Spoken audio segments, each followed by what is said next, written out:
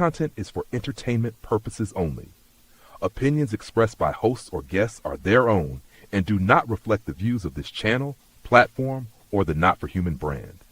Viewer discretion is advised.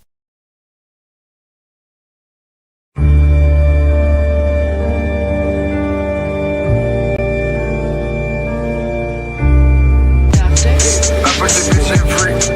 Okay, I'm trapping all week. I do a pill and can't eat. Okay, I'm trapping all week.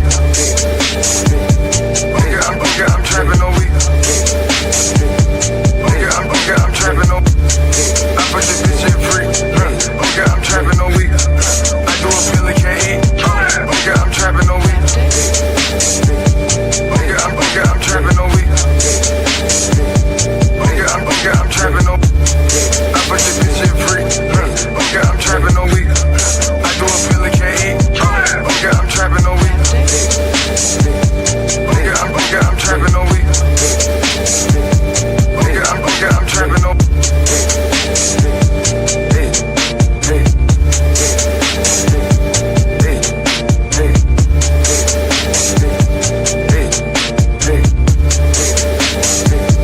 hey, hey, but this bitch ain't free. Okay, I'm trapping all week. I do a pill and can't eat. Okay, I'm trapping all week. Okay, I'm trapping all week. Okay, I'm trapping all week. But this bitch ain't free. Okay, I'm trapping all week. I do a pill and can't eat. Okay, I'm trapping all week. Okay, I'm trapping all week. Okay, I'm trapping all week. But this bitch ain't free. Okay, I'm trapping all week. I do a pill and can't eat.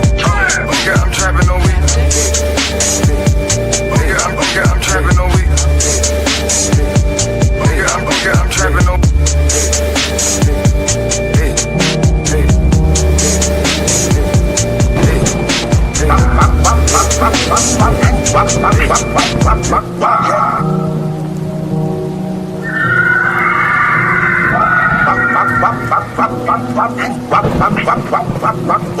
Doctor? Scoop on my clock. So my gun sold on my clock.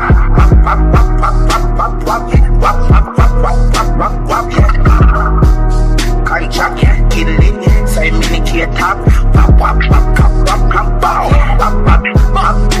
Yeah, scoop on my clock. So my gun sold on my clock.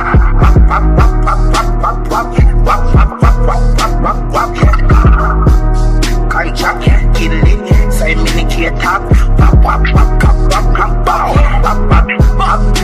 Yeah,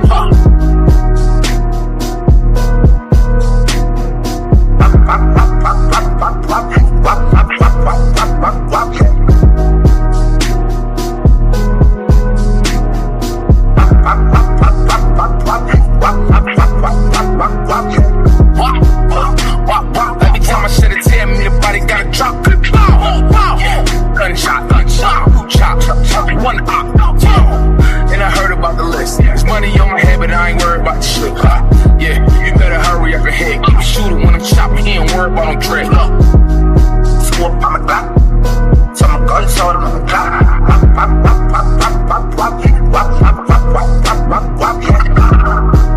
Can't chuck, get it in. Say mini kid top. Yeah, scoop on my clock. So my gun sold on the clock.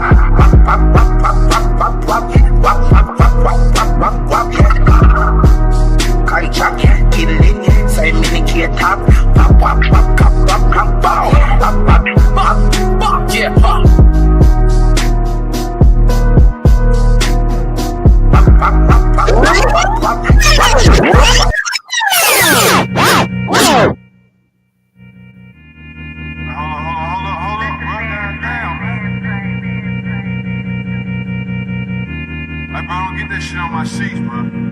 Yeah, Doctor? In the business smoking more.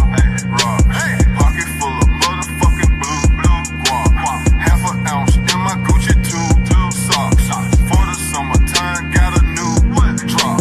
Trapper slash rapper slash bad bitch. Snatcher, come here. Baby mama mad. She said you live like a bachelor. So what? Sold 100 pounds and gave 10% to the pastor. Keep going up the ladder.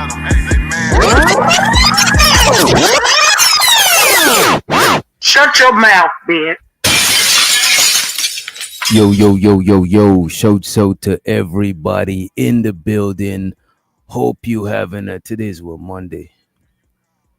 Shout out to everybody on a Monday. Appreciate you for being here. Hope you started off the week strong, not even strong, not even STRONG,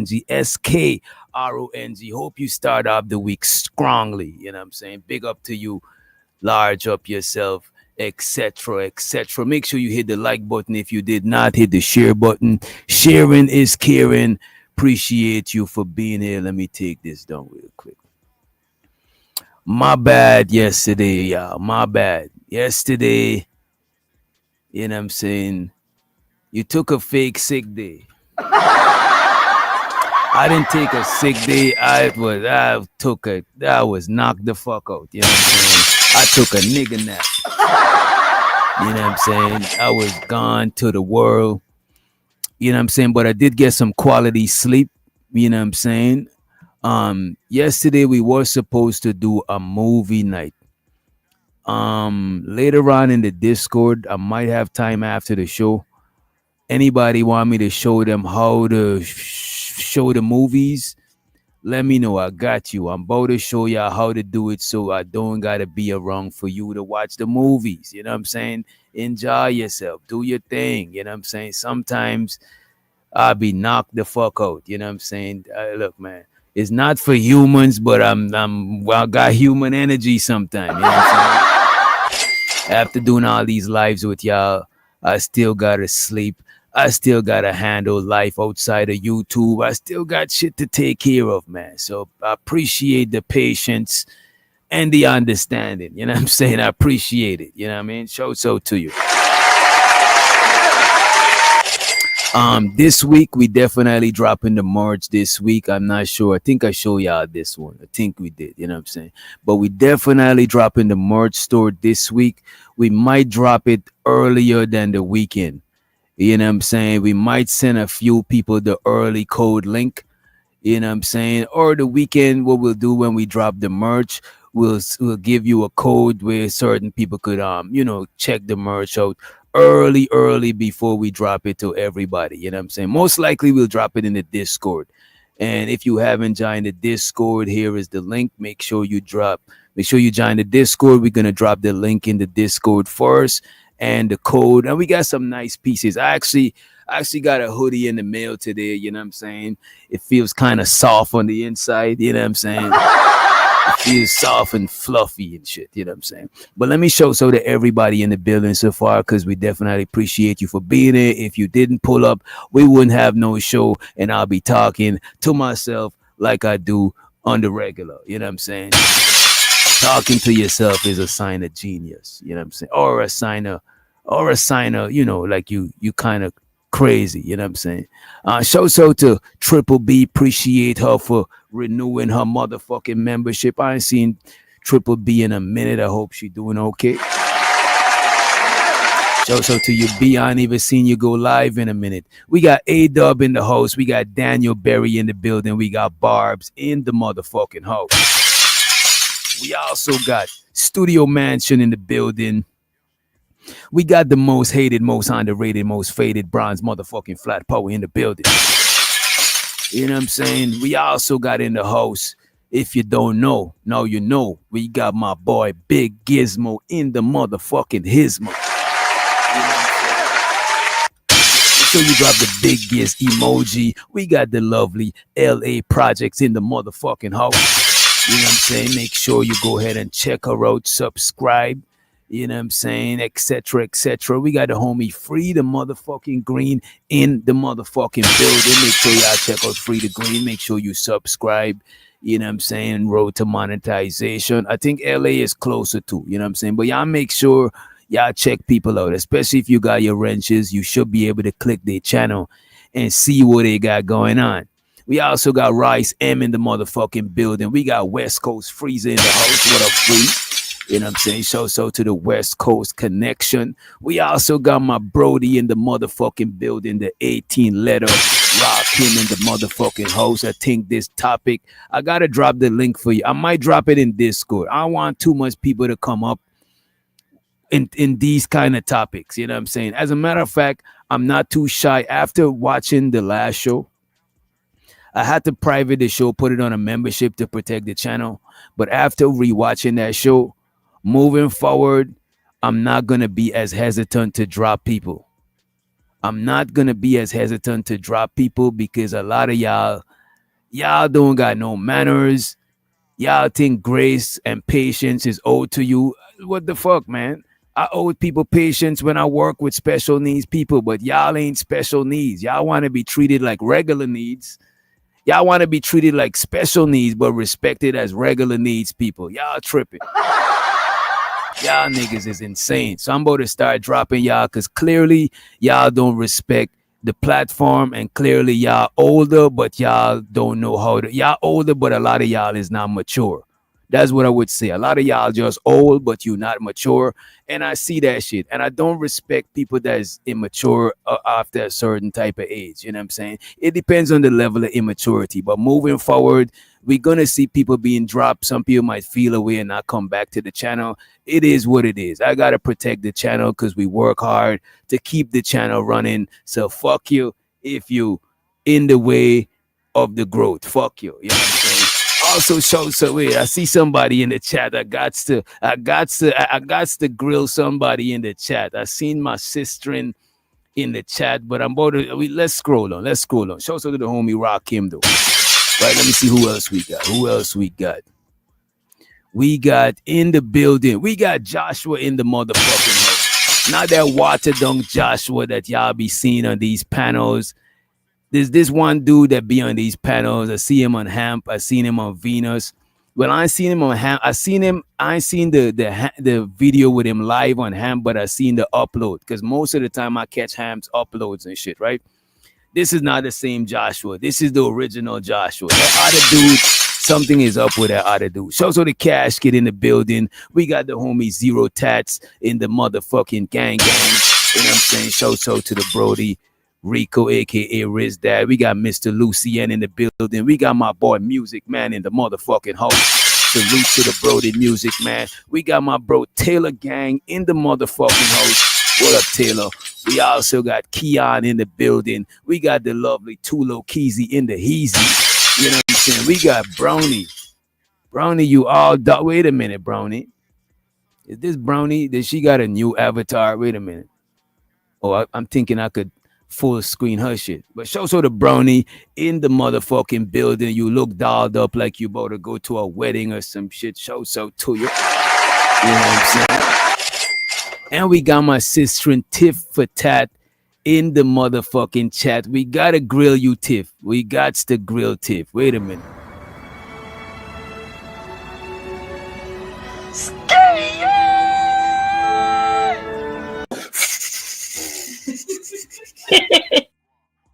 Tiff, are the rumors true? You know what I'm saying? Are the rumors true? You know what I'm saying? We want to know if the rumors are true. I've been hearing some things about Tiff, and I was like, nah, I gotta ask Tiff before I do any type of shit. Look, man, I can't do my sister and Tiff like that because she usually, you know what I'm saying? We got a good rapport. Every time y'all seen Tiff review me, whether it's in a negative or positive light, know that I'm most of the 9 times out of 10 we chopped it up and I'm good. We good. You know what I'm saying? That's why I fucks with Tiff, and she don't always she be putting me on blast a lot of times. You know what I'm saying? But that's my peoples, you know what I'm saying? So best believe when Tiff is reviewing me, most of the time I know she's reviewing my shit. You know what I'm saying? We good. So don't try to put a wedge between me and my sister. But I got to ask you, Tiff. Are the rumors true?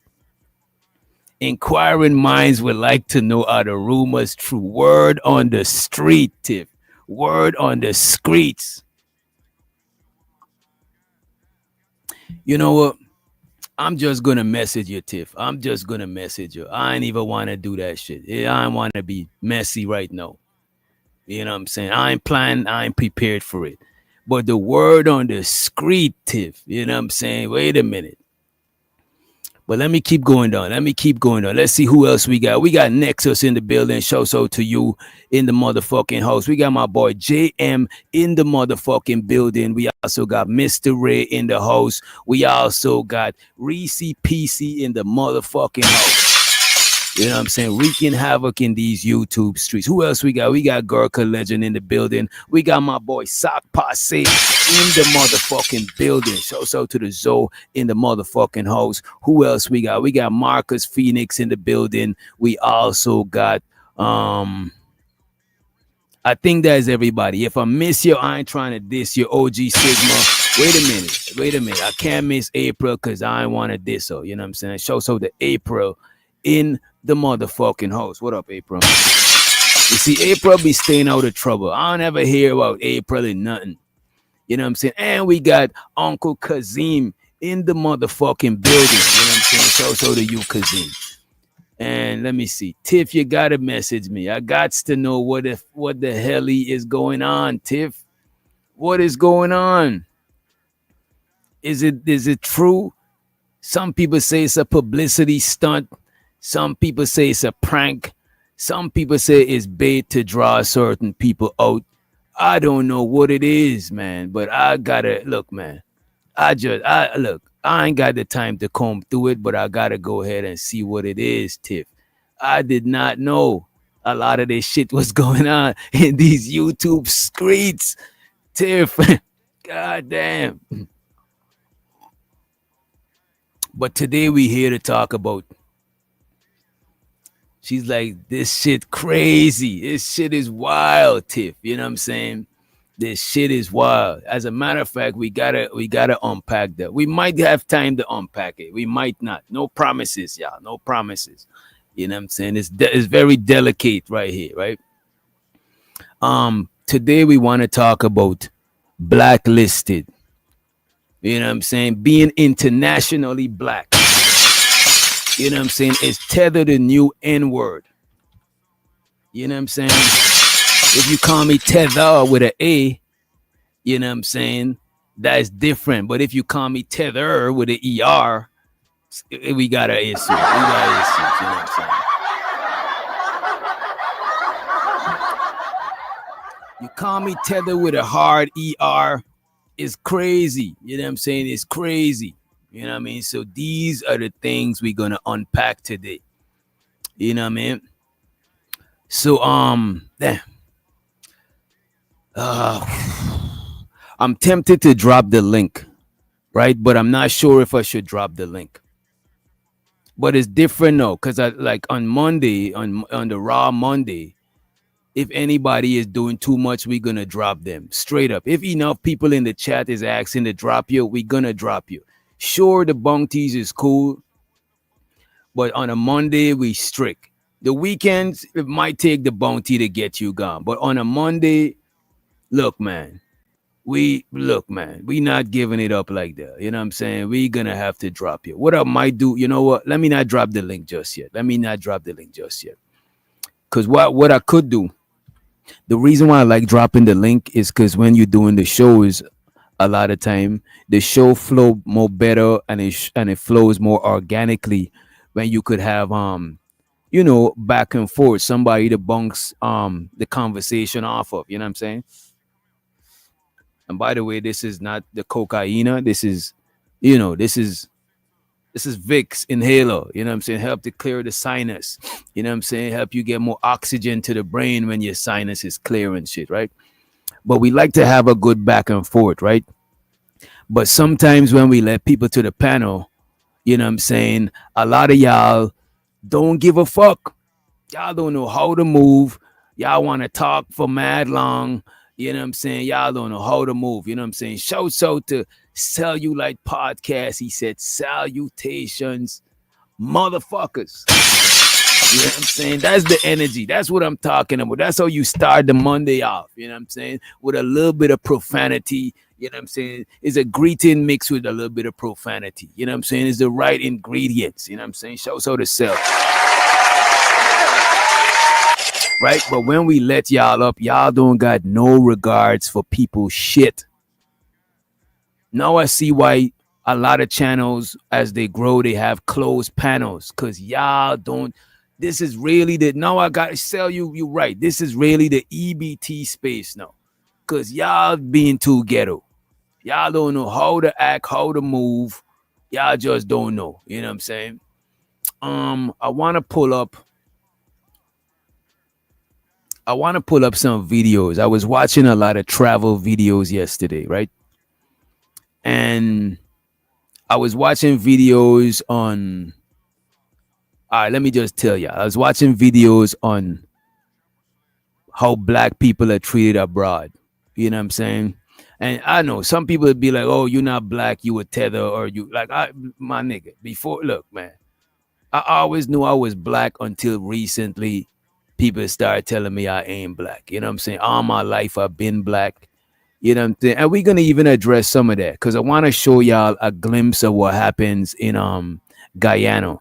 Because Guyana, where I'm from, has a lot of racial tension, especially during years like this year, a political year, a election year.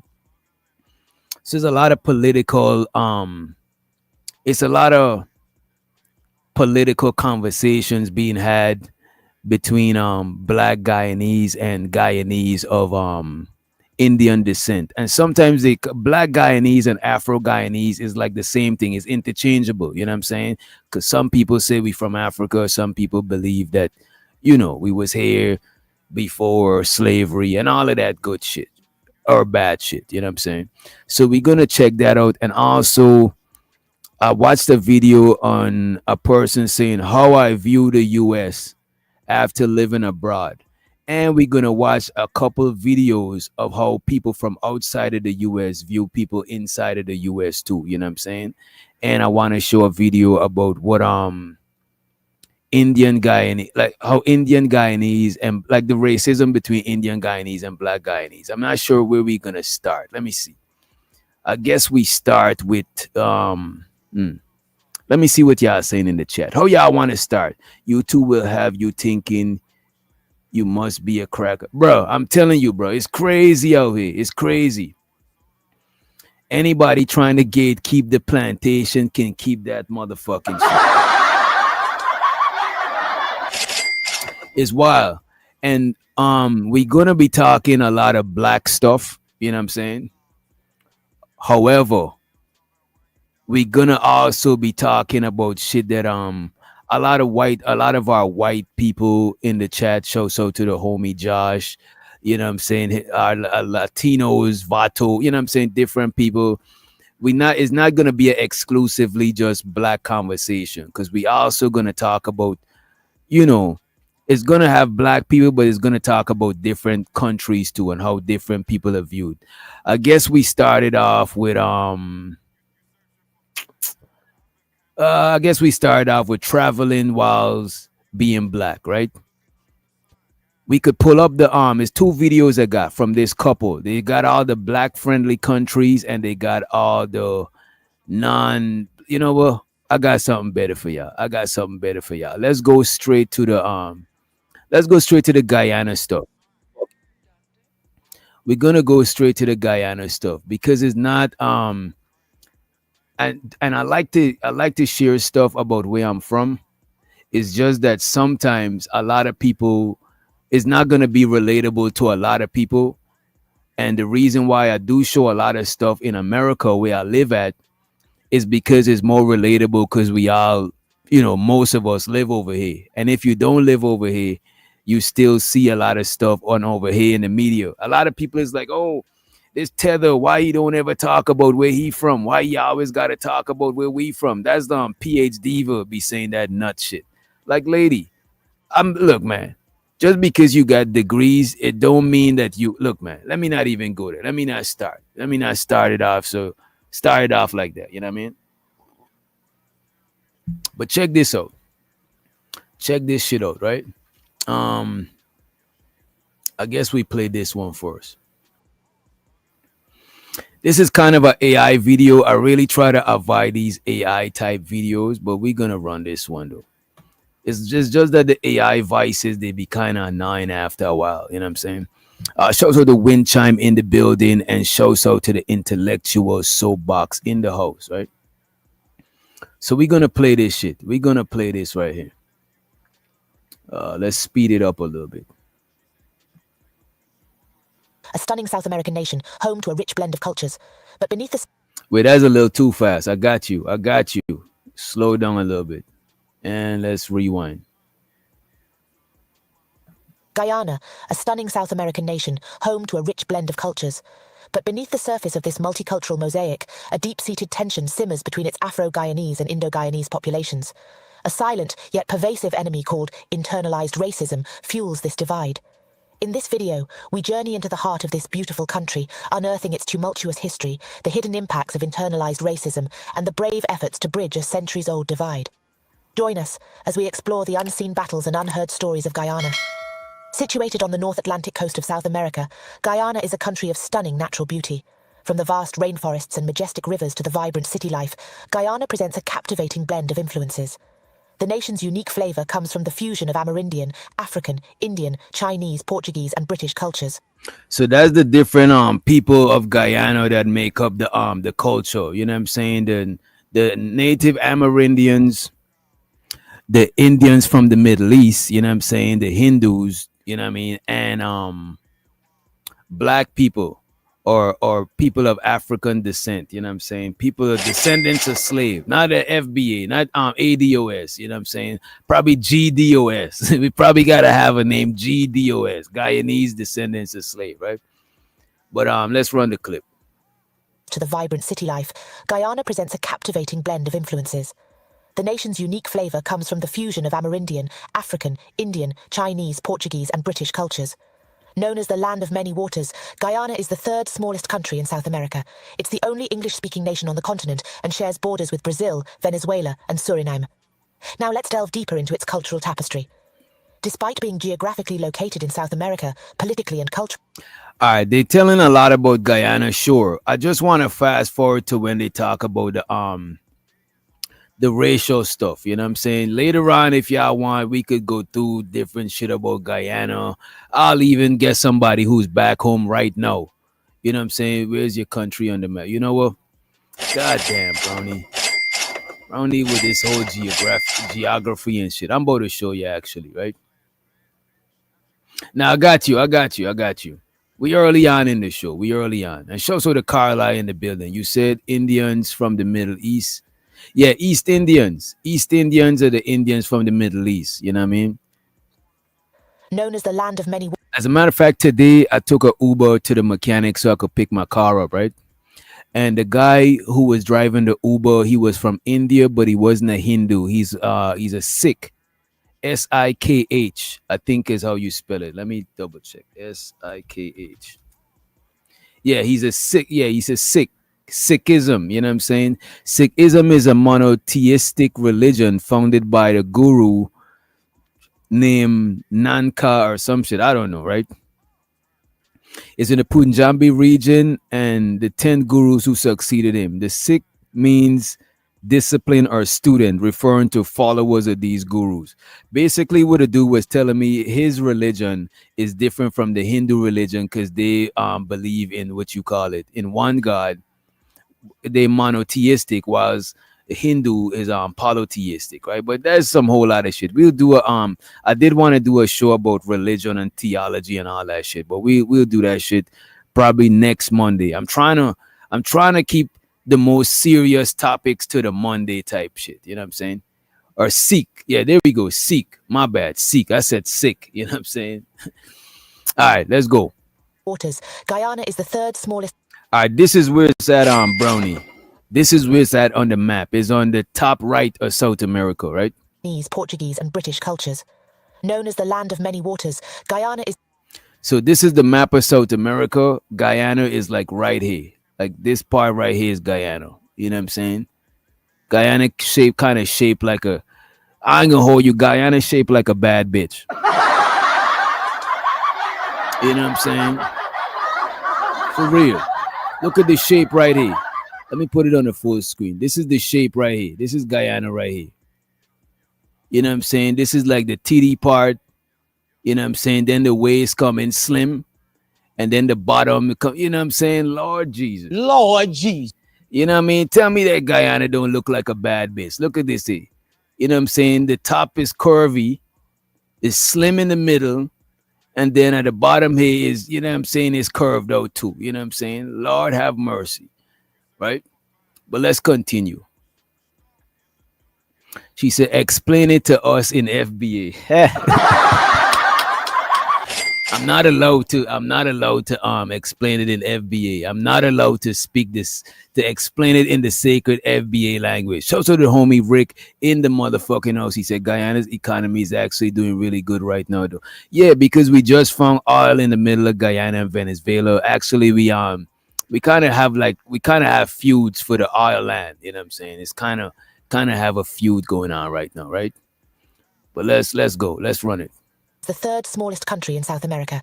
It's the only English-speaking nation on the continent and shares borders with Brazil, Venezuela, and Suriname.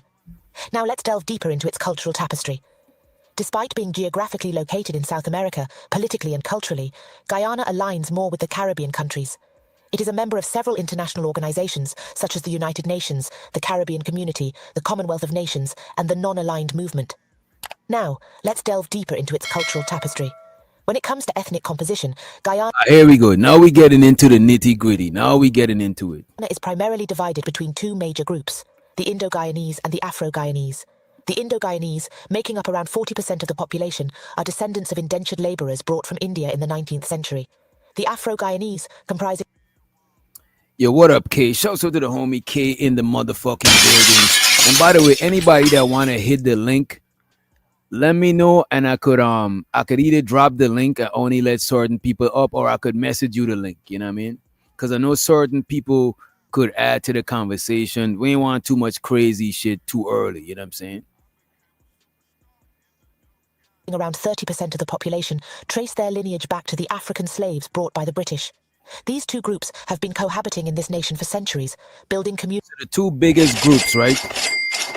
The two major groups in Guyana is the East Indians from the Middle East, and the black people who from Africa. Look, man, some people say they ain't from Africa. I get it. You know what I'm saying? This shit's starting to spread. You know what I'm saying? It's starting to spread where a lot of people saying that they're not from Africa. You know what I'm saying? And don't get me wrong, I get it, because a lot of people is far removed from being Africans. I get it. It is what it is. It's just like a lot of white people in America is far removed from being Europeans. I get it. It is what it is, right? But look, man, for the sake of shit, let's not, because look, man, I don't like getting into that shit, because a lot of it'd be it'll be a whole different show. It's a whole nother show for that shit, right? So let's run with what we got right now, right? Cultural tapestry. When it comes to ethnic composition, Guyana is primarily divided between two major groups, the Indo-Guyanese and the Afro-Guyanese. The Indo-Guyanese, making up around 40% of the population, are descendants of indentured laborers brought from India in the 19th century. The Afro-Guyanese, comprising around 30% of the population, trace their lineage back to the African slaves brought by the British. These two groups have been cohabiting in this nation for centuries, building communities side by side, sharing the same markets, schools, and public spaces. Yet their shared history is far from harmonious, fraught with discord and division that traces back to the time of their ancestors, a silent, pervasive enemy we know as internalized racism. So the two major groups, the Indian people and the black people, we dominate the culture of Guyana. You know what I'm saying? Most of the music, most of the foods and stuff is like is black influence and Indian influence. You know what I'm saying? And we don't really have like segregated schools and stuff like that, but we do got slightly segregated communities. Not to say that you can't live in a community with Indian people, but it's just like a black person in America going to live in an all white community. Sure, it's legal, nobody can stop you, but people could make you uncomfortable type shit. So it do got a lot of tension like that, but it's not at an all-time high all year round. During election is when the shit start getting a little bit more spicy. You know what I'm saying? The roots of Guyana's ethnic tensions run deep, back to the era of colonial rule. The Afro-Guyanese story begins in the early 17th century with the Atlantic slave trade. African men, women. So now, before they talk about the few, they're gonna tell you about how the black people or how the African people, you know what I'm saying, got to Guyana, and they're gonna also tell you how the Indian people got to Guyana. So let me run it. And you know we gotta stop the video for the sake of fair use too, right? The roots of Guyana's ethnic tensions run deep, back to the era of colonial rule. The Afro-Guyanese story begins in the early 17th century with the Atlantic slave trade. African men, women and children were forcibly brought to the New World by European colonizers, primarily the Dutch and later the British. In Guyana, these African slaves were made to work on sugar plantations under brutal conditions, laying the foundation for the Afro-Guyanese community. In 1834, a new chapter began. Slavery was abolished in all British colonies. So all right, so look at this. The black people were slaves, right? Working on the plantation, and we build up the economy of the country, like the first economy or whatever, right? But after slavery was abolished, you know what I'm saying, niggas was like, nah, man. It was hard to get black people to work how you want black people to work. You know what I'm saying? As a matter of fact, a lot of black people open up their own, had their own plantations. Like the plantation that they used to work on, they started, making money from their own plantations and shit like that, doing their own farm work. And because you got to remember, if you've been working for free all the time, when you not a slave no more, you're gonna be the most skilled laborers over there because you was doing all the work for free. So when it's hey, my bad, let me see. Yeah, you're gonna start doing all the work you're gonna what am I saying? When you was doing the work for free, and then as a slave, I know you free. The majority of the people who's skilled at doing the labors, you know what I mean, doing all the jobs to keep everything going, is gonna be black people, because black people been forced to work all the time. Show so the 18 letter, he said there. Let me full screen this. He said there was actually five there was actually five Guyanas. French, Dutch, and British are the only three left. What was known as Spanish and Portuguese Guyana is Venezuela and Brazil. That's a fact, because the word Guyana, right, means land of many waters. You know what I'm saying? Because we got a lot of rivers, a lot of waterfalls, shit like that, right? So it's called land of many waters. Where I'm from, that was British Guyana. Mostly the British rule that shit. Cayenne, which is aka French Guyana, mostly the French, that was the French stronghold. Dutch Guyana, aka Suriname, that was the Dutch stronghold. Spanish Guyana, aka Venezuela, that's the Spanish rule, and Portuguese Guyana is Brazil, you know what I'm saying, where the Portuguese had a stronghold. But they are the Guyanas because they are lands of many waters. They got rivers that connect us. We got waterfalls, mountains, all of that good shit. You know what I'm saying? Show so the 18 motherfucking letter. This young man is a motherfucking educated young man. You know what I'm saying? Show so to the homie, man. Appreciate you for the support. Appreciate you. Money counting team.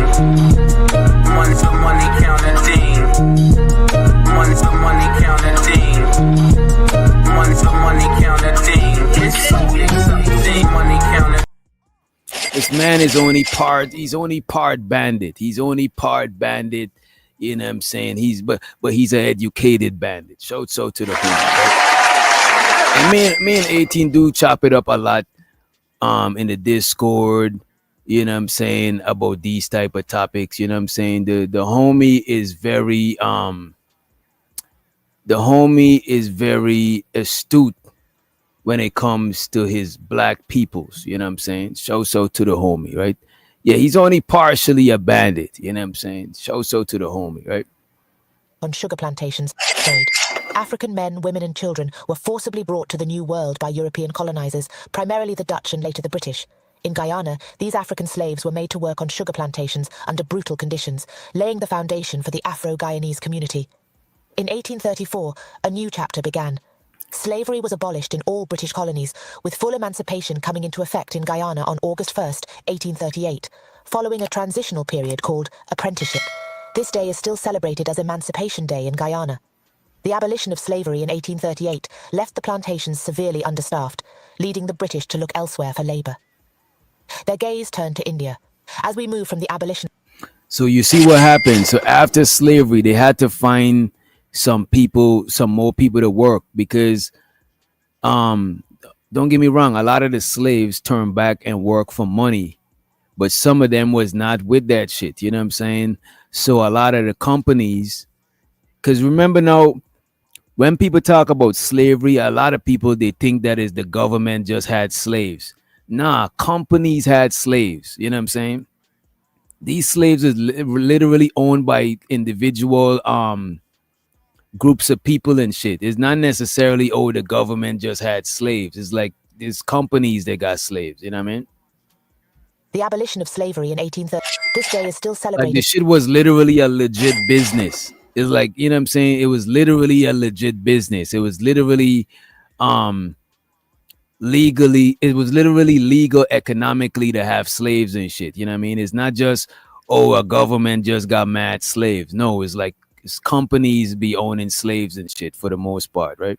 1838, following a transitional period called apprenticeship. This day is still celebrated as Emancipation Day in Guyana. The abolition of slavery in 1838 left the plantations severely understaffed, leading the British to look elsewhere for labour. Their gaze turned to India. So what happened after slavery, right? The European people, the white people, you know what I'm saying, the people who had the slaves, they looked to India, you know what I'm saying, to have so they could fill up the workforce, you know what I'm saying, because a lot of free slaves or ex-slaves, they wasn't with that shit. They wasn't with cooperating and working. So they had to find these people from India and they get them to work not for free as slaves, but they get them to work for cheap, for the low, you know what I'm saying? Because a lot of these people were from the poorer parts of India that was kind of already poor around that time anyway, because they was going through some, I forgot exactly what it was, you know what I mean? I'm not a history buff. That's K. So to the homie K. You know what I mean? But if y'all like, if enough people like, I could do my research and we could do a topic on that shit, right? But let's run the clip. Following a transitional period called apprenticeship, this day is still celebrated as Emancipation Day in Guyana. The abolition of slavery in 1838 left the plantations severely understaffed, leading the British to look elsewhere for labour. Their gaze turned to India. As we move from the abolition of slavery in 1838, we enter a new era, marked by a system barely distinguishable from the shackles of servitude it was meant to replace, the indentured labour system. Indians, mostly from the modern-day states of Bihar and Uttar Pradesh, were recruited as indentured labourers. Enticed by promises of a better life, they signed contracts they barely understood and undertook a perilous journey across the seas. Upon reaching Guyana, the reality that met these immigrants was far from the rosy picture painted by the recruiters. They found themselves contracted for up to 5 years of rigorous labour on sugar plantations, living in cramped quarters, and paid pitiful wages.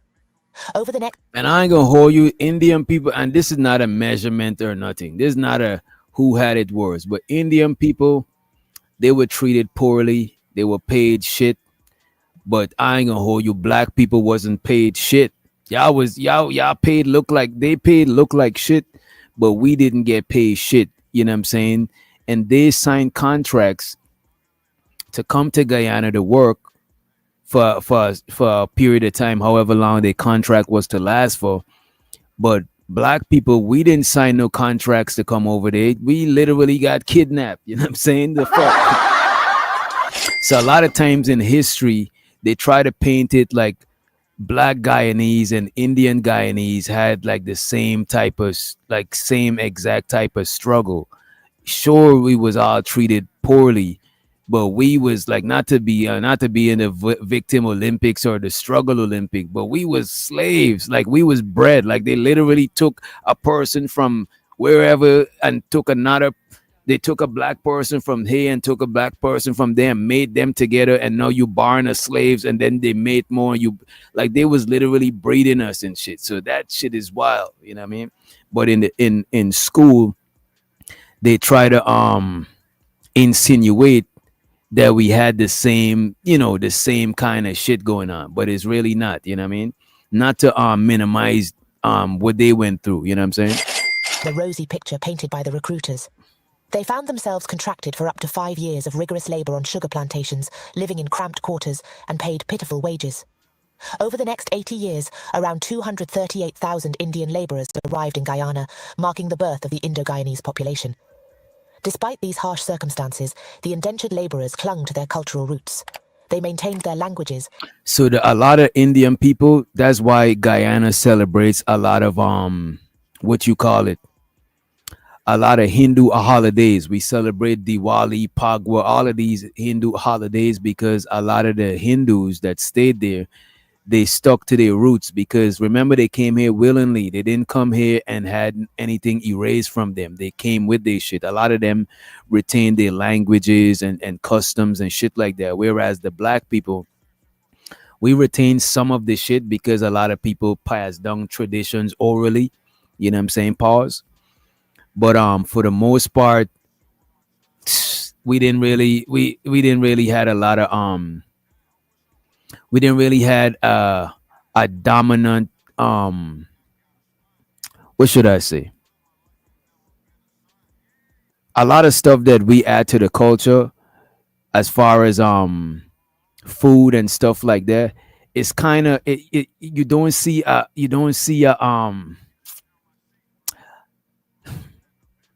right, let me put it like this. Like Indian people, they had a stronger influence on Guyanese culture to a certain degree, right?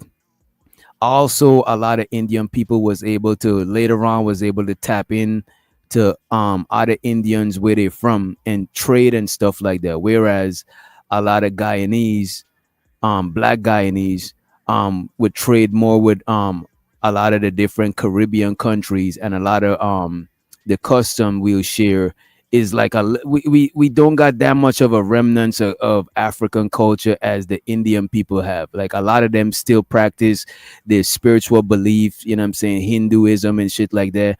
But a lot of the black people, due to slavery, we got like Christianized and stuff like that. So we wasn't able to influence the culture with African roots or black roots, whatever one you want to call it, as strong as Indian people because we were actually torn away from our culture and we were able to pass down a few things like orally.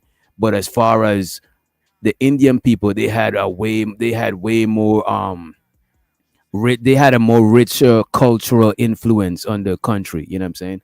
Show so the Unk be streaming. He said was good. Show so to you Unk in the motherfucking house. Unk, let me know if you would want the link early too. Some people get a link early because I kind of know the temperament of different people from rocking with y'all, but I'm not dropping the link for everybody early because this is one of them conversations that could go left and it could go left, right? So I ain't trying to make it go left.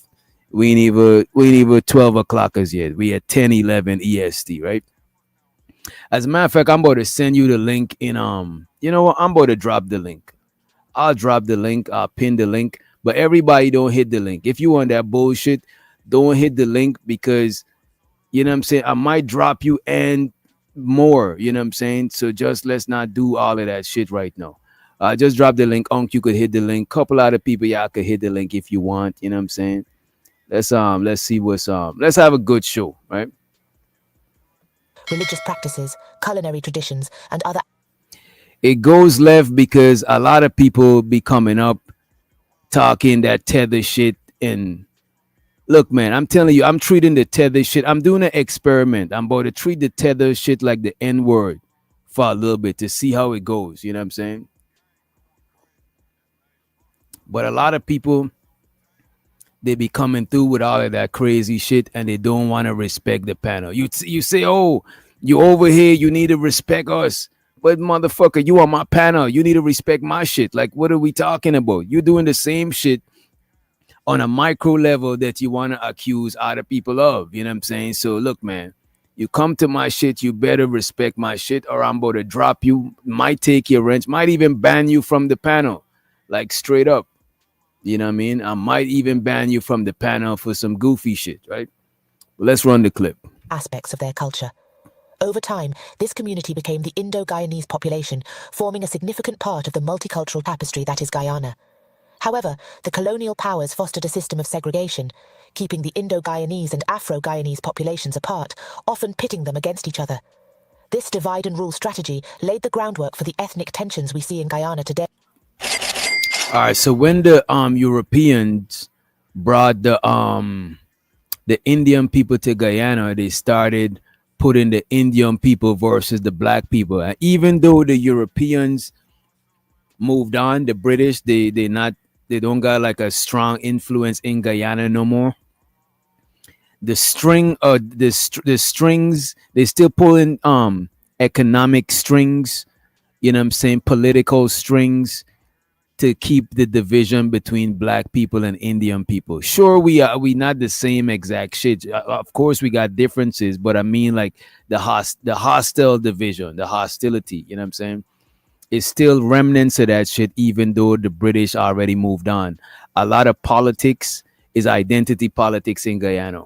You know what I'm saying? The two major political parties, like how up here is Democrat and Republican, the two major political parties in Guyana is one is mostly black and the other one is mostly Indian. So a lot of people who's Indian, they'll vote for the Indian party, and a lot of people who's black, they'll vote for the black party for the most part. Like I'm talking about like 80 to 90% of people vote based on racial identity. And it's because like a lot of times when people go into power, you know what I'm saying, whichever racial group is in power usually got more benefits when it comes to like contracts, when it comes to laws being passed, resources. They're really giving it up like that. You know what I'm saying? A lot of times when the Indian people are in power, a lot of the black people in Guyana be suffering on some real shit. You know what I'm saying? Real suffering type shit. You know what I mean? So the Candy came from Candy Lane in the building. What up, Candy? Right? Multicultural tapestry that is Guyana. However, the colonial powers fostered a system of segregation, keeping the Indo-Guyanese and Afro-Guyanese populations apart, often pitting them against each other. This divide and rule strategy laid the groundwork for the ethnic tensions we see in Guyana today. To understand the deep-seated ethnic tensions between the Indo-Guyanese and Afro-Guyanese populations, we must first understand what we mean by internalized racism. It's a form of racial oppression where marginalized racial groups believe, consciously or unconsciously, in the negative stereotypes about themselves that are propagated by the dominant society. Internalized racism is not a natural state of mind, but is learned and instilled over time. In Guyana, this was fostered through colonial rule, which imposed Western racial hierarchies and sought to divide the Indo-Guyanese and Afro-Guyanese populations. Arguably, the most striking And the thing about Indian people, they already got somewhat of a racial divide.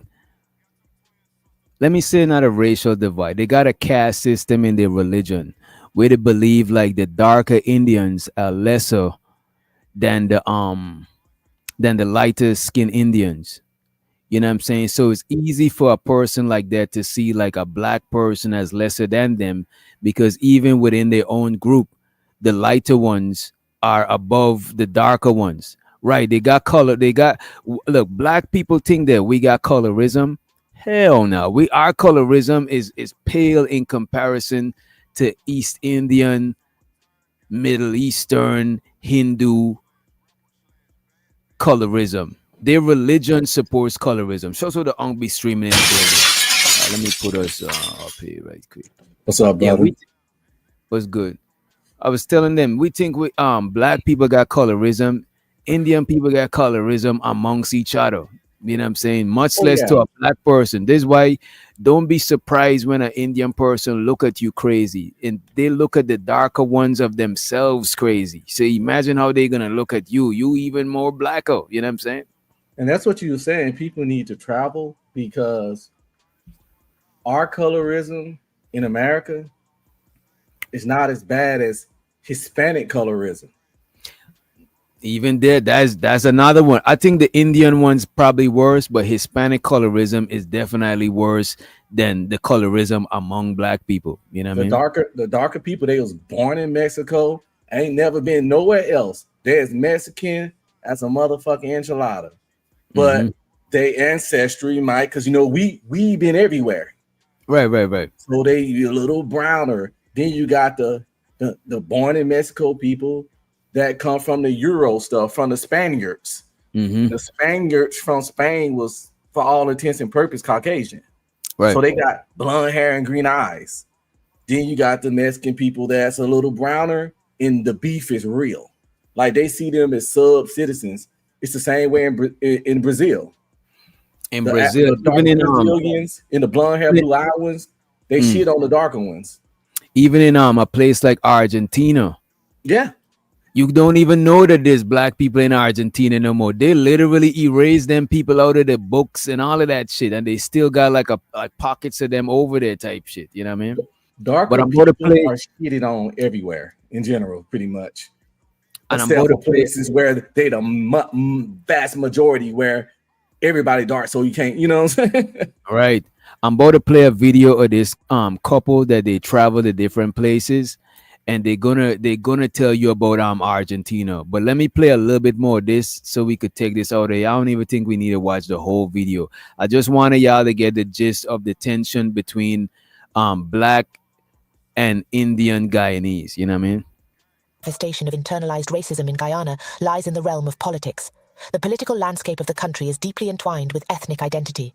The People's Progressive Party, or PPP, and the People's National Congress, PNC, are the two primary political entities. And their supporter bases? They predominantly fall along ethnic lines. The PPP is widely supported by the Indo-Guyanese, and the PNC by the Afro-Guyanese.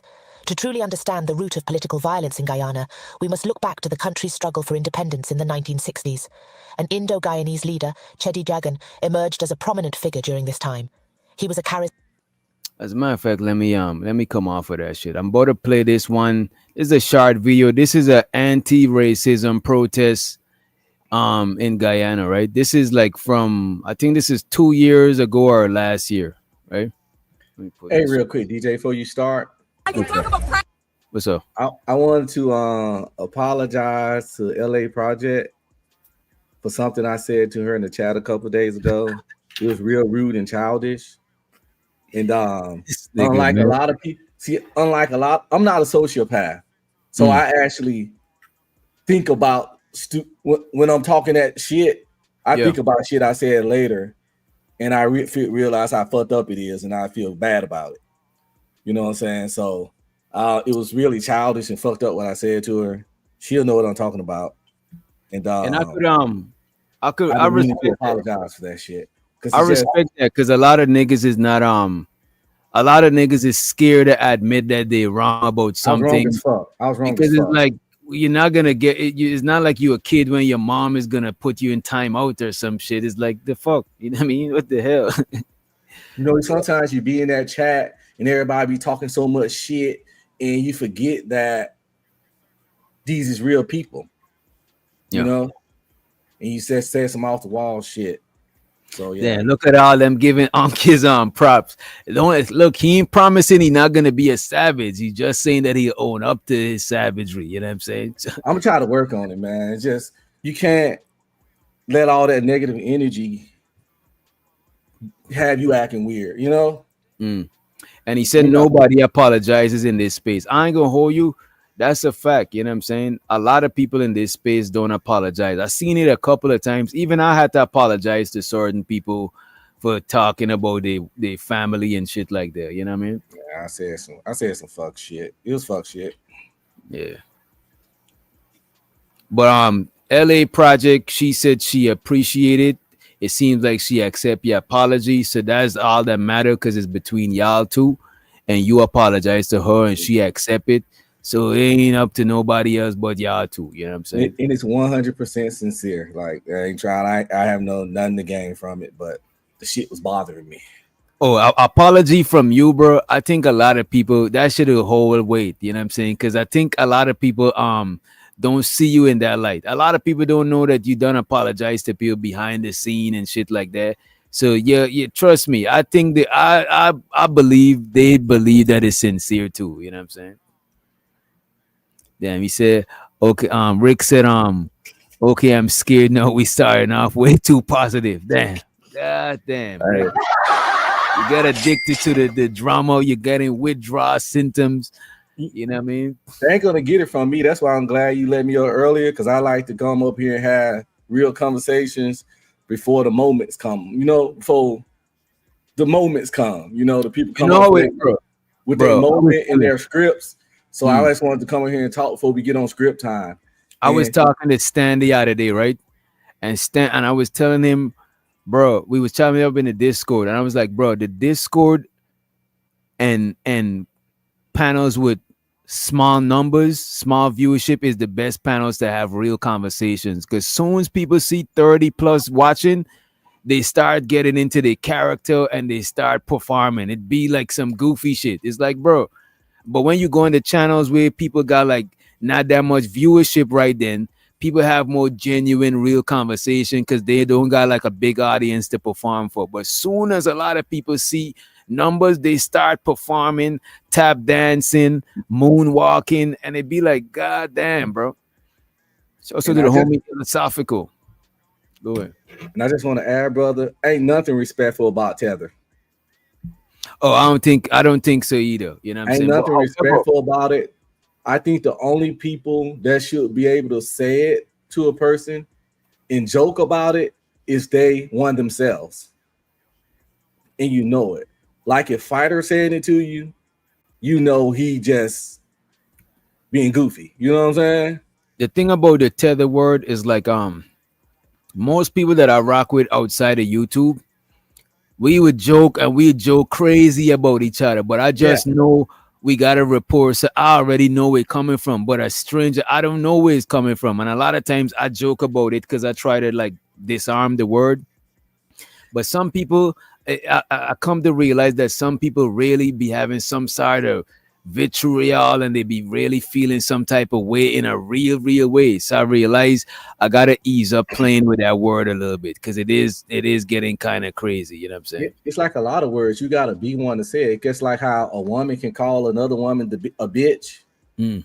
and it don't really set them out, bitch. You know what I'm saying?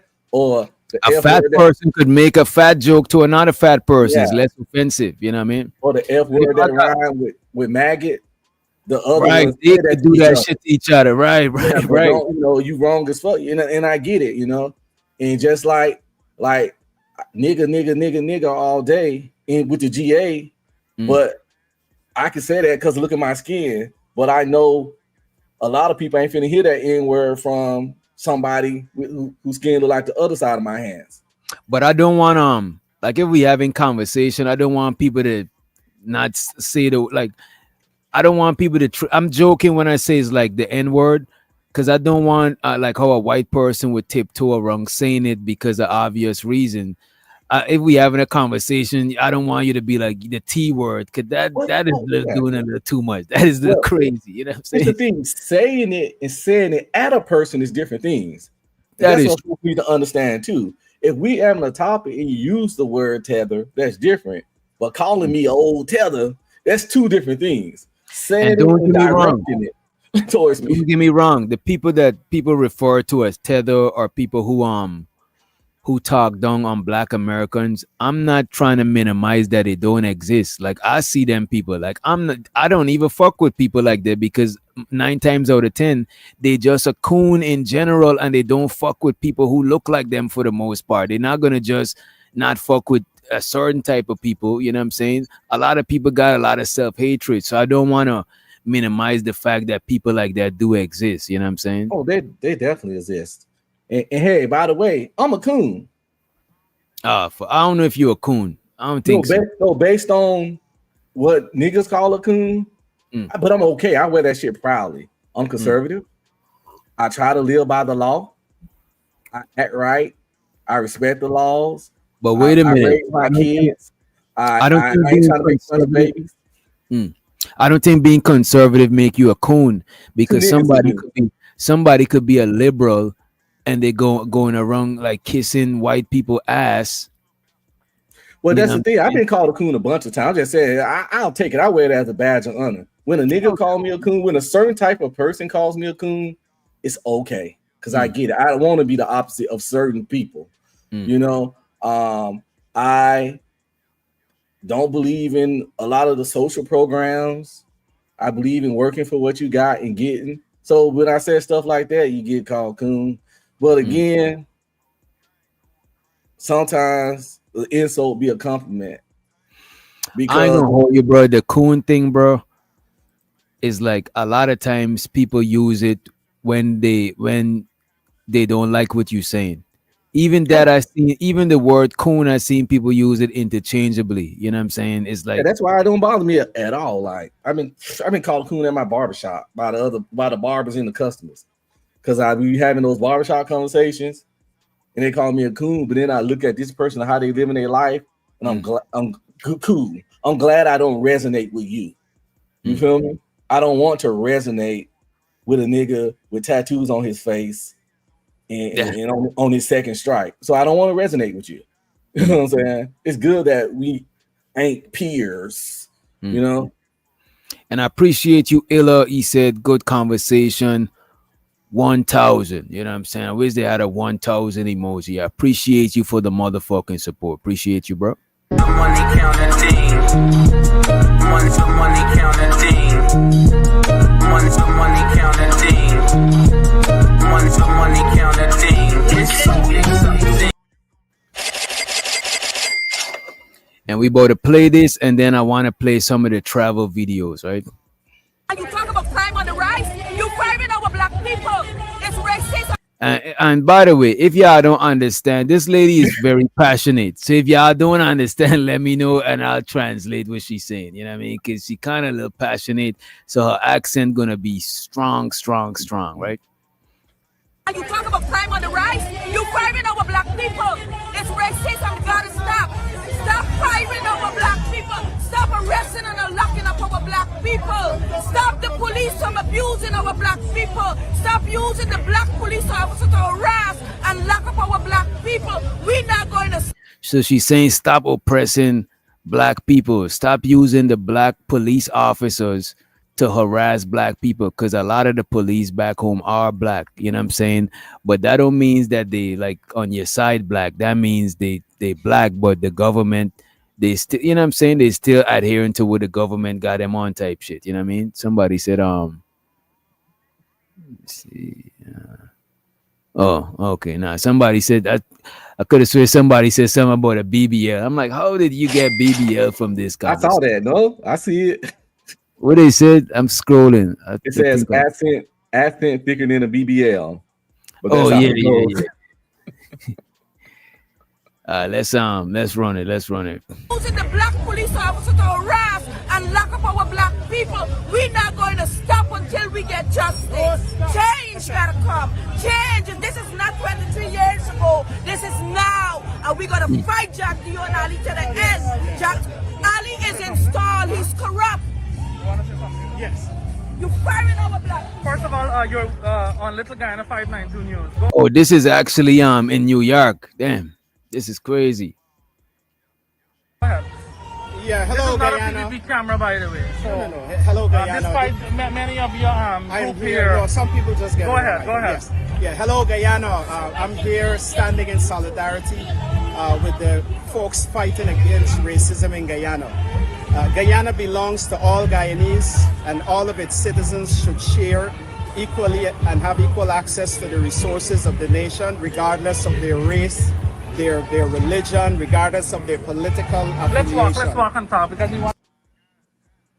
All right, so that's people protesting the racial tension in Guyana. I want to play this video, and then we're gonna move to the travel video. There's a video of a Indian Guyanese, right? Talking about his own people, you know what I'm saying? And shows you the next level moving forward. You know what I mean? Appreciate you for joining us. Yeah, it is NYPD. A lot of black people who left Guyana, they could protest like that in NYC, but a lot of people, they can't do that shit back home, especially with the government that's in power right now, because you would get motherfucking deleted, like dead ass deleted. This is why most of the people who's like the quote unquote whistleblowers, they don't stay in the country, they stay outside of the country and they do their thing remotely and shit like that. But I'm glad you said that. That's how motherfuckers don't know how good they got it here. Oh They yeah, talk of freedom all of that. They speech talk is. about America so bad, but Mm, a lot of the stuff they say will get you completely taken out. Like the way they talked about Bush, the way some people talked about Obama, the way they talk about Trump. They do it in text messages. They do it in on their Instagram. They do it. They'll make a show saying all these things. Try that shit in China, Russia, North Korea, I and a was gonna lot of say Middle North East Korea. countries. I was gonna say North Korea. Let you say some shit about Kim. You know what I'm saying? It's up. You I'm or saying. Putin, you and your whole family would disappear. Matter of fact, they would dig up your dead ancestors and do strange things to their body just because they can. Eh. And so they want to America this, man. No, being in America is the reason why you can even talk bad about America in the first place. You're Mm. welcome. Shit, get fucked up out here. Eh. All right, this guy right here, he might look a little bit black, but he's actually Indian, right? Let me let and he might got a thick accent too because he from the people from the countryside have a thicker accent. People from the city, the accent is more understandable. Just like anywhere, like if I when I come from Guyana to America, people from Georgia is a little bit harder to understand than people from New York because most people in inner cities they got like a melting pot, easy to understand type dialect because it's influenced by a bunch of people, so it become a little bit more universal to understand. You know what I'm saying? So if y'all need a little translation as to what he's saying, I got you covered. And let me make sure I ain't speed him up too fast, right?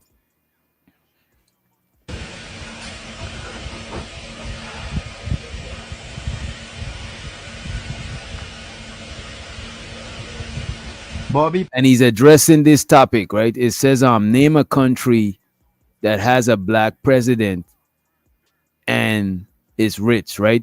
And this is a comment, post made on social media by another Indian guy that he knows. So he's gonna, I guess, put that guy on blast, right?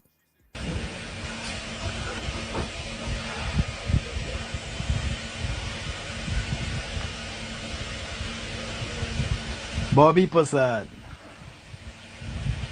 Yeah, Bobby.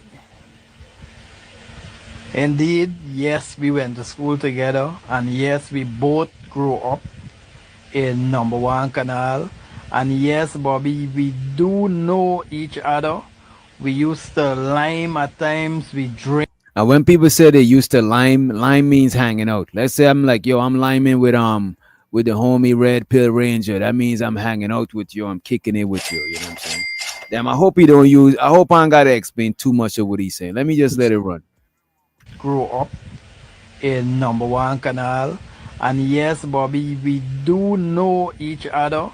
We used to lime at times, we drink and so all. Yes, you used to walk bus and so all them thing and over you.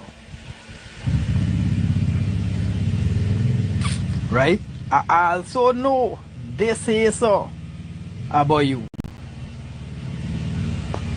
I also know they say so about you. I don't know why. Honestly, I don't know why. They had a time when I used to say that, you know what happened? Black people racial. I ain't doing this particular reply ain't doing for no likes and fame attacking truth. So he's saying he ain't doing this for the clout. He ain't talking for clout and fame. You know what I'm saying? He doing this, he just keeping it a buck. He ain't got no platform to promote. I showed to the homie Prime in the motherfucking building, right? And it gonna hurt enough people head. That's gonna fuck around enough for y'all. I used to be telling myself that black people have no love for Koli people. So he's saying when he was growing up, he used to tell himself that black people don't got no love for coolie people. And coolie is a derogatory term we use. Like back home, the derogatory term for a black Guyanese is nigger, but the derogatory term for Indian Guyanese is coolie. You know what I'm saying? So he's using the derogatory term used to describe his people. So he's saying growing up, he thought that black people didn't had no love for coolie people, for Indian people, right? I used to be saying, I used to be telling myself that black people have no love for coolie people. I born and I grew up between sheer black people. The whole village was black people. Everybody. So he was raised around black people, right? Right? I eat from them, them wash my clothes, them beat me for go to school. All kind of thing them do me. Not bad thing. What are they doing is to help me to become the person that I am today. Black people are talking about. When I left the school, and my mother took me out of the school from the black man area and put me in the school. In the coolie man area, there's down. So he's saying he went to school with black people. He grew up around black people, but after a while, his mom took, because a lot of times the black neighborhoods, a lot of time be it depends on the location, but sometimes the black neighborhoods be cheaper to live in. You know what I'm saying? And it be less it's easier for an Indian person to live in a black neighborhood back home than a black person living in an Indian neighborhood, right? So he's saying after he reached a certain age, his mother took him out of the predominantly black school and put him in the Indian school. You know what I'm saying? So he's given his experience growing up around black people versus growing up around Indian people in Guyana, right? When I left the school, and my mother took me out of the school from the black man area and put me in the school. In the coolie man area, there's down pole aside Bobby. What talking about here, you know, because you went in the school with me. When I went, I couldn't even get transp for go down because we live coolie people with it. The only type of coolie people live between them black people. Right? We used to get conked as black people. Them carry used to pass we straight. I reach into school later because of the fucking racial mindset where you got. So he's saying when he used to go to the black school and he lived in a black neighborhood, it was harder for him to get public transportation or go to school because a lot of the taxi drivers used to be Indian and they would drive past the black neighborhood, you know what I'm saying, and don't really stop and shit like that. And it made it hard for him to go to school. And he I think he's insinuating that that's one of the reasons why his mother moved him from the black school to the Indian school, right? Well, I saw a nigga in Dallas look just like him today. And I'm not even saying no joke. He got a big old nigga nose. He brown as shit. And since his head bald, you can't see his straight Indian hair. Right, a lot right. of times you could tell them apart from their hair texture. Because that's one of the things that greatly separate us from the others a lot. Mm-hmm. But bald like he is, and if you don't hear him talk, you're gonna see a nigga.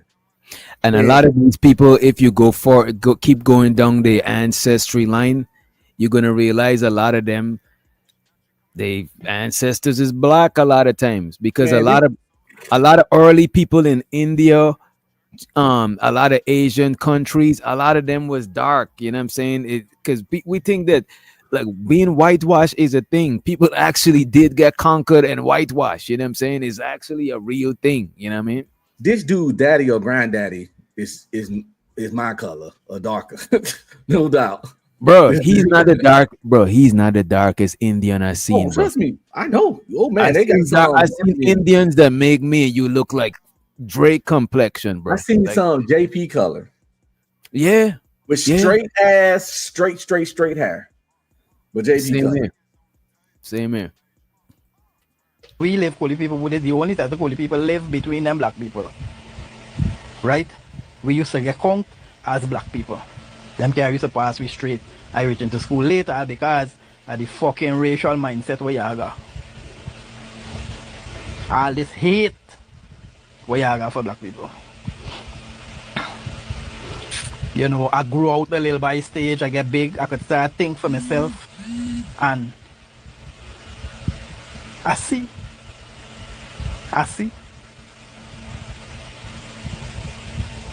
Coolie people ain't got a little bit hatred in their heart. No, he's saying coolie people, Indian people, they don't got just a little bit hate for black people. They got a whole lot of hate. You know what I'm saying? I see. Coolie people ain't got a little bit hatred in their heart for black people. They ain't got a little bit. They got enough. They got enough. I can tell you all this.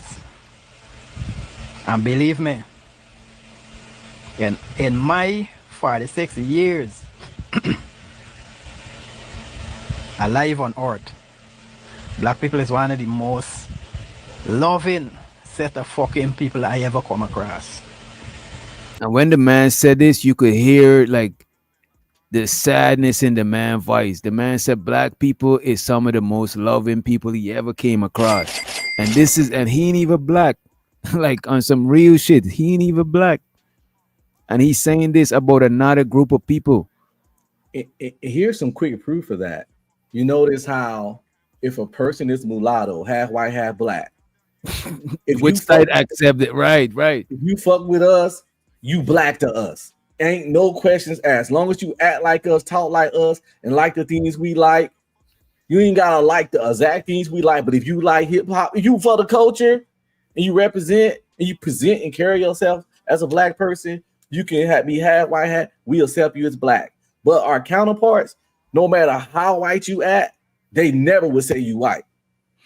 And you know this thing, a lot of Indian people back home, there's a lot of people that's mixed back home. We call like, oh yeah, some mulatto or mixed people. We call people that's mixed Dougala, right? Dougala mostly you mix with black and Indian because that's the dominant ethnic groups. But you could mix with anything, people call you Dougala, right?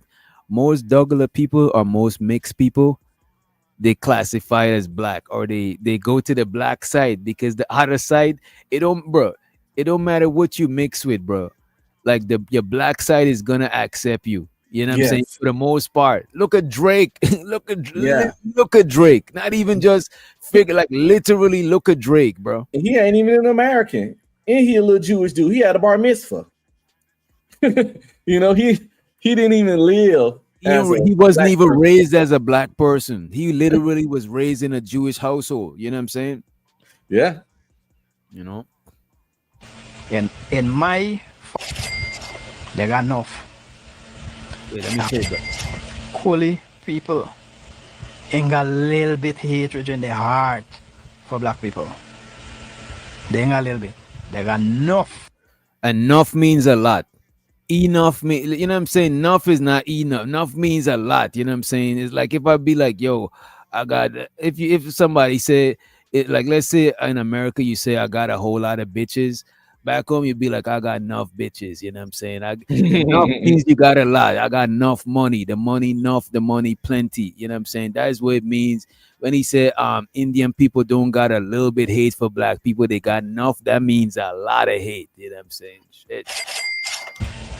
Coolie people ain't got a little bit hatred in their heart for black people. They ain't got a little bit. They got enough. They got enough. I can tell you all this. And believe me, in my 46 years alive on earth, black people is one of the most loving set of fucking people I ever come across. You hear what I'm telling you? Now, to answer your question,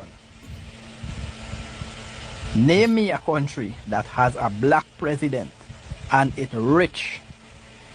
How about you? You ever hear about the United States of America? 50. And this video was made when Barack Obama was president, by the way. You know what I'm saying? B-Love, I'm gonna get you, sucker. B-Love, you know you got a black pass and a white pass, B-Love. Come on. You got two cards. You got two cards. You're a card carrying member of both, right? I think B-Love daddy black, so you know. I think that you know what, her daddy is black. Her mom is Caucasian. You know what I'm saying? You know, ex-husband. Oh, was a black man. No, he was a black man. I think her kid is full black. Well, yeah. I think her child's father is a black man. So She says she in limbo. God damn. she she know where she stand. She know where she stand in the race war. If she don't, she better learn. Damn. Let's run this a little bit and let's play the travel shit. Hear what I'm telling you? Now, to answer your question, name me a country that has a black president and it's rich. How about it? You ever hear about the United States of America? 52 states. They teach you in school. They ever teach you about the 54 states of Africa? They never did. I can't remember hearing about the 54 states of Africa in school. Never. I don't know if they're doing it now. Right? You might see some African countries. Them children there with big head and big belly and they walking barefoot. You see, now the man gonna talk, and this is what I'm talking about. Like this whole show, I'm trying to show like how different people across the globe see certain people, see black people, see race, see color. You know what I'm saying? I'm just trying to get a glimpse, and I think we're gonna do more shows like this when we see how different people from across, because everybody don't get a chance to travel. Everybody been overseas, like Red Pill Ranger and a few others that travel. So what we'll do, we'll show videos of people who did travel and how people from overseas view stuff. You know what I'm saying? Even how they view some food that because some people view American food on some crazy shit. I didn't even know that. Some people ban certain foods, like in some countries you can't eat certain shit. You know what I'm saying? So I really want people to tap in to see that shit, because when you inside the picture, when you inside the frame, you can't see the whole picture. Sometimes you got to step outside the frame so you could see the picture. You know what I'm saying? So you could get a different perspective, right? In the Asian countries, it's no gray area. You either a doo-doo stain or you a god. Shit. Like in Korea, is you What a you black mean, like man? there's no middle class? I mean, like if you're a black man in Korea, Okay. they either or like come in, you chocolate motherfucker. It's like not a lot of in between. They either like Right. Is either fetishize, they either fetishize you, or you gotta be some type of celebrity that's known, or you a piece of shit. Yeah. They don't fuck with you. Straight up. So And a lot of the older ones don't fuck with black people, but a lot of the younger ones, they hip to like certain type of cultures and shit. You know what I mean? That's where it's at. The same way in Japan, like they don't even like they own Japanese. The blacks that's born in Japan, they just Japanese. You know, their dad was in the military or something or whatever. They literally have complete Japanese citizenship, but they Blasian. They act funny with them over there. Oh, I seen it. So it's I seen a video with a group of 4 people talking about being black in Japan. You know what I'm saying? As soon as they start talking, you look at them, but as soon as they start talking, you like, what the fuck? You know what I'm saying? Them niggas is speaking straight Japanese without no accent. If you close your eye, you don't know that they black. You know what I mean? But niggas like me and you, we go to Korea or Japan, long as you can dress or if you can dance, like your dreads, they'll be wanting to touch your fucking hair and shit. They'll be doing your shit. Your old lady had to kill one of them. Because they'll be like trying to just touch your fucking hair like crazy. When I was in Korea, I went to amusement park one time. The only American in the amusement park, clearly the only black person there, because the amusement park was nowhere near a military post. I used to go in Korea. Everybody else used to hang around where the post was. I used to get on the subway and go deep in Korea where it was no military post. And just to kick, I wanted to really see the country. And they had me taking pictures with babies and holding babies. And, you know, it's some little Korean dude out there right now that's probably 15, 18, 19, 20 that got a picture of a random black dude holding him like this. Two babies. Like, I'm just like they thought I was Kanye West, man. It was in 2007. So they thought I was Kanye West. A lot of times when you go overseas, a lot of the a lot of the poorer people is the people them that's more like accepting to black people, and a lot of the uppity people they more like it's kind of like anywhere you go, a lot of the people that have a lot, that most of them got more conservative views. To me, a lot of times, not all the time, but a lot of times, the more wealthy a person is, the more conservative their view is gonna be, no matter what country they from. You know what I'm saying?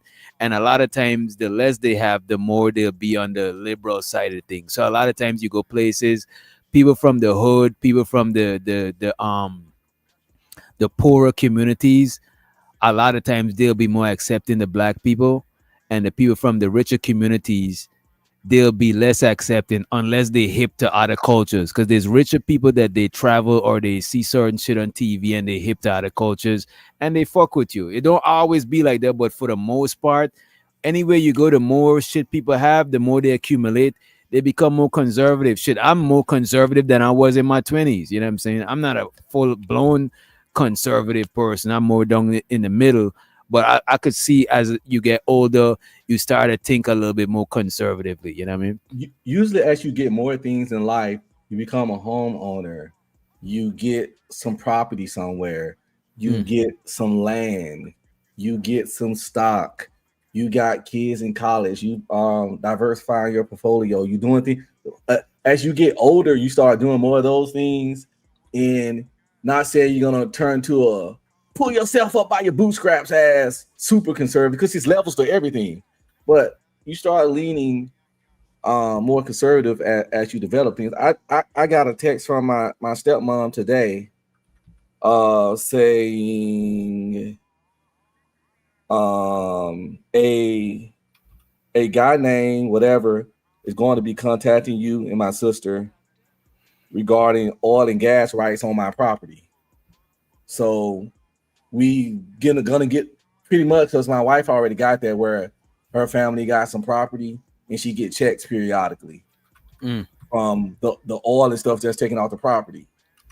So it's one of those things. So when a family owns a certain land and a company utilizing it, they cut checks. Okay. The family as it is. So she getting that from her family, and I guess the guy be contacting me to set that up for me. And then, like I said, we got land in Louisiana, we got land in Texas. And you saying it's land that got oil on it? Yeah. Nice. That's nice. So once you start, this ain't no flex. Once you start like getting out and stuff like that, blah blah blah, you start leaning more conservative, and people be like, "Well, you forget where you come from." No, I didn't forget, but at the same time, I can't dwell in that shit, and I want to keep my eyes on. And I'm gonna hold you so I can help you instead of telling me I'm a coon. How about and you I would ask me to help you to get like I would me? say all conservatives ain't anti-black, because you, for example, you actually a pro-black conservative, pro-black family and shit like that. Right. You know what I'm saying? It's just that a lot of racist people, they prop up the anti-black black conservatives, because Right.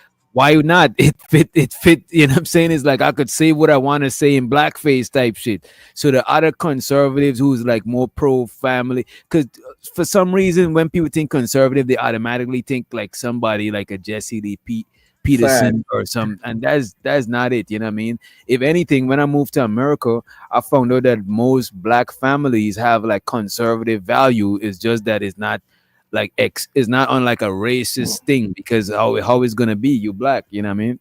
Most black people are conservative. They just was raised and taught to be Democrats, so they be Democrats, and they can. And people say they left, but they really live their life conservative, because if you most black people are religious, and if you're religious, you have no choice but to be more conservative.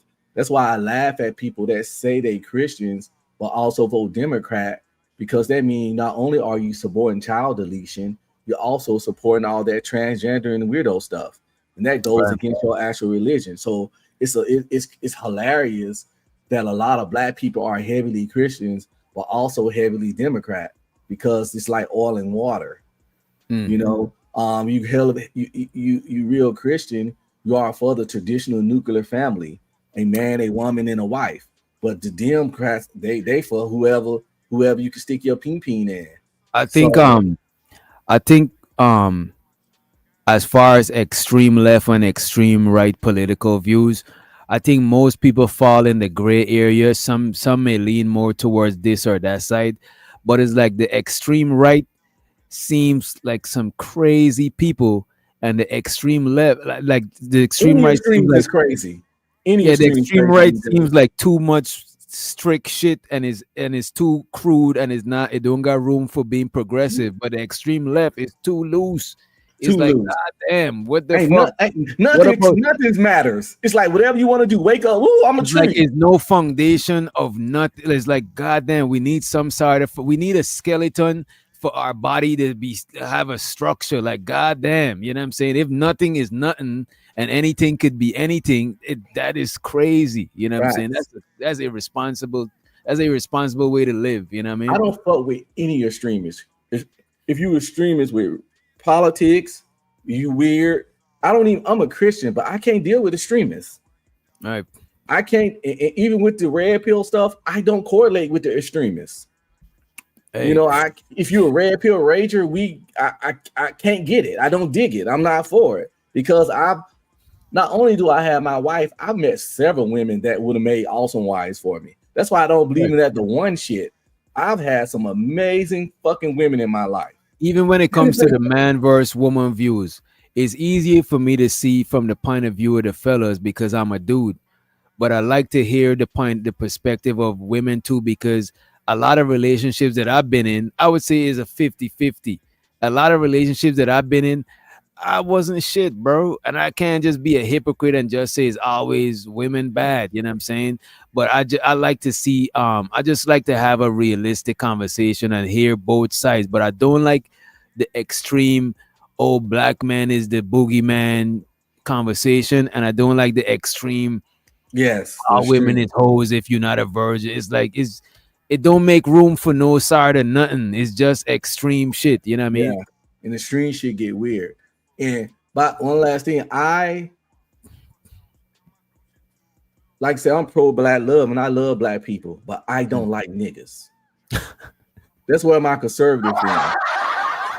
I don't like. I love my black people. So what is so all right, let me get it. Let me ask you this. And I know Mhm. you're gonna say, look at this. Yeah, it's not gonna be a contradiction, but I know you're gonna try to make it make sense.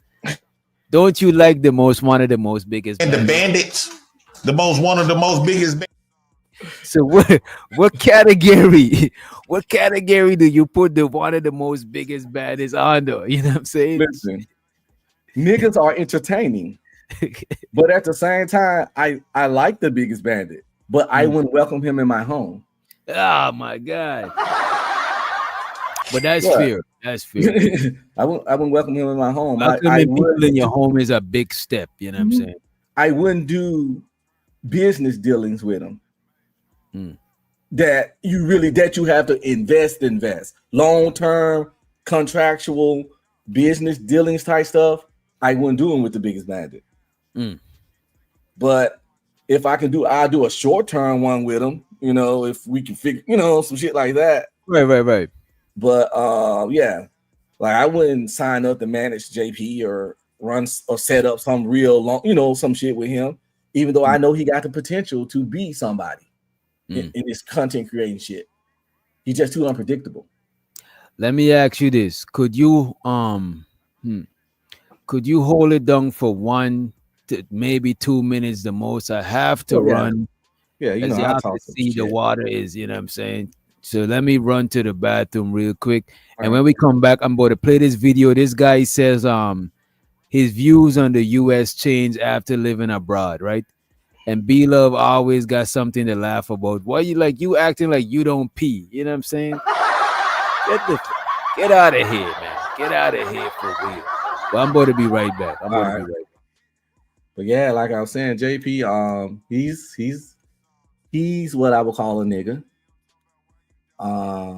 And I just try to keep too many niggas on my life. And by niggas, I mean, what I call a nigga and separate with a black person, someone who thrives in chaos, who prefers chaos, who seeks chaos, who they don't like stability, and they constantly do things and make decisions that make their own life unstable. And when you're around those kind of people, you will get some of that residual instability shit, because they will pull you into that nigger tree. You know, that's people who still fight in that fucking 35 and above.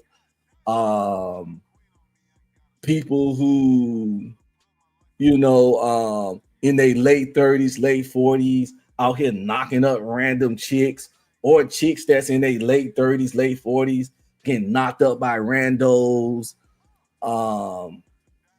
stealing and scamming and hustling, pretty much living in survival mode.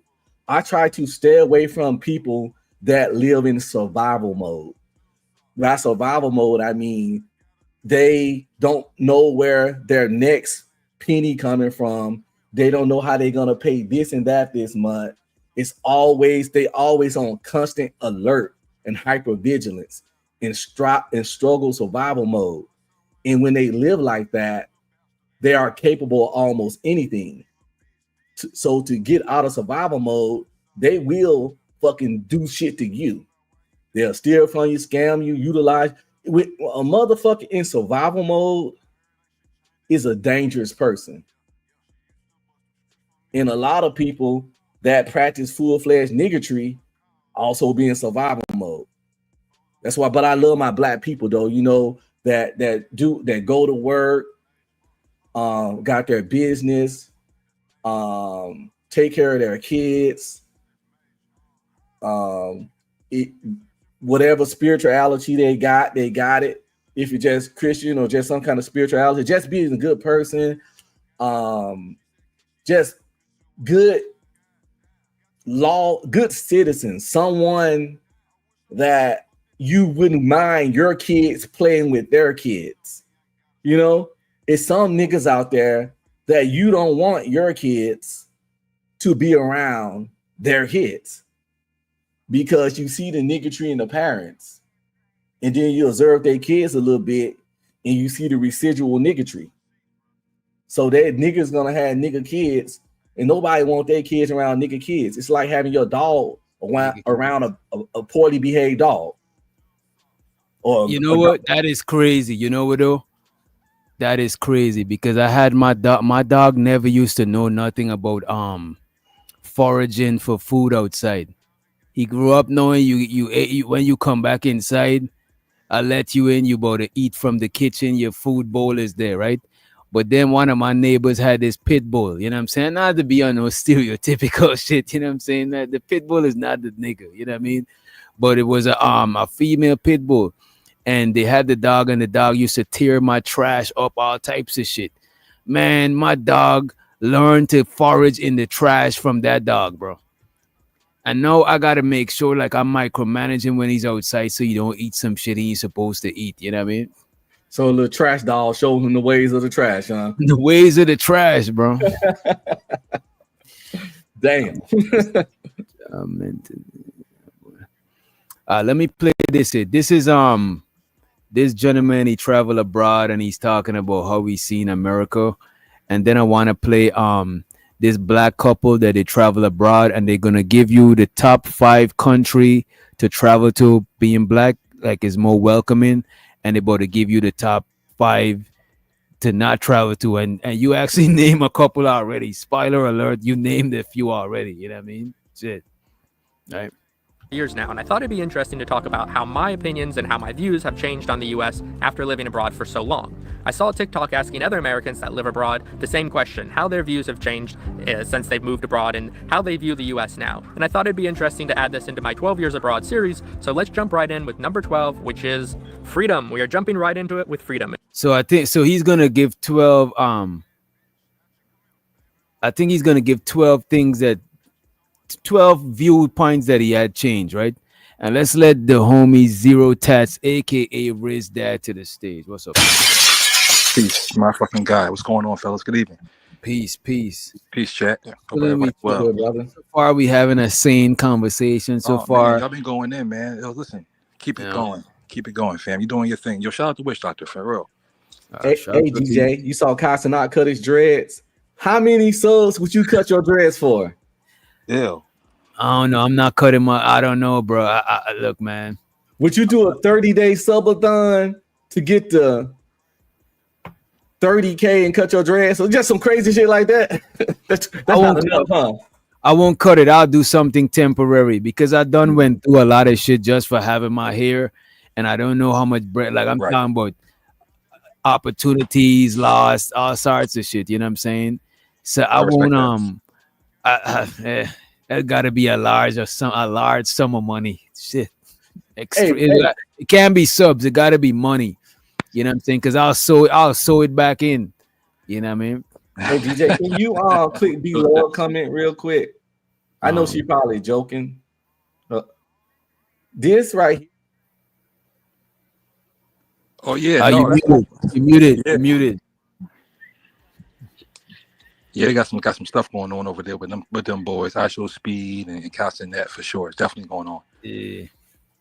It's unfortunate too, is they're young and they're influencing the youth. I ain't gonna hold you. That's what and shows her to Cammy. That's the type of streamer I actually see Cammy could be. Like that type of like all these topics we be talking about. This is old people shit.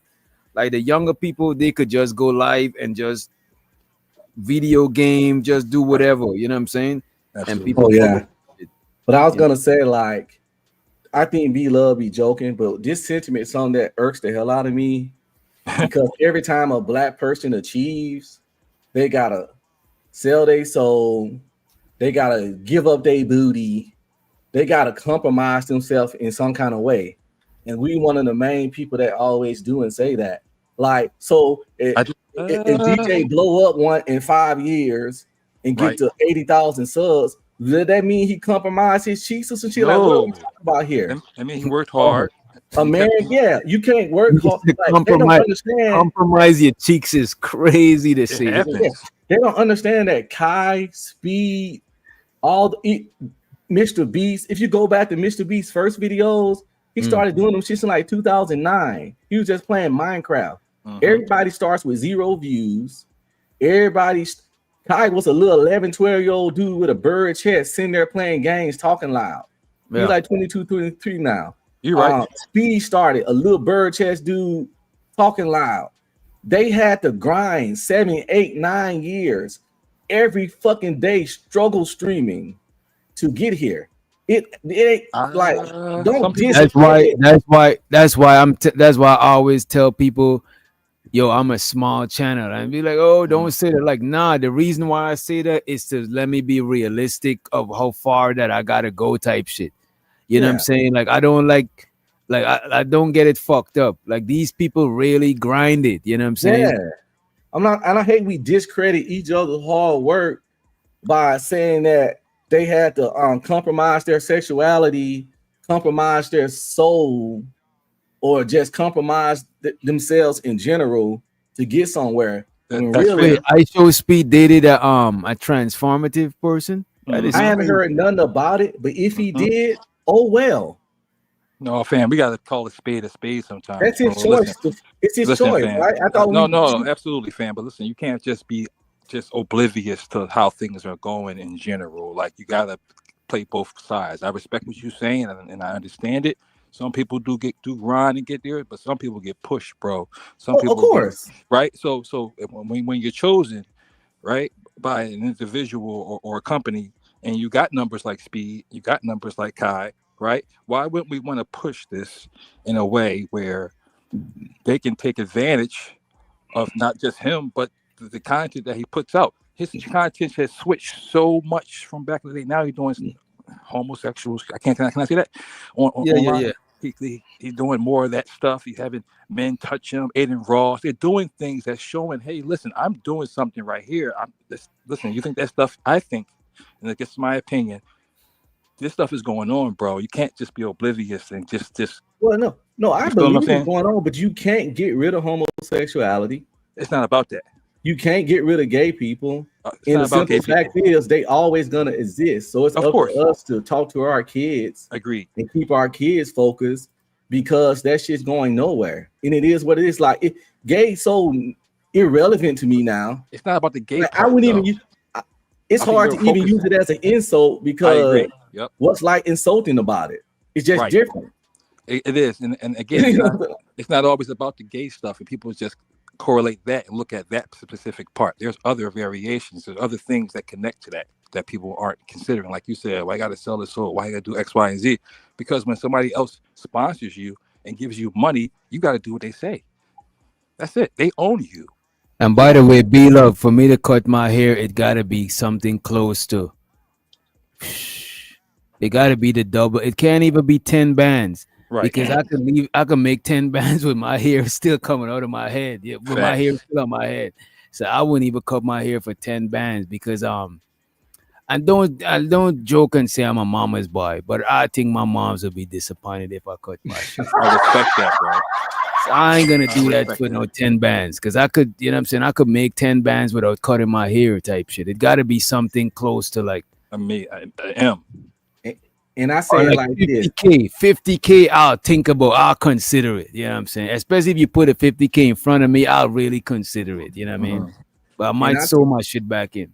And I tell niggas like this: leave your girlfriend around some of these little streamer dudes and watch what happened to her. Okay. Don't. Them dudes got bread. They be having them little pool parties. They do the fucking pool party streams. They be on them bras, bro. Are you speaking about females in general, or are you saying like your wives and shit? Well, just whoever's girl. If you leave your girl around some of them dudes thinking if you leave your girl around them, what's she doing? Who, my girl? Well, she Yes, ain't gonna sir. hang around no 21-year-old, my wife, but when I say girl, I mean your girl, like a little girlfriend. A little girl. Okay, got you. No, grown women now. Cause some of them niggas 28 now. But girlfriend just mean not a committed relationship, like a girl. Okay. Yeah, leave your girl. You should be able to leave your wife any fucking where. I wouldn't recommend doing it, but you should be able to. But it's still certain places you shouldn't leave your wife. But you should technically be able to leave her anywhere without worrying about her doing something on her own free will. But why even do that shit? But your girl, the people like them little streamer dudes, they butt fucking blah blah blah, buggity butt gay stuff. Yeah, fuck. Leave your little girlfriend around them if you want, and Duke Dennis gonna smash your bitch. You think that some girls that know that they deal with guys as well will come back and let them do something with them realistically? Well, none of that's been proven, and that's my thing about the black community. I'm just asking. Yeah, that's what I'm saying. That's my point, though. We'll throw jackets on people. We would straight up just say like them dudes compromising their cheeks for this and stuff, but it's literally no evidence. No, you're absolutely right. What I was saying is, that's foul as fuck. Putting a nigga cheeks on the menu is right. diabolical with no evidence. No, I agree. Man. I was speaking. And we do that shit fast. Hear me out. If a man messes with a man and then tries to go back and mess with a female, and the female knows he was talking to a man, how do you feel that she will embrace him? Oh, I think she shouldn't fuck with him. Okay. I think guys. But some of them do. Some of them do. Yeah, you're right. And then they get mad when they catch them playing in the mud again. I think guys shouldn't mess with flip-flopping chicks either. A lot of guys think that shit sexy. That's not gonna get you no threesome, bro. She just gonna be giving you. You want to take your gamma on a mic? What it's gonna get you is lukewarm pussy that's not that into you because she more into girls than men. But she fucking with you because, like I've been seeing a lot of fucking videos talked about it today, where a lot of lesbian been talking about I'm trying to come back to the other side because they don't like the female treatment. They like I pay for all the dates. I'm tired of paying for everything. The trash is heavy to me too. One chick was like, I can't remember the last time a girl I dated took me out or spent any money on me. So they going through it over there. So they want to come back over and get some princess treatment.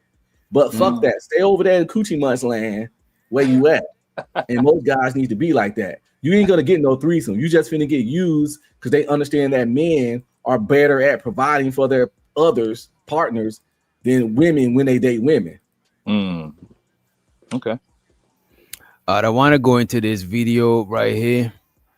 And but I think we already gave a disclaimer what the video is about. Let me just run it. Let's run the clip.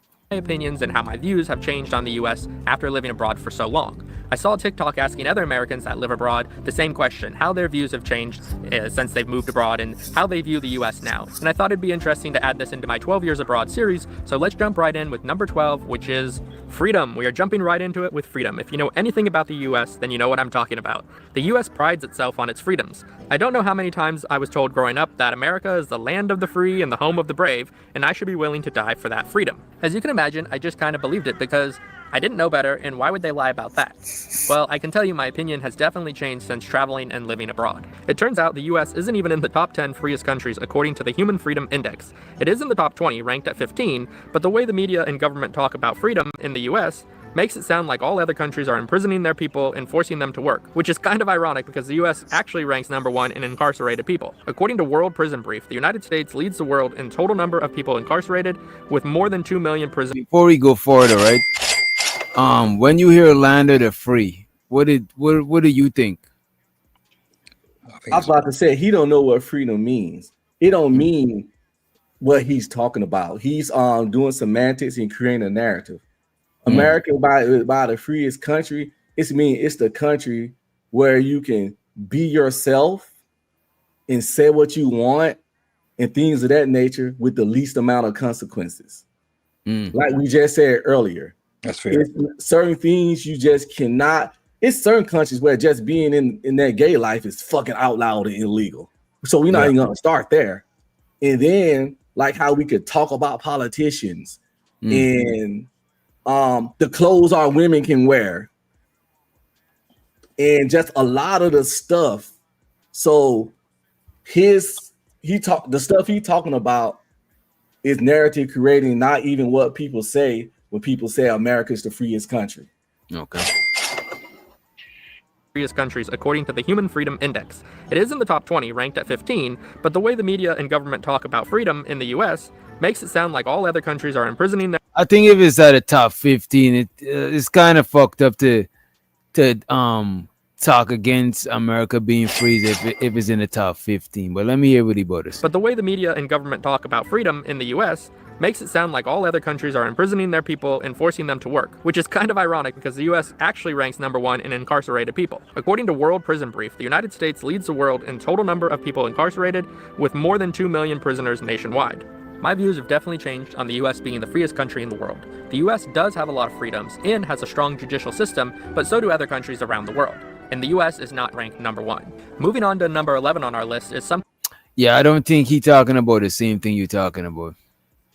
Because he's talking about the judicial system, and I do know that there's a prison industry because a lot of private, a lot of private interest when it comes to prison. Yeah, absolutely. It's slavery. Yeah, but it's not hard to stay out of jail. But I guess that's just the coon in me. No, not at all. That's a respectful. I respect that, but you gotta understand. Unfortunately, right now with the music, with the media, with the influence, it's pushing young men mostly, and some women, to be incarcerated. We have to admit that. We have to see that, number one, because again, unfortunately, I see it. I got children. I'm over 40. I see this shit. And I think when it's intentional, and you say it's easy to stay out of jail, for some of us, absolutely. I got things to do, families, goals, school, trying to do something productive. But the rest of the people that's, again, consuming these music, which is the younger youth, the music is pushing them to jail. Man, fuck the music. Do you like your freedom? You know, I'm 47 years old. That kind of fuck music always existed. And I still knew I didn't want to have no bedtime. And that's what you get in jail, a goddamn bedtime. Yes. Absolutely. You gotta go night, lights out, nigga. So it's like I get the music in the video game, all that. What happened to individual responsibility? I don't think that realistically, and it seems like you came up in a good household, and I respect No, I didn't. Oh, fuck no. I was raised by crackheads. I was saying it seems like a project baby, bro. It seems like No, that's good. Then that means that you're an anomaly. No, I'm not. I'm just a person that didn't accept the victimhood. I was raised. I didn't meet my daddy till I was 27. Okay. My mama didn't raise me, my grandmother did. So I had the motherly love. You feel me? Like my grandmother was buttered my ass up. I was her baby. You know what I'm saying? And that my grandma. But at the same time, my grandma had a spot, an area in there, because I had one of the young grandmas, because I'm from the hood, where she did get on that Krizak for a bit. She got off of it, thank God. But when she was on that Krizak, she had met a younger guy fresh out of jail, and they got in a little relationship, and she got on that Krizak, and shit got real rough around there. But you know, I stood through it with her because that's my grandma, and she shook that shit. She shook crack without rehab. It was amazing. Respect. She just had to get rid of that nigga. She got rid of that nigga and then go back to the Krizak, and after that, her life just got better. Which obviously that's what it'll do if you get off the Krizak, right? Excellent. But yeah, no, it wasn't no good, nothing, man. I mean, I didn't get a bunch of abuse and no shit, but right. But nah. And shout out to the homie Chicago really in the building. Peace, Chicago. He asked if y'all blame if we're blaming the music. No, I think that we have to just take accountability and not be oblivious to there's a system in place that's intentional. And to not see that, you're doing yourself and your family and those you love a disservice. Because us as men, we got to realize, especially like, man, again, my family switched my whole life. My wife, my children. I was running crazy, man. That's why I said it the other day when it was on, DJ. It's a balance that comes with the right woman. And she balanced me. My children balanced me. So now I have to look out for all these people, not just myself. So when I see something that's a pattern, I have to call it out. So I'm like, hold on. There's something going on where this is intentional. So yeah, there's a lot of things that's going on. Our food, our music, the propaganda on TV, just everything, the news. There's a system in place for this stuff. It's just not random. I get it, but we have to stop pushing that stuff because it makes people make excuses for their shit. No, the more we throw it on other shit, bliss. the less accountability people want to make, and they get in the victim mode and woe is me. You know, I'm like this because I'm a product of my environment and the music and the blah blah blah. A lot of this stuff be individual choices. Yes. Yes. Because we have something called free will, and we ain't talking about the kids. For the kids, it's up to the fucking parents to steer them right. But once you grown, when I was a child, I did things like a child. When I became a man, you know, all that little quote. I don't know how it go, but it's something called the age of responsibility. At some point, everything you do is on you, regardless of how you grew up. And you know what, too? Just to be fair, different people consume the same type of music, right?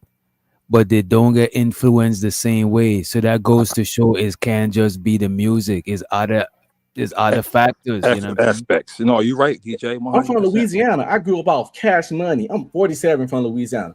No Limit, Cash Money, all in its motherfucking prime. You feel me? I ain't never been in the gang that was so dope. All my cousins, my brothers, all of them, Hoover Crips. I ain't never gang bang or so dope, but my brothers, my cousins, all of them. I got 2 half brothers, criminal record longer than my fucking legs. No, longer than a tall nigga legs, longer than Shaq legs. You feel me? But it's like, Red so Pill, you kind of shooting yourself though, right? Because if you can say that you from Louisiana, and I just heard you say something about a Hoover Crip, right? Then that means something from that music and culture was penetrating. No, and you could be, because I think you are. And I hate when we do this. I really don't want to say you're the anomaly, right? Because I consider myself along that same lines too. I just hate when we get into the music part and we really ready to promote all the negative music, and then we don't acknowledge all the positive music. I like to dance. I like happy music.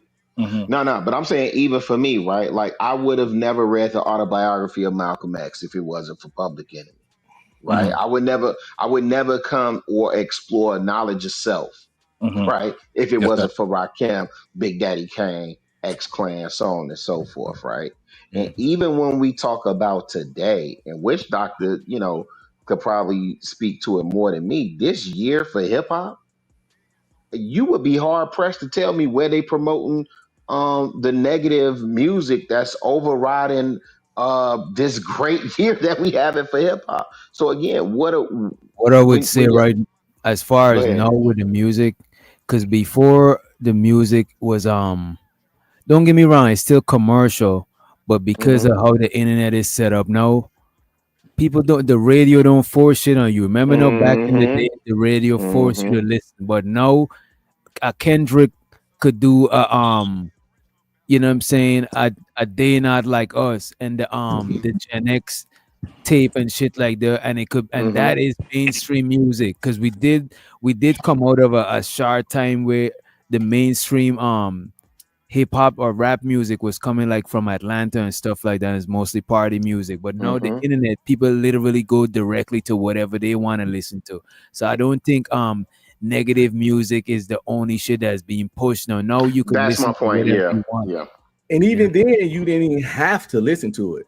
Nobody I never mean, put but a. they kind of Well, they that's got that's this they that's got not this thing in true. marketing named perception without awareness, where you could Yeah. subliminally and subconsciously market to people and they didn't even know why they doing certain shit. You know what I'm So saying? what I'm saying, nobody Absolutely. put a gun to your head like to They don't force have you to to listen anymore. to No, it. no, They don't no, have no, to no no, more. It's no. an Red invisible pill. gun. They Hear me don't out, have because to do I it. I didn't No, listen but to the red local pill. radio. I didn't listen No, to the local radio stations that much because I didn't that's have cool. to. But wait. See again, right? And I agree with you, right? Choices. I agree with you in terms of choices. I just think y'all not being fair when y'all go that route, fam, because again, when I lived in Atlanta, hey man, before it was Hot 107.9, it was they was 97.5 and then it was V103. Hey fam, they playing what they playing. And You you know what listen I to used it to while do? you dropping your kids off to school. Now, wait, hold on, Red Pill. Let me tell you about me. You know what I listened to? Because I had to drive from I stayed in walking distance from Turner Field and I drove out to Woodstock because I was managing a retail location out in Woodstock. That's a 45 minute to an hour drive, right? In Woodstock, Georgia. You know what Mm. I was listening to? 95.5. Not 95.5. What's the talk radio with Herman Cain, Rush Limbaugh, what's old other dude name? I'm listening to talk radio at that time. When we heralding podcasts for it now, I was listening to that back then. But I understand also that's me. Most people, Red Pill, keep it a bean, bro. Most people are listening to what's on the radio. That's why the radio was the I driving agree. It's force. And getting that's pushed. All why right, it's go ahead. called I'm on mute. But it's still and their that is why. choice. But wait a minute, that's why it's called mainstream. Because music heads, will search for what they want to search for. But the general population is listening to something, and once that hook them in, it's a wrap, bro. Mm-hmm. They gone. But and I agree. But they And look at still this. And remember too, they ain't choosing what they list. It's not like they put it in the CD. I'm Exactly. talking about the default radio. The you don't have to radio is listen to it though. You talk about the payola and the programming or, again, right? You talk about the PDs, programming directors, and I right. and I agree with you, Red Pill. I just think, hey man, I'm telling you, I'm boots on the ground. And listen, if you understand anything about marketing, people don't even know what they want until you tell them what they want. No, I So so that's why I'm so saying what I say, because I actually took several yeah, marketing but it's classes, so I understand the We power of can't so act marketing. like then people. right. So We then can't act like you people ain't sitting back and right. diabolically plotting to push They do, certain but type of shit. That's They I going even on. also had a meeting understand. of the labels. You Yes. know what I'm saying? When they was trying to get them to push a certain type of music, and they was trying to get a lot of them to invest in the private prison shit. Exactly. You know what I'm saying? They Everything y'all literally saying had a is true, meeting about that shit. but I also understand the power of free will. They can push all they want, but you got the choice to That's partake or not. You're right. You're right. that's So But terrible, when you man. get but at when that it's point, it's not on them; it's on you as an adult. but you have to say, listen, this still you can't you still have to you can't be oblivious to this stuff, fam, and No, say I it's not said it there. exists, but It's you there. don't have to do it. So right, no, you're right, but it's going against you. This is something that's being perpetrated against you to oppress you. Not if you ignore it completely. It's almost You don't have to impossible. partake. Okay, if I that's offer you fair. a shit sandwich, are you going to eat the shit sandwich or slap the fuck Absolutely out of not. me? You're right. No, no, You no, know what I'm no. saying? What if wait, hey, But no, what no, if no, no, no, no, no. What if you offer that sandwich, right?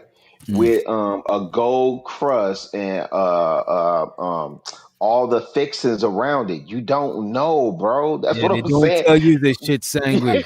They don't If tell you you. outright. Well, the moment you bite into it and see it's shit, I will hope you spit it out and don't take another bite. But with all the seasoning, you don't know. So you Don't know what know. Nah, I'm saying? fam. You ever Hey, seen I'm gonna tell. If you can't bro, identify a shit sandwich, No, go ahead, then Wish you got Doctor. bigger problems. bro, you eat no disrespect to no Chinese people. You eat Chinese food. Mm-hmm. What if them niggas is cooking all types of?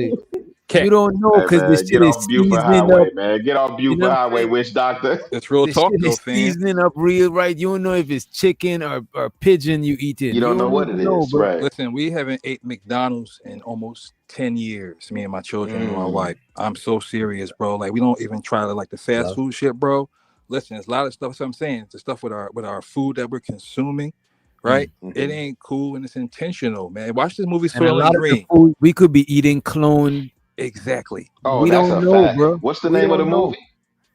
Oh, Um, it's one movie called Soylent Green. It came out like in 1978. There's a newer one, but this is one they were eating people, right? So they were Mm. grinding up the people in the food that they were eating and giving it to. It's called Soylent Green. If you check it out, y'all, it's definitely something. It's definitely a watch. That joint and They Live, same thing, same oh, concept, they same type of. live. That's what I was And trying to remember. They live. When you And had I'm the oh, not. glasses, when you take off the glasses, Yes, sir. you see the world for how it is. And they got this movie named Branded. Is Yeah, that's that shit. you ever They seen live it? need to be remade. That's Bro, a I think step on the platform. Branded was an attempt to remake They Live. They Yes, just Oh, I named it remember that. something. The logos and shit. Brandon Right. was That good. shit is crazy. I Yeah. don't even think it was English. It was English dub. And it came Yeah. out in That the movie didn't 80s. that movie didn't catch the wave it should have. You're It's a right. cult following right now. It's a cult following Yes. of They Live, man. They looking at that like in Harvard and like Howard right now. I hey, definitely and for the record, let me say, like, Red Pill, I agree with you. no, I agree with you too, actually. No, but no, no, no. I agree with you on premise, right? Because I know for self, I'm talking about for me. I chose a different route. Like I grew up in Roseland. I grew up in Wild Hunters. I saw the gangbanger. I tell this story about my uncle.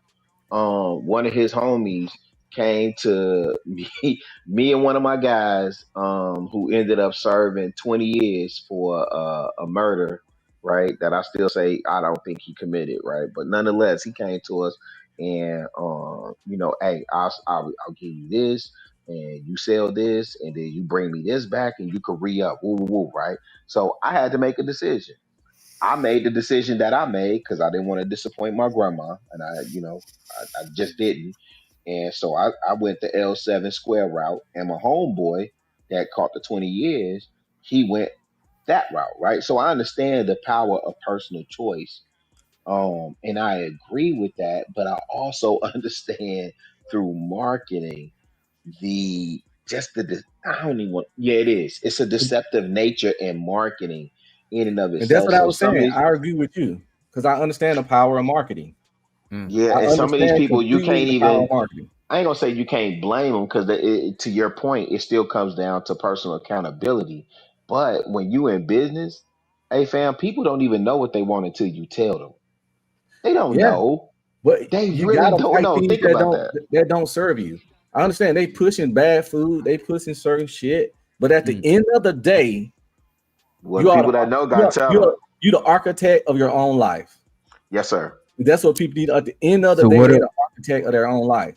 what do you think about the last thing he just said? The people who know should tell them. Do you believe that's the responsibility of the people that know to tell the people that don't know Definitely the ones that's in your life. in your life? It ain't your Okay. responsibility to save the world, but if you want to save the world, I salute you. I just don't have the time, energy, desire, or resources. I might say That's something on YouTube, but I'm gonna struggle Red stream pill. for how many How people. about your neighborhood? Do you think it's your responsibility to I think he cultivate your village and neighborhood? You want to see a picture of my house? I'm in the Uh birds, man. They uh don't need. uh uh Well, I'm uh. uh. saying they don't. I don't. They don't need my help. And that's why I would disagree. No, no, no, no. Like the people in my neighborhood, they don't need my life guidance. Niggas over here, they they cracked the code already. Okay, Now, if I okay. stay where I used to stay, No, I know what he's saying. you And know, I these will people still they disagree. married, they No, retired, they but kids in college. Like no, I Red don't. Pill. Yeah. Listen, just hear me out real quick. The area where I work, the mayor and the chief of police has been trying to kidnap. I'm on December 3rd will make 7 years I've been working out there. Them jokers been trying to kidnap me since I got out there because the people that look like us make up 3% of the population in this particular space where I work, right? Mm. Just me being out there gives them different experience and exposure to a different type of version of us. So I disagree when you say, "Oh, they don't need my help." They do need your help. They need help seeing people that don't look like them that can function and raise families and build community, right? Because that's what we. And I know for you, that's typically what you talk about building, right? Oh, my city's 68% black. I picked it on purpose, but I get what you're Your saying. city, no, but you Tech, said, go ahead, my man. Tex Lone Star. Let me get a What up, piece though? on. What up, man? You ain't gonna corn bomb us, right? We good. Oh no, I ain't with that. No, he sound like he I'm from here for the Detroit. conversation. What's up, fam? How you, man? What's up, man? I What's stand the good? Wait, DFW, is that but I Cam's? don't. Is that Cammy's dad? What's up, boy? Yeah, Yeah. yeah, Oh yeah, he said, "Boy, he from Philly." Yeah. yeah, yeah. peace, peace, God. Peace, fam. My guy. What's going on, man? Hope everything's well. Indeed. It's been a minute. Yeah, peace. But I'll say I I just stand the saw Riz DFW. dad. Yes, Go sir. ahead, go Yeah. ahead. I stay in the DFW, but I don't hmm stay in Dallas. But the city I stay in, that's in the DFW, I personally picked it because of the demographics. And I saw it Yeah, was but you said 68%. your village they don't need your help because they got it all together.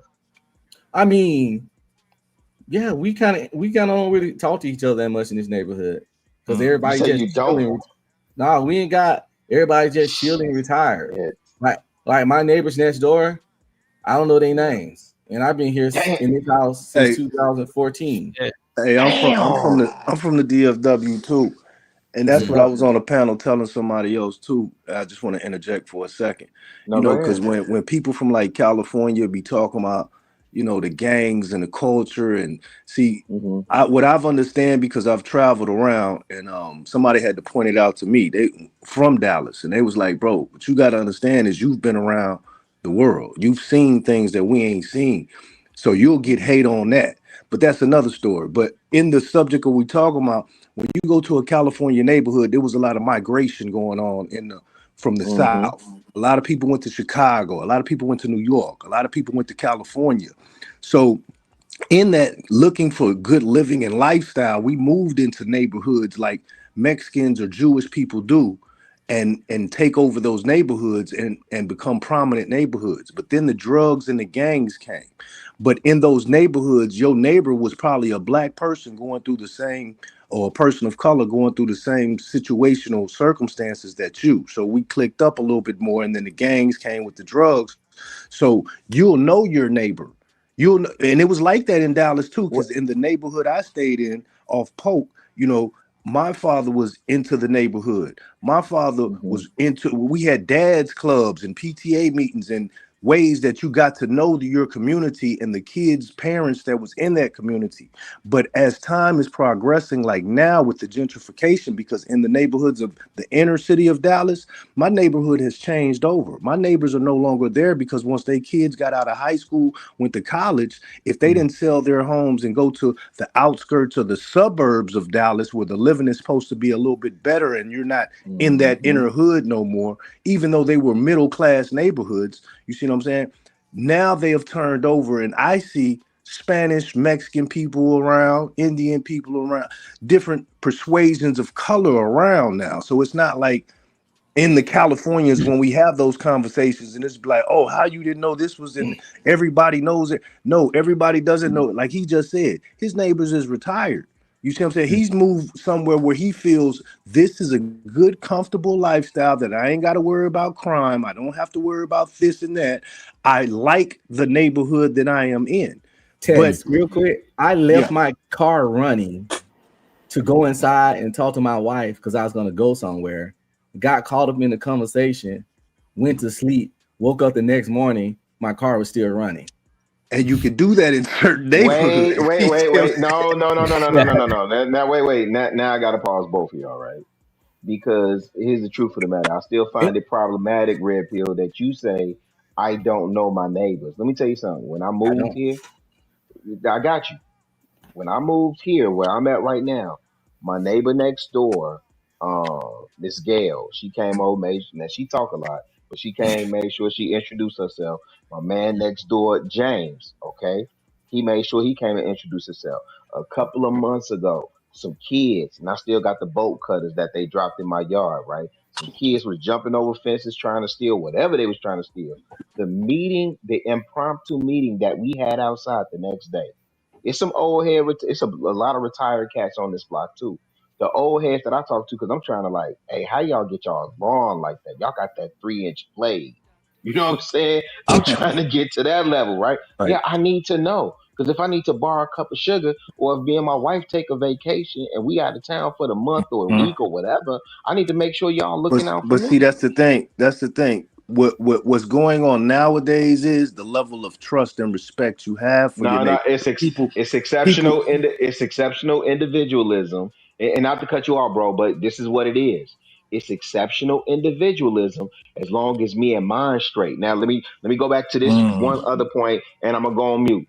When I grew up, the neighborhood that I grew up in, guess what? Mm. My auntie stayed across the street. My aunt Ida stayed across the street. Guess what? My uncle Bud and Earlene and my cousin Noki and them. I grew up on 107. They was on 109. When my peoples came here from Blytheville, Arkansas, the Mm. families moved. So when you said about the Great Migration to Chicago, to New York, to Cali, whatever, I think Cali is a little bit different because Cali is more Mississippi. But I'm gonna tell you, the Great Migration to Chicago, the families was moving up here, and so your Exactly. aunt, my aunt Doll, is on the west side of Chicago. You understand what I'm Mm. saying? I'm But on the see, south side. Me, what So let happened? me This is what I'm trying to say. What happened let me ask is y'all over this. time, people Wait start to wait a minute. think, okay, I want to move because see, when we moved, we thought that was better, and we did better. But then when we saying, hey, well, I'm shortly out of the range of moving over here. Now that I done lived here for so long, people Mm. still want to move on in life and get Check better. check this out. This is what I was gonna ask y'all, right? You Yeah, think dog. is more cause I live out here in Georgia, and a lot of people Nice. from Atlanta tell me that it's not the same Atlanta because they move a lot of people to the outskirts and shit. They move a Yep. lot of the projects, right? So Yeah. do yep. y'all think it's more beneficial, right, for like a black person in America? And this is me from the outside looking in, right? Because the what you talking about, Mhm. Rilla, about your Mm. auntie living across the street, I see that in more like rural, like more the country, Now, yeah, like I was about to say Yep. that's how my like wife lives. South Growing up. yep, Carolina and shit like that. But yep. in the cities, Savannah, yep. it's more like melting pots where people, it might be the same, it might be black people just like you, but they ain't got deep rooted family to where somebody Nope, yep. aunties just across the street. So you think it's more beneficial in inner cities for like black people to build the neighborhood up, or you think it's better to do like what Red Pill Ranger did, like move to the suburbs, you know They what Yeah, I'm both yeah, I have saying? their mean, yeah. they I'm both not have their from pros and here. I'm cons. not from Texas, by the I, way. Wait, So I'll answer last. No, Red Pill, you said you. We already know where you from. You said Louisiana. You out there from that. I don't know if yeah, it's he's like a Shreveport or Swamp military. Baton nigga. Rouge. Swamp Yeah, and I'm not, nigga. Yeah, and I don't want to scrutinize, and we not scrutinizing yeah, what Red Pill yeah. because he's a military dude. Like military people, like literally Right. travel and shit like that. Yep. But I'm talking about Agreed. like in mass numbers, not like one by one. Like you So think is I will more say this, Well, Doc. I'll go last. I'll go last. All right. No, is that Riz? Dad? Go ahead, No, Riz. no, rock, baby. You got it. So the only thing I was gonna say was knowing what we know now, and again, I'm 20 years in Atlanta. Yo, Doc, over there on Auburn Avenue, right next to Martin Luther King house, the house he grew up in. How many people sold Nana and them house right there? How Mm. much? How many people been ran out of? And not even in Atlanta, been trying to do this for years in terms of pricing people out. The problem is when BMF was really getting to it, you couldn't price black folk out. Now they're pricing black folk out. Now that's why you starting to see the complaints, and it ain't gonna be. I probably say in the next decade, you probably get your first white mayor in Atlanta since the '70s, right? And the same thing going on in Chicago. Our Harlem is Bronzeville. Our that neighborhood is literally named for us, Bronzeville, right? That is the black metropolis in Chicago. Go down there and see how much of what we own. I'm talking about as a black people. Um, versus what other people who don't look like us own and what those properties are going for. Again, go if you go on Auburn Avenue in Atlanta and see the historical value. You got Ebenezer Church, Martin Luther King Center, and the birthplace of Dr. Martin Luther King right there. And there were people that that was gifted Nana and them home, Big Daddy, Paw, Big Mama, so Medea, all of them, and sold it because they thought it was better to go out to Duluth, Ellenwood, Clayco, so on and so forth, right? Now, how those people living out there, right? And see, How's that working out for them? that's usually how it happens because see, there's a difference in generations, all right? And see, when we're speaking on this, we got to remember that when that migration did happen, the time that was going on was they were selling us a dream. They were selling us a better living.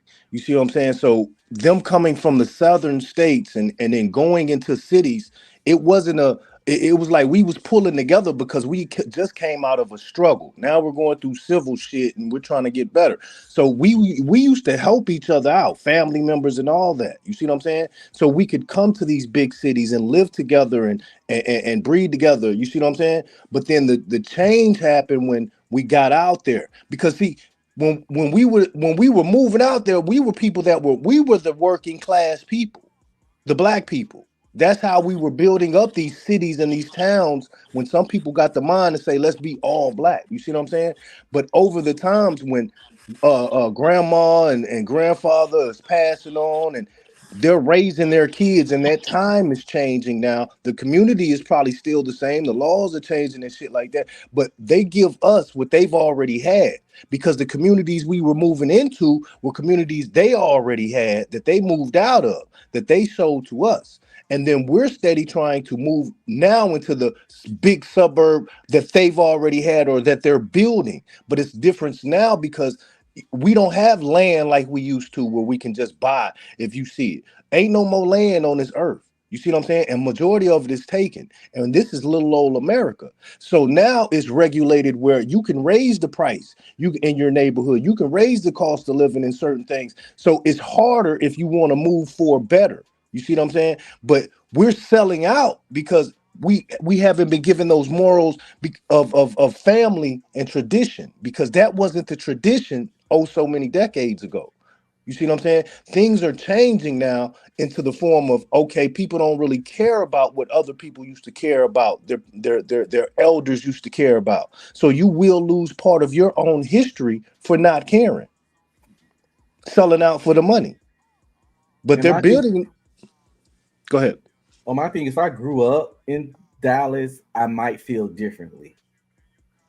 But Yeah, I because can't. you have more of a history and memory of it. But I Exactly. think, according to what he was saying, I think it was better. I think it is better. If I'm just answering the question that he put on the platform, I think it is better if they moved into if we moved into neighbor, because we've seen what it's done. The only thing that held us back, they came in, they burnt us out, they ran us out, or they always increased the living to the point where we had to be ran out of there. You see what I'm Right. saying? Absolutely. But if we had our own communities, we've already shown and proven how we can excel. It's the fact that when they looked at those statistics and they seen the proof, they didn't like that because we Exactly. became a competition to them. You see what I'm saying? And I don't believe in running to the Caucasian community to get a better living. Like I said, before I got out the army, because I didn't move to Dallas, I was like 36, 37. So once I got out the army, I was looking for where I knew I was going to come to the DFW. So I started Googling cities in the DFW and looking at the demographics.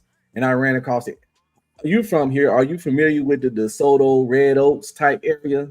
Yeah, but see, DeSoto has always been a nice area. It Yeah, was and it's always still middle to high class. has. You see Yes, what I'm saying?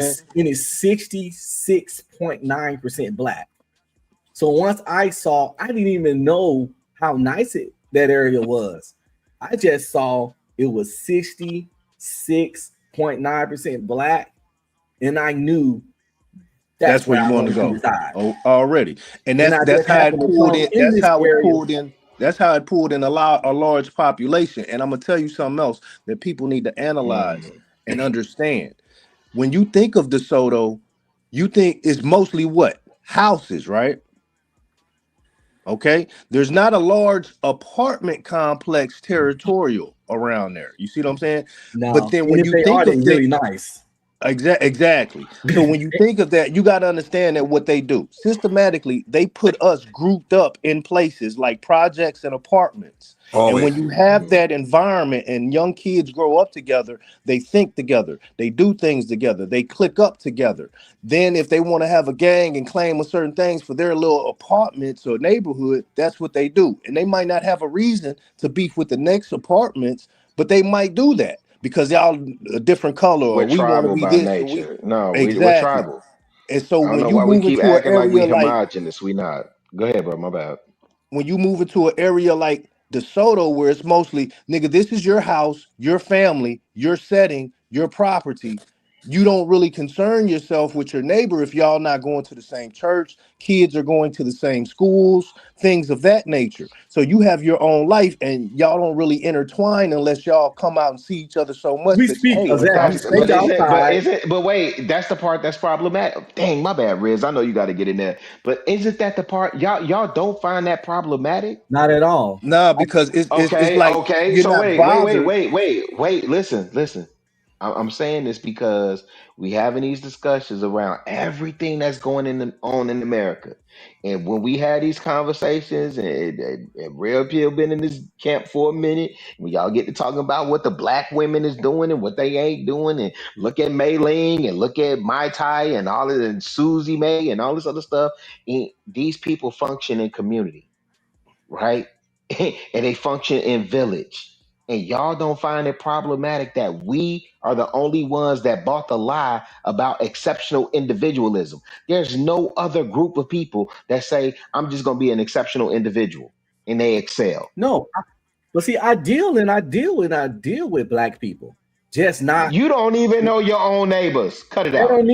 don't mean I don't deal with black people. I'm in a That hold up. means you don't know your own neighbors. I'm in exactly. That's all that means. But I'm in a fraternity. I I don't have Caucasian Nah, friends. bro. I don't have Caucasian friends at all. I'm pro black love. And my neighbor across the street, we speak. My neighbor next door, we speak. My neighbor, other lady across the I street, want to. my wife take her kids to school every morning, and I pick my daughter and her kids up Mondays and Tuesdays. But I, I I, don't know nothing about her per se like that. I And want to say that if you want to, if you want to say that we've been sold into something of a sort of individualism, we probably have. That probably is fact because but it's a comfort zone that I have my stuff over here, you have yours over there. Now you might go to a similar black church, but it's not my black church. I'm not feuding with you to go to my church.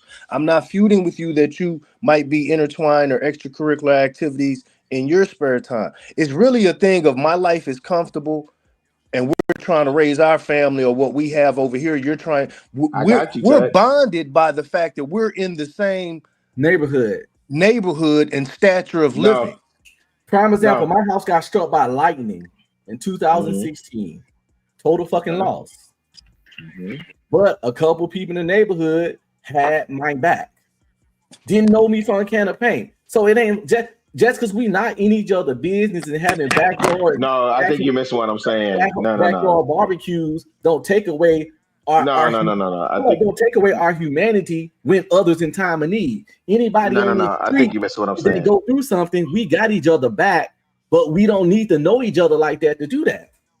Okay, cool. So what tell me the last I don't know if you're in an HOA or if you're Yeah, we got able an to HOA. vote. if you're able to vote as a block, like in your municipality, right? Tell me about the last thing y'all did. Like y'all noticed something and y'all needed to get it done. I'll tell you one thing for over here where I'm at, right? They had These those meetings all shorties, the time, but I ain't never been. correct. So again, y'all proving my point, right?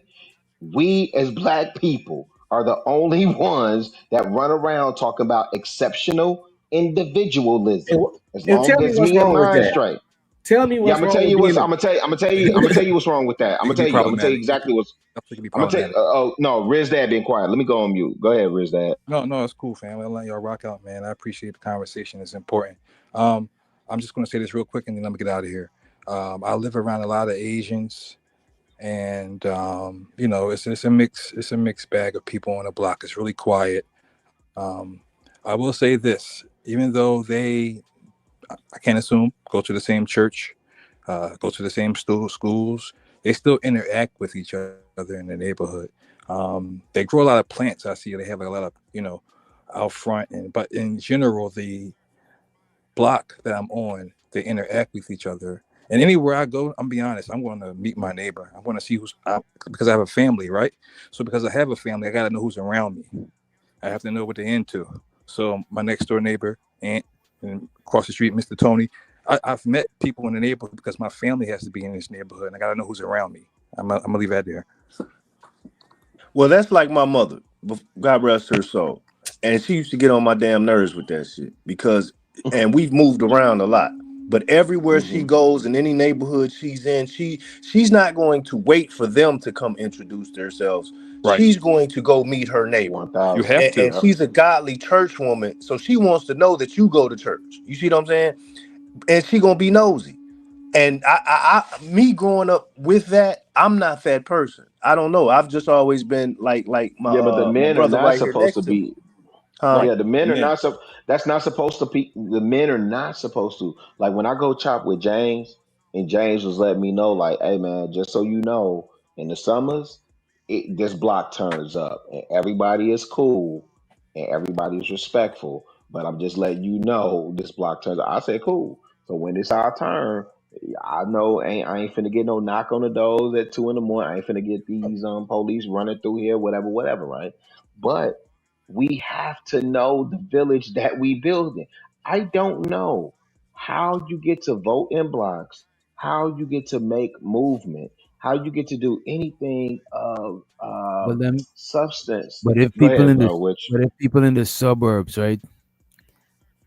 Are they like building a community together? Because most people in the suburbs, they are from different that's the places. point. Yes. Because the And you suburbs gotta is buy these and new. see that's the Because thing. You have to buy into your community. I literally seen a lot of suburbs built from scratch, like literally, I was Mhm. about like to say in that, a couple of DJ. months. They are When I new places. when I moved here, it wasn't no houses behind me. It wasn't a house to the left. It wasn't a house to the right. It was like maybe one or two houses across the street. Now Mm. every lot on this in this neighborhood is full, and so I like these. Yeah, So the people company coming is in, getting actually building the themselves. community because they choosing who come in the community and all of that shit.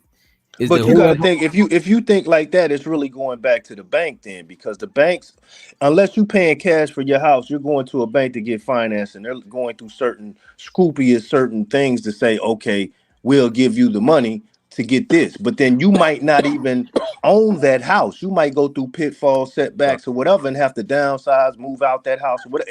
It's just like car sales too, house sales, real estate. You see what I'm yeah, yeah, saying? yeah, yeah. You're gonna flip it because the person might not even end up staying there. You know what I'm saying? So your neighborhood, but that's how they do us now, because if you have the money to move your type of who you want into your community, y'all gonna move into it. We still got this setbacks of, if we can get the loan, this, that, and whatever.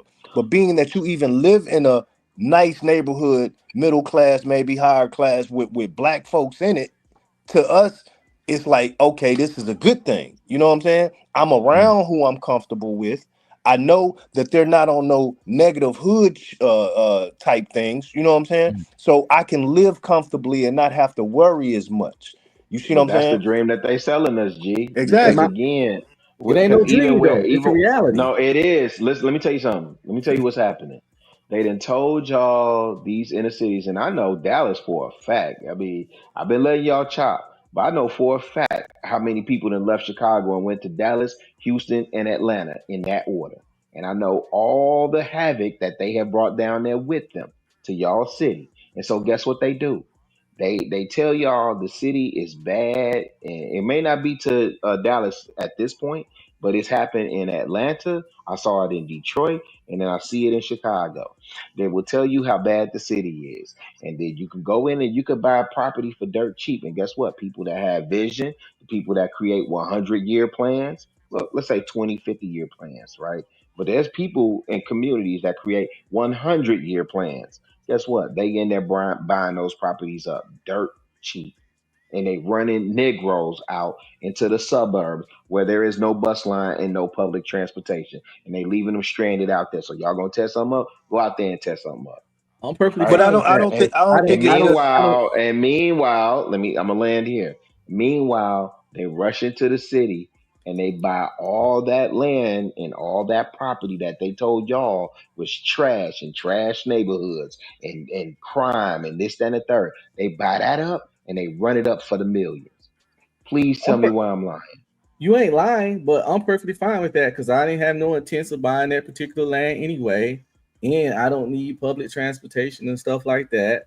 And yes, people like I am an individual, and I'm a proud individual, and there's nothing wrong with being an individual. But I do love and take care of my family, That's and I fair. will never leave a neighbor in time of need or want, even though I am an individual. But I'm not heartless. You can be an individual, and individually minded and about your own without being a heartless sociopath.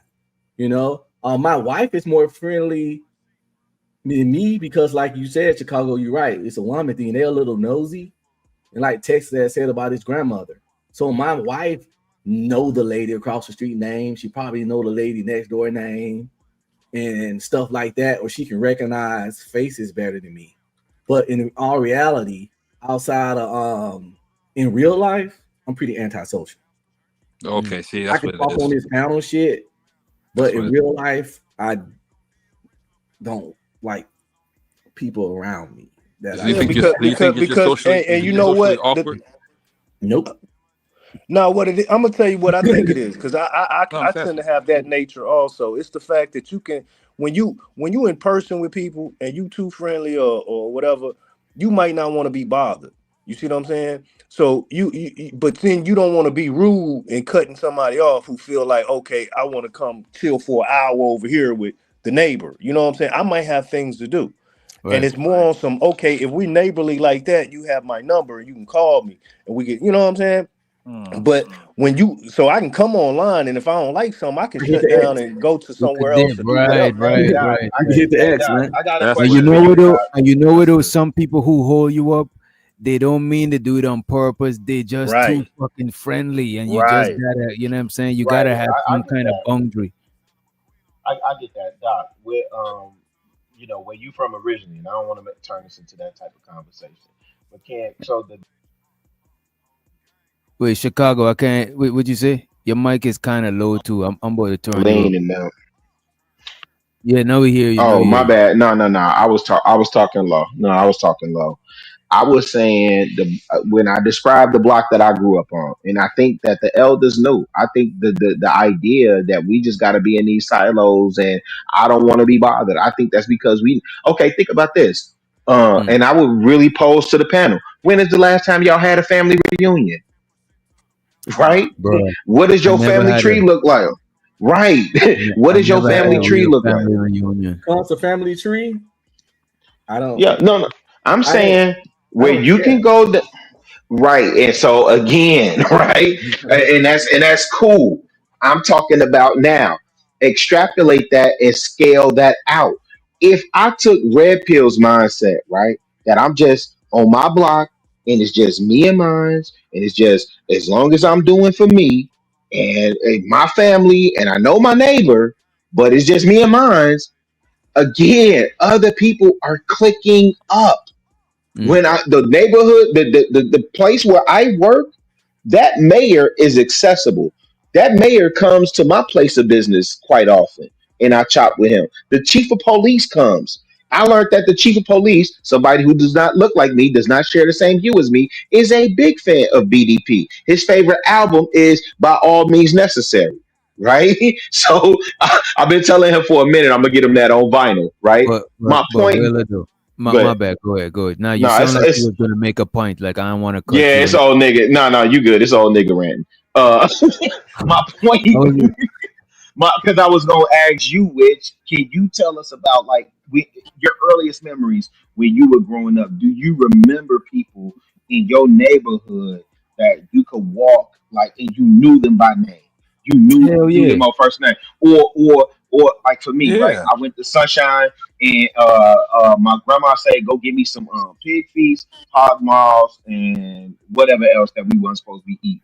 But she Like would look do at it it. with a When letter. when we was younger, right? A lot of our in our because the neighborhood that I grew up in, a lot of people in that neighborhood they've been in that neighborhood mad long before my dad and me and my siblings moved in and shit, right? So a lot of times, like people would just look out for each other, kids and shit. You know what I'm saying? Like if somebody see you doing something in the street, they know your folks and shit like that. So they'll scold you, or if they feeding their kids and you in the yard with their kids, they'll you know what I'm saying, you'll get some food too. You know what I mean? It's like more family based and more community based. But what I would say, like no, like in the inner city, because I'm from the city, but I'm not from the inner city close to the commercial areas, you know what I'm saying? So in the inner city close to the commercial areas, most people ain't got deep rooted family shit like that, so it might not be the same way unless they just know each other that long. Because when people just move into them neighborhoods, they fuck with each other, but they still not familiar with each other for that long. It's not like generations on generations. It's cool. It don't be like that Mhm. unless it's a unless it's a neighborhood where people got deep rooted ties to that neighborhood, like generations and generations they live there, so they'll learn how to fuck with each other. But when people new like that, people be trying to mind their own business. Facts. Most inner city is kind of like in New York. In New York, your neighbor and you ain't that cool unless It's y'all just a been different cool like that. scale. It's just a different scale because New York is so small but so big. You see what Mm. I'm saying? So many people, the population, so you got so many minds. In the inner city, like you're saying, it's the same way. It's just that's what used to get me because I traveled, bro. So it was like time travel. When I used to go visit my family in New York, you know what I'm Mm. saying, and then come back down south and I seen all the shit that was promoted and marketed and sold in New York, and I done bought into and bought up, and then came back down south. They hadn't seen that shit yet. That shit didn't come out to 6 months to a year later. You see what I'm saying? So it Mm. was like the time travel of things. So things are happening in the inner city at this the same as like a faster paced New York or a bigger city, but it's just like on a scale, a slowed down scale. Then you go to the country. The country is where you see all what you're talking about, Chicago. Right, You'll see right. you'll see more people that's been there for so long, ain't went nowhere. It might be a cousin or something that goes off to Chicago or goddamn St. Louis or anywhere. You know what I'm saying? But majority of the population in the country is gonna be there every day for the next 50 years, 60 years till they die. You know what I'm saying? And then whoever they had is going to take up under and take the house and the property and take care of that. And that's their life now. That's their lifestyle, what they've been doing. But then every now and again, you'll have somebody might move out and go somewhere else. You see what I'm saying? Mm. Now he has to have a new neighbor that he doesn't know. He has to move into a neighborhood where they might get to know him as the country boy because he's from the country and that's how they know him. And he's a cool neighbor, or he don't really fuck with nobody. You see what I'm saying? And if you notice in the inner cities, everything is more fast paced. So people don't even got the time to fuck with each other. Like, look, I got shit to do. You know what I'm saying? People don't even like in New York, somebody might live next door to you for like 4 months and you don't You even ain't know what never their seen him. face look like. And you pass them a couple of times in the street because people Don't know don't be that paying nigga stay attention. right next to you. Bro, if you're Exactly. looking at somebody in New York, they'll be like, the fuck you looking at? Because people don't really look at each other like that. People Right. is like, you know what I'm saying? They like what you call it, NPCs or some shit like that. Yeah, non-playable characters. Yeah, NPCs. Right. So it's people up and down my street in our neighborhood. I don't know. I never seen it's houses. People live in them. I have no idea what the people look like that reside in those houses. But No idea. I think more So what again, y'all Chicago is don't find saying, that problem. Y'all don't find that I problematic. would say No, is man, no, he knows it it, is, bro. it is. But I think more on what you're saying is that in order to fill this void, it has to be some type of organization of help where we say, hey, let's move into these communities, let's build together. You know what I'm saying? If there's available housing like that, you know what I'm saying? But then Yeah, I that don't even think you creates got to a move into those communities. I think you could build right again. I think you could build right where you at. So when you said, hey, what I'm speaking to is from a former time. Nah, when I lived in Atlanta, people are starved for community. Fam, I have formed lifelong relationships, right, with people who I love dearly in Atlanta, right? And that wasn't by, like by blood we related. Like, I went down there and a lot of us, a lot of cats from New York, LA, Midwest, a lot of people that was in the AUC, Clark, Spelman, Morehouse, Morris Brown, all that other stuff, right? People didn't have families like that. The families that we saw was like people in Techwood homes, Carver homes, Bowen homes. Those families got ran out. Again, this tactic plays across, right? I'm cool with us talking about it, uh, as it relates to us. But one thing I haven't heard you brothers break down yet is how that looks in other communities. Because But see, again, they're in those building. communities, those are communities. That's why it's important to own, and that's why we are, as That black part I people, are agree more with thinking, "Hey, 1,000. I Yep. have a house. Yep. I'm in a nice community. You see, And they can't run me out." another thing I want to add to a lot of communities, bro, they becoming melting pots too, but they not all right. A lot of communities is not communities just based on their geographic location, right? In Red Pill community, in his neighborhood, I'm pretty sure it's like 4 or 5 Muslims that go to the same masjid and they fucks with each other. Because people is not just community based on geographic location no more in inner cities because it become a melting pot. So people got a place they group up. Maybe Red Pill and a couple people go to the same church, but they ain't living in the same exact neighborhood, but they in the same city, and there's where they commune at the church. So communing in geographic locations in the inner cities is not looking nowhere close to the like rural areas because it's like such it's like melting pot. Any place that is close to commercial areas is gonna start attracting commerce and mad different types of people.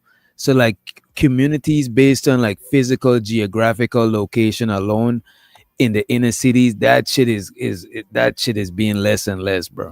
My community Even where is I'm at, more. even where I'm from in Guyana, the segregated communities is not in the inner cities. Like in the inner cities, we all grow up with different races around us. But when you get more into the rural areas, you're gonna find Indian only communities, black only communities, you know what I'm saying? But in the inner city where everybody gotta come to do commerce, where the commercial areas is melting pot because everybody trying to be close to the money, you know what I mean? My community is more socially economic separated.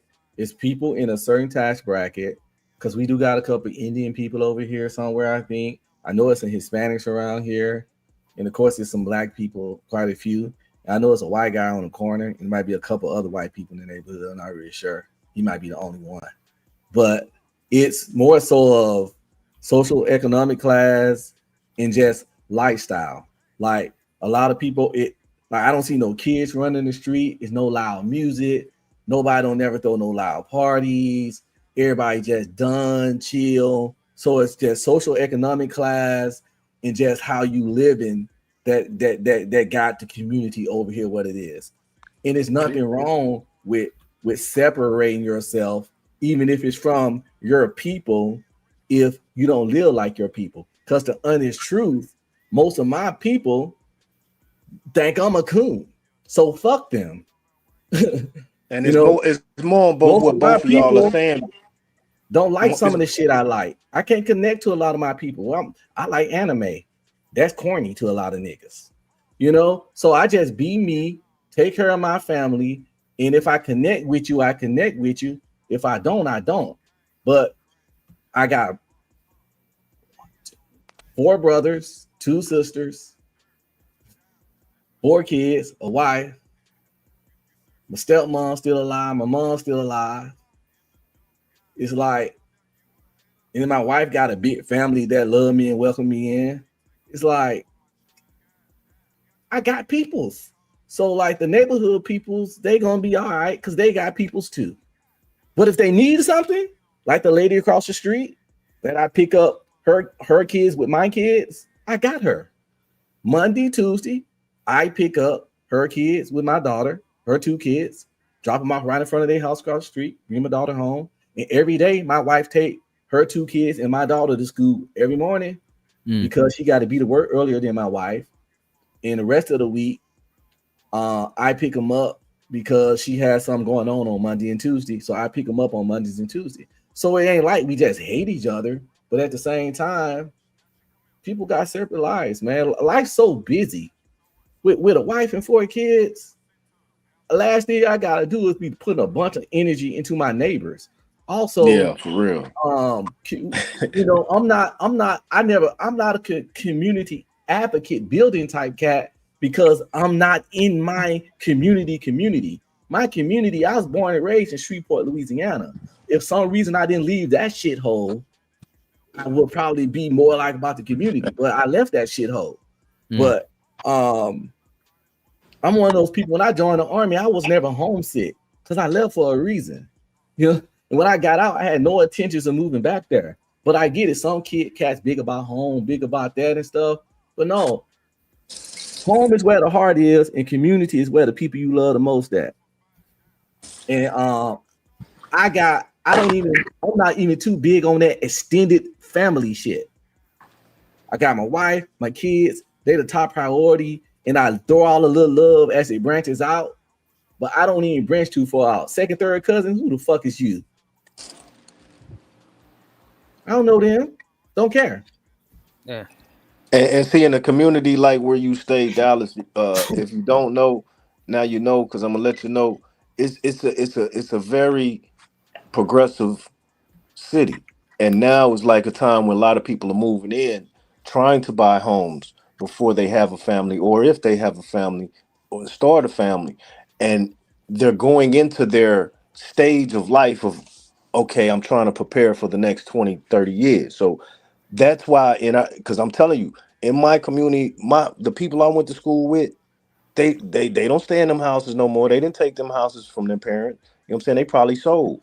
But who's staying there? Like he say, it's mostly Hispanics on the block now. I see a couple Indians, a couple what may be Arabs. You know what I'm saying? So I see a different denomination of people that are starting to move in, where it's still a somewhat black community, but because it's opportunity out there, it's land and houses to be bought. You can go get you a job, And let pay me for this house.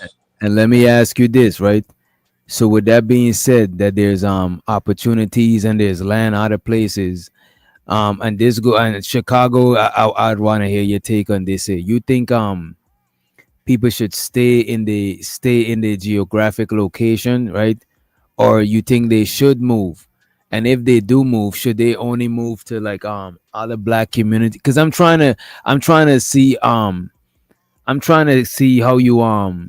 you actually viewing this community building thing. If it's just like a physical geographical community, or if it's a community that is that go beyond just the physical community. Oh, I think he probably I don't know if he at work or some shit. Probably But writing. to add on to what What, he's saying, though, what do I you think? understand what he's What do you saying because But what do you with think? my What family, do you think the community is actually? How do you think when people talk about building the community, right? What do you think that should look like? You know what I'm saying? Is it like a physical thing to where people buy property up? You know, they be having these abandoned tongues, or you think it's gonna be something that is beyond like a physical thing?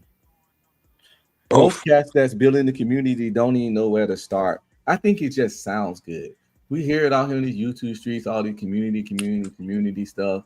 Some people do stuff. Like I always wanted to start an organization that like get people to dress up like different comic book characters and Mm. take comic books to like sick kids in hospitals and shit. Mm. I wanted to call it like um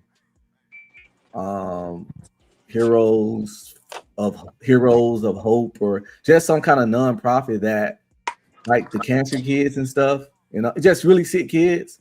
And you dress like people dress up like Deadpool, Captain America, whatever, and they go visit the kids at these hospitals and they bring them comic books and stuff. I always Mm. wanted to do stuff like that. That's always But cool. that's just like because I'm a big comic book fan. I got them all around here right now. And that's like a dream of mine that I really need to look into because I'm getting older. Yeah, that's hard. I But like that. Yeah. stuff like that. But that wouldn't be for the community. That'd be for any kid in need, not That's what just. I'm saying. A lot of people don't just identity. A lot of people community means different things for a lot of different people. And a lot of times when people talk about building the community, I don't think everybody is agreeing on what the community actually is. You know what I mean? Can I interject real quick? Yeah, yeah. Well, you got to think of this too, all right? Because when you think about solutions and problems, there's a lot of different aspects you got to attack. So if we're going on like even property, community, real estate, understand this. Like I even got family members that buy property. Now, when they selling, they're not thinking about what we're talking about. You know what they're thinking about? The sale. You see what I'm Mm. saying? They're thinking about, okay, I got 3 locations in this geographic location I'm trying to sell. Are they trying to sell it to a black, white, Indian, Arab, Mexican, Hispanic, Spanish, black? You know what I'm saying? No, where if you have that money and we can finalize this, I can get paid. You see what I'm saying? So that's where it comes into play. If you're trying to do that, you have to set up some type of organized situation where, okay, we're trying to buy the properties in this location, maybe sit on them if we have to, if we have the money to, until we can sell to who we want to sell, or grant it to a relative, or somebody, or somebody we know is doing something, you know what I'm saying, for the community. Other than Right. that, because like I say, that I have family that does that. So even with that, nigga, I'm trying to hold on to what is sacred to me, which is the family properties. You see what I'm Mm. saying? Now, when I have to negotiate with them, nigga, all they doing that shit like it's a house they bought somewhere. You see what I'm saying? They don't Right. care about where we came from no more, because hey, that was their lives that got us here. You know what I'm saying? So Mm. our history is close to being, gone too, because there's just thinking about, hey, how can we accumulate something from nothing? Because before this person died, and they was on the, and now they're not here, and they comes to the family. You know what I'm saying? Okay, now it's ours. So what we gonna do? Sell? That's the Right. first thing on somebody's mind. You see what I'm saying? So Yeah. who are they selling to? I don't think is a particular. It's just the factor of, do they have the money? Right. Right. Do you think that people these days are getting pushed to be more selfish? Yes, very Do much so. you think It's that? it's it's the caring. We don't care a lot, and it's not. It's Right. like, okay, the Do you values think? that we had, we're not caring about that. So tradition is going out. Values, Exactly. morals is going out. So our Mm. history is also going out, being exterminated. You see what I'm We saying? And it's we, it's we it's a always been. emotion that you just said, selfishness, because it's become comfortable to just want the money, and you know what I'm saying. The money can provide a better living for you. You see what I'm saying? For Yeah. you, right? And that's what the bull was saying earlier. And I respect his position. I've always been told, want for your brother what you want for yourself. So at the end of the day, I'm on that type time. And if I'm in the neighborhood, listen real quick, because I don't. I'm here to listen, and I appreciate. I'm here to observe. And real quick, I met my neighbor. His mom just passed. I know him from a can of paint. I went over there. We talked, had a beer too. His mom passed like 2 weeks later, bro. Nobody to talk to, obviously. It was a rough time for him. Boom, slide down to the mom, mom funeral and all that, just to show respect. And, hey, listen, this is my neighbor. I don't know him from nothing, man. We solid now. You know what I'm saying? So, like, we have to make individual choices regarding who you deal with and who you don't. So for me, my experience with neighbors, because I reached out, he was in a situation, not just saying, that's always the circumstances, but I got a lifelong friend now. He'll let me drive his car. He dropped keys to a spot. You know what I'm saying? So you never know how things will transition if you don't make an attempt. I'm on mute. All right.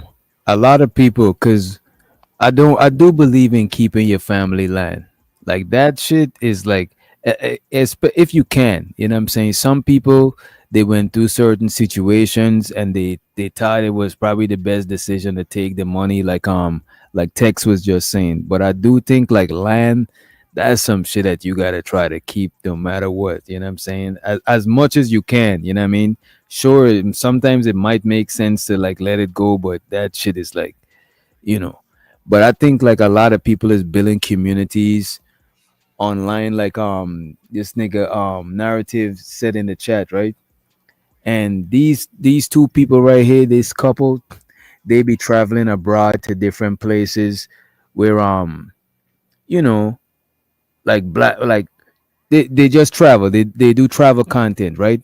But this video right here, they talking about countries that if you travel in there as a black person, it might be the worst countries, because there's a lot of people that go to these different West African countries that offer dual citizenship to other black people, and a lot of people from America even go over to them countries. I remember when I used to watch a lot of Tariq Nasheed back in the days. I think they had a family up there that I think it's South Africa, somewhere they moved to, and they got like a pocket of like is like a American, is like a pocket of American people, black Americans that move over there and try to start communities and shit over there, right? I can't remember if it's South Africa or Liberia, but these people in this video, they talking about the worst places to travel while being black. Let's check that shit out, right? Packed the bags and showed up with open arms. But in some parts of the world, being black isn't just a cultural difference. It's a problem. Not for you, but for them. This isn't a list about drama. This is about real life hostility. Today, we're talking about the top 10 countries where traveling while black can be a problem. From outright racism to heavy, not so microaggressions, to disdain and creepy behavior. No one goes into a country expecting to encounter assholes, prejudice, and discrimination. But these countries are heavy on the asses, kind of like America. We're not just talking about stares and offhanded comments from one or two people. We're talking about serious racial tensions, anti-black sentiment, and outright danger zones for black people. We're starting off with a country whose hue is likely darker than you, India. India is a colorful, pungent, complex place where the melanin matches the continent of Africa. But its struggle with colorism runs deep, like to the core. Religious texts and myths often associate lightness of skin color with purity and darkness of skin color with evil. And then the colonizers arrived and reinforced all manner of color discrimination, and lightness was elevated. European beauty standards were established, and all manner of self-hatred perpetuated throughout the culture, and is still prevalent to this day. Indians abroad report discrimination everywhere that they move to, but at home, they embody the characteristics of the worst slave masters. Dark-skinned students beaten by classmates and teachers. The untouchables of India are treated with the most contempt. Black expats report being overcharged, harassed, and actually denied service. African students have been beaten by mobs, accused of cannibalism, and even murdered. On the streets, you may break necks, even though some Indians are darker than most Africans. So if you're black and traveling through India, while most people may not attack you, the microaggressions may be clear. So this is like, I mean, this is something that most people are already hip to, because India, even in their religion, they got like a religious caste system where the lighter Indians is above the darker ones. So that's a given. The next one he was talking about is China. Next up is a country right next door. China is a country known for its cuisine and culture. Its economic rise on the global stage has been historic, but its views on race still stuck in the past. During COVID, Africans in Guangzhou were kicked out of their homes and denied hotel access, even when they had negative tests. because the people believed that black travelers were the ones bringing the disease to China. And stares here aren't just awkward, they're prolonged, sometimes with people snapping photos or whispering openly. And don't be surprised if a stranger tries to touch your skin or hair as if you're a curiosity, like a zoo animal. Blackness? That is crazy. Told you, DJ, they'll be touching your fucking dreads. Me go to Korea, man. They little dirty kimchi hands. Yeah, I'll probably get arrested, bro. That is wild. That's some different shit right there.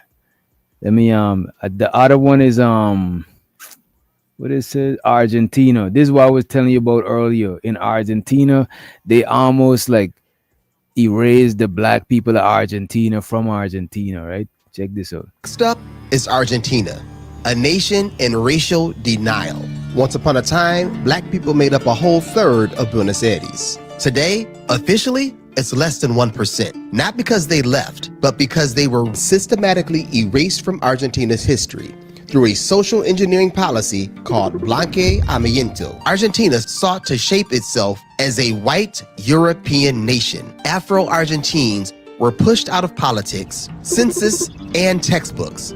And now, blackness in Argentina isn't just rare, it's treated like an anomaly, like a problem.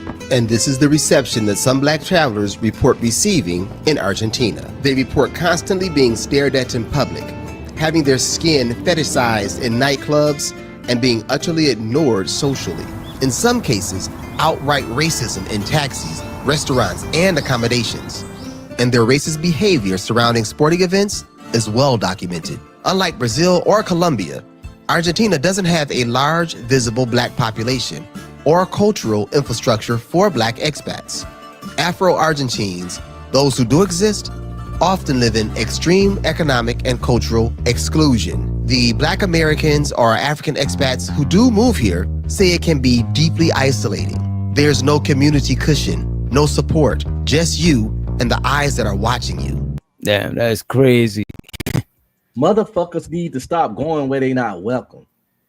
I ain't even going on panels where I'm not welcome. Fuck, I'm going to a goddamn country where I don't even want to go in a chat where I'm not welcome.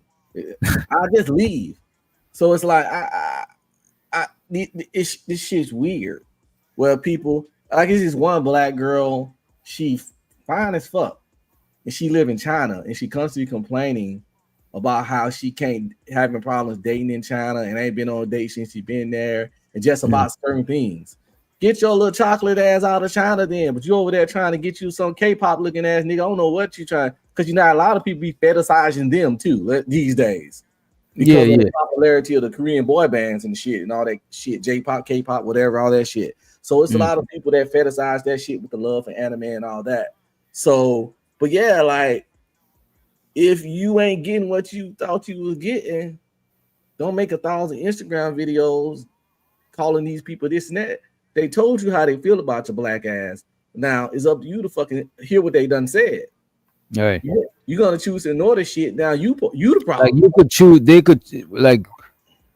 could choose to not go there, but these people, they already live there. They might need to find a way to get out of there, or now they need to find a way to get out.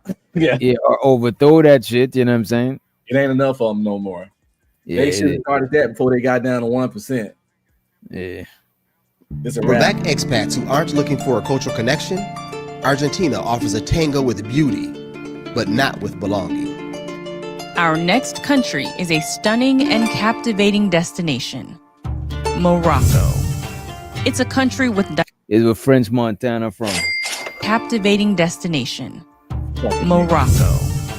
It's a country with diverse landscapes, vibrant cities, rich culture, and welcoming people.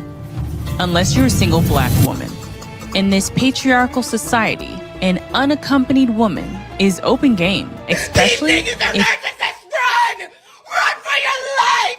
They're trying to take your light! It's fuel!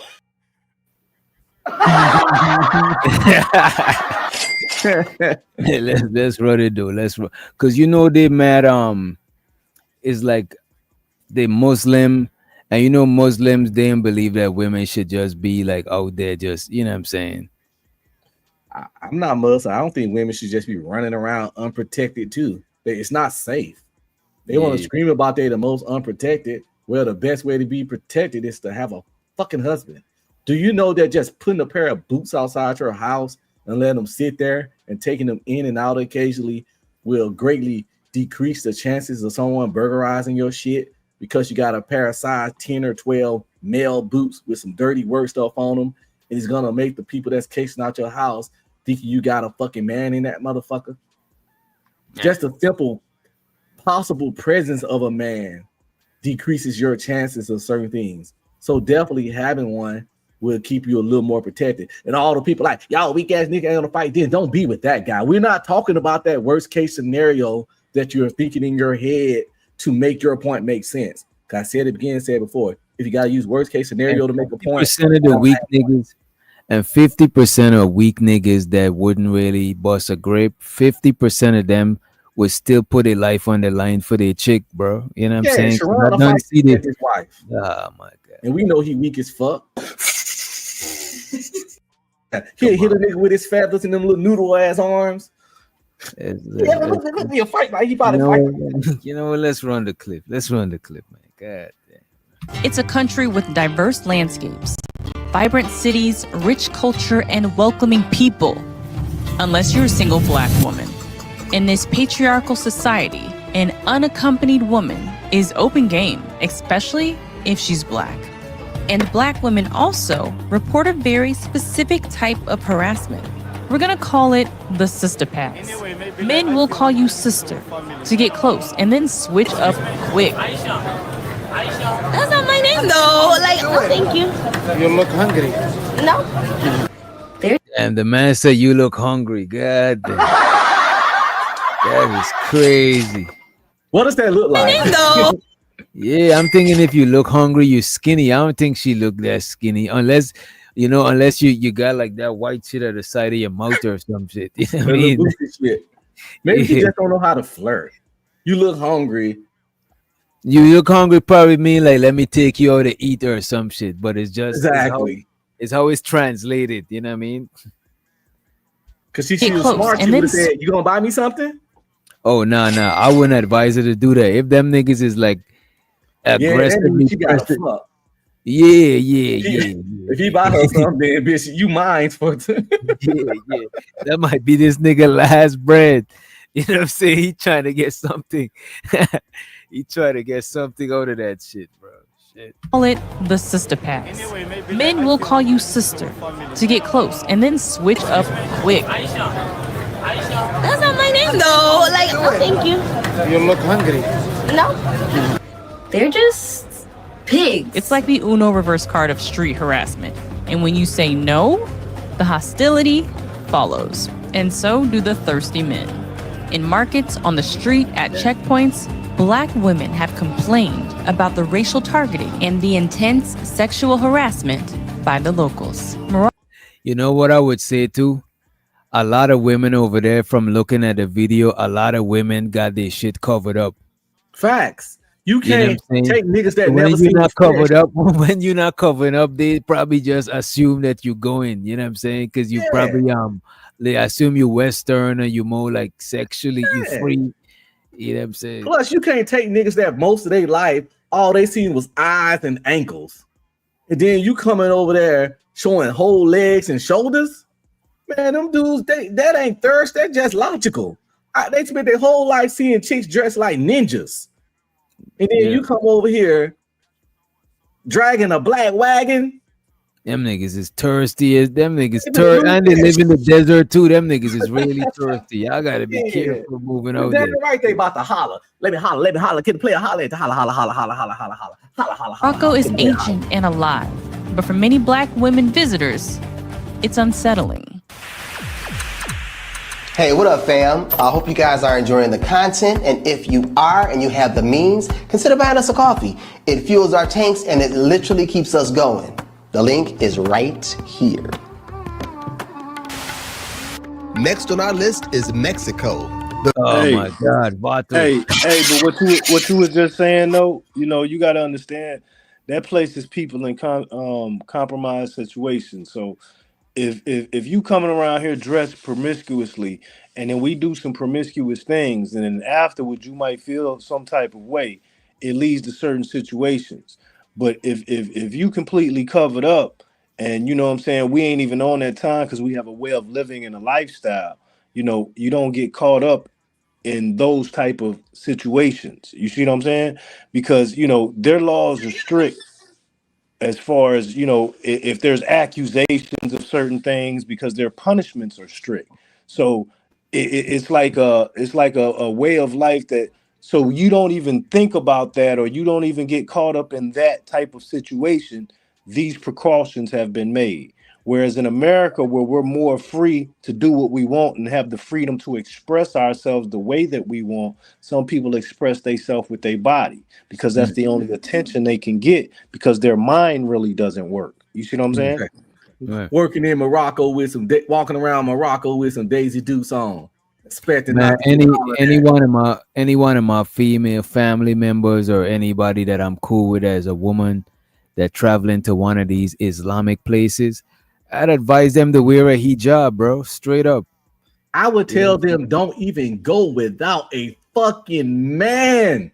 You know that's You true need too. I someone to wouldn't speak I on wouldn't your advise that. behalf. Right, right, right. They don't Because a even lot want of to talk times to them them. dudes don't respect women even talking to them. Like, you know what I mean? Transacting business and shit like that. No, yeah, you trying to explain and argue with one of them dudes. In some of those places, it's damn near illegal to raise your voice at a man in public. Mm. I think Dubai is one of those places. Remember that lady that went to jail and was trying to beg to get out because she was wilding out at the car rental place? Yeah. That sister? Yeah, I remember she did Yeah, the out she there, went out all probably over out social there acting media. like an American nigga, and we not in America, and we don't do that niggerism shit over here. You know what I'm You know saying? what it Calm and that you know shit what, down. bro? Look, it's fair to you could wear whatever you want and do all of that shit, but you're not gonna know what's the outcome from doing that shit. You know what I'm saying? It's not safe everywhere to be dressing But however you want and shit. You know what I'm saying? but Some but think places about it. Think your about it. What dress is the code out? could literally Think, put you in jeopardy. My fault. think What you say, about bro? it. Think about it. What is the outcome? There's an outcome to every. Even when cause see, that's how Dallas used to be. When you used to go out, there used to be dress codes enforced because they Mm. didn't want a certain type of crowd there, which would bring a certain type of situations. So to cut all that off, let's be prepared. So when you come, make sure you dress, because some young dudes ain't gonna dress casual. You see what I'm saying? They Mm. they they, they feel like that's, oh nigga, that's old, or that That's ain't old, that. right. Yeah, Outdated and shit, right. you're right. But then no, that brings a certain type of class and style that, okay, well, if you feel that way, you ain't gonna be coming here kicking up no dust. Mm. So when you dress a certain way, it gives off an impression, doesn't it? And then it says first impressions are lasting impression, doesn't And it? I ain't So gonna hold you even when you dress a certain way. Cause when I'm you know what I'm saying, when I'm sharp and I'm wearing, you know what I'm saying, I'm wearing a button up, you know what I'm saying? Like I move a little bit different just cause you know what I mean? Cause I'm it dressed a little makes you bit feel, different. yeah, it's a feeling. That's why It people make you are feel a into little style and sophisticated and things. shit. You know what I mean? Right. And that's why people are into styles. But then when you go less bearing, what do you think the end game is going to be? What are you trying to do to get attention? And when you get bad attention, you can only be mad at yourself because you knew walking out like this could get you either good, promiscuous, or bad attention. And if somebody with bad intentions comes across, and things happen, how did you get in this situation in the first place is what's going to be asked. You see what I'm saying? Mm, mm. So sometimes when you go out into the world, you have to dress appropriately. That's why I don't look down on certain countries that, have certain guidelines, because It's just obviously like they're. different. It's just like certain neighborhoods. If you dressed in, let's say your favorite color is red, and you dressed in red from head to toe, and you go in the wrong neighborhood, that you know what I'm saying, that they ain't fucking with that shit. You could say, oh, I could wear whatever I want, sure, but you could have wear something different and get a different outcome because somebody might run down on you, press you a certain way because you wearing the same color the supposed enemy and shit like that. It's like you could control what you do, but you can't control people reaction, and you can't sit here and say was right or wrong when it's your life on the line when it's certain shit like your sexuality on the line, when we talking about the possibility of you being raped and shit like that. I think we gotta be more cautious. You know what I mean? Yeah, it's like walking around all the time in a poo shiesty in real life. You feel me? You might get Yeah, looked you at. might be Somebody minding your own business, but the police is gonna try to snatch you up. It's like it is what it is. You know what I'm you saying? know? Guys are enjoying the content, and if you are and you have the means, consider buying us a coffee. It fuels our tanks and it literally keeps us going. The link is right here. Next on our list is Mexico, the go-to escape for American expats.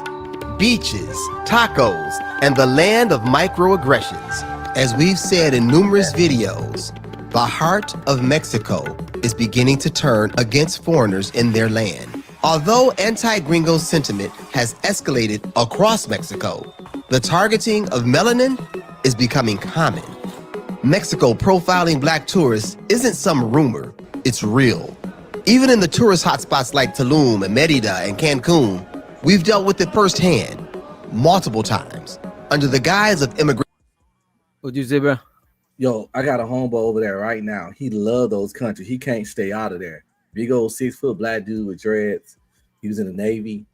He got 40, he 100% disability, and he ain't got no kids. So he just be living in Colombia for like 8 months straight. He only come home for VA appointments or to check on his mom.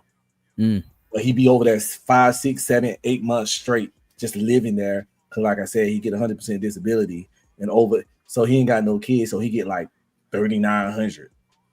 And the currency exchange over there probably crazy, bro. He may more than the governor, you know. Free money, bro. That is crazy to just be retired and just man. Show some to him, bro.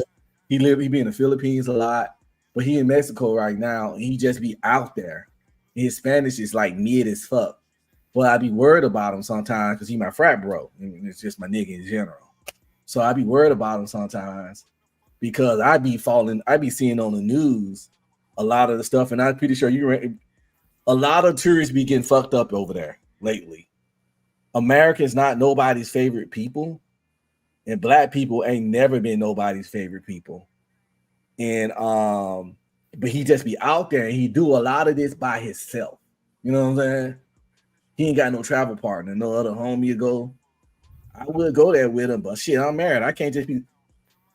I got a lot of freedoms, but I can't go live in Colombia for 8 months because she already know. You feel me? Yeah. If your woman think you're gonna live in Colombia for 8 months and not cut something, your woman lying. Yeah. So I ain't about that life, but she ain't. It's just being realistic. Right. Nigga, first day out. Nigga, shit, cutting. First day out. Lord jeez. Come on, man.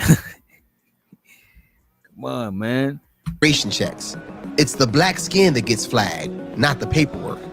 We've been stopped, questioned, harassed more times here than in any other place on earth outside of. God damn, bro. This man said he's saying like this might be the most discriminative place, bro. Mexico. With it firsthand, multiple but times. You know under what? The Though? guise of. Who's that? You know what? It's been when you think about it, and you're Ghanaian, but when you think about it in America, it's always been that in Spanish descent. The dark skinned Spanish guy was always kind of hated on. You see what I'm saying? Like even in families, bro. I ain't gonna hold you. I ain't even been here all my life. I moved here when I'm 19, going on 20. But even I see that shit because I got Mexican partners, and there's darker Mexicans in their family. You know what I'm saying? I even see in New York how certain Hispanic people don't fuck with certain. I got I got Hispanic family, bro. I'm part Hispanic, bro. I'm part Latino. Put it like that. You know what I'm saying? So it's like shit, nigga. My mom's is darker. You know what I'm talking about? Shit, your brother looked like goddamn Tony Montana. You see what I'm saying? And so it ain't just like on the streets or in the community or in the neighborhood, nigga. That shit goes on in families too. In your family, yeah. I'm gonna pause up though. immigration checks. It's the black skin that gets flagged, not the paperwork. We've been stopped, questioned, harassed more times here than in any other place on earth outside of the US. It's not about your passport, it's about your skin color. On another front, many Mexicans deny the existence of Afro-Mexicanos. They're often erased and overlooked by their own culture. And black tourists, viewed as outsiders. Bro, I'm telling you, bro. Bro, this is some real shit. A lot of times, bro, like I watched a video of a dude, and if y'all want, we could pull it up. This dude traveled to Mexico and went to the black Mexican neighborhood. And it's not like a dark Mexican. No, it's a black Mexican, not a dark Mexican. I'm talking about afro and nappy hair, same texture hair as you and me, bro. Living over there. And they Mexicans, you know what I'm saying? They ain't just moved there. They got generations and generations over there. Maybe they got over there through slavery, you know what I'm saying? Even when you speak Spanish and attempt to assimilate. It's not all Mexicans. Hey, pause for a second. Maybe it's some forgotten culture that we don't know about the black Mexicans, and they might have been superior or something, and you know what I'm saying, or did wrong to them, you know, when they was leaders or some shit. They felt, you know what I'm saying? We don't know. This is because that's what really goes on, bro. A lot of history gets forgotten. A lot of history gets forgotten, bro. The original Mexicans were dark. Like the ones we see today, they are made. They're not even a race. It's a made group because Mexican is a nationality. But they look like that because of those white people over in Europe, those Spaniards. Yeah. Came over there. The conquistadors came over and graped up everybody and turned them to Catholics. And that's why you got tall Mexicans with blonde hair and green eyes and blue eyes and all that. The original Aztecs and Mayans that occupied those areas were brown, squat, stocky people. You know, they were brown, they were stocky, they weren't tall and pale. Think about the region they lived in. So basically, if you tell it, what you telling me that it's basically like saying the same thing they did trying to do to black people now, colored people now. They been done did to the to the Latin American race as far as like their history, because what they did with Mexicans is basically make them feel like they're superior. You should more try to be more like me, or we. You know, our strokes, our different strokes is better. Did. That's what it did. The conquist. They got like a racial hierarchy, right? People from Spain is at the top of the hierarchy. Like people who born in Mexico, but the ancestors from Spain, they second in the hierarchy, right? And right after them is the people who's mixed with the native Mexicans. And then is the native Mexicans, and then is the black Mexicans after that shit. You know what I mean? That might have been there the longest. Because like I said, that's not a reason for pale skin and blue eyes and all that. That reason ain't for that. They worship the sun so that god. would mean that black Mexican is still a reminder of history. And that's why they don't like that motherfucker. You know, it's a reminder who was there first, not your pale blue-eyed self and you tall Spaniard conquistador, but these little brown cats, which was there first, and they don't like that shit. And they have a hard problem doing that to us to a degree because our DNA shines out too much. You know, you mix the stuff with black, a lot of time that black gonna pop out a lot. You gonna tell. And it's really hard to wash a lot of that black out, so they try to eliminate it. That black is a permanent stain. Black is a permanent stain. You hear me? You can fuck out black, but it takes too long to fuck out the black out of a family line. Right. You know, but you can fuck out the white just by just knocking up some white dude daughter. You don't fucked up his whole bloodline. Yeah. You know what I'm saying? Now you got Tyrone Jr. He got a black daddy, and the world gonna see him as black. So you don't fucked up Chad whole bloodline just like that.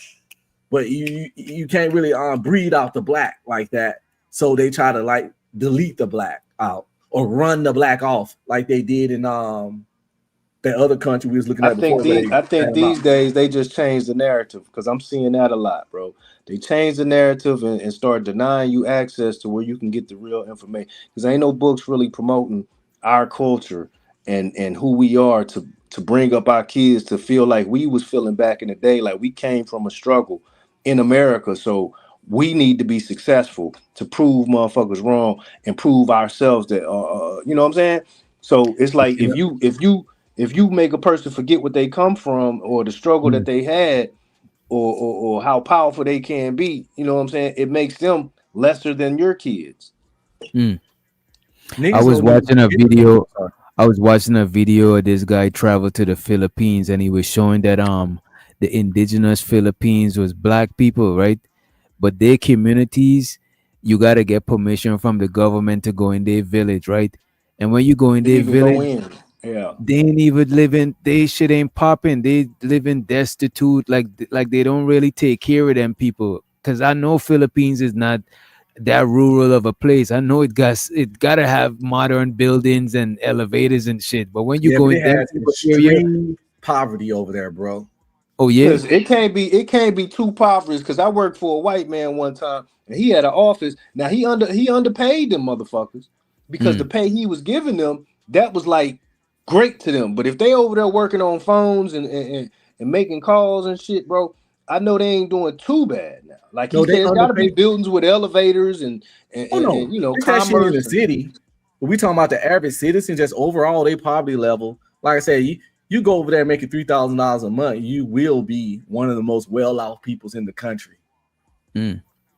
yeah, because the way he was paying them people, I knew he had something going on, bro. You Why know you what think I'm every saying? time you call a call center, it be somebody with either Indian or a Philippine accent? Right, because the labor is cheap to Mm-hmm. get labor and it's remote job, so they don't gotta be over here. Say, hey man, I ain't even gotta Mm-hmm. house you.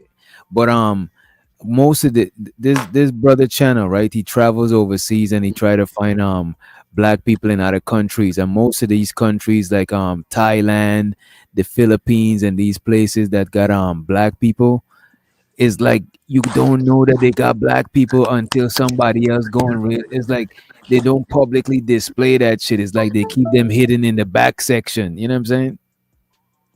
The niggas in the back. Yeah, that shit is crazy. Just like Rosa Parks, huh? They put the niggas in the back. Anybody want to take a shot with an old man Shit, What I you ain't got? even. that's at the house? I know Witch Doctor don't even drink like that. You probably ain't got no liquor. I ain't got no liquor, but you know what I got?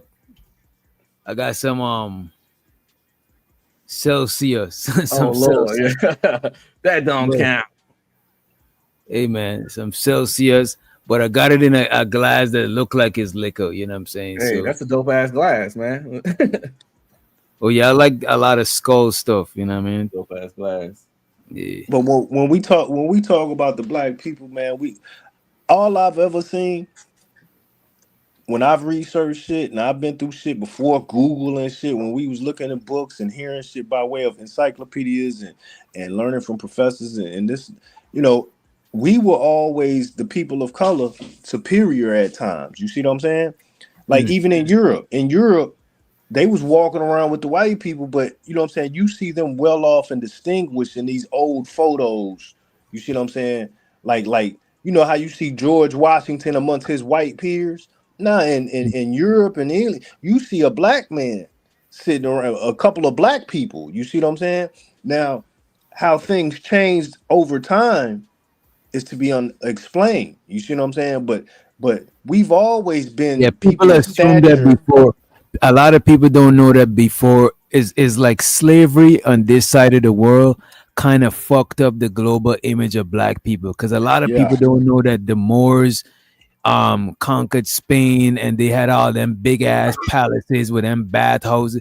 People don't know that shit. People just think that before slavery and black people assimilate into like like living a more Christian Western way, you know what I'm saying? People can't believe that black people had like a lot of shit going on. Black people, there was like riot. There was a nigga named Mansa Musa that literally changed economies just by traveling. He traveled through your country and changed the economy because of all the gold they was moving with. You know what I'm Hey, saying? have you heard of the Cheddar Man? No. Oh yeah. The cheddar man that they found that is like One of the oldest humans they ever found in Europe. yeah. And they reconstructed his DNA and reconstructed everything, and the nigga looked like you. He was brown skinned. Like me. He didn't look like me. God damn. It's Well, he was fucked up. brown skinned. They had him with I'm fucking dreads, with you. I'm fucking with you. I see the cheddar man. I just looked it up. I just pulled it up too. but he did have blue eyes. Mm. But we have blue eyes. I got a homeboy darker than me with blue eyes. That just is what it is. I don't know There's what side African you're from. people. There's people Yeah. in Africa that got blue eyes. There's tribes in Africa that got blue eyes, and I think they got a light brown color here and shit too. You know what I mean? And the scientists got mad at the other scientists when they released what the Cheddar Man really looked like. Just like Tex been saying, they really try to suppress a lot of history. They try to express they offshoots of us. They are fucking. They sponge from us. They are kids. They try to that we the original people. And when they find the oldest this, the oldest that, it's always come back and to be someone black or African descent, and they hate that shit. But and when, like I said, they was proud of Cheddar Man's like 30,000-year-old body or 20-something crazy amount. But then they shit. You gotta remember back in the days, early people was all like we was melanated and shit, right? And when people isolate, because we melanated, but we still got all the other features within us. You know what I'm saying? The blue eye, the different color hair, and all that shit, right? But when people isolate themselves or got isolated by whatever nature, they're gonna start creating a phenotype from mating and being concentrated in that one area. So they're gonna create a look. It's just like, say, everybody, let's say people, all of us black, right? But some of us got big foreheads. You know what I'm saying? And then we stayed in the big forehead people stay in this area, or people with big forehead and small teeth, you know what I'm saying, stayed in this one area. Eventually, the people from that area gonna start having big forehead and small teeth. Because look at people from Somalia. They all got a certain look, but we notice the look is an isolated look, and it become a people now. Same thing as people from Ethiopia is an isolated look. They got five faces in their whole race. Right. Even Asian people, they look, when you look long enough, you could see that there's a difference between like a South Korean and a Chinese person, but it's because they isolated and they keep mating. It's just like with dogs. Oh yeah. You know, if I made a German Shepherd and a pit bull, and I just keep mating German Shepherds and pit bull and keep them, isolate them, they're gonna become a dog breed. You know what I'm saying? Korea is a peninsula and it's isolated as fuck. 99% of the people in Korea all look like brothers and sisters or cousins. They all gonna be about the same skin complexion, and they gonna have dark hair and similar features. 99% of the people are Korean. So that's another reason why if you black over there, when I say when they treat you like God, they are, because you like just gonna stand the fuck out. They either gonna treat you like shit or like God.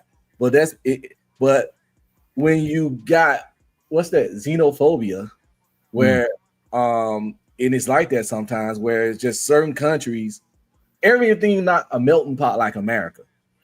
We're used to the melting pot of America, but it's just places where all they see is motherfuckers look like them, and that's going to reflect in their behavior. So you got to be iffy when you go to those places that they whole life everybody look either like them. All the women resemble their mamas, their sisters. All the dudes resemble their cousins or their dad or brother.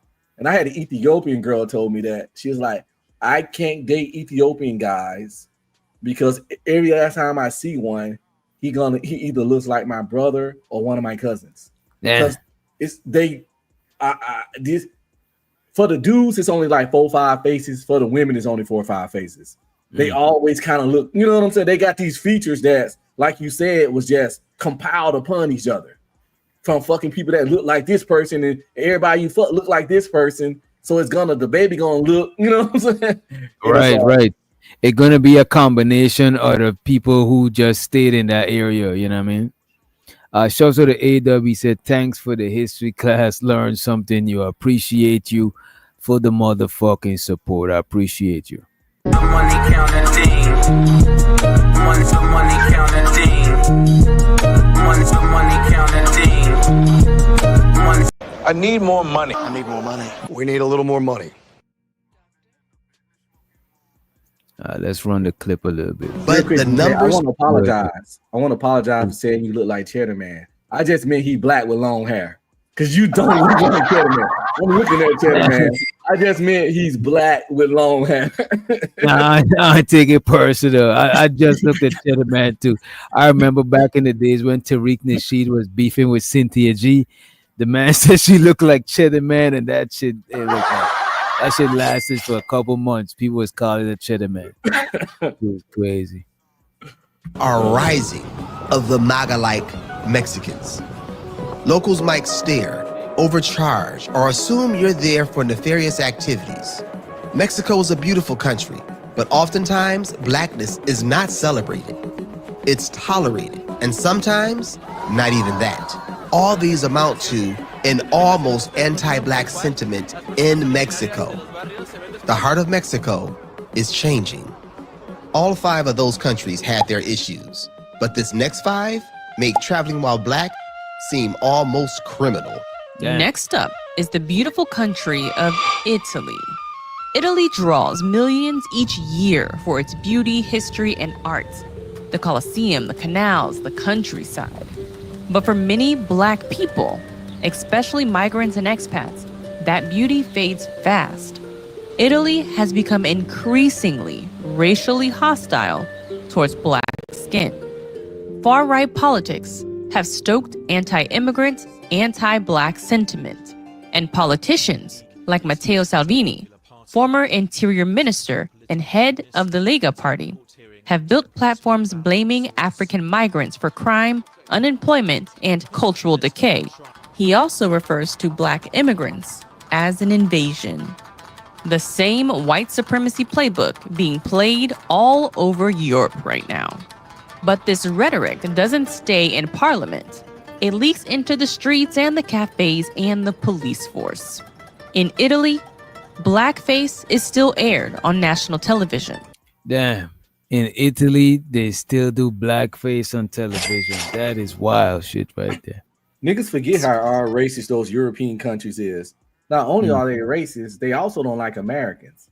So you go over there as black and an American, they double don't like your ass. And that's what motherfuckers need to understand when they want to go see the Leaning Tower and go to Venus and walk around in little boats and see all these beautiful sights that you read about in movies.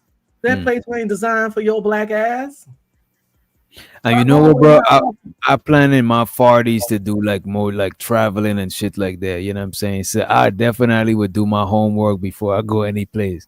Cause I'm black and I got dreadlocks. They might be sniff searching me with the dogs everywhere I go. You know what I mean?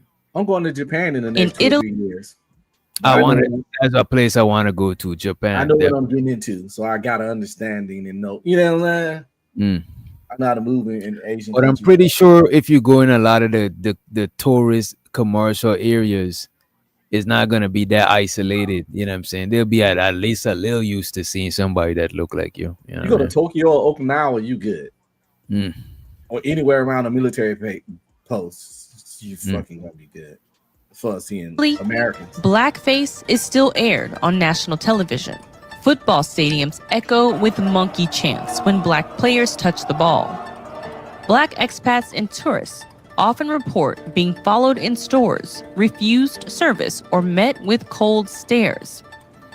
Italy serves art, pasta, and vicious side eyes. Black travelers may want to double check their itinerary before flying. Ukraine may be the underdog of Europe's war narrative, but for black folk, it's been a cautionary tale for a long time. They racist as fuck over there. God damn, go ahead. Racist as fuck. I ain't gonna say the name because whatever reason they say you can't say it on YouTube, but my sympathy for what they was going through was only stuck with the loss of human life. Because it still was innocent kids and women and children that lost their life and all that bombing and war stuff. But the whole donating 61 billion or whatever, all that stuff and all that, they got neo-Nazi police groups over there and Yeah. neo-Nazi military regiments. And they when they was letting people leave the country to get away from the war, when letting them out on the trains, they was kicking the African looking people over their back and all that kind of stuff. So it's funny. People like, first of all, Ukraine don't care about America, never call about American problems. They wouldn't piss on us if we was on fire to put us out, and they sure wouldn't be fucking So with why black did people. American troops help them and provide housing for Ukraine? I think that was refugees. A lot That's of a them great. went to New York and shit. There was some Biden social help shit. Oh. So it's You not know, so America and Italy and Ukraine don't got like a history of alliance or allegiance or some shit like that. they have some resources over there Mm. that are beneficial to us, mining type stuff. Okay. But so things like that. But it was a lot of black people that was for it, like kind of like you see a lot of black people pushing for the place that start with a P. That's going P? through it. It start with a P.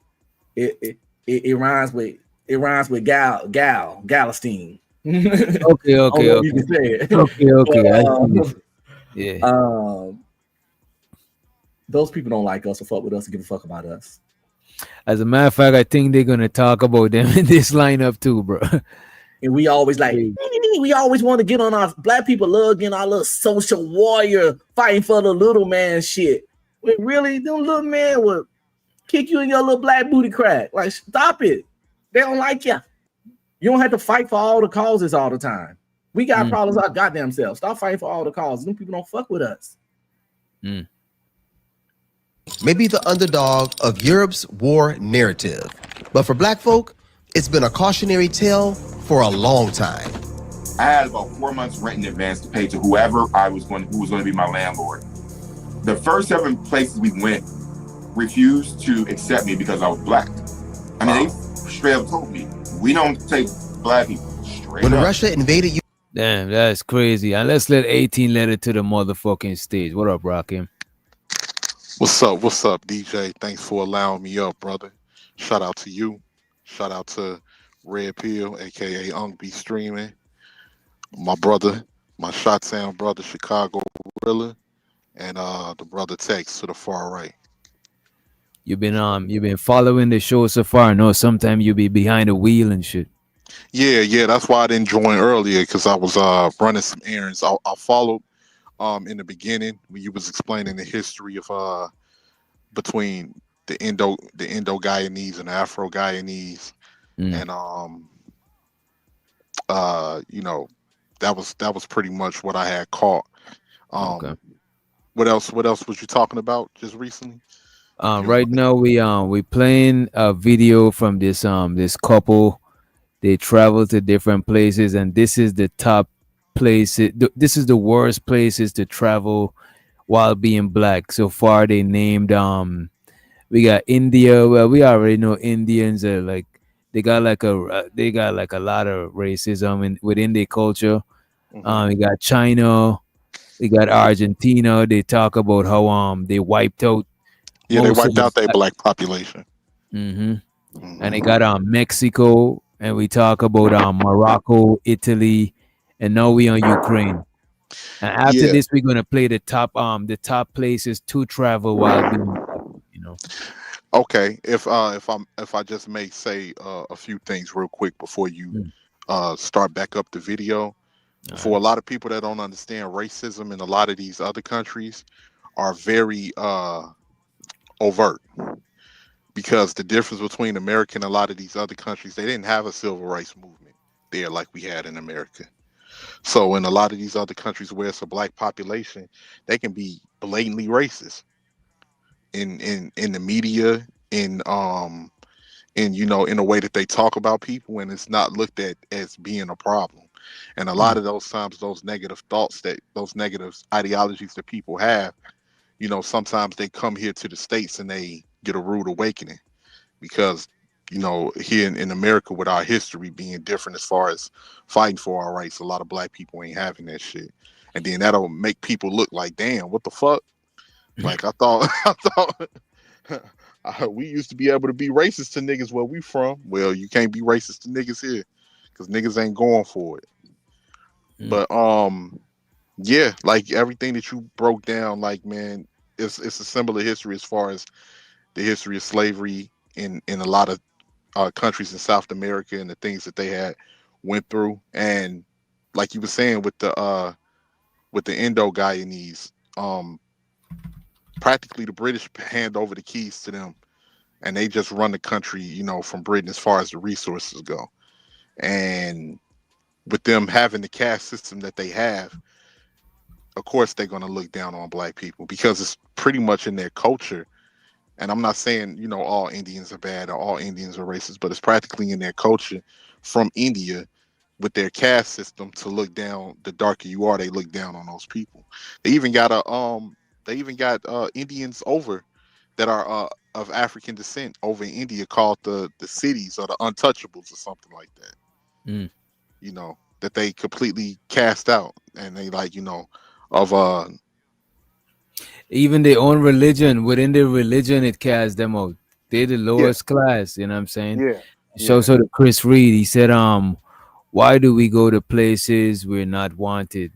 That's at least I think Ongbi Streamer said that earlier, right? And shows the Prime, he said, I think he said in the chat, Brazil is the only place where it's illegal to be racist. I just looked it up. It actually is illegal to be racist in Brazil, even though people are racist as fuck in Brazil. That shit is they find different loopholes and shit. Right, they because find different. You can't stop somebody from being racist because it's also a feeling too. You know what I'm saying? It's in here, yeah. Yeah. They can act a certain way towards you, long as they don't say it verbally. You don't know why they're not hiring. You don't know. They can use 1,000 reasons. You're just not a good fit. It can simply be because they don't like your skin. But they can say, yeah, we're going another direction. You can't prove that it's because of race, We just don't think you would be a proper fit for representation of this company in the direction that we're headed. Word. So and that's exactly what they hit you with. You know what I'm saying? And then if you able to pick up on patterns, you'll be able to spot it. You may not be actually able to prove it, but you'll be able to spot it. So yeah, and that's that's pretty much as far as like what you were saying earlier. Like, for instance, for people that don't understand, when you was talking like Afro-Guyanese, for people that don't understand, Afro just means of African descent, which is why you had the term Afro-Guyanese, Afro-Hispanic in the 70s and the 80s. I don't know if y'all know, we was called Afro-American. We wore afros in our hair. That's where the term comes from. Yeah. It's not like that. That means black. And a lot of people don't understand that black is a race, not a nationality. I think a lot of people think that it means you're tying them to Africa. So a lot of people don't want to be tied to Africa, which is kind of like, hey man. I don't understand that, man, because whether like, for instance, you and I, DJ, we're racially black, right? I'm Afro-American, you Afro-Guyanese. We're not culturally African, but our genetic makeup comes from Africa. Right. It comes from Africa. No different than Irish Americans' genetic makeup comes from Europe. From Ireland. A motherfucker, like you will run past white Americans that you'll tell them, like, hey, what's your background? Oh, I'm Scottish. I'm Scottish and Irish. Oh, I'm Scots Irish. Oh, I'm Italian. Oh, I'm German. Different things like that. Where do those people come from? They come from over there in fucking Germany. But that's a different argument. Because I ain't trying to derail the show and get into that. But I know the truth. All you gotta do is look at the map and see the coastal areas of a lot of these nations, and you can see the paths that boats took to get here. How the fuck do people think they was trading goods? How do they think they was transporting goods that they got in America? What was they picking over there in Guyana? They was cutting sugar cane. Sugar cane was one of the biggest trading industries of Europe from the New World. Sugar cane, cotton, tobacco, indigo, like motherfuckers, like spices, all of this other shit, silk, like all of these motherfucking trade routes that boats went through. But you got to remember, man, a lot of people don't even be knowing. They don't be But see, knowing. all that you just mentioned Mm-hmm. is how we built civilizations and fed them materialistic shit to keep some type of systematic shit going. And it's always been the wiser man that says, okay, I'm not gonna buy into this bullshit. I like my money, or I like what I'm doing, so my family is more situated. And in our culture that we in, we buy into a lot of mostly the bullshit that doesn't put us in better classes. It makes us look like to ourselves, to boast amongst ourselves like we're doing if you are boisterous or braggadocious, you know what I'm saying? You know what I'm saying? Or if you're just doing it because you want your lifestyle to be that. But whether it's buying in a certain neighborhood, but it's just like, most of the things we're buying into bullshit. Mm. And once we figure that out, it's all about putting into perspective what is important. Is my family taken care of? Am I taken care of? Can I make it through the next couple of years and not have to face too much shit that I got to go into my bank account and rainy day shit, you know what I'm saying? Because we can talk all day about situational shit that are thrust upon us. Where are we from? Do we know our history? But it all matters about how we conducting our lifestyle as we speak. You see what I'm saying? So I think a lot of people get out of perspective, because we get caught up in how the world is, but we are a small factor. And I believe, like that movie The Matrix kind of showed me, we are like a small factor in a bigger picture. But our small factor can be like a domino effect sometimes in how we product and live our life. You know what I'm saying? Just with our family, and instill certain things in our kids, and go about life in a righteous, probably in the right direction way. You see what I'm saying? You're not promoting, or your neighbors, like we were speaking on neighbors, your neighbors or the people in your community don't see you doing some old spinning the block and shit that, oh, this is what our neighborhood is producing. You know what I'm saying? They don't see that. They see a person. If we don't see him, he's probably handling his business. He's probably at work. He's probably with the kids, checking homework, doing what he got to do as a parent. You know what I'm saying? But everybody knows that at least I feel comfortably secure in my neighborhood, in my community, that we are not doing anything that we see on the news. We see that's being put into the media and telling us about other areas, because nobody really wants that to happen to them. All You right, see what I'm saying? and let's get 2 cents. Can I get a mic check? I don't think you ever been on the panel before. Hope you don't corn bomb us. No, I ain't gonna do you like that. I always listen to the show. I try not to go on the show. I respect everybody to be on your panel. So anything that I say, disclaimer, is just an opinion. Some things I can say is factual. All right, And cool, cool. I can move on from there. I ain't no disrespect your show. You feel like chiming in about anything? Yes, sir. Go ahead, go ahead. Yeah, okay. Oh, somebody calling me out in the chat. Let me cut my chat off real quick. But what I was gonna say, yeah, family is a big thing, and where people come from in their culture and stuff like that. You have a certain amount of what you can call a attachment and a loyalty to it. It still kind of hurts me to this day to know that I knew the continent Africa when we got sold when we was over here. They knew what was going on, and they knew how we were being treated. I ain't never been to school or anything like that, and I got a check from Uganda or Kenya for this and that and the other. So I understand they got their own problems going on in their area, But you got to understand where people loyalty lies first and foremost. Now, it doesn't mean that I don't care about you, but it's a priority list that they chose to basically take care of. And I respect the fact that when people come from Africa or the continent, Caribbean and stuff like that, I expect them, send the money back to their people and try to big up where they're from, because that's where their loyalty may lie at that point in time. But once you figure out he has not that type of loyalty to you. So let me ask you this. Yes, sir. Being a black American, right? Okay. When you make money, right?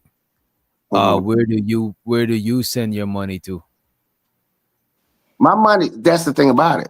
The money stays here. So if you understand, every immigrant is not the bad word. It's like the N word now at this point, the tether word. I don't say it, but it's the T word. It's not a strict, you know what I'm saying? I was kind of fucking around, but I do want to say this, right? A lot of people do send their money back home, right? However, when you're in a country and you're doing commerce, you still got to pay taxes while you over here, you know what I'm saying? And when you sending the money, before the money could leave, you got to pay taxes on the money that you sending back home Taxes too. on everything. Yeah. And it's just like you over here, if you making money, you're gonna give it to your family, you know what I'm saying? And your family, wherever they do with the money, taxes gonna come out. So it's still going back into taxes, you know what I'm saying? So some people, like I lived in New York with people who moved from the South, and they send money back to their family in the South, because it's like it's cheaper to buy land and stuff. In New York, you living with roommates and shit, it's hard to build something. So a lot of people move to New York just to work, and they send the money back home to their family and shit. So I don't think I get what you're saying. You know what I'm saying? It's just that if you was like being a black American, if you live overseas and your family live in America, you wouldn't just keep, unless you're moving them over there, because some immigrants do migrate, like they move, but some immigrants just go abroad to make money, and they do send it back to their family. You know what I'm saying? Yeah. I mean, see, look, you got to understand what a lot of time when people are trying to talk, they're really not talking about something that's 100%. It's some people that actually is for this, that, and the other. Look, I can love you to death. I don't love you more than my wife and kids. That doesn't mean I don't love you at all. See, you're not on the pecking order. So when people come over from or you say they was born here and their parents are this and they understand the struggle and stuff like that, you must put that into your equation. Like, why wouldn't they send money back and this, that, and other? They're not against you. That doesn't mean I don't like you or love you. And that's where the fight comes in. When you see people that's in the United States, they're like, man, I'm doing what I can. I'm paying taxes and stuff. That's why black people get mad. Black people get mad because I pay taxes, federal dollars, all that kind of stuff. And I can't even get a job at the hospital. And it's all, you say it was all white people damn near. I'm like, that's not fair. That's why DEI and affirmative action, they tried to do that. They're not going to do it unless you force them. We know that. They're not doing that out of the goodness of their heart. They're going to try to do anything to derail it. They'll hire some bad people just to say, hey, see, this don't work. No, let's stop that. But see, there's another aspect to this too, and I think it accumulates from the two sides that America is on that's beefing right now. You got Gaza, you got Israel, you got Russia, you got Ukraine. You see what I'm saying? So those are also people that have migrated to America. Those are also immigrants. See, we're not speaking in the media. And I'm not speaking about us as podcasters, bloggers, YouTubers, or just commenters. I'm speaking about the media. The broadband worldwide media is not speaking on the fact that those immigrants come into America too. Now, we're getting rid of certain immigrants so we can give jobs to other immigrants because we're making deals and we're so-called trying to create peace among certain things, but we had to shelter people and take them away from still being in war zones and this and that. You see what I'm saying? So it's select. See, we don't speak on it because we don't want people to have knowledge, so people won't question. See, jobs are going to be given to certain people. It's just like when they had allowed certain immigrants to come from Asiatic continents or Southern Caribbean or like Cuba. You know what I'm saying? You'll get jobs and they'll give you benefits and they'll give you loans and all this other stuff. You see what I'm saying? But first, their task is let's get these ones that we know can be a bad benefactor of what we're not trying to do. You see what I'm saying? And some of them are bad. You see what I'm saying? But it's still the fact that we are having immigrants that they're going to still provide for and give more than they have gave people of color. Yeah, it's all a smoke screen, if you ask me. And shout out to 2 Cents because somebody said that you was Stan Yeah, Audrey's brother, I know, brother. man. And Yeah, Oh, you I stand, didn't mean wait, to wait. come on. I Yeah, can yeah, hear it's it. all I can good. hear it in your voice. Yeah, he's Yeah, Stan Archery, hey, we, Stan Archery, brother. yeah, Yeah, yeah. yeah, we twins, bro. If you see us in real life, I got dreads. He military cut. Yeah, Wait, we twins, man. y'all real life twins? Yeah, yeah, straight up. Yeah, yeah. Look, My What's up? whole adult life, yeah, that nigga look like me. If you seen him and you seen me and He his look son like you and are. his Wait daughter, a minute. He look like you or you look like him. Come I on. Who was look born like first? him. I look like him. Who was Okay, born Yeah, first? yeah, I look like him. Yeah. That's my brother. I be trying not to cut up because he's so honorable and respectable, man. And I try not to. I could be the black sheep of the family type deal. So I have to move a certain way and make sure, I don't say anything because he move in different circles. And you can understand what I'm saying because I'm pretty sure he told you his accolades and stuff. It ain't quite that resume, but yeah, it's all good, bro. yeah. Which you remember? Do you remember which? I'm gonna pause up for a second. You remember? You say you was from New York, or you been lived there. You remember like in like the '90s, early 2000s, when you walk into a corner store, you see a lot of Arab, Akis. You know what I'm saying? Middle Eastern people that own or operate. In like the '80s, the '70s, you've seen a lot of when you was in New York. You probably seen a lot of Korean, Asian. I'm in New York back then.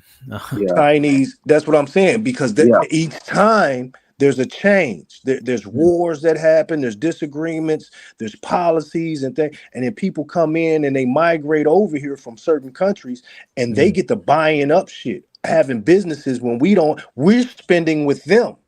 We're giving them our money in our communities. So there's going to be jobs around here because the policies for these people going to war when they want to come into America because they had some turmoil that America went to go be the big brother and help them and come to agreements. And then when they start pouring in and we start seeing them own businesses and buying the houses and doing so in the communities that was just highly black, now they're gentrified. Now they're gentrifying for a reason because they're pulling more people that's going to be coming in here, and them jobs that you see, they're going to be operated by Ukrainians, and you might have a few Israelis and Gaza folks. You know what I'm saying, bro? You're gonna see a turn and a twist. I got a couple unpopular opinions. The Go first one is I gotta defend the immigrants on this one because a lot of people be mad at the immigrants for doing this and that, but it's like your family been here for generations. Don't get mad at the immigrants because they did more in 20 years than your family did in 100. Oh, And a lot of people do that. They come over here, they like my homeboy, Nigerian, they got like a $1.8 million house now. But his mom first came here, she was cleaning homes. Okay. Then But she in her started. clean, but see, Hey, this is can I what say you this? don't know. Hey, In her can I say cleaning this? them Then homes, she she started was giving. giving You certain let him benefits land from and the then government. let him land and Okay. then text and 2 cents. Y'all got it to Yeah, then uninterrupt. she started cleaning office buildings. And then she started her own company cleaning office buildings.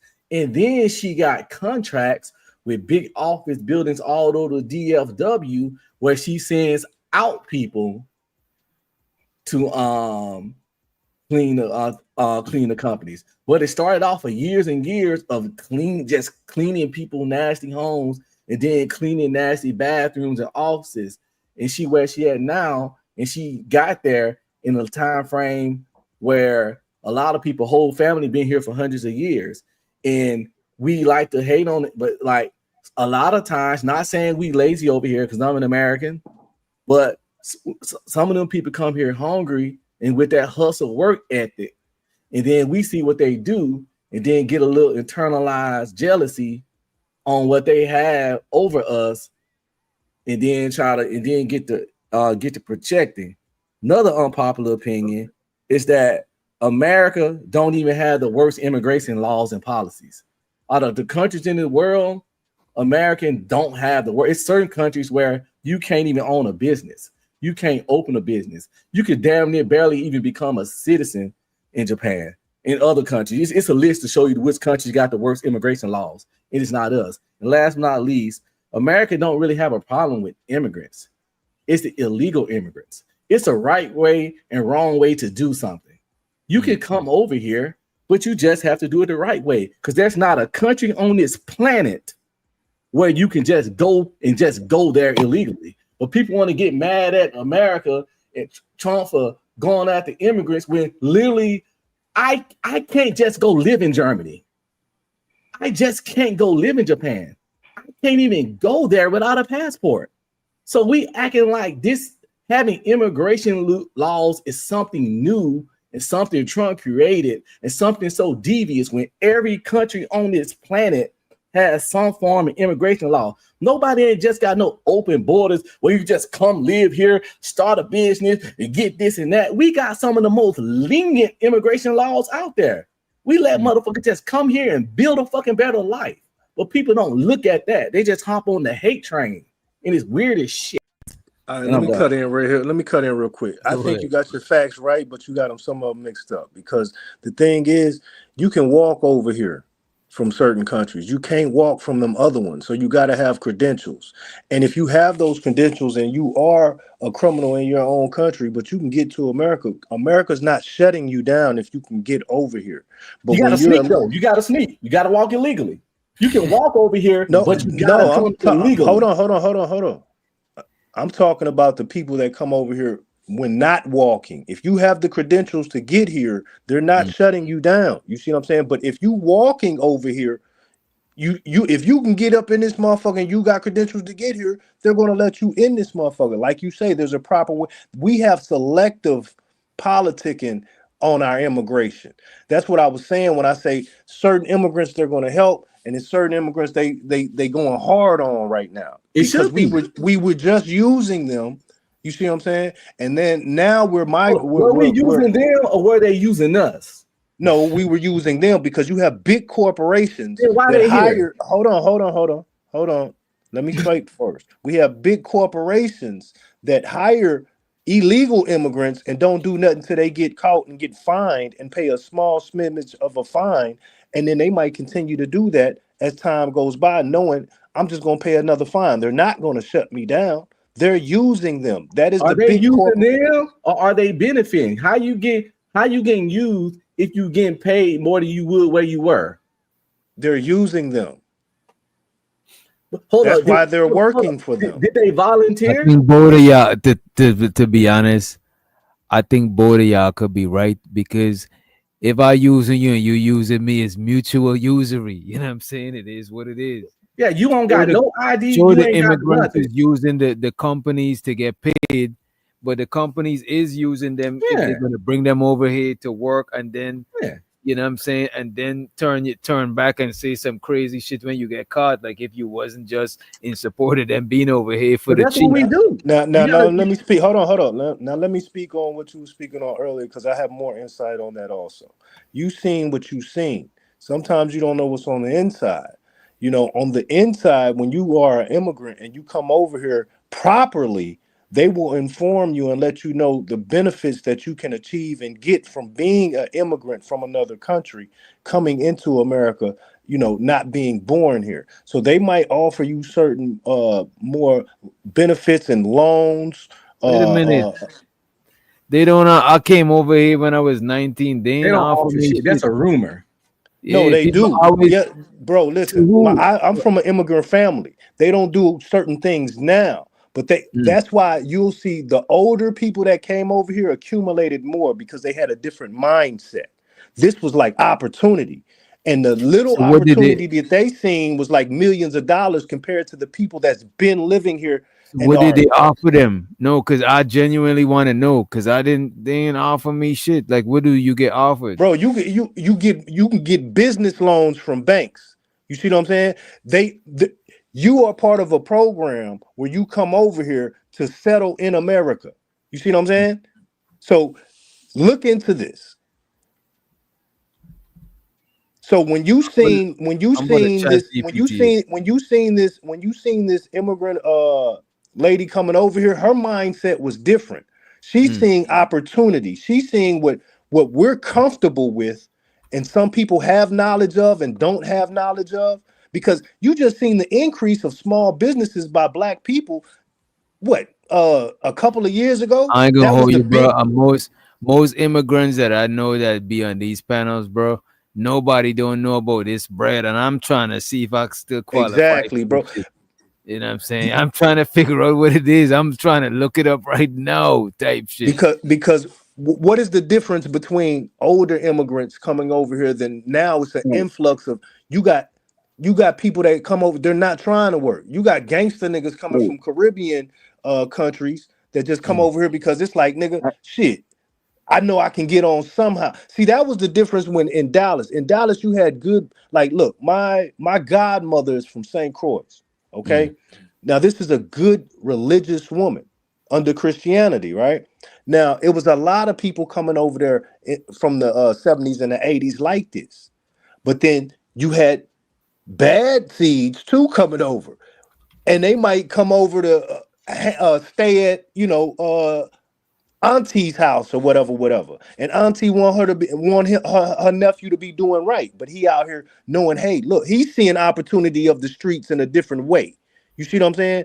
He's not seeing, okay, look, if you just do this for so long, you know what I'm talking about, and become part of you're already a citizen now.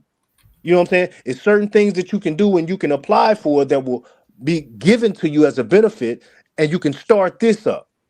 So if you stick to it, your business can thrive. We just start doing it. You just start seeing the viralness of black businesses probably in like right before COVID.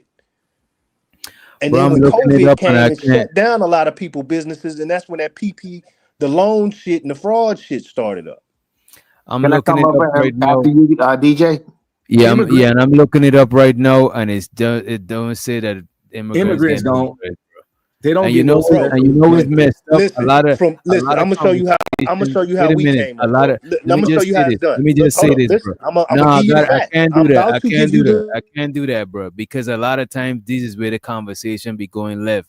Because a lot of people be saying, even on panels I went before, people's like, yeah, y'all be coming over here and you be getting free like people literally right. tell me shit like that. And Can I I show you don't got personally? I'm gonna give you I don't facts know and about personal. no free Listen, money. I even the wait a minute. Panama Canal. Listen. Wait a minute, bro. Wait a minute. I'm gonna let you rock because certain shit we say a lot of stuff and some things we gotta pause at some shit because we're gonna conflate a lot of things.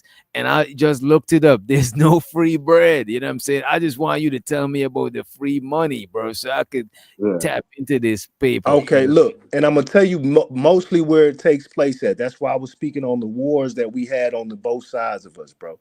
Usually, Mm. it only happens when you're an immigrant due to some type of harsh shit going on, or the Like a government political has made refugee, like how they give the Ukrainians bread and right, free right, housing and shit like that. or if our country agrees to do something with another country, Mm. like how my family worked it was the Panama Canal, Mm. because in order to build that, they needed workers. And some of those workers wanted to come to America. So it was negotiations made for us to be able to come there as citizens. What is the benefit? Because a lot of people died building that that bridge. You see what I'm saying? So Yeah. this wasn't like a struggle, but it was a struggle because people wanted to come to But America. bro, this is a unfair narrative because it's very few and very rare people that got certain specific situations that they might get some type of money for coming here. But But people don't you like see to say, America and wait a minute, bro, go wait a ahead. minute. People like to say immigrants get free money for coming here. And somebody listening to that shit, they're not getting this whole explanation that people from A, B, and C might get some bread. They thinking it's just immigrants come to America and get free money that the government could be putting into black communities. That's literally how the shit is painted. That's the reason why I be wanting us to slow down and comb through these things because look at this. Painting a narrative is not a lie. Painting a But see, they narrative is did. when you say the I truth. can explain Wait a it for minute. you, Wait a Go minute. ahead, DJ. go ahead. Let him Painting a speak. Let him speak. narrative is when you're saying the truth in a way that paints a different story. You can't paint a narrative without the truth. Painting a narrative is not lying. It's like in between a lie and the truth. And that's why I be Right. wanting us to just be genuine about the shit that we saying, bro. But they Okay. still do Can I get that. They can do I get explain it, benefits DJ? though, because that's Oh, go what the ahead. whole argument was now Who in gets benefits? politics. People from Panama Hold on. get benefits. No, no, no. Immigrants, the immigrants coming in now, like this, the ones they got ICE, they saying trying to get out. They bad people. They're here illegally. They were here still getting benefits because you remember for a certain minute, whether the benefits are $1 million or it's food. You see what I'm saying? They were still getting something that Bro, the what you talking about politicians. is refugee. I just look it up. Refugees and asylum seekers get temporary housing support, food assistance, help finding job or English classes, and small one-time payment, usually a few hundred. I could let me just pull what I just searched up on the screen because we could go by what people say or we could go by what we seeing. Because just saying that, yo, immigrants are getting that shit is like, Yeah, come on, that shit is crazy, bro. refugees and regular immigrants ain't the same. Some refugees got forced out their country and came here for asylum and safety and things of that nature.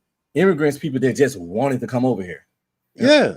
And that's what happened. You They don't don't get remember nothing two, extra 3 years for ago? Hold on, bro. Y'all don't remember 2, 3 years ago when our borders was having just nigga, they had Haitian people over there, Asian people in Mexico trying to come over. And they was coming over until they stopped it and set up that whole little point up there and was like, nah, we got to stop this because people are just now just coming over rampantly. That's when it started when they set up them that point over there and they stopping everything, bro. Them people were sitting out there sleeping. Now they're trying to get in there correctly because they done set up a point. But at first they was letting people just come over here. So the people that was coming over here, remember we set up certain states, certain towns and cities where we say, hey, after certain things check out, you can go over here. And then Texas said, nah, we shooting all these people to New York. You see what I'm saying? This just happened. So they were getting benefit, but them small benefits that you're saying, hey, that's nothing. Bro, if they working together because they know they're in this together, you know what I'm Hey, saying? They can make it work for hey, them. Plus, they probably doing hey, side shit. You see what I'm saying? Making side. They're ho- using America. It's just like when Bro, I'm Italians and just hold on. Irish that people wait. came over Hold I'm on. here. just saying. I'm just saying that shit is literally. If I just say if you just say yeah, immigrants are getting free money over here, and you hear well, the majority of people that echo that shit that you just say, they not explaining that it's refugees getting no bread. They making it Hey, D- sound like people are coming to America and getting free resources that American people should be getting. They ain't talking about is a few hey, refugees. They painted like immigrants are mm. literally coming over here. Like that shit is crazy. getting a Hey, hold signing on. Hey, bonus. DJ, Like getting a let me signing And it's slide bonus. in like there and for my every man. and look, and most of these times, and my fault for muting you, but most of these times Yeah, when I'm having conversations with people, I yeah, don't get to get this shit out to where they could explain and they keep right. running a bunch of shit. And then by the time the conversation end, Yeah, the narrative is crazy. The only way I could pause okay. people and have people break it down is on my own panel. Because when I go to even when I was telling the Venus goofy ass, like you know what I'm saying, she felt away because I cut her off to ask her a specific question, then to let her run on her yapper about Right. some goofy shit. And she got offended. And it's like, I genuinely want you to Hey, explain what you really means to the people listening on. Is not gonna be under the influence of no weird narrative, bro. That should be crazy. Right. Yeah, I definitely get you. Let me speak after you or the next man that was about to speak. Oh, I'm finished. That's all.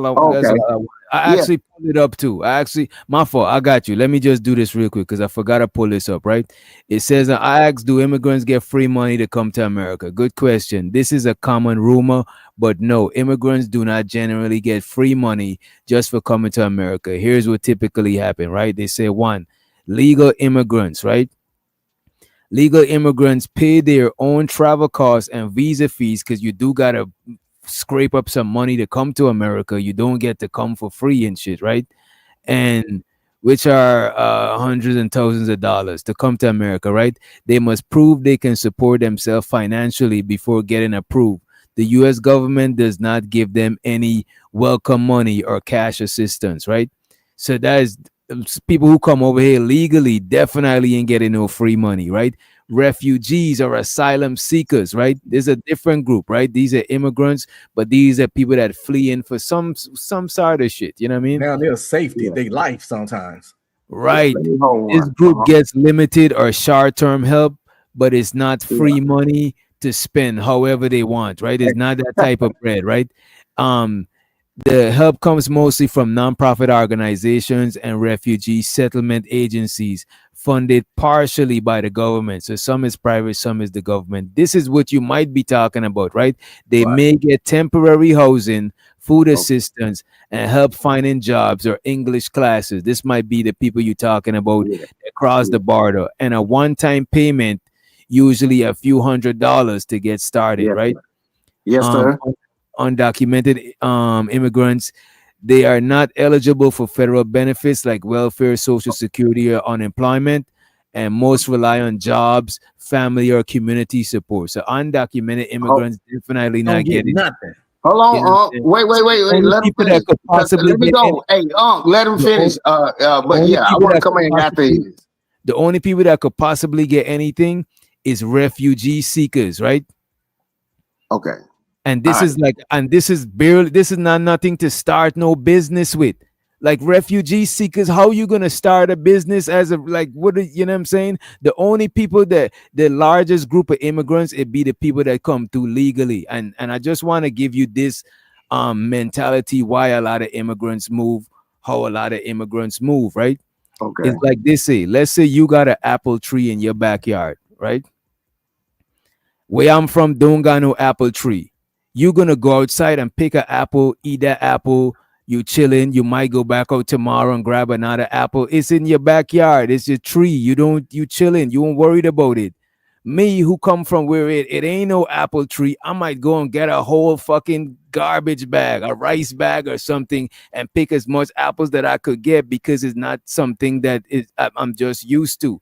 So this is why a lot of immigrants is hyper hustle, hyper get to it, hyper, because it's not, they didn't have the opportunity all the time, so they're doing it. It's not that you lazier than immigrants or they work harder than you. It's just they look at this shit different. You look at it like it's not going nowhere. They look at it as, oh shit, let me get something before I don't be able to get it no more. So it's not a sense of who's lazier than who work harder than who. It's just like how some people that go to school on a scholarship versus somebody who their family got bread to, people gonna move different depending on their circumstances. So that should be a thing that make people come up with these alternative shit like immigrants getting free money and shit like that. Bro, it's not bro, like that shit is crazy. And you don't gotta feel bad when people try to say you lazy, because it's not a sense of being lazy. If you go to another place, let's say you go to where I'm from and you're a scientist, you find some type of herb over there. You might be like, yo, let me gather these shit and make this product so I could go and sell this shit over here. But me over there, I'm seeing this shit all the time. I might not even give a fuck to pick this shit because I'm just seeing it all my life. You're gonna come over there and see it and make the product, the aloe cream from the aloe you see growing, the whatever, because you coming through with a different perspective. So you're gonna move different because you got a different perspective. That's how shit really be. This is why I be telling people travel and you're gonna broaden your perspective. Sometimes you at one place and you see the perspective from you being if I'm standing up at the table right here, I'm gonna see the shit from this side all the time. If I walk around the table, I might see the glass a different way. If I go the other way around the table, I might see the different way. It's just perspective. You know what I'm saying? Okay. Who next? I think it's on you because we've Oh, okay. talked. Yeah. Okay. Much respect to that. First of all, I'm gonna put this disclaimer out. I don't speak for my brother because I know I sound exactly like him. My views and beliefs is gonna be different from his, although we can agree on a lot of things. But yeah, we ain't about to play that game. Yeah, my brother is a whole different category. But here's what my perspective is on what you're saying about. I know each year we were spending 11.5 billion on immigrants. Whether it was your people or somebody else's people, we understand that. Free money, okay, when they come over here, yes, they're gonna get health care. They're gonna get some EBT SNAP benefits and things like that. Whether you got it on some anecdotal or you can't get it, absence of evidence is not evidence. You just because you don't know about it doesn't mean it doesn't happen. And here's what happened how we gonna over the so, time. Oh, so I'm how sorry. we Go gonna ahead. Go no, ahead. Somebody was trying to talk. But how gonna how we gotta have some type of evidence of it because that means anybody could just say anything without that No, shit is crazy, bro. no. I said absent. He was going into that. Yeah. That's all I was saying. See, I know for a fact. See, culturally, people don't understand each other a lot of times. When I work at my job and I work with Filipinos, Africans, white people, black people, I can say, man, I'm going to kill you on the basketball court today, or I'm going to beat you. I'm going to kill you on a pool table. Yeah. You don't really understand how that person interprets it. They might bring a gun, a firearm to where you're going because they can't interpret it. So sometimes it be lost in communication. And when I say, like when me and my brother talk, we just got a different understanding too. But what I'm saying to you, I know you can still see it. I'm not on here to try to convince nobody, but you can still kind of see it from my point. So I understand it. When somebody say, I ain't getting no money, he is two things can be true. He might not got no money, but you ain't no tell me all this $11.5 billion going to immigrants and they are getting money. Yeah, and I'm sitting here and I just showed you where the only people that's getting some kind of money. Let me explain something. Hold on. I think y'all caught in the mix. Wait, Let me show you. It's really what I just explained. Hold on. Let me explain it, bro. I'm talking about the only when we just looked it up, the only immigrants I'm seeing that getting free stuff is the refugees. You know what I mean? Okay. And let me show you something. Let me show you something. Two things can be right. The immigrants don't are getting. crash Listen, him. hold on. I know what you about to do. The refugees is not getting. I know what you about to do. Don't crash. 1.5. The refugees is not getting no business loans like that. Yes, they do. Hold on. Listen. Let me show you something. Immigrants is a vague Let me show you something. Hold on. Let me show you something. Yeah. At 1.5. 11. Or 11.5 you talking about, right? What happens is that's why we're pushing out these illegal ones that's trying to get over here and trying to find citizenship and trying to say, hey, I have some type of da-da-da.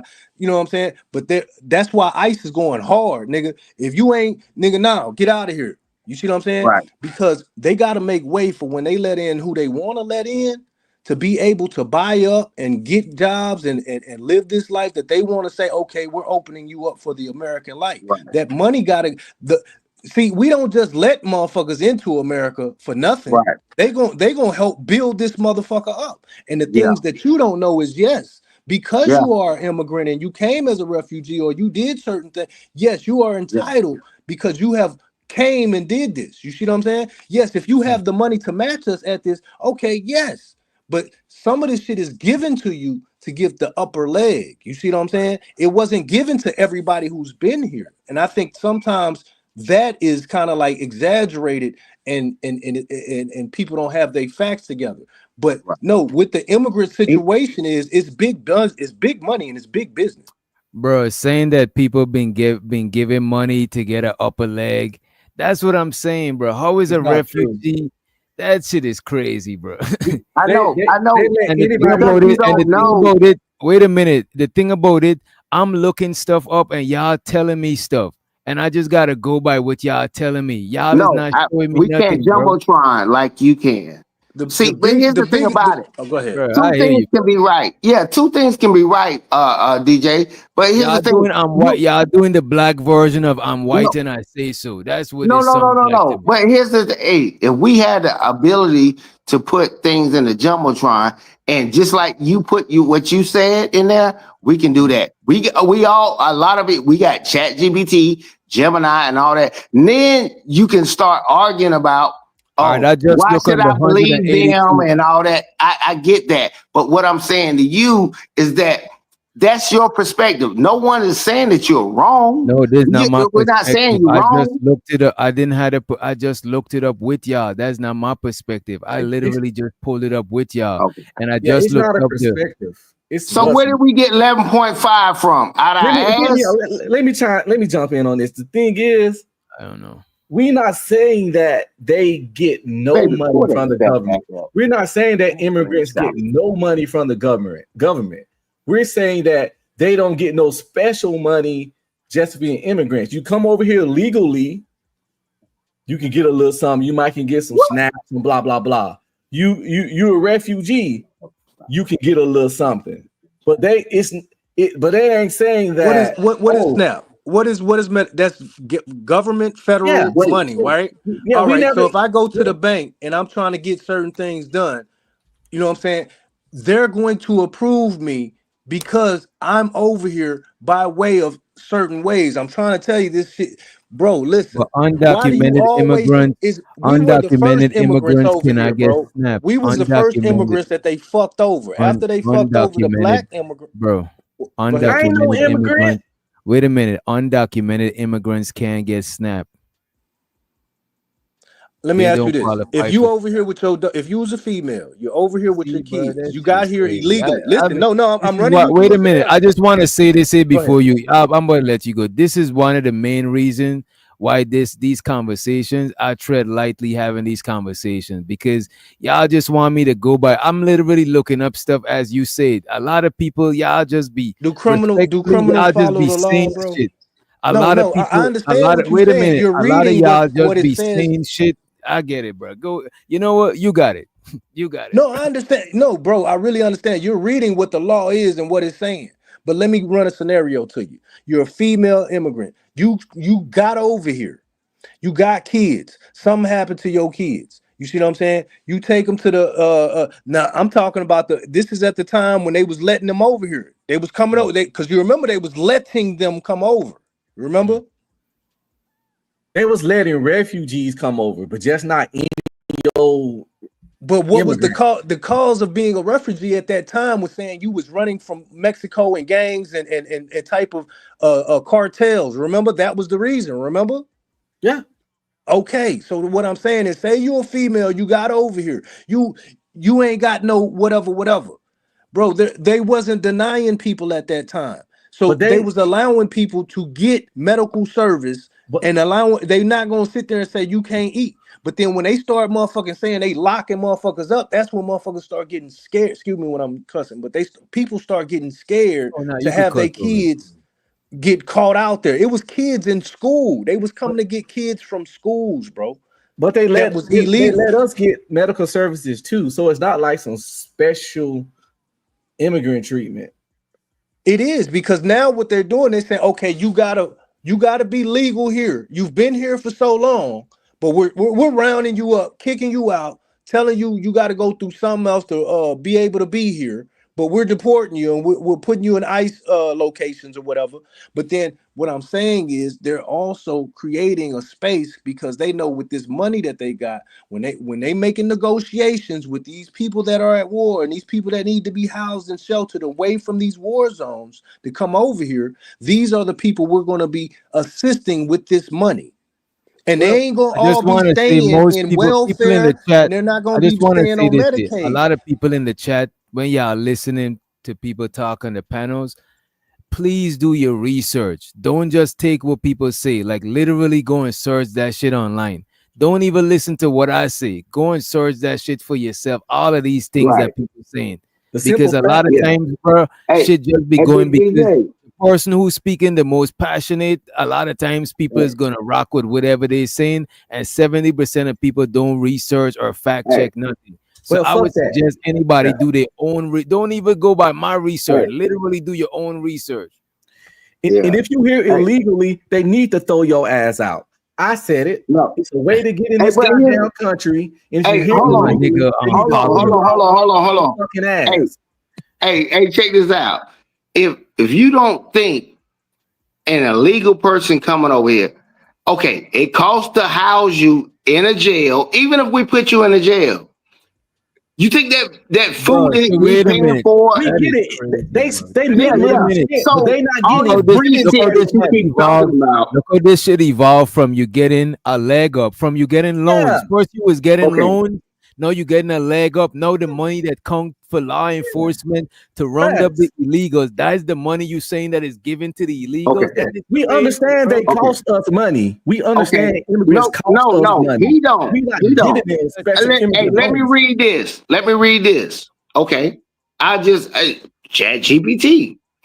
Some watchdog groups estimate annually costs to the state and local governments in the low hundreds of billions.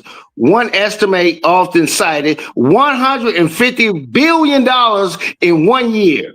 Mm. Those figures usually count all education, healthcare, public assistance, law enforcement. I mean, you keep talking this free shit. If it's Bro, so goddamn good, no, hold on. If it's so goddamn good, wherever anybody's coming from, I don't care. I'm not bashing nobody's country. Bro, we know what it costs in the United States when you do what you do. We still want to help people as much as we can, but at the end of the day, bro, that ain't free. I don't care.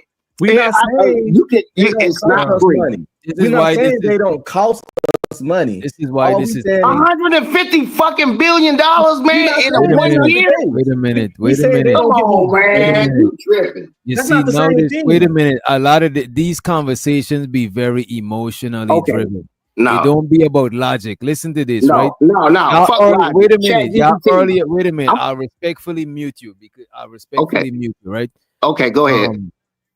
Early on we were saying that immigrants is getting loans, right, to start businesses, right? Then we saying immigrants is getting money to get a leg up.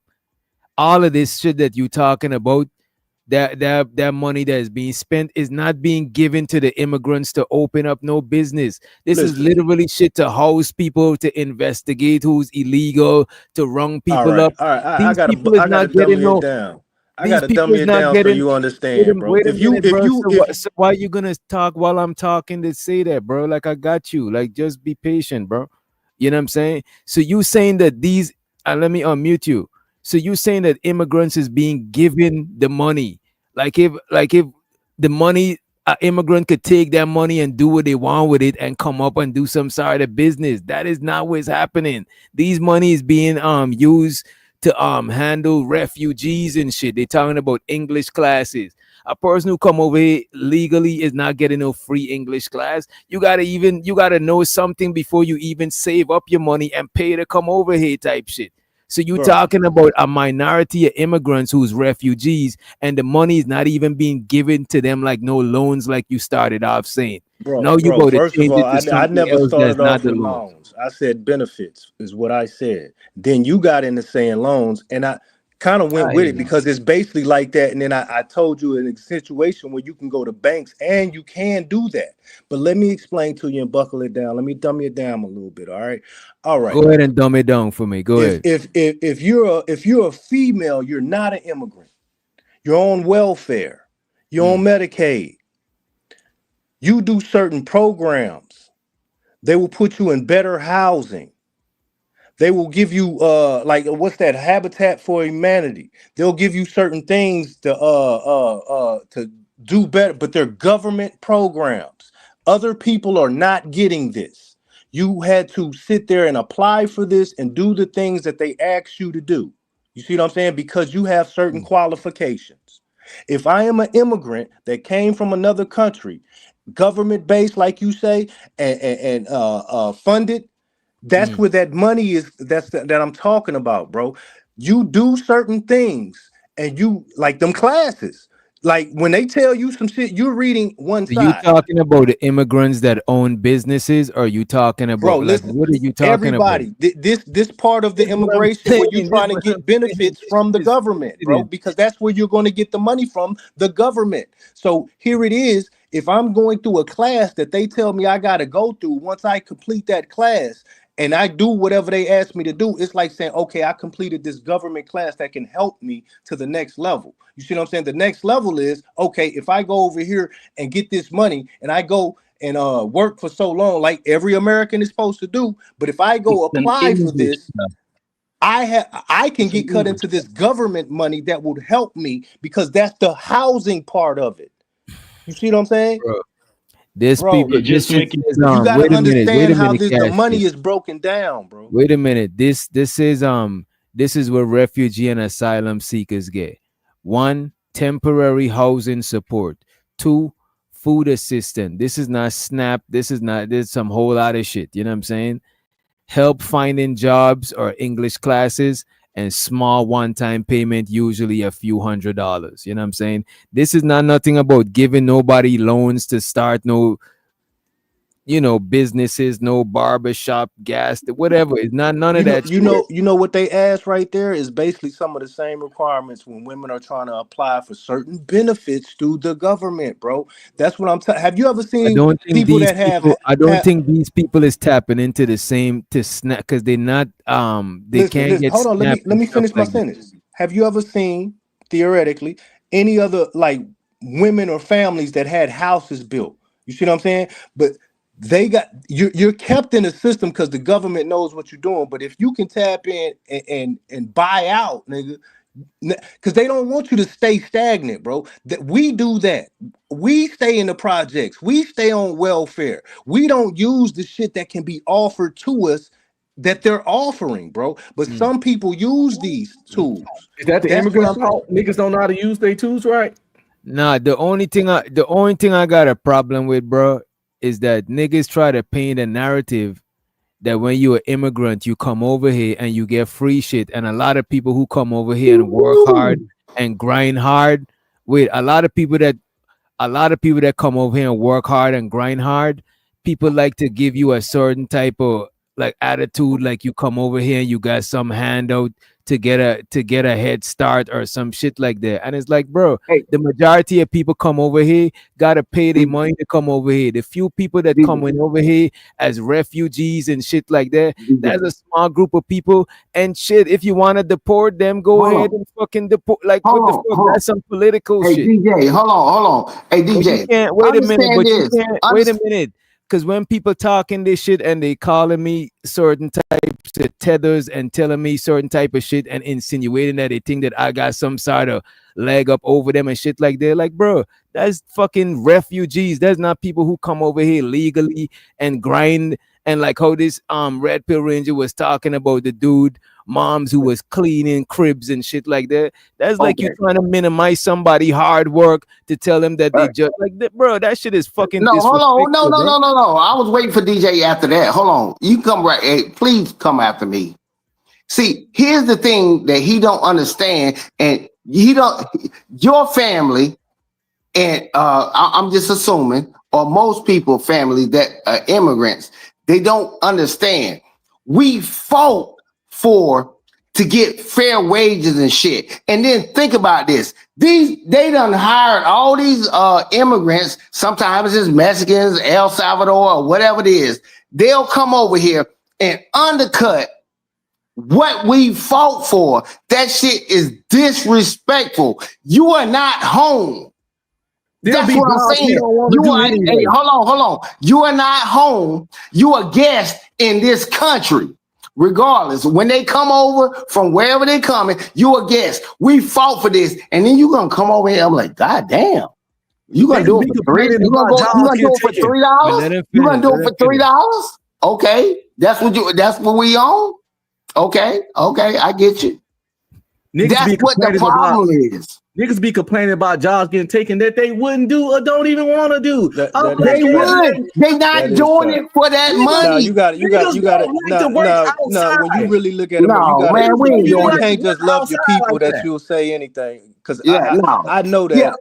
I they know not the doing fact it. is a Look, lot of people won't take Where y'all those going? jobs, bro. Niggas ain't right. stealing jobs. Them That Mexicans is is still, they immigrants is It- not stealing jobs from Black look, Americans. no. That's not Them what we're jobs we saying. don't. We That's glad not they what do we're them saying. jobs. No, that's not what we're saying. Here's the undercut.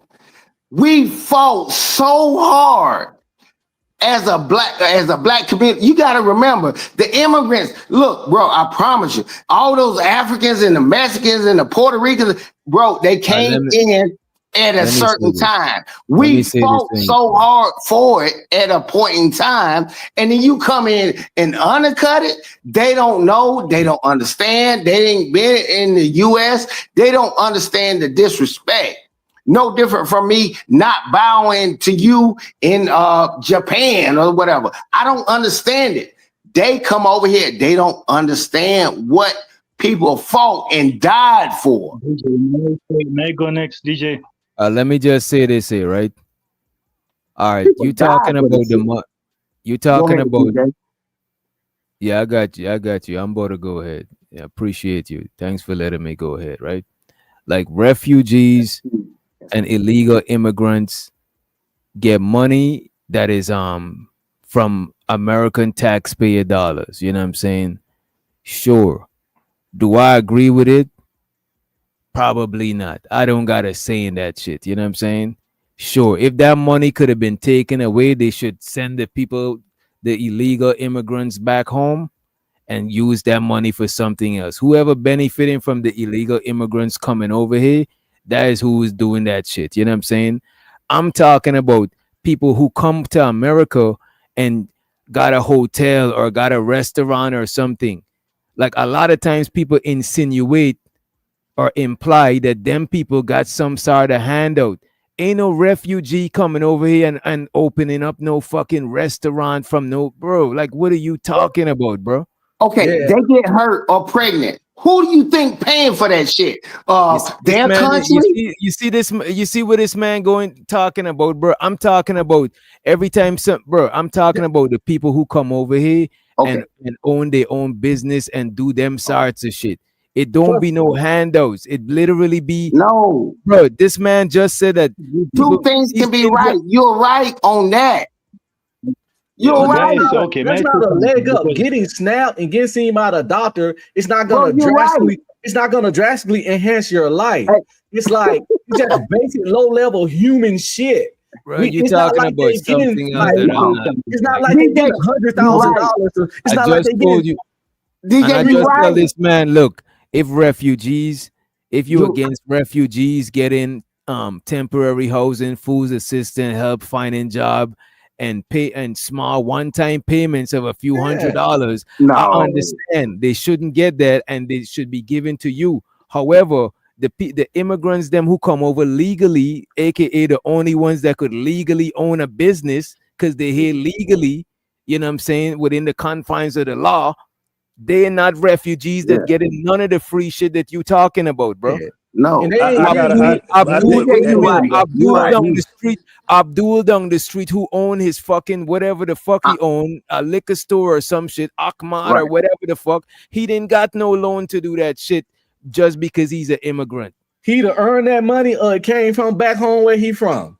Nobody didn't I- just give him no I $300,000 to start no business. gotta object to that because we seeing you're speaking the truth, but then you're not understanding how life is where we actually live between the lines. So you gotta read between the lines and see what Nah, niggas. give me the straight Listen, truth. all right, Don't hold give on, me the listen, straight listen, truth. listen. Don't All let me right, read between the lines. so I gave you half of that, right? Where I told you like if you're over here government based or whatever, the government's gonna allow because it's funded. Everything is funded. These are programs, bro. So if you apply for certain housing just don't mean in the project somewhere, bro. You see what I'm saying? They have housing that is funded governmentally. You see what I'm saying? And you apply for that. you will get granted that. You see what I'm saying? So if I come over here and now my family want to come over here and live. So if they get in legally or whatever, they're still immigrants, but they get over here, they're going to use their same benefits, and I'm gonna help them. They might live over here with me. You see what I'm saying? But they can still get qualified for certain programs. You see what I'm saying? So it's like helping their people out with a leg up. That is a leg up. You see what I'm saying? But it's just I hear like you, I bro. understand what you're saying, because the same DJ, people that may I have go been next, here, please? and that's what I stated before, because you have the same thing happening in neighborhoods where a female might live in the projects, but then she see that they offer a certain thing through a government program, so I don't have to just stay in the project. I can go have me a home. But she's not thinking, okay, if I go get this home, I'm gonna bring in baby daddy and let him live for a little bit, stack up his money so he can go buy this other house. No, she's being selfish. So what the immigrants do is the mindset, which we've already talked about. So everybody's right, but it's just like we're not reading in between the lines to see where certain things Now we lie. talking about one thing, and we're going to talk about a whole other thing just to be right. And I get it, bro. It is what it is. You know what I'm saying? I understand. You know what I'm saying? Go ahead, May I just say Cash. this? You got it. Yeah, You got thank it. you, DJ. Thank you. I'll just say this, right? Uh, in South Africa, and I know South Africa is not the US, but South Africa is even less than the US, right? In South Africa, the immigrants and the illegals, they don't get benefits like the in the US. That is actually very surprising that somebody can come in illegally. And I don't think, according to what you read, they don't actually get any benefits, illegal immigrants, unless we're counting the recent times when the Democrats have been doing that. But you were talking about refugees, right? But Mm. even in South Africa, bro, there's the now in South Africa it's xenophobia. This is all that's what this is, right? It's xenophobia. Now in South Africa, it's Africans to Africans, right? At least in America, you can say, you don't like the Mexicans, they're different from you. Oh, Africans, they're different from FBAs. But we've seen it in South Africa where it's like they would hate on other Africans who come to South Africa to make a better living, because South Africa is like the west of Africa, it's Africa Mm. light. Okay. The Zimbabweans, the Tanzanians, Let me ask you this. know, So let's say they because the continent of North America, like, so let me ask you this. USA is to the continent of North America what South Africa is to the continent of Africa, as far as like, oh, I didn't know that. That's what's up. That's what's up. Exactly. So it's the same thing that's happening. So people coming from lesser places coming to look for opportunities in South Africa, it turned violent, bro. They were actually like hunting them down, and it turned violent, burning their shops and all that. And and they're missing the larger fight that was against the whites, the white oppressors. So my point is, it's all politics, man. It's the few rich people who are hiring these. They could have hired the blacks, but no, they've chosen to hire the Mexicans. I mean, it's not like Yeah. they didn't see blacks there. They saw you and then they skipped over. So so the whole idea of the beef to the Mexicans is nonsensical, because even if they gave it to the Chinese, bro. They they dismantled Detroit and gave it to the Chinese, and now they're giving it to the Mexicans. So it's not about the other people, it's about your own shit. You gotta handle your own Yeah. shit within your house, and I'll land. Yeah, I understand. Hey, see, when I hear people like my man, I know he from the diaspora. He from somewhere in Africa. But at the end of the day, it's a reason why they didn't enslave white people, Irish, Mexicans, and all that. Even though it's anecdotal, you're like, oh, I knew something that was. It's a reason why, because they know who you are. Once you recognize who the hell you are, I don't, separate myself from the African continent, because I know what my DNA is. I know how superior I am to most people. But guess what I'm not going to do? I'm not going to be Charleston White shoe and go, nanny boo boo. I'm stronger. I'm faster. I'm more intelligent. I can invent stuff. That's not what you should do. You should humble yourself on what it is, like you do with a child. playing a game with them and stuff like that. That's how I look at a lot of people when they saying different stuff. I'm like, man, humble yourself. Humble yourself. You know who you are. Why are you doing this? I know a man can be humble a woman, most of them, but at the end of the day, humble yourself. Why would you want to do that? That's like Charleston White talking shit. Hey, yeah, but you understand what I'm saying. Just humble that, man. You don't have to beat up Charleston White or hurt him. I mean, that nigga, he a little dude. I mean, I'm saying that because I'm a big dude. I assure people that yes, sir. Immigrants that come to America and excel in certain areas, I don't think it should be they should try to stunt or flex what it did and shit like that. You know what I'm saying? Over a lot of black people. But the thing about it is, there's a lot of black people that are also coming up and having successful businesses and stuff like that. Probably more black people having successful businesses than immigrants. You know what I'm saying? I don't know why it's such a magnifying glass on the immigrants that's doing good. I'm pretty sure a lot of the new millionaires in America is black Americans. You know what I'm saying? But to minimize somebody who come over here, like because the reason we had this whole conversation is Red Pill Ranger was talking about his homie mom that came up from just cleaning houses and shit, and people gonna minimize that shit and talk about like if that lady getting some sort of free shit. Bro, that shit is refugees is not opening no businesses. Y'all conflating two things and making it and one of the things that y'all conflating might be right. Sure, refugees get money and food assistance, but these is not people that getting no free money to open up no businesses and shit, bro. We gotta learn to separate that shit, because conflating that shit together is literally painting a narrative. Now, every time somebody sees somebody with a business, they subconsciously think, oh, this person got a business because they got some sort of free money from the government. Like, that shit is crazy, bro. That's not how that shit works, bro. Hey, Maybe you don't understand how it works in the U.S. I could just say, Nah, because that I ain't spoke how it on works it, over because I here. spoke on it. That was my mama, bro. My mama was that immigrant, bro. Yeah. And she did do that. That same thing he Yeah. said. But I'm telling you, but you don't want to believe, but okay. You say your mama did what? My mama was that immigrant, bro. My mama cleaned them houses, bro. Cleaned them. I was there with her in mansions Why all are you through saying that? Dallas, bro. Okay, All so parts of Dallas, bro.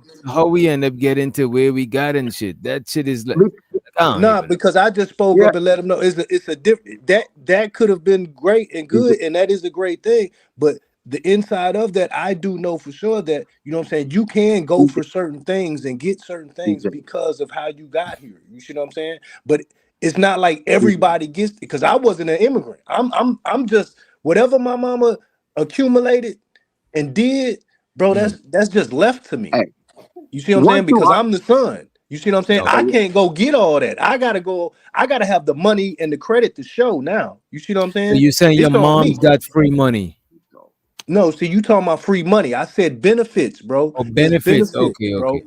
Okay. Well, yeah, I mean, we never denied that they don't get government assistance when they come over here. It's just And they if you not gotta, getting nothing that's gonna gradually put them some steps ahead of us. That's what I'm saying. They not and getting if you no do- head start, no bonus pack, no booster pack, or no shit like that. Like SNAP and right, and if you got a stamps. green card or you got your citizenship and you working and paying tax, you might be able to so you might be entitled to some of the benefits. You know what I'm saying? It's Right. just like if I was working at Home Depot for several years. If I lose my job, I could go on unemployment, because whilst I was working, I was paying towards that unemployment because the money was coming out of my shit. You know what I'm saying? My taxes. So, but the only way you could get that is if you legal. You can't be. I don't even think you could get a job Nah, if you you can't. illegal unless Nah, you get nah. paid under the book. Check this out. If government assistance was such a booster pack, why so many niggas been on that shit for 10, 15, 20 years and still where Because they they at? stagnant, bro. That's hold on. like my Literally mother not a taught booster me, pack. you And let supposed to kids get in use there that too. I shit, think bro. You supposed to use that shit and go to the next level. So why Hey, people mad at Because the immigrants for doing it? but because you I mean, them bro, like people I are just answering told the wait. you. question. Hey, Y'all Look just how we uh, got confused. projects on projects of black people uh, doing the same things, bro. But some people will look into things, and that's what I'm saying. You can't be mad at hey, immigrants because when they come over there, look, their mindset is looking on shit. This is to them like free money to benefit. right. It's like how you can't use this and get the next and come up and you know what I'm saying? Because they get comfortable and stagnant. That's why we have the projects how they are set up, Hey, but like a think about project. this. It's I working. give you some food for thought. I'm gonna give you some food for thought on that. See, what people are not realizing when they get to the United States, they want to. Most people want to see you do well. They don't want to see you do better than them. You have to understand that. Once you understand that, I want to see you do good, but now I ain't no hell. No, I don't want you to see you do better than me. And that's kind of like the mind working of white supremacist type of stuff or whatever. They'll do business with black people and you can do well. No, I don't want to see you doing better than me. And if you got a sibling, you got a wife with a female daughter, and I mean, it's the same thing. They don't want to see it. You have to understand that. That's just OG talk. I done got too old now. I done seen it. They want to see you do good. Don't You do got it after this, better. Giz. Don't do better than me. Don't do better than me. Look at this YouTube shit. Hey, he wants your channel to succeed, but you better not do better than him. That is wild. That's facts. But It's I ain't gonna pretty hold you. good That's that he how it is said in that. YouTube. That's how it is over here on YouTube. You know what I'm saying? Go ahead, Giz. That's on a lot of things. The That's best on thing folks. the Hey, best thing But go that's ahead, on let Giz. Figueroa. Yeah, let Nah, Giz I'm let fucking. Giz rock. Go ahead, Giz. best thing I can see with this is everybody up here has some points. I'm gonna go all the way back to what Chicago Rilla was talking about when he was talking about community and stuff. A lot of the immigrants and stuff that y'all say when they come over and they get an education and get the green card and stuff, what they do, they get their money, they send it back to their country, pull more people over here to America. That's one.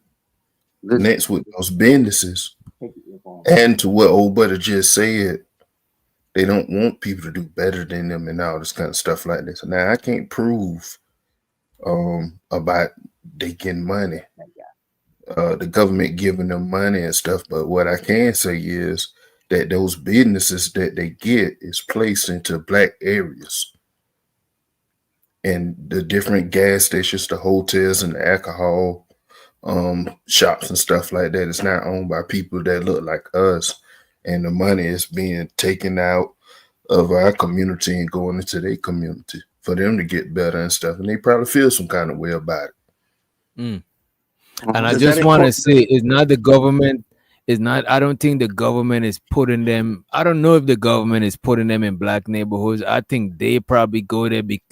I guess because it's cheaper. Because around here where I'm at, a lot of the Arab gas stations is not just close to black neighborhoods. It's close to trailer parks. It's close to, you know what I'm saying. It's not. It's just. It's close to people that Think ain't. about it. I Think don't know. about it. I don't know Hey, if it's wait, because the is property Chicago? is Why? Hey, cheaper. Because Chicago they don't on want to here? have them stores in white communities. They'll put them where they're cheaper, and they're cheaper in our communities, and it Wait reflects a that minute, kind of. bro. Go I'm ahead. just around here. A lot of the Arab stores is around white communities where I stay, bro. But are they high? I But think what I'm y'all. saying, Yeah, I think are when y'all hear white communities, y'all probably think the suburbs. I'm talking this trailer home, Yeah, this it's way more mobile poor home white people park. than black people. yeah, I'm saying, is it a high class neighborhood? Have you? No, No. That's what I'm No. saying. So That's those not are the target. still neighborhoods that are considered like black neighborhoods. You see what I'm saying? Because bro, they're going to no, but get the the. neighborhoods are predominantly white. They're not black neighborhoods.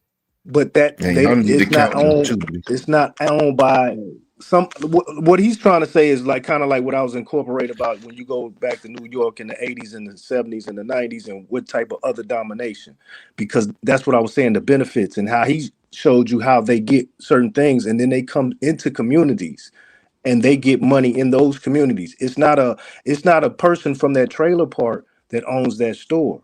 You see what I'm saying? Or somebody that they know.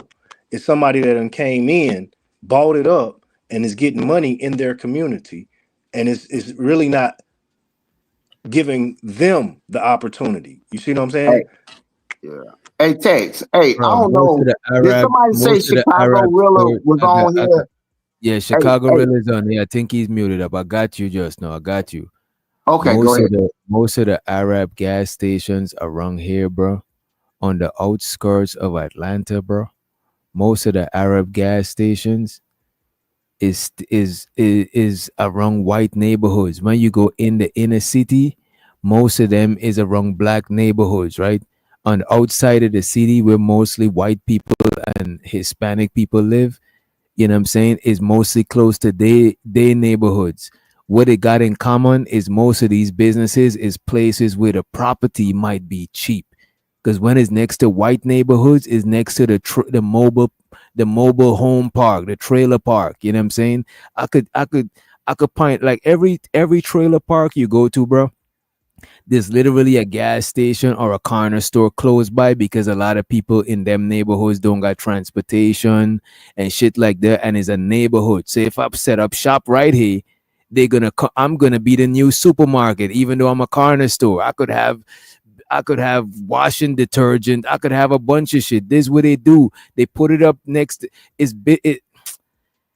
just a business move. You know what I'm saying? I don't think that the government is putting them there. I think that these people is literally choosing to go there because it's like the property probably cheaper to get from these type of areas, because it's poor areas. It's not like they go into a prominent white neighborhood and setting up shop.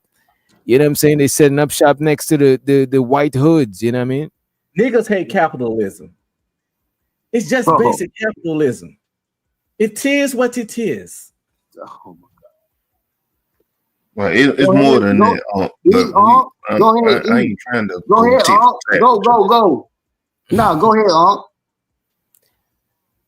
No, he said what he said. Basic capitalism. The immigrants come in here, and they not getting no booster pack. They not getting nothing that's gonna give them an extra edge that someone who been living here for 47 years couldn't have done for their damn self.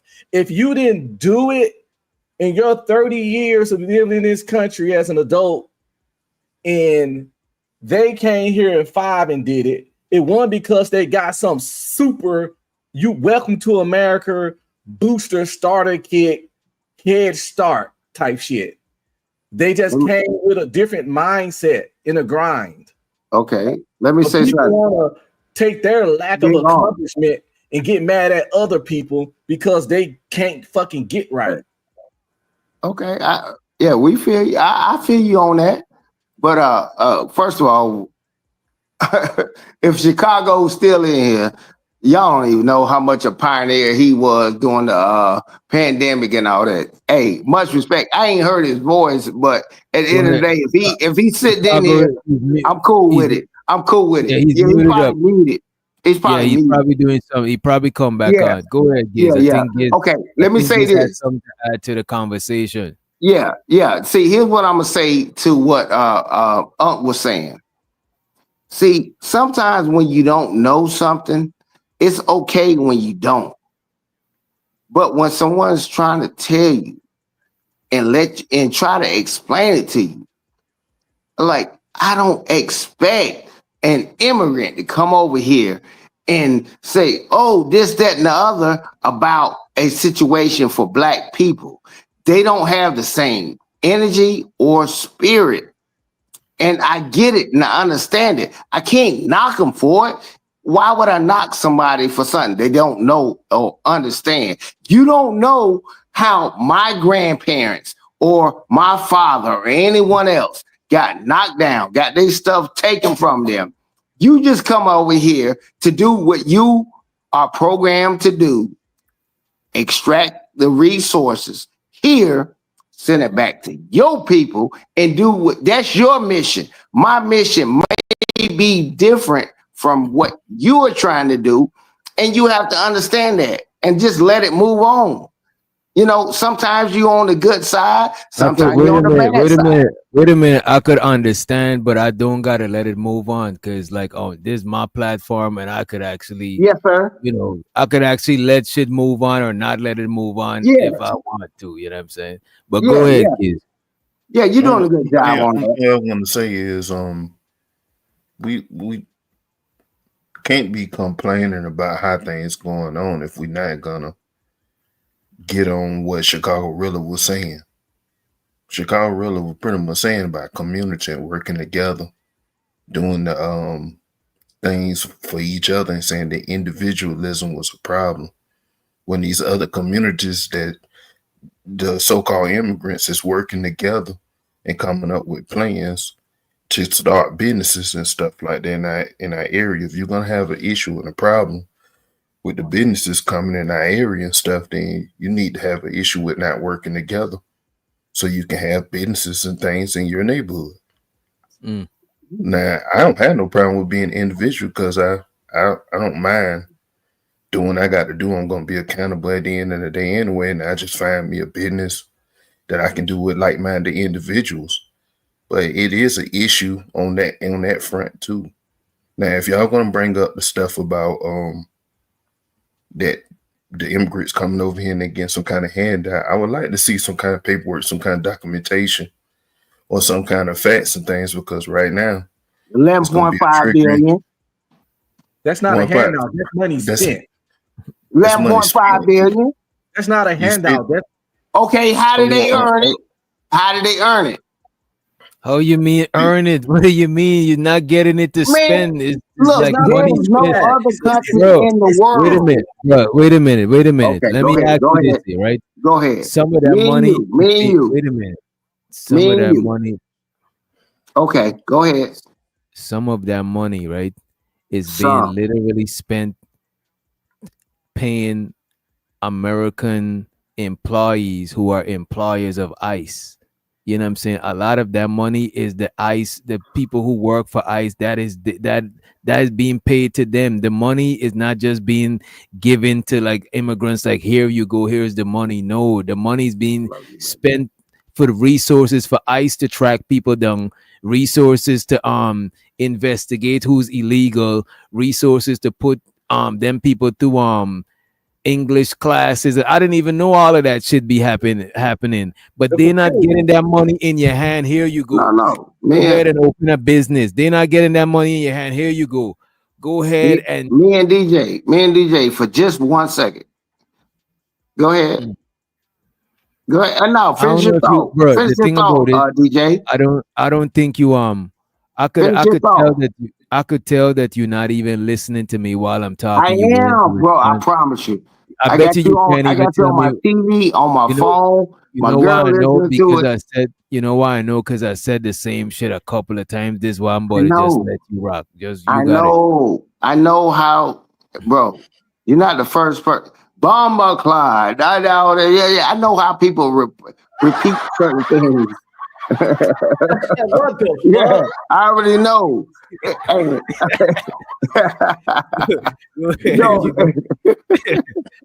No, no, your show be good, but a lot of times I just listen. I want to hit nothing in the comment because my brother be y'all cool as shit like that.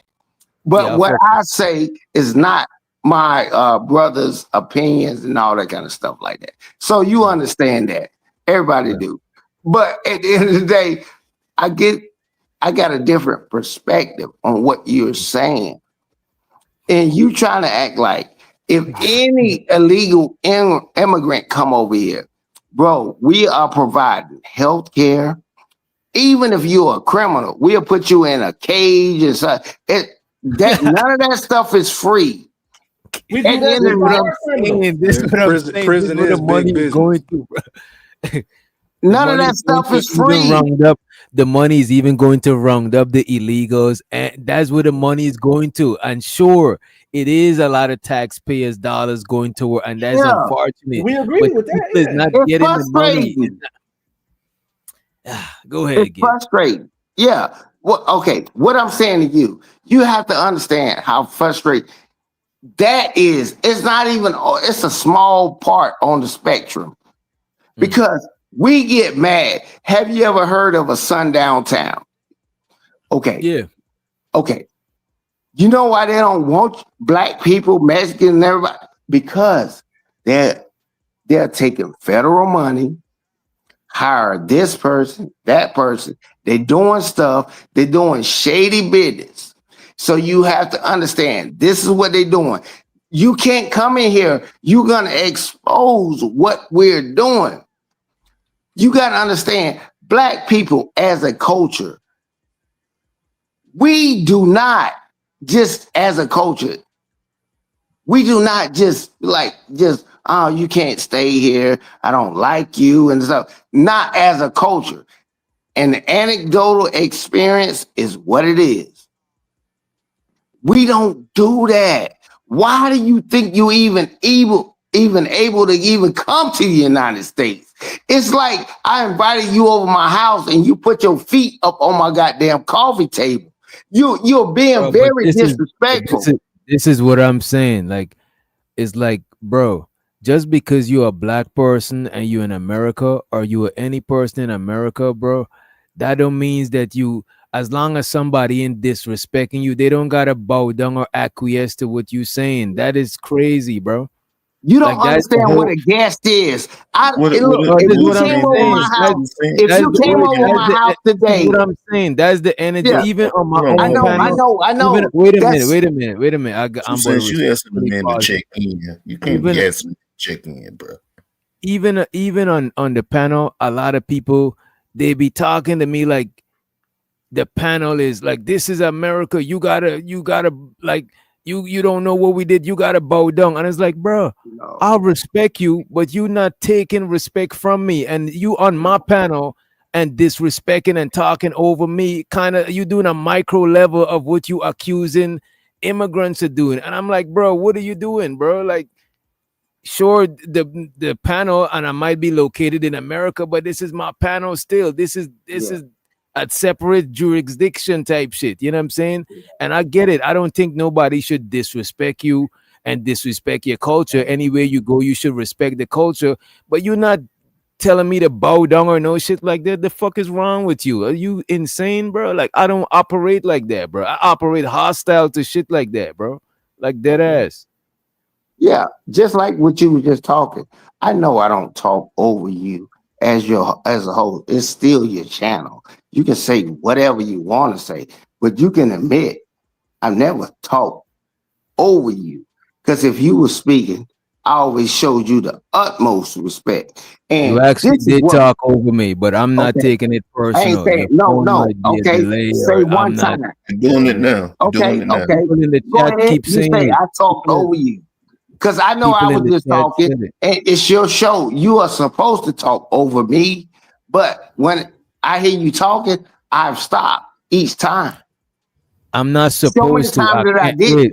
Wait a minute. I'm not supposed to talk over you. I can, but most of the time I choose not to, because I don't like being rude unnecessarily. Being rude unnecessarily, to me, that is like immature. Like, that's like in your 20s and shit. Once you older than you pass your 20s, being rude unnecessarily, I think is distasteful and immature. So even though it's my panel and I can't talk over you, I could even mute you and drop you. But I'm not gonna do that shit, because it's not in my nature to just, because I'm grown. I grew out of shit. I'm not just gonna just be rude for no fucking reason. That shit is weird to me. And I say the same thing. And just like you see how I listen to you, but sometimes when you're talking, it's a culture thing. If you want to talk, look, you can't be no goddamn punk on some shit. Like everybody walking up to the line and stuff like that. It's certain people that's wolves, and there's certain people that are sheep. I'm not a sheep. I apologize for it, but I have never over talked you, because if you ever talk, if you can rewind this clip, I never over talked you as a host. I don't think I did it to any of your panel guests, but you actually did. I shut the fuck up. I shut the fuck up. That's just what I do.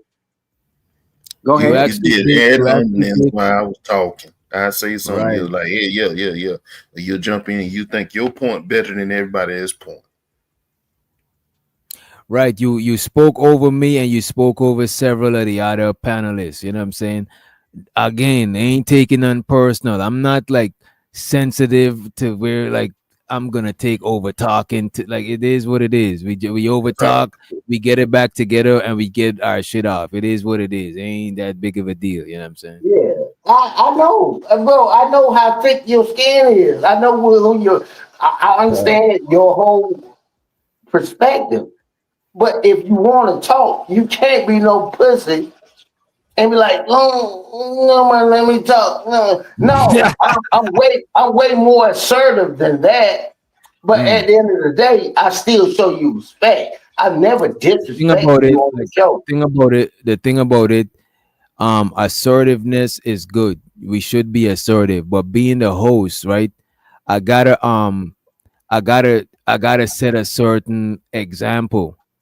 So if I'm giving people grace, I expect people to like because I gotta lead by example. So if I'm giving people grace, I expect people to give each other grace on the panel. If I see somebody's not graceful, then I start doing shit like muting them and dropping them because now you don't deserve grace because you don't give it to other people. You know what I'm I get it. saying? That's very noble. Look, Well, I'm not I, trying to be noble. that's I'm just very trying to be noble. fair. That's Like very I don't noble. want to. I don't want to the pressure of having to always be noble. I'm just trying to be Oh, fair. It's not my intentions to be noble. Like I don't give a fuck about being noble. I know you don't, but I'm just saying you are noble. You hosting the show. You're a noble and a humble person because you can do a lot of things. You just choose not to. I get it. I mean, some guys that are very attractive or whatever. It's say myself. I go to the club. You can't touch that girl and hug her like I might do. Wait, partner, whoa. Pause, man. Get out of here. This nigga funny as fuck. This nigga hilarious. Oh shit! Look at Big Giz's face. I ain't never seen Big Giz shot like that. No, you know how it goes. Hey, watch it. Oh my god! You know what I'm talking about, man. Some people can't listen so shoulders like Mark over there again. Come on, man. Fuck, bro. Yeah, it's all good. Yeah, we're not all that equal. Yeah, yeah. That Hey, was funny. kids, say no to Henny. Yeah, hey, no, that was funny That brung because is going. he know he can't do what I can do, and I can't do what he can do. Say no Go to ahead, Henny, Giz. people. Please go ahead, Giz. You got it, bro. Come on, bro. Oh, brother, man. God bless you, man. But It's all good. It's all good, bro. Chicago pretty much told you. No, I ain't hear Chicago yet. I've been trying to hear Chicago. Well, you missed him, and I've been hitting his point for him while he been doing his thing, sleep or whatever. He pretty much was saying that Black people need a community and base and family base. When he was asking about the family reunions, and he was asking about getting to know your neighbors and things like that, and coming up with systems like 50-year, 30-year, 100-year plans. You know what I'm saying? That's gonna. I missed that. My bad. I missed it. That's the thing right there. Yeah. Hey, let Chicago say something, man. That nigga a pioneer. I just want to hear him before I get off, DJ. Hey, before I get off, DJ, let me hear Chicago because I thought he was muted the whole entire time. Wait a minute. He's mute. He stepped away. He just stayed up here. I think he's gonna be back, right? But I just yes, want to sir. say though, this why even I always say this. He just cut. And I always say this, and I say this again. Oh goddamn, y'all cutting me up. God damn, it's rubbing off. You know what I'm saying? But this is what I be saying. I do think a lot of Black Americans should travel. It's not to say, oh, we fight for this country. Why do we gotta leave? Motherfucker. Yeah, you should leave. Not leave and move, but you should go and see the world, open business over here and send your money back, bro. It's not, bro. I'm telling you, bro. This shit is like the same thing that immigrants are doing. The same thing you could do, bro. You don't gotta stay here. This is why we even watching. This is the worst places to travel when you black. The next video right after this is the best place to travel when you black. There's literally places that got dual citizenship. You could literally stretch your money. You could have money making over there, whilst you still right over here in America. It's the same thing immigrants are doing. There's nothing stopping you from doing that shit, bro. I know. We understand. See, and this is where a lot of times when you seeing the FBA thing, they are trying to delineate, because I know you call us you people. You don't consider yourself one of us. So it's okay if you don't. I'm saying even if you do, it's okay if you don't. So you have to pick up on that.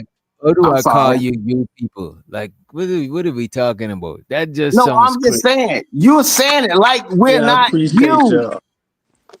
Us. You start saying us. When you What start saying us, it's a different ball No, wait a game. minute. Wait a minute. We us, but still within us, there's different people. Like we are black, but you still a black American. I'm not a black American. You know what I'm saying? I I'm know not. you're not. If they were supposed to give out reparations, I'm not gonna get no reparations. So sure, is a black American is a separate ID. Sure, we are black. We are the same race. We got the same phenotype. But sure, you are your nationality is over here, and my nationality is where I'm from. It's not to Yeah, say that your we money got. going back to Jamaica. Just You like say I'm a what? black American, but I'm not a nigga. I don't fuck with niggas. He not Jamaican 2 So I'm cents, bro. separate. I'm I'm not black I American, Jamaican. get but it. I separate myself from niggas. So he Right. right. You can be I'm black like a nigga, but I'm not a nigga. I'm a black man. Ain't none of us Big nigga. on here. Ain't nobody on this panel a nigga. Don't Ain't even no do niggas that. on this panel, but it's No, niggas in the world. nobody on this panel a nigga But it's that we niggas could in the actually world say. though. Niggas is this, and I'm different from them. So Yeah, here's some I know separation that. out here. Yeah. We understand what a nigga is, but at the end of the day, hey, if I met DJ or whatever in real life, he opposed on me as a black person and born here, but understand where his loyalty lies. That's all I'm saying. That nigga don't hate you. My loyalty lies to my family. Because if you was Okay, watching where's your earlier, family? wait a minute. Where's If your you was family? watching, wait a minute. Let me finish. My Yes, sir. loyalty lies to my family and people that's after my family, my loved ones. You know what I'm saying? People who's close to me like family. My family is back in Guyana. I got family that's in New York. I got family in Florida. I got family in UK. You know what I'm saying? I got my loyalty is to them. If you was watching the whole show earlier, you would see that where I'm from, there's racial divide between black and Indian people. So my loyalty ain't aligned with an Indian person who don't see me as a fucking human. So I'm not where I'm from is not like, bro. That's why people should travel, bro. A lot of stuff people be saying, bro, respectfully, it be misinformed and from a limited perspective, bro. Like real shit, bro.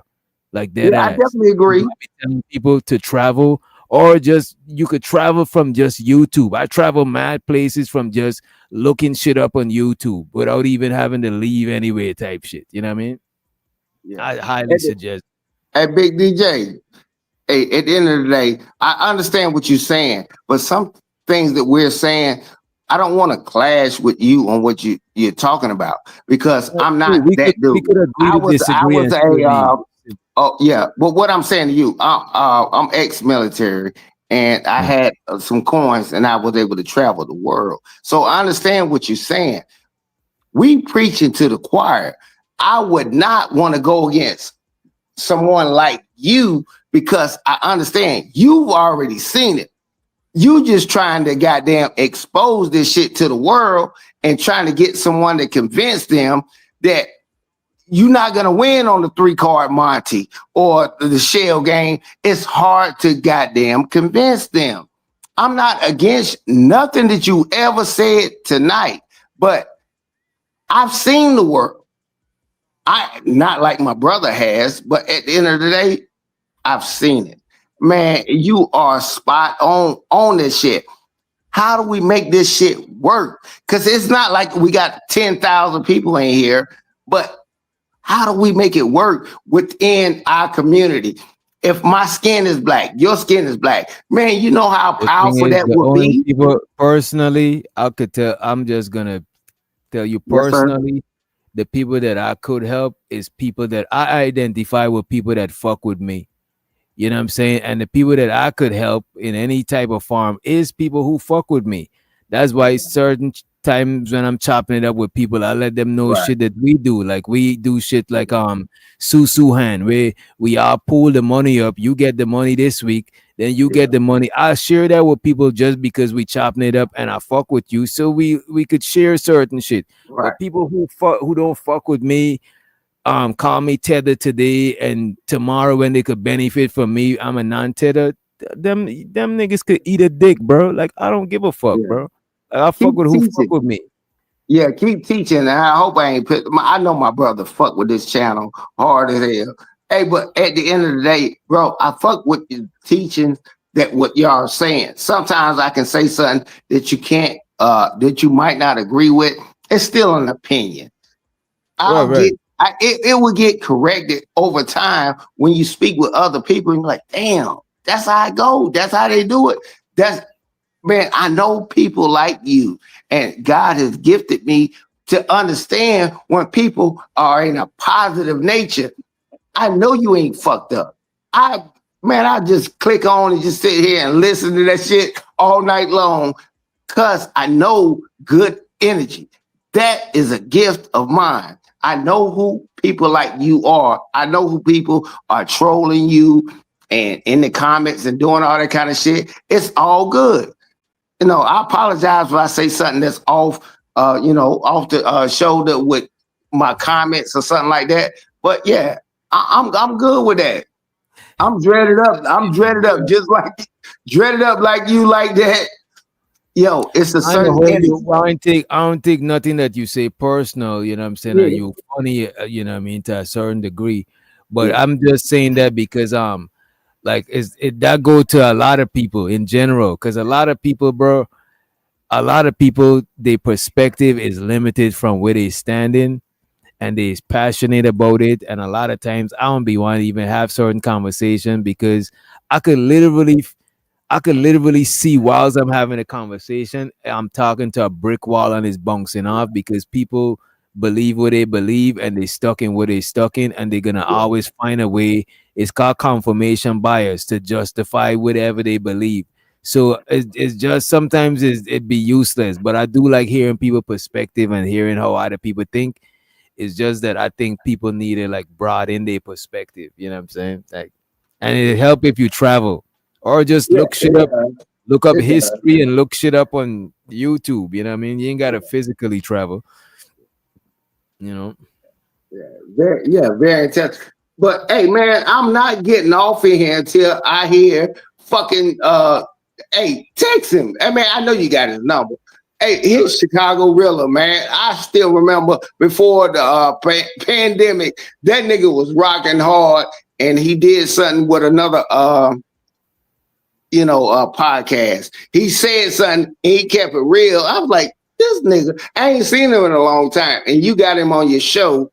And like I said, Yeah, I'm texting him now. If he don't yeah, and I'm it's texting all him to good. his phone. It's So all if he good. didn't respond, he probably not Yeah, he probably sleep because yeah. It's late. It's late. Yeah. he But probably been disclaimer, man. Hey, I am Stan's little brother. I don't reflect any of the views and what he did and what he do and what he speak about at all. But I can have my own different opinions because I got my own world life views because I've been around the world. you were in the military too? Yeah. I seen a lot. I was in the Navy, so it's different from the Army type stuff. So I was stopping at all these ports. I can still remember, being in the no-fly zone and all that shit. How do you get to the Middle East in the no-fly zone? You got to pass all these other places and stuff like that. So I understood. I got some understanding. You know. So let me I want to. Yeah, go ahead, Bo. let me go ahead and play the rest of this video, and you could still chime in, but I just want to make sure we finish this video so you could go to the next one, right? Yes, sir. Ukraine in 2022, the world watched in horror as Black refugees, mostly African students and workers, experienced a very different kind of crisis. Videos went viral showing Black evacuees being pushed off evacuation trains to make room for white Ukrainians. Many were blocked at borders, told to wait while others passed. Some standing and walking in sub-zero temperatures for 3 days. Stories of Ukrainian civilians with guns threatening African students. It was a racist display that the world's media captured on tape. Black students from Africa and the Caribbean have been studying in the Ukraine for years, drawn by the low tuition and modern medical schools. But they've long reported housing discrimination, with landlords refusing to rent to them, physical attacks, and it all came out at the start of the war. What was the most horrific part of your journey? The racism we experienced at the borders was horrific, and also there were some armed civilians, and they said, if you don't leave within the next 5 minutes, we'll shoot you. In moments of national crisis, Black bodies instantly become expendable. Traveling while Black in the Ukraine may require sidestepping or defusing some human landmines. Move with caution. Next up is the That's Ukraine. Next up, they talking about, this is Israel. Holy Land with harsh realities. Israel. Israel's toxic nationalist apartheid regime showcased its white supremacy perspective and tactics long before the Gaza war. While Israel holds deep spiritual meaning for many Black people across the diaspora, try walking the streets of Tel Aviv or Jerusalem while Black, and that symbolism gets complicated fast. The former Interior Minister called African migrants a cancer in the body of the nation. Many are denied legal status, confined to detention centers, or forcibly relocated under voluntary departure programs. And in 2018, the government tried to deport 40,000 Africans, sparking international backlash. The racism here is structural, and Ethiopian Israeli Jews, who are citizens of Israel, still report being profiled, denied jobs, and harassed by police. Even Black Americans and tourists aren't spared. In Israel, Black travelers frequently report being followed in shopping malls, denied service, being stared at, and treated like walking threats. And the moment you land in Ben Gurion Airport, it becomes a gauntlet, with intense border questioning that seems to focus less on your passport and more on the tone of your skin. Hotels turn guests away, cab drivers refuse pickups, and restaurants specialize in serving Black people cold shoulders instead of warm meals. If you're a Black traveler through the Promised Land, you may walk the steps of Jesus, but security may be following you every step of the way. Next up is Russia. Next up, we got Russia. And after Russia, we got we got one more, and then we want to go to the positives, the good country to travel to, right? Whilst being Black, right? Russia may be the land of grand cathedrals, icy ballets, and Cold War legacy. But if you're Black, your welcome might be colder than Siberia. And it's not just racism. It's real danger for Black people. In cities like Moscow and St. Petersburg, Black students, tourists, and expats have been beaten, stabbed, and murdered by neo-Nazi gangs and ultra-nationalists. These aren't isolated incidents. The Sova Center for Information and Analysis tracked dozens of racially motivated killings and assaults targeting Africans from 2004 to 2014. Imagine the ones that didn't get counted. Neo-Nazi groups still roam the streets in many regions looking for someone who's different. And you can't count on the police for protection. When Black victims have reported assaults, police often downplayed or ignored the racial element. Many victims of race attacks say officers either refused to investigate or blamed the victim. In some cases, police themselves racially profile Black people, stopping them, harassing them, and threatening deportation. Many Black visitors describe being openly stared at, laughed at, and called slurs in public. Blackface again, commonplace on Russian television. Some restaurants have unwritten rules about refusing service to Africans. What the hell? You see this shit? This man got the official blackface. This is crazy. Look at this shit right here. Slurs in public. Blackface again, commonplace on Russian television. Some Man got a restaurants have bandana unwritten and rules everything. about refusing Wow, service nigga, to Africans, real blood. particularly in the small He's towns. he's a blood. You know what I'm saying? He's Sue Whoop. Buttermilk And like a biscuits. couple of other countries on this list, He look like a cheddar man blood. You know what I mean? Russia has almost no Black community support to speak of. You are alone and visible. What religion is Russia? What's Russia's main religion?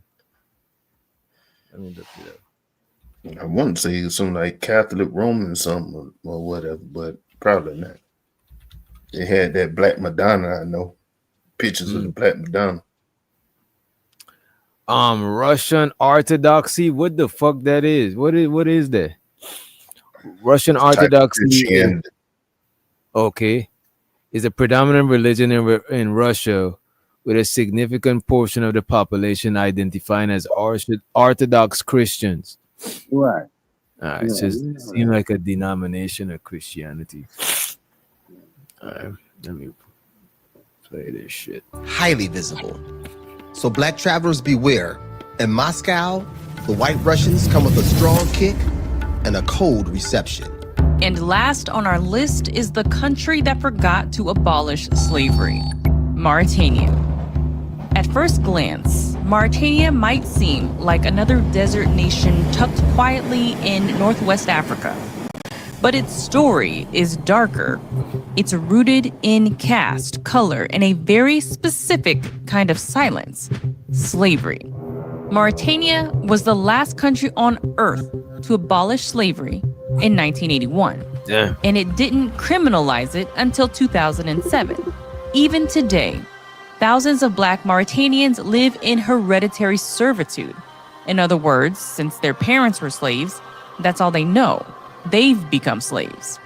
Entire generations of Black families, known as Haratine, are born into slavery, serving Arab, Berber, white Moor families without pay, property, or education. Serving who? Wait a minute. Known as Haratine, Berbers. are Arab born. white Moors. Arab white Moors, the Berbers. They talk about them in some 1800 books. Into slavery, serving Arab, Berber, white Moor families without pay, property, or education. Travelers here report being racially profiled, followed, and questioned, even with proper documents. This isn't just discomfort. In this country, it's systematic dehumanization. Black Moors and Haratine are often relegated to menial labor or informal work. But what about travelers? Black tourists have been mistaken for Haratine and even questioned or profiled at checkpoints. Even with documentation and wealth, your skin color may dictate how you're treated. I'm here for about 2 years now. Okay. Yeah. You like Mauritania? I like it, but not as my country. I like my country better. Why? My country has freedom. Here, there's no freedom. You understand? So how they treat Black Africans? Man. Lodging, service, and hospitality are often less welcoming for Black travelers unless accompanied by non-Black foreigners. For dark-skinned travelers in Mauritania, freedom is not assumed. It's proven. At every checkpoint, every hotel lobby. Stay safe and stay free. I got a couple of questions. What's up? Why would an American citizen go there? And secondly, that one African guy that was there, why the fuck was he there?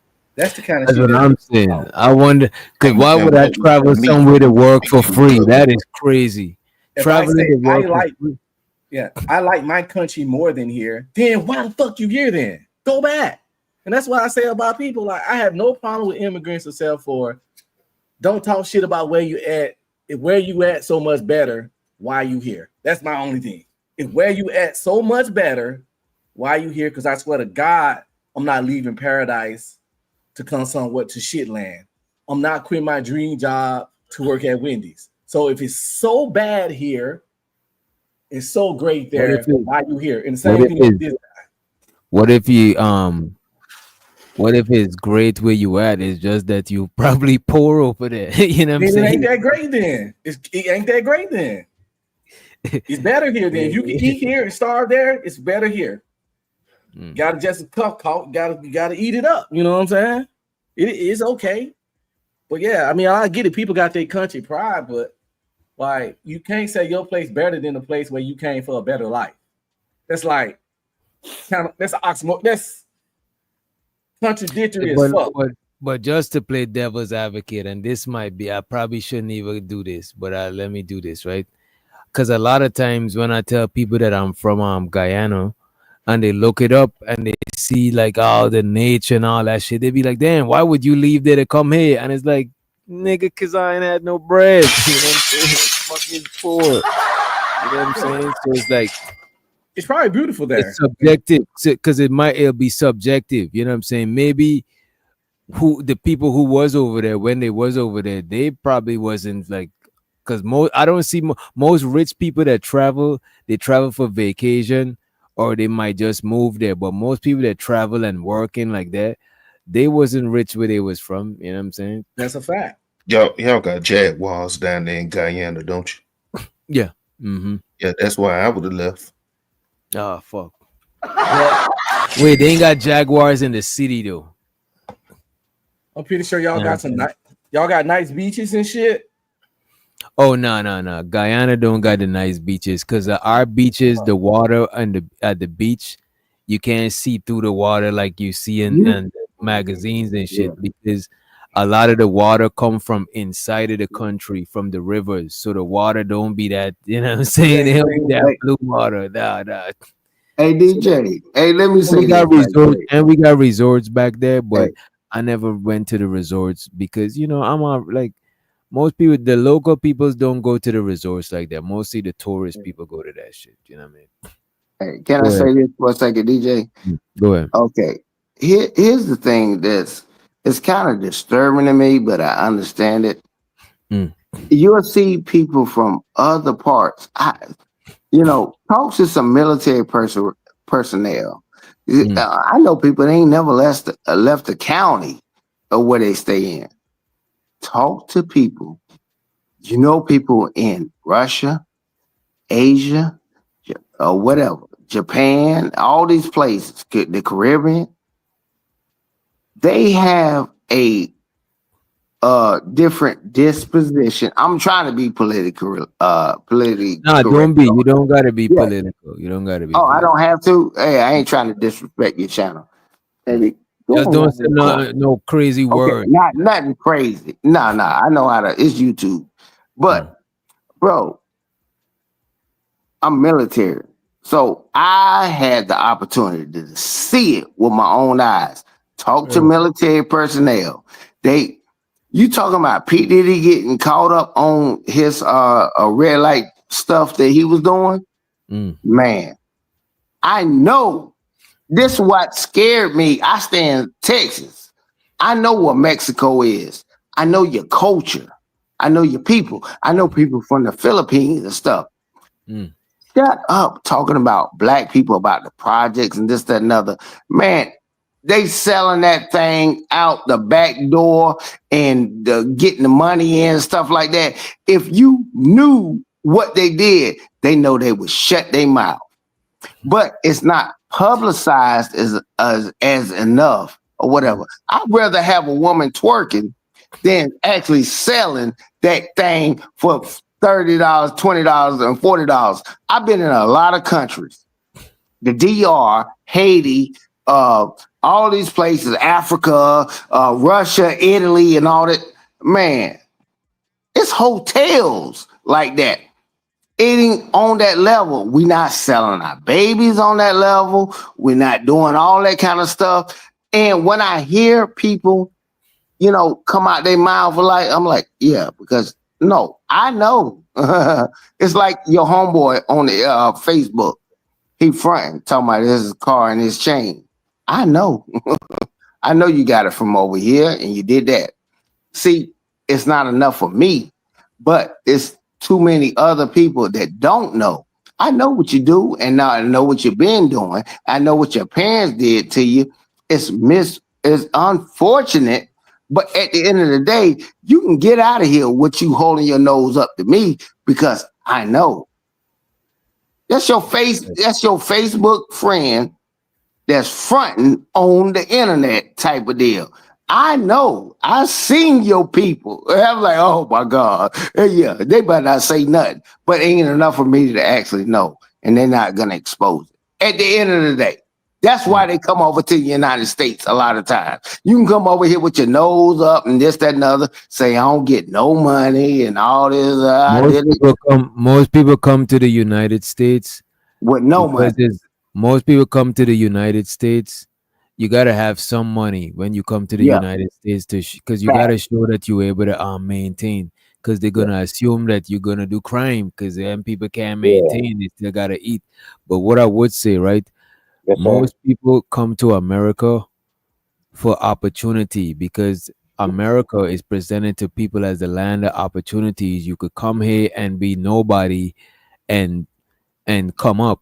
Just that's what America was created on. A lot of white people in Europe that came over here early on to America, they wasn't from the rich class of white people. They was from the poorer classes. So they came over here to make, you know what I'm saying? So the spirit of America is that you could be a nobody from out of nowhere, and if you finagle and finesse, you could come up. If you got some side of hustle, you got some side of grind, you could come up over in America. And that's why most people come to America to come up. You know what I'm saying? Literally, most people come to America to come up. And also, like another reason why a lot of people come to America is they see America as the land of the free. A lot of people that want to practice alternative sexual lifestyles, where they from, that shit is not allowed. So they come over here to do that shit. You know what I'm saying? A lot of people that their religion is too strict. Maybe they're from a Muslim country. They see that you could come over here and they could, you know what I'm saying? So that's why a lot of people come to America, because it's economic opportunities and other opportunities that they won't get where they was from. So that's why a lot of people come here. So sure, you might be like, yo, it looks beautiful over there. Why you come over here? Because I got peanut butter, but you got jelly. So I come over here for jelly.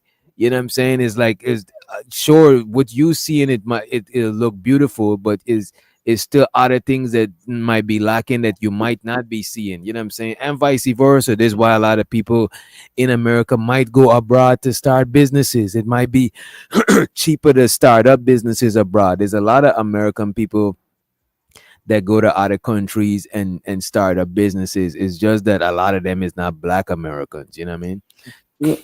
America is the land about of, that. Think about what you just said. Hey, just give me 2 seconds. I'm gonna drop the stream because I gotta run to the store and come back. But I'm gonna say this to you, DJ. This is the same reason. If you can look at the spectrum, this is the reason why people from up north, I'm talking about New Jersey, Philly, New York, Connecticut, come to the South because they understand and they got a certain knowledge over the people that's in this area. They just doing what they doing to take advantage of it. If you understand it, man, I was so impressed by a person that can come down from New York. I'm like, this nigga was an EMT and he was a this and he was worked at this. That life has been sped up so far and so fast. You must, first of all, you're going to have to respect that because they have a certain amount of experience when they come down south with that knowledge. This is what we're saying about immigrants. Nigga, we don't fault bust our ass and everything, and you come over here and you be like, yeah, I work for $4, $5, and it's kind of disrespectful to the people that's actually here. You don't have to do it. It's just a respect thing, like walking in someone home and all that kind of stuff like that. It is a little disturbing. Trust me. Talk to anybody what I would from say the as South, far as and you let me say this, will know what I exactly what would I'm say, talking about. what I would say as far as I don't think immigrants should talk down on Black Americans, same way Right. I don't think Black Americans should talk down on immigrants, right? However, I think that's up to where it goes. Like I don't think that cause I ain't gonna hold you. Sometimes when people talking, it be something like if people want more respect than just common human respect. You know what I'm saying? It be something like you want me to give you like a extra side of respect or some side like, and I don't understand that. You know what I mean? I don't get it. You know what I mean? Because I'm Yeah. not. I don't want to bow down to nobody. You know what I'm saying? I could respect somebody. I could not talk shit about people and all of that good shit. But as far as like it be something like I don't know, it be something like you want a little bit extra more than that. You know what I mean? And it's like, bro, because when I hear you talking, when I hear you talking, I don't when I hear you talking, it sound like I could be wrong, but it sound like you want a little bit more. Like and I'm trying to figure out what it is that do you want. No, You know what I'm saying? no, I'm too old to want a little bit more because I can't even You're hate saying like because turning up your nose and yeah, stuff. yeah, Like I no, get like no, if somebody come over here and they start talking down bad on your culture, no, that is violation. Like you shouldn't take that shit. That is disrespectful. But if somebody's just doing their thing and ain't doing nothing to you, I don't see what else do you want from them type shit. Because it's no. sometimes it do sound like it's a little bit deeper, and I'll be trying to understand what it is. You know what I'm saying? I get it. Sometimes we don't understand, but guess what? I'm not doing. Mm. I'm not on a Jamaican channel. I'm not on an African channel and trying to or Ben Shapiro or Charlie Kirk channel. I don't go into those spaces and try to speak about black pop. I'm like, first of all, you don't really stand for these people. I'm like, This is what I'm saying. why When you you say got you so don't much go to, smoke?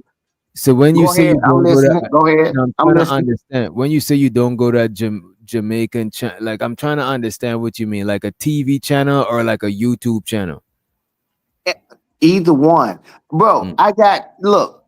The way my entertainment setup is, I can watch every TV channel they got in the Philippines. I got every channel in Jamaica. You know, I ain't no docs my shit like that. But Right, right, at the right. end of the day, Don't dox yourself, I'm not going on Ben Shapiro or Candace on. I'm like, why do y'all do that? I be watching people like Tariq Nasheed. He get all the I don't know how he get all the Africans, but it's content for him. That's his niche. And they get in here and start talking all this stuff. I'm like, okay, if it's that good, where you at? Why you not there? That's all I'm saying. but this is what Why I'm you not saying. there? Like when Unless you you know how to. say, wait It's a like, minute. go ahead. When you say it's good, if it's not good, like you talking about somebody who's talking bad about America, or you talking about a regular person? Because a lot of times y'all be saying this shit to regular people. Like I don't understand what you mean. Even right here, I'm not Barb foolish. was saying, wait a minute, Barb is saying you on a Guyanese channel. I never before all of this FBA Yeah, talk and all that stuff, I never thought of my channel as a Guyanese channel because I'm yeah. not talking about Guyanese stuff. I'm talking about pop culture and Ain't no entertainment. money in it. Sometimes I might talk about stuff from the UK. No, it actually is money in it. It's actually a lot of money in it because you Okay, know why?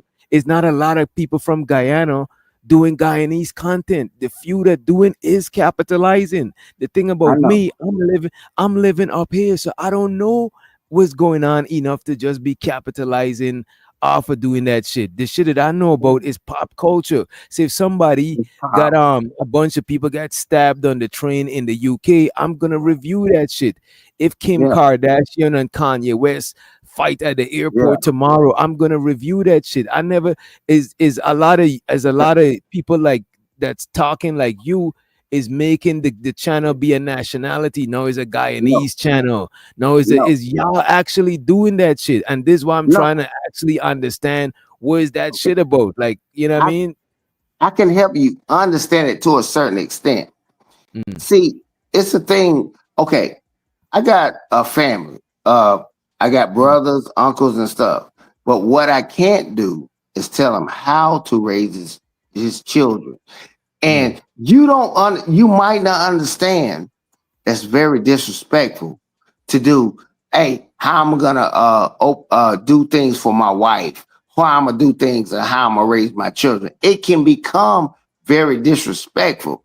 And a lot of people that come into the country, they're not understanding our cultures until later on why that's disrespectful. You don't understand. I don't care if it's bowing down in Asia and whatever. I ain't bowing down nobody. I'm not You either. in I'm not another bowing down. person's country. I'm even if I'm in, wait a minute, even if I'm in another person country, I'm not Do what you bowing want to down to do. them. Even if Well, I'm just in with the everybody. yard, It's not even actual I'm in violence. the yard, I'm Yeah. not bowing down to them. I prefer them I prefer to go out the yard. If it I know. requires for me to bow down, I prefer to go elsewhere because I'm not bowing I down to shit. know. I know If you are. bowing I down is your know. And custom, if wait a you're minute, if not willing bowing to down, bow down wait a to minute, black people's culture I'm and what not they willing to suffer bow and down. what they went through. You just I'm came not. over Wait a here. minute. Your job is to come over here and extract the resources from black And this is what, struggle and this is a and what perfect the United example of. States. Man, bro, I This is thought a you were going to perfect. the store, man. I thought you were going to the store. This is Oh, the perfect oh example of yeah. what I'm talking about. It's like, Hey, I'll bro, be back. the Hey, I'll be underline. back. Wait a DJ, I'll be minute, the back. underline. Now, All right, I got hey, he said I was supposed to go to the store. He's right.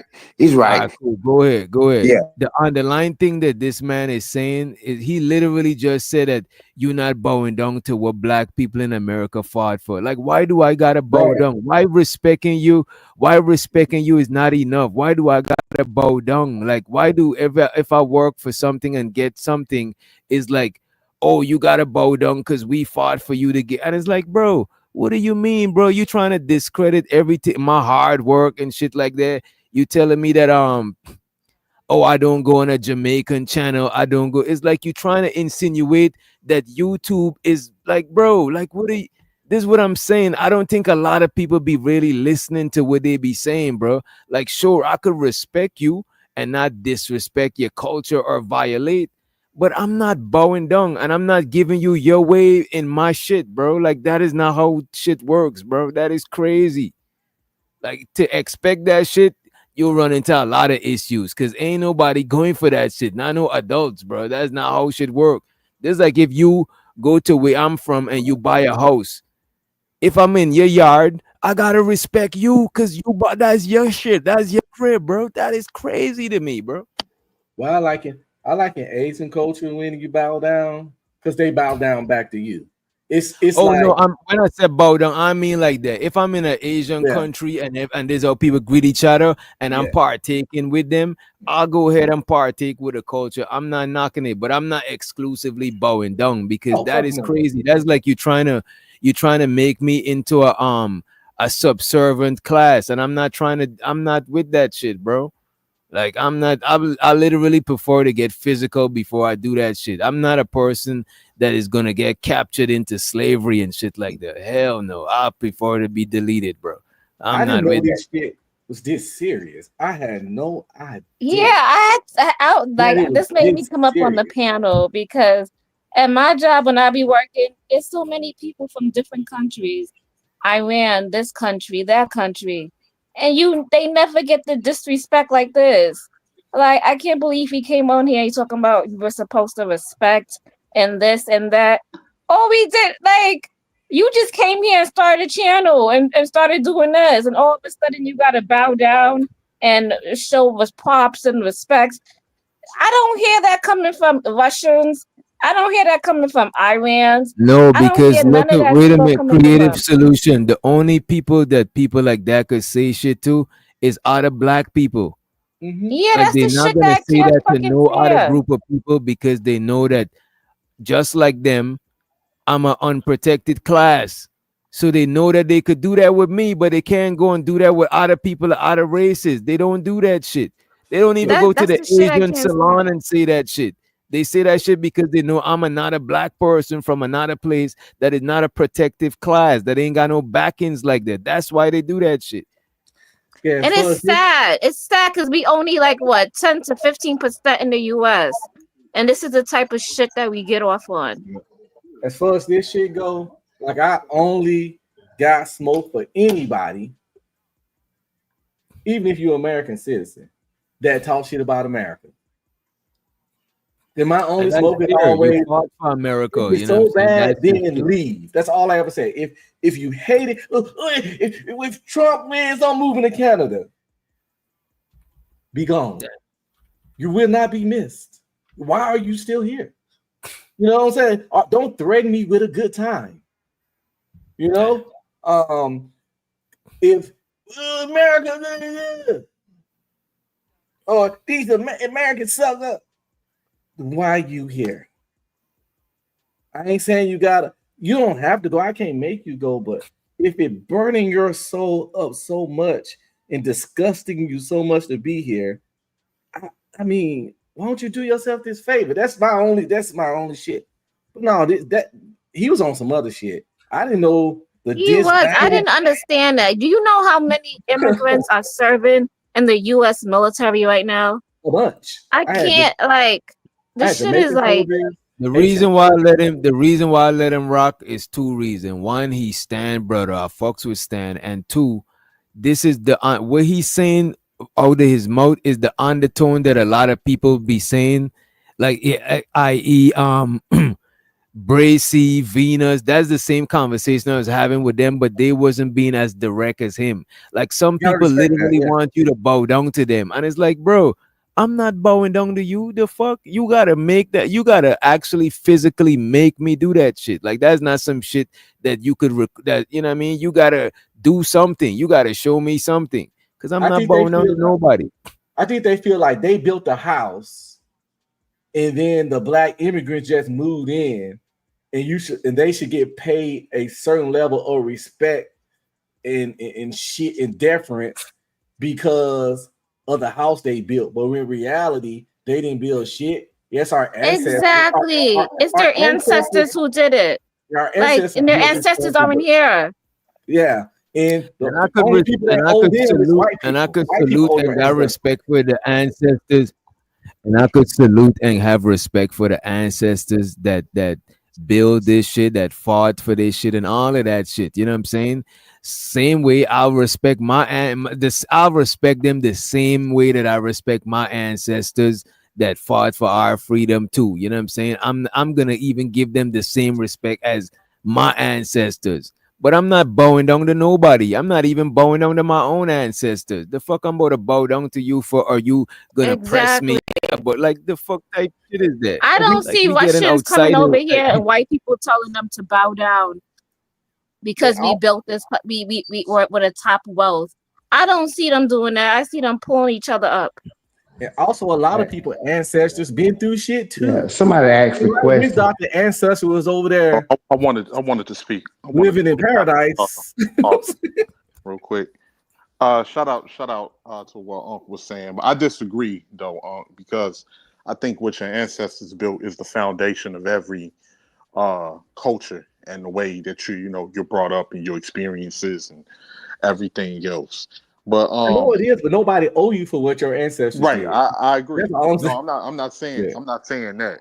What I'm saying is that is like the foundation and everything, and of the culture. It's not like every generation resets after the next. It's things that's passed down from those ancestors on to the next generation and to the next generation. After hell, we still going through shit right now in this country based off of the history of our ancestors and our position in this country.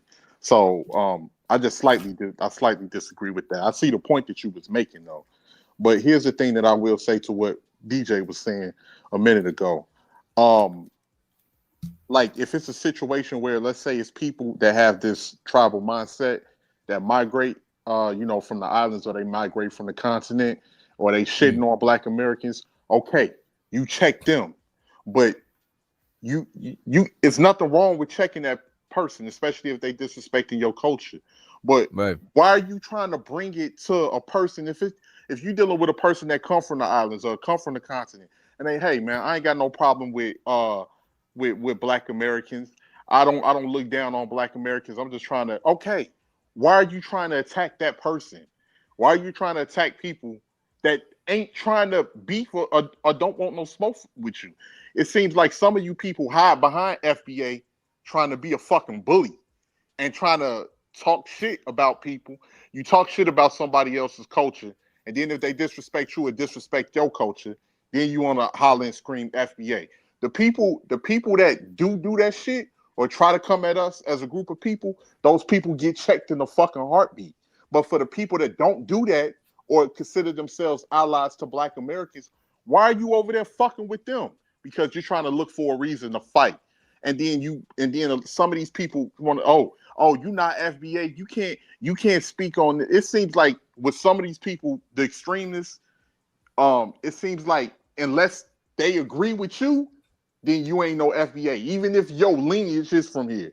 Like, I don't agree with that shit. Oh, you not FBA? You a fucking y'all just looking for a reason to fight, because outside of fighting and saying you FBA, you're not doing any other shit to qualify to be an FBA. You don't work together with other FBA people. You shit on other FBA people on a day-to-day basis. You talk down on your own people, but yet when you want to look for an excuse to fight a motherfucker, then you want to get up here and scream FBA. Bro, I literally watch Venus show, you know what I'm saying? I literally watch Venus, right? And they had the white dude Josh over there, right? Mm-hmm. And Illa was saying something, I forgot what he was saying, and PA's diva went at the nigga neck, bro. Mm-hmm. Right? And then she was like, she tried to cut him off and he wasn't even talking nothing crazy. She just mad at him for some shit he said way back when he probably chumped her off on Sharon panel. Mm-hmm. She trying to cut him off and saying, well, we want to hear you anyway. Let Josh talk. Whilst talking pro-black and all of this shit, she want to cut Illa off to let the white dude talk. That shit was crazy in real whole time. And then you in the same breath want to talk about Tether and FBA. And it's like, bro, y'all just using this shit. Y'all don't even be putting in no work to do nothing. Y'all literally, like, that should be funny to me. The main people who be talking that shit, they don't be putting in no work to progress nothing, bro. When people having a progressive conversation, they literally want to talk about some anti-progressive shit. And that should be funny as fuck to me, bro. Absolutely. Absolutely. Like, for instance, you got like people in the chat that's talking shit. You don't even know who fucking Stokely Carmichael is. You don't know shit about Huey P. Newton. You don't work with people out. You don't try to help other FBA people outside of what you're doing. You don't go to fucking town meetings to see how you can fucking help your people. Now, I haven't done that in a long time, but I have done that because I wanted to help people where I was from. You not like y'all don't do none of that shit, but want to get online and scream FBA to try to bully and argue with a motherfucker, knowing that you don't stand for shit. Like I said in the chat, you about as a fake ass FBA as a Muslim that eat pork. If somebody come over here and be over here for a few years and affect your lifestyle, fix yourself, nigga. Go call that one lady, Ayana, fix your life or some shit. You the motherfucking problem. Ain't no immigrant taking shit off my plate. Ain't nobody taking shit off my plate because I fix my own plate. I am the architect of my own life. And that's what niggas need to understand. Stop blaming a white man. Stop blaming music. Stop blaming video games. Stop blaming fucking immigrants and leave them fuck alone. You the architect of your own life. You get out of life what you motherfucking put into it. Put something into that shit. You get out of what you... I'm not a millionaire, not because of the white man or no immigrants or nothing. I'm not a millionaire because I ain't tried hard enough. And I know this, and I accept that. I did that shit to myself. I have a lot of plans, a lot of ideas, and shit like that I haven't fucking taken to the next fucking level. And that's on me, not the man, not the system, not shit. Bro, there's people that where I'm from that stayed there, you know what I'm saying, went to university and all of this shit, got their family and all that shit together. And you know what I'm saying? And I didn't do that shit, you know what I'm saying? But I'm not mad at them that they, you know what I mean? Like it's just different people do different shit. But what I would say is Sugar Bum asking me what I done. Like I done started businesses before with I sure it didn't succeed, but I started businesses with me and my homies, you know what I'm saying? And my homies, them is Black Americans. I started a business with FBAs. What did you do, Sugar Bum? You and you know what I mean? What did you do it? You ain't started no businesses. You talking about black men is this, black men is that. Like you and you know what I mean? You actually adding to the problem. So I don't even know what Sugar Bum is talking about. Sugar Bum a loser. Of course, I hire. Who else I'm gonna hire, Sugar Bum? I literally had a virtual call center, and I'm over here, and you gotta be over here to work. So who else I was giving jobs to? You know what I'm saying? Like I didn't get no Guyanese was working on the call center. Like what are you talking about? See, and that's why I say it's a double-edged sword, because there's some legitimate grievances there with certain people. But those certain people, you address those certain people. You don't address the whole fucking people that I done had people come, man, bro, like, you know, I looked up to Black Americans. Like we used to watch y'all on television. I looked up to the culture. What's the point in sitting here calling that person out their name or shitting on their culture? Y'all doing it to people that even show respect to Black Americans. Y'all find a reason to fucking bully, and you might not like a Caribbean chick because she look better than you. And she ain't FBA. All these niggas, like y'all find the dumbest shit to try to find a reason to fight. And then a lot of the time, y'all fucking followers. You don't do no research by yourself. You listen to Tariq Nasheed. You just listen to everything Tariq Nasheed says, and then you turn around and fucking run with it. Sugar Bum can't even tell me who fucking Carter G. Woodson is. Sugar Bum is a troll. Sugar Bum is funny. I don't take it serious, man. Yeah, I know. But she do say stuff that other people goofy shit. Yeah, but she yeah, do. She's just an example of shit that other people saying shit. But I do think that Black Americans do like I learned about like redlining and all of that stuff that you know what I'm saying to hold Black Americans back. I'm not gonna sit here and pretend that it's just smooth sailing if you're a black person in America, especially if you've been over here, you know what I mean? I'm not gonna disqualify that shit ever at all. You know what I mean? I don't even got no butt. I'm just saying that shit. So don't get it fucked up. Nothing that I'm saying is to negate the experiences of black people in America, because unlike Sugar Bum, I do my research and I do know a lot about black history, whether it be from America, where I'm from, or a lot because I'm pro black. I used to be extremely pro black, you know what I'm saying?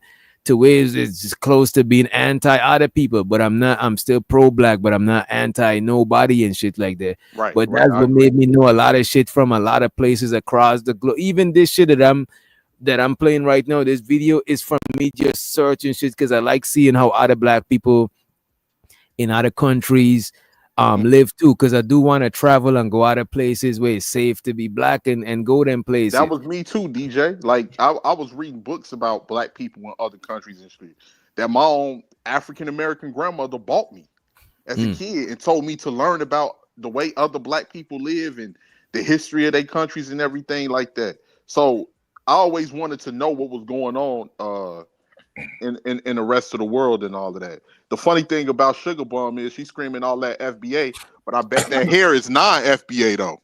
I bet that weave you got in your scalp non-FBA. Don't do that. Don't do that. That's fucked up. But here's the thing, man. But black women, but just to put it, just to say this, but black women across, especially in the Western world, black women do wear weave because all of our black women are like victims of Eurocentric beauty standards. Absolutely. It is Absolutely. what it is, you know?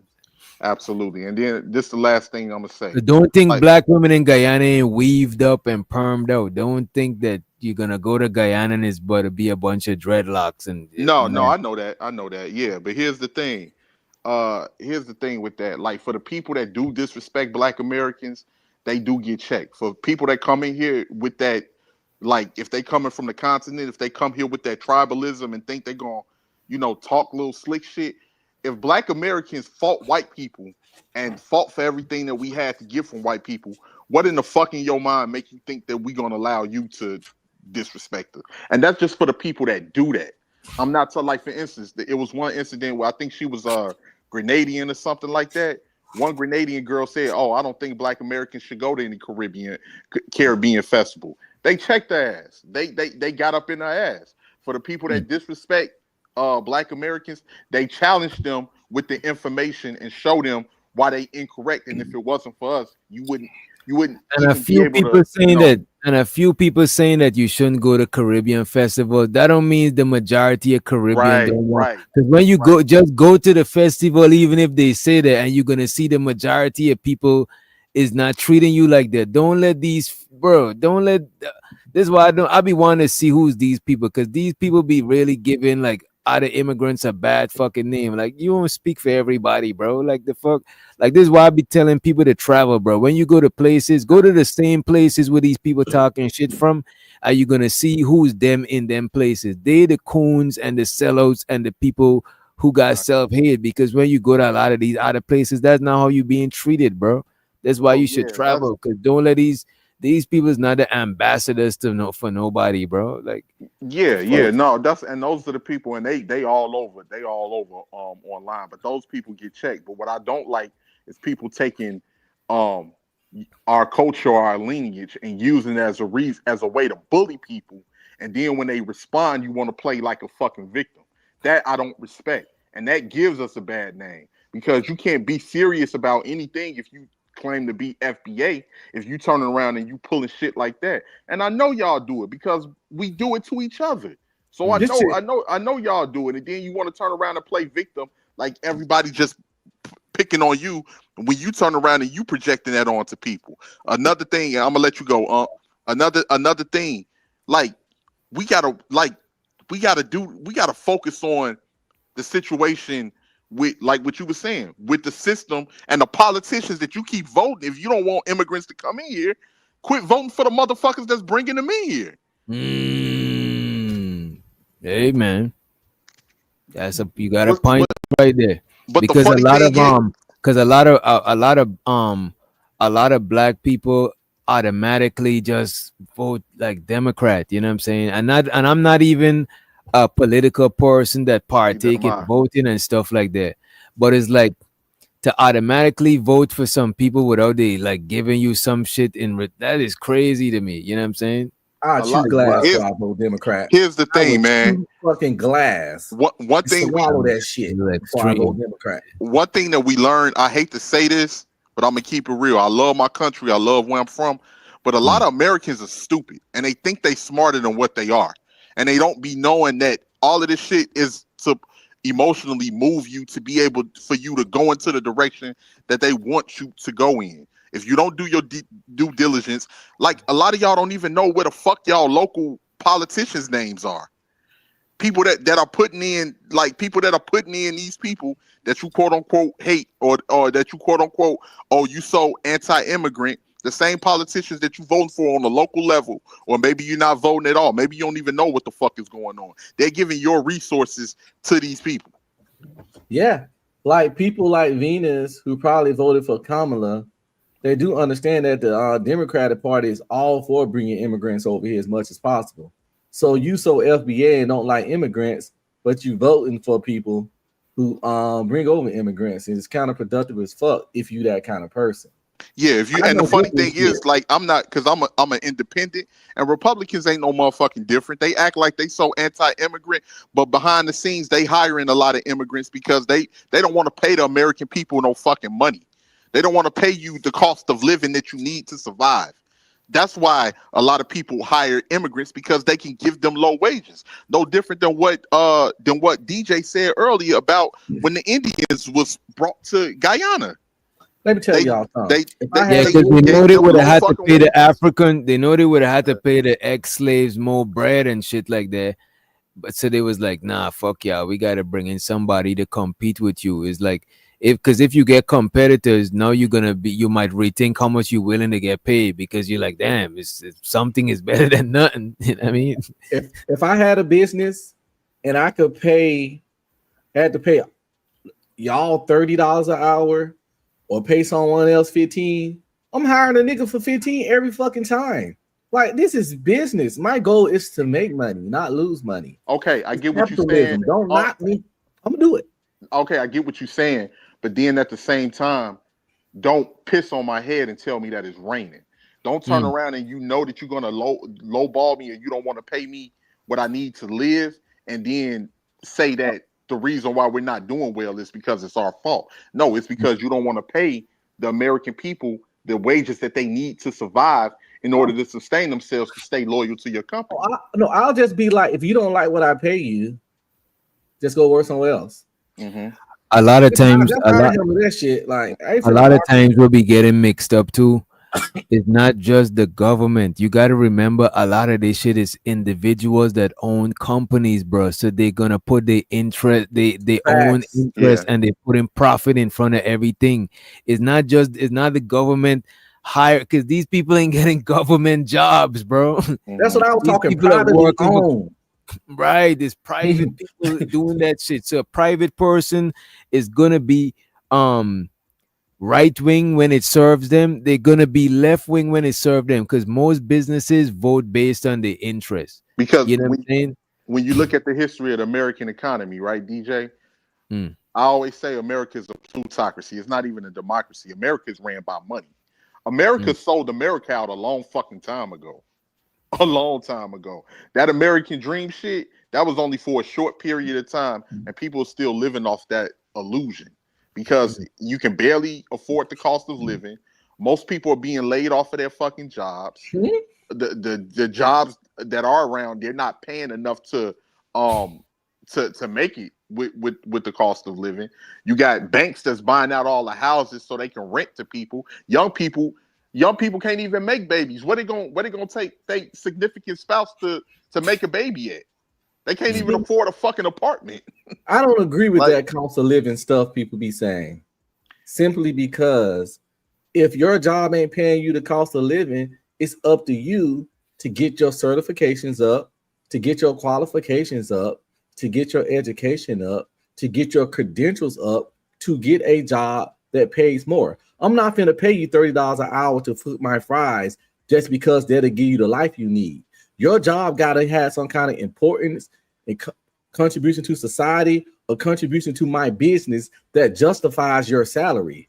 I'm sorry that my $15 an hour doesn't allow you to live how you want, but this is all you worth for what you do for me. Not worth as a person, but worth for what you do as me. And it's unfortunate. But if you want more, you need to go to IT school, motherfucker, and learn how to work computers or something, or whatever. I can't pay you what you need to live. I gotta pay you for what you do. And that's what a lot of motherfuckers don't get. I gotta pay you for what you see do. that, and that's what I'm saying is the difference when it's the government and when it's a private business that trying to make a profit for their own family. They don't give a shit. They trying to the profit is the number one priority. You know what I'm saying? The government gotta be more concerned about the people. But a private business, they don't give a fuck, bro. Like them niggas do not give a fuck, bro. Better learn some TikTok dances if you want to make some money. But here's the thing. Here's the thing, DJ. The government and a lot of these banks bail out the fucking private industries. Before the end, we don't even have industry. We barely have any industries in America anymore. And you know this thing too, the steel a lot of industry. Oh, go ahead. My bad. no, and I was gonna say a lot of the private business owners, they help a lot of politicians get into power by funding their That's why I campaign. say it's about money. It's about money. Mm-hmm.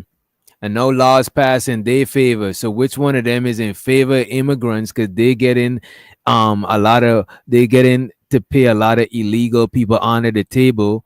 They might fund a politician to go in there to make things pop off in their favor. So what you call it? That's lobbying, right? Yeah, you can say that. Yeah, yep. And because they pay them so much money. It's getting to the point where what we're gonna, like I said, the steel industry in America is gone. That's shipped overseas. A lot of the automobile industries are gone. That's shipped overseas. A lot of the stuff that people once had, uh, you know, able to make a livable wage on a lot of industrial jobs and buy a house. All of that shit is gone. The American dream don't really exist no more. And what's going to happen is that a lot of people realize they're being lied to, whether they white folks, whether they black folks. And as you can see, people can't think. It's a ball of confusion because so many lies have been told. And you got a lot of emotional people. And this country got a lot of guns. So what we're going to see is an increase in fucking mass deletions, an increase in mass pew-pews because motherfuckers is out here snapping because they can't, you got imagine a motherfucker that did everything right, that went to school, that got a trade, and they can barely make enough to fucking live. They're gonna be like, this is a fucking lie. This is not real. If you barely make enough to live, you doing something wrong. If you gonna got the education, the trade, blah, blah, blah, and barely making enough to live, you're doing something wrong. I get what you're trying to say, but you're using the strings because the person got the degree, got the trade, and did all that. 9 times out of 10, they not gonna be down bad like that. You know what I'm saying? But they just not. Like I was saying earlier, you got young people that can't, like, the numbers is showing. You got young people that can't even afford an apartment. Well, they need to get their resume up. A lot of the jobs are not there. It's plenty of jobs hiring. They're going jobs with young people don't want to work. Live off of. They don't want to work with their hands. They don't want to work hard. They don't want to work outside. You want that money? Go do construction. Go build some houses. Go do some roofing. Work with your hands. If you stay in certain cities, get your ass at the steel mill. Get your ass at the plant. Go motherfucking at Amazon and get your $1,200 a week. Do what the fuck you need to do. While you doing that, get your certifications. Get your fucking education. But tell the truth, if you're able-bodied, just carry your ass to the military. You're gonna get dental, medical, vision free education. They're gonna give you money to pay your rent and pay you at the same time, and they're gonna give you money for food. And when you get out, you're gonna get mad fucking benefits. It's a lot of shit niggas say they don't want to do. You know how many niggas I tried to get to the army, they said, fuck that, I ain't joining the man army, but they holler about their job at Chicken Express. They holler about their job at Taco Bell. But too good for the fucking military. That's why I can't knock people who are in the military. But I'm one of them people that's like, I'm not, you know what I'm saying? Yeah, there's a lot of people like that. The people who benefit, and you know what I mean? Because I see a lot of people go to the military and change their life, you know what I mean? Yeah, niggas want to be hollering about they broke, but they also want to be picky and selective on what they're gonna do. But I tell people all the time, for $40 an hour, I scoop kangaroo shit. I don't give a fuck. That's good pay. Yeah, $40 an hour on scooping kangaroo. Give me 50 hours on scooping kangaroo shit with my hands. I have some gloves on, but I'll use my hands. I ain't gonna hold you for 50 an hour. You know what I mean? Hey man, I might consider, you know what I mean? For 50 an hour, that is crazy. Man, I'm scooping kangaroo. I got kangaroo shit. Throwing it in the bucket, nigga. I'm gonna give me a big shovel. Give me a big shovel. You know what I'm saying? Right. Hey man. Give me a couple years in the kangaroo business. I'll come up. You know what I'm saying? I ain't gonna do it forever. Hey, highlight Sugar Bum's comment, DJ. Which one? So, only FBA people can do my hair. Tethers don't do hair like FBA people. The funny thing, Sugar Bum, is that where the hell do you think cornrows and all of the styles that we wear our hair in originated from? Africans do the best hair. I got a daughter with a thick head full of 4C hair, and nobody can braid it like them Africans. They for that Nigerian hair, you know what I'm saying? Man, listen, I don't know what she talking about, but the Africans fucking run the market in that hair stuff out here in the DFW area. And that's probably why a bunch of sisters might be mad.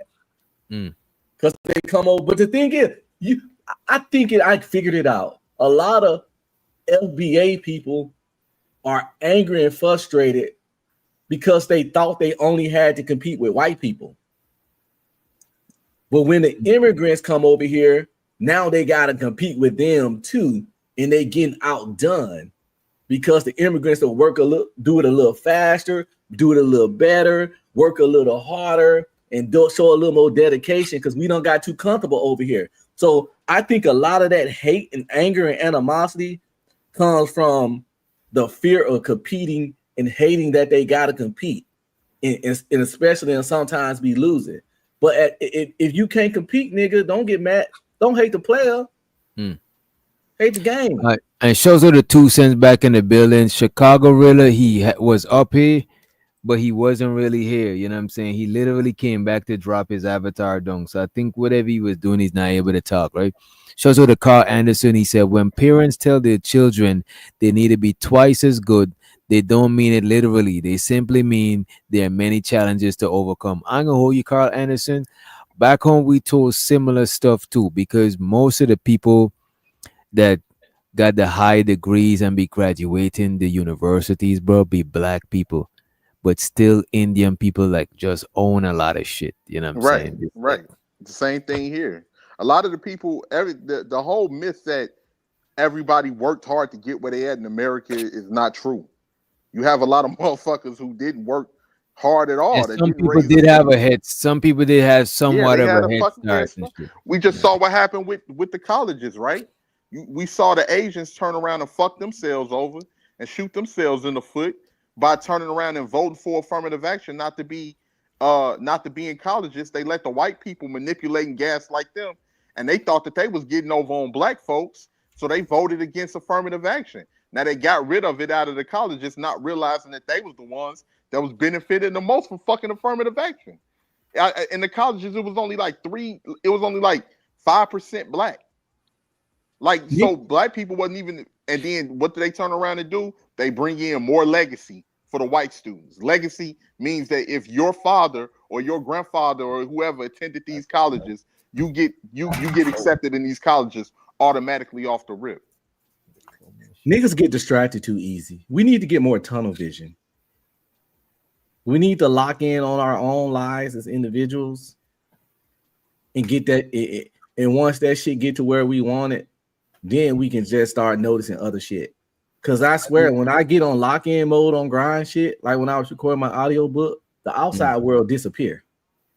And cats need to get like that more regularly. They need to let the outside world disappear. When your shit ain't right, you're on a mission, you're on a quest. We be worried about what the white folk got going on, what the immigrants got going on, what our neighbor got going on. We worry about all this shit, nigga. What we got going on? What do you got going on as an individual? What I could advise to people, right? I would say immigrants who got like an issue with like black Americans should just stick to among themselves. You know what I'm saying?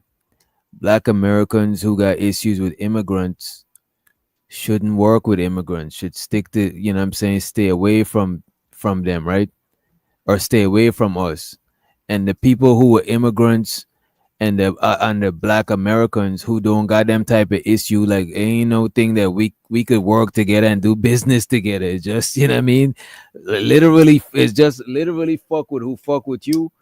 And the other people is not gonna stress you out, because like majority of people that I'll be able to do business with, let's say I'm opening up a business with 5 people, best believe the majority of the 5 people are gonna be FBA, because who else I'm gonna open up a business with, right? And guess what? Who I'm gonna start? Who is my people? Who's my homies or who's my friends that I know that I'm living amongst, that I'm gonna start a business with, other than my brother, that's my sibling that's up here. But I ain't got no other siblings up here. Everybody else that I know is mostly FBA or some other family member that is, you know what I'm saying? So what the fuck type shit, you know what I mean? And guess what? So what if some immigrants think they better than you? I got a question. What if they are? Because I hate to say it, I'm better than some people. A lot of people don't want to admit that. Some people, and it's Hey, people, nah, you keeping it real. You keeping it real.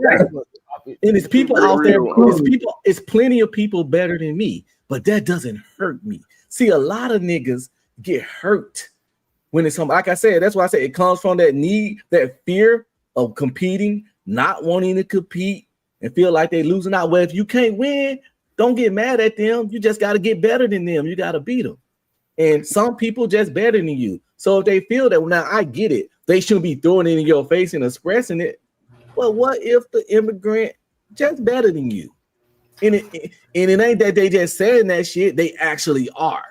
No, it's a difference between if we're competing and you have a slighter edge, or you might be better in certain arenas of us, in competition. That's different than downright coming into somebody's country, talking down on their culture, talking down on their history, and just blatantly disrespecting them. Shout out to Sac Passe. Well, you know, black culture is trash. No, it's not. No, It's so much. I didn't say all of it, but it's a lot of trash in black culture. No, hold on. That's why I got to disagree with you.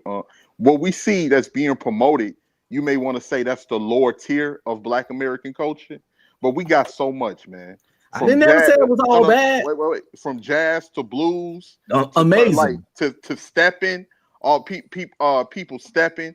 Amazing. Different. Let me ask you this, Unc. But we also got Sexy Red. Let me ask you this, Unc. Is the majority of black culture, what you said, what you said, bullshit? What's the exact word you use? Trash. Is the majority of black culture trash? Yes. Nah, I don't believe that shit, Yeah, bro. Therein lies the problem. Therein lies the problem. It is people that think like him. Well, I'm American. I know. I don't care if you goddamn Jamaican. And I ain't gonna hold you. It don't matter. And I ain't gonna hold you. Unc is American, and I don't consider him anti-black, bro, or a coon, because he's I'm not even anti-black. and I'm pro-black. He's living pro-black, like he got a black family. He's doing shit in black interest. I don't think he's you know what I'm saying? I just think he got certain views that is just it is what it is. You know what I mean? DJ, yeah, and that's his opinion. Hey, at the end of the day, I hope you don't really care that much on one person's opinion, because where you say you was from, like you got it. Guyanese. Yeah, I'm from Guyana. Okay, what if I told you your whole country is trash? What else? You will feel a certain type of way, and he just demonized and said that black culture is trash. Answering. You ain't even letting me answer. You asked me. No, it wasn't. Wait a minute. If you said Guyana is trash, that's different from if you said if you literally said black Guyanese is trash, I would feel a way. But if you say Guyana is trash, Guyana is kind of divided. So I could see some aspects of it that I would say that is trash. You know what I'm saying? But I wouldn't say it's all trash, but it's some aspect of the country that is trash. The politics is trash. There's a lot of stuff that is trash. You know what I mean? But if you say Guyanese is trash, we understand that.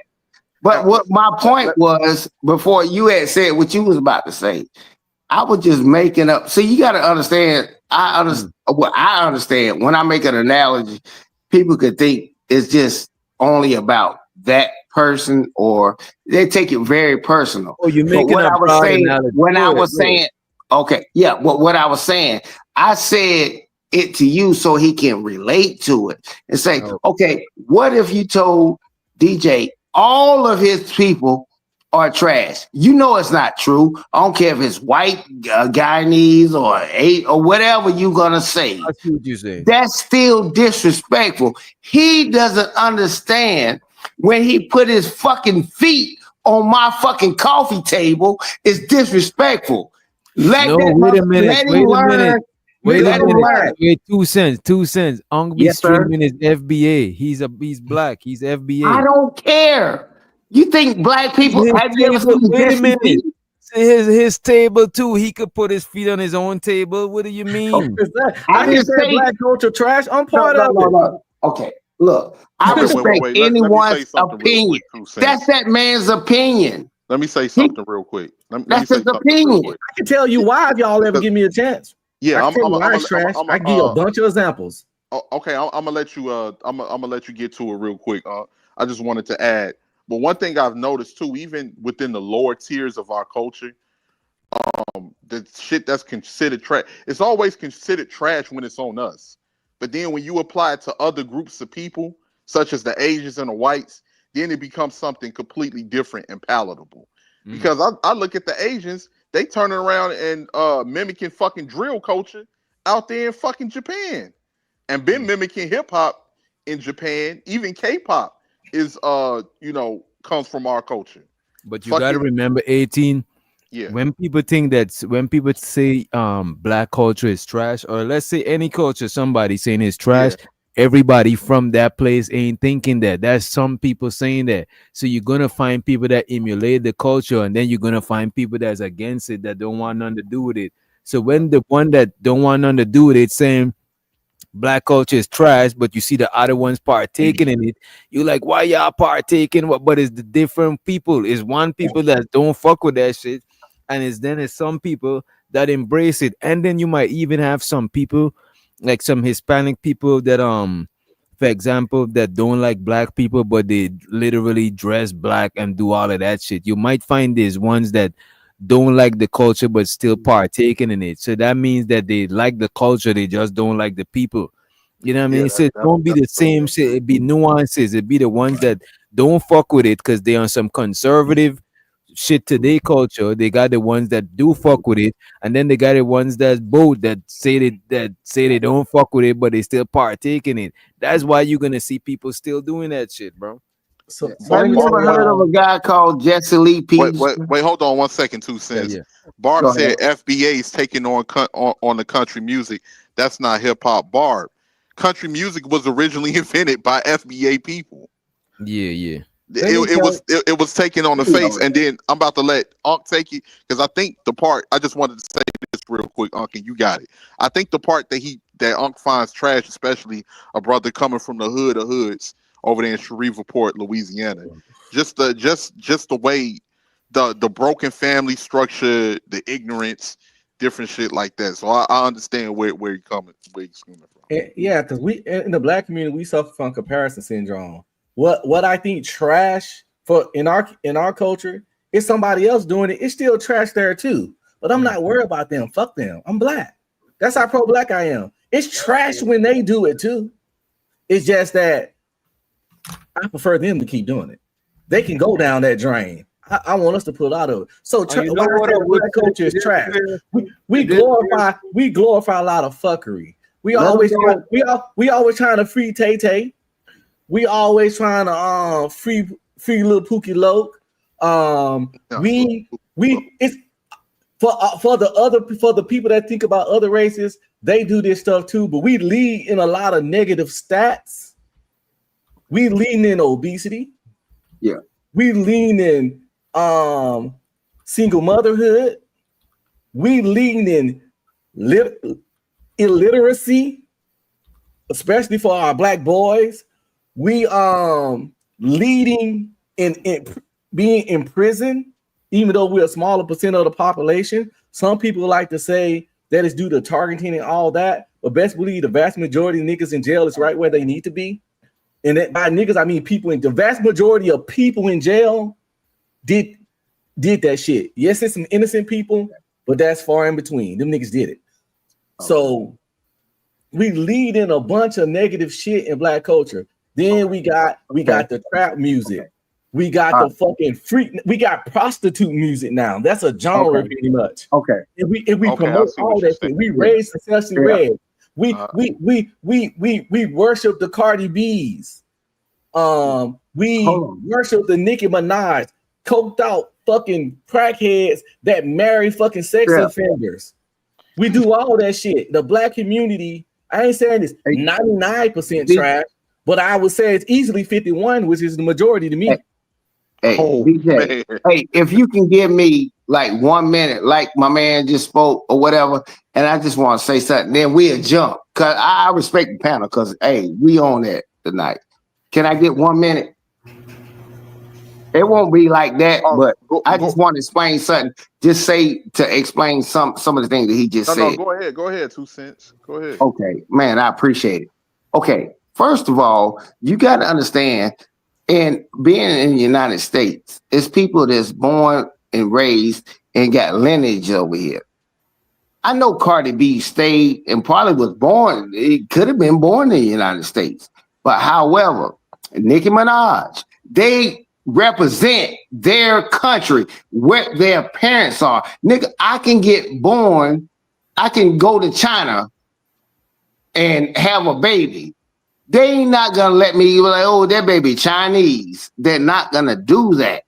So when you see crimes committed, if Kodak Black do something, black man, another black man committed a crime, whatever, we know that joker from Haiti. See, and here's the thing where you don't understand, and here's the reason why you never see the total number on nothing. It's only gonna be per capita. Per capita is the same thing if I said it's 10 people staying in my city and 6 people unalive somebody. 6 people got unalive. That's 60%. Now, if I told you 1,000 white people in my same city committed 500 murders, that's 50%. Do you not understand? I can tell you it's 50% unaliving, and you're gonna understand like, oh, 60 is more than 50, so 500 versus 6, and you are still falling for the same stupid shit. Are you really giving no one on this panel, but understand how numbers work. 10 out of 6 is 60%. Let me 1,000 out of 500 is 500 is 50%. And you want to let me say something real quick. Go ahead. Okay. I just want to say, okay, this is why I don't like this argument, brother, because when we mentioned the Cardi B and the Nicki Minaj, they grew up amongst Black Americans. They literally emulating elements of Black American culture. Like when you talk about New York, Dominicans, Puerto Ricans, Trinidadians, Jamaicans, cosplay, all of them. I wouldn't say cosplay. They grow up amongst each other. I wouldn't say that. And then I don't want to use that as an example. Say cosplay? Yeah, like I don't want to use that as an example. Like when you say something with Kodak Black, because that's just one person. Let's say if you in New Orleans, Louisiana, if you in Detroit, Michigan, if you in Chicago, Illinois, if you in a lot of these areas where it's Black American enclaves, more than likely if a person is doing that crime, it's not somebody that's Caribbean or portraying or African that's named a Marcel Johnson or a Keisha Morris or anything like that. We can't make this argument like a majority of them doing crimes and we're being blamed for it. We gotta admit that a lot of this shit, like depending on where you live, if you don't even live on the East Coast, if you don't live in that Northeast section or in Florida, majority of the people that you're gonna live around are gonna be FBA people. Like we gotta keep it real with that. I'm gonna keep it a buck with you. 18. That was 18, right? Yeah. But hey, look, at the end of the day, you don't understand. I know a goddamn Asian come over here, Monica Smith. And you don't understand. You can change your name. See, here's the thing about it. You don't understand the number game and what they're doing. Look, I know when they change their name, it gets attributed to Black communities a lot of the times when they're Black. I know they're not foundational Black Americans, but understand the disparity of it. Go around Ohio, Minnesota, and stuff like that. There's a lot of people that is from Ethiopia and all that. They committing crimes. Guess what they're gonna say? Unless you can, hey, Black people know. I can tell by your wig and your hairline and them goddamn sandals you got on with socks. But at the end of the day, it don't matter. It's what the stats stats say, and I can trick you by the stats. That's why I gave you out the stats earlier. That's why I said 10 out of 6 people, 10 people and 6 people committed unaliving. And if I say 1,000 people and 500 people committed unaliving, you want to talk about me about the 60%. Nigga, 500 people passed away because of them.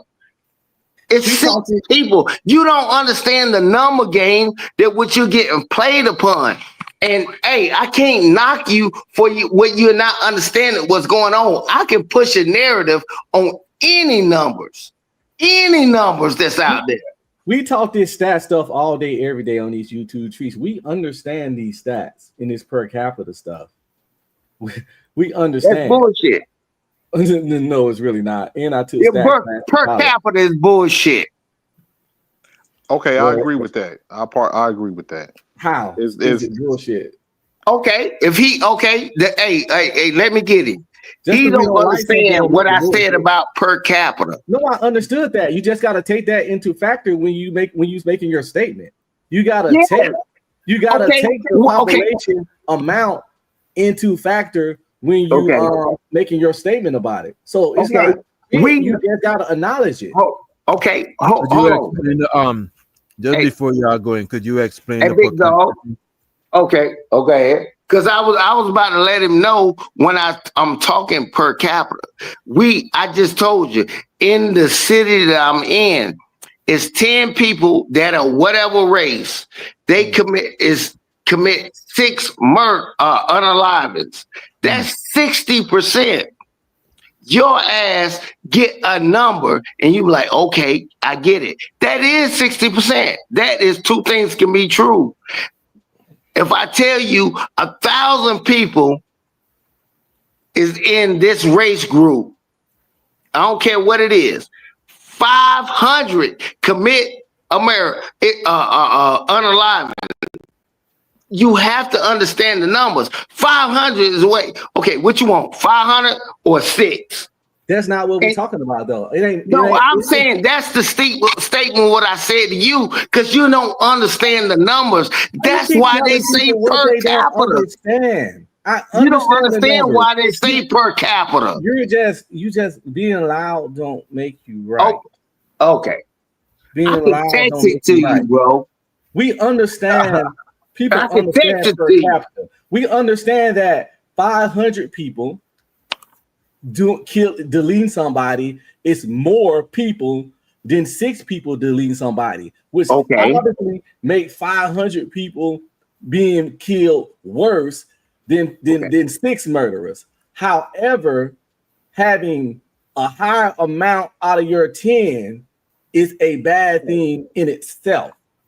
Like if you got 1 million people and 800,000 is rapists, and this other people got 50 million people and 1 million is rapists. Yes, they had 200,000 more rapists than you, but percentage wise, y'all a whole bunch of rapists. And that's how per capita work, and that's why it's significant. So let me ask you this. We know why they do per capita. Let me ask you this. So is per capita the most fair way of breaking a lot of these statistics down? Yeah. It's fear mongering because we know if you let everybody that come into the United States know. Damn. Go ahead. Hey, DJ, let me say this to you. If someone told you, you would think. Hold on, let me plug in my phone. But at the end of the day, you would think all these black people getting Social Security, SNAP benefits, welfare, and if you don't know who actually is receiving it, it can distort your per capita because it's only like 43 to 50 million black people in the United States. But if I told you that 100 million get it versus 40, say every black person got it. You don't understand how they can play the numbers per capita. That's what, not you in particular, but what I'm saying, this is the narrative game that you can play. I don't care about a guy shooting 1 for 1 at the free throw line. He 100%. He's still ain't better than Steph Curry. You don't understand it. Let's ask Ongbe Streaming. Yes, sir. I think the per capita is the most fair way to analyze these statistics, right? Yeah, per capita is the most fair way due to the fact that sometimes people numbers gonna look like more than yours just because it's more of them. It's kind of like, this is an example. I don't know the stats, but let's say it's 300 million white people in America and it's 30 million black people. And like I said, 20 of that 30 is on food stamps, but 100 million white people on food stamps, but it's 300 million of those. Yeah, you don't understand the difference. Per capita, we looking worse because out of our 20 million, out of our 30 million, 20 on food stamps, but out of they 300 million, only 80 million on food stamps, even though it's more than us. It's supposed to be more on food stamps of them than us because it's more them than us. But we shouldn't have such a big number out of our little number. And that's why our per capita is fair and comes into place. Because just because it's more of them, you can't use a higher number to make your shit look good. Because do you see any setbacks in using per capita? Yeah. It made niggas head glitch. In my where? It made niggas head glitch. Yeah, no. Who you asking? Ask Unc first or whatever. I eat him up after that. I'm saying, right? Let me ask this too. Do you think the per capita should because sometimes I think they should say the regular numbers and give the per capita. Because sometimes when you just hear the per capita analogy, it do make shit sound a little skewed. Not like you understand where I'm coming from, DJ. It's a narrative thing. You know it. But that's why you never hear if it feel a certain way. Yeah, but no. Feeling. Listen, at the end of the day, hold on, do make me feel a certain way because it's some kind of crazy. So I would like I think it'll be more genuine if you give the actual numbers and then follow up by the per capita. Because when people be like, "Oh, black men make up so much," no, a lot of DJ, that doesn't work. Say, "Yo, black men make up the most of the prison." Yeah, and it's like per capita. Most people don't know what per capita is. So to the average person, it just sounds crazy until most people don't give per capita without giving the actual numbers. They it go together. You got to give the real numbers for the per capita to even make sense. So, and you're right, DJ. If somebody just give per capita without any other numbers, it's some bullshit. But most of the time, to get the per capita understood, you gotta say the real number. You gotta say it's 21 million people in this country that's black, but it's 15 million in jail. So when you said a 21 million, you gave the real number. Now you say it's 15 million in jail, and you see the per capita is heavily fucked up. So you can't give per capita without the real numbers first. I see what you said. They don't. If you notice, see, here's when you know when you get bamboozled. They don't give the total. They would never give you the total number because the total number would make the other people look bad. I get it, bro. I was born in North Carolina. It was a little city called Lumberton. They got 18,000 people in their community. Their per capita is higher on their crime and murders than St. Louis, New Orleans, and all that. See, if you look up the stats per capita, they will be very highly ranked.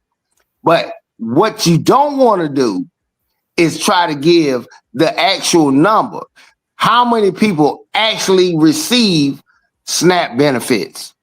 welfare. Per capita, it's only 43 units. Yeah. So 2 things can be right. That's all I'm saying. I'm not even saying you wrong, my brother.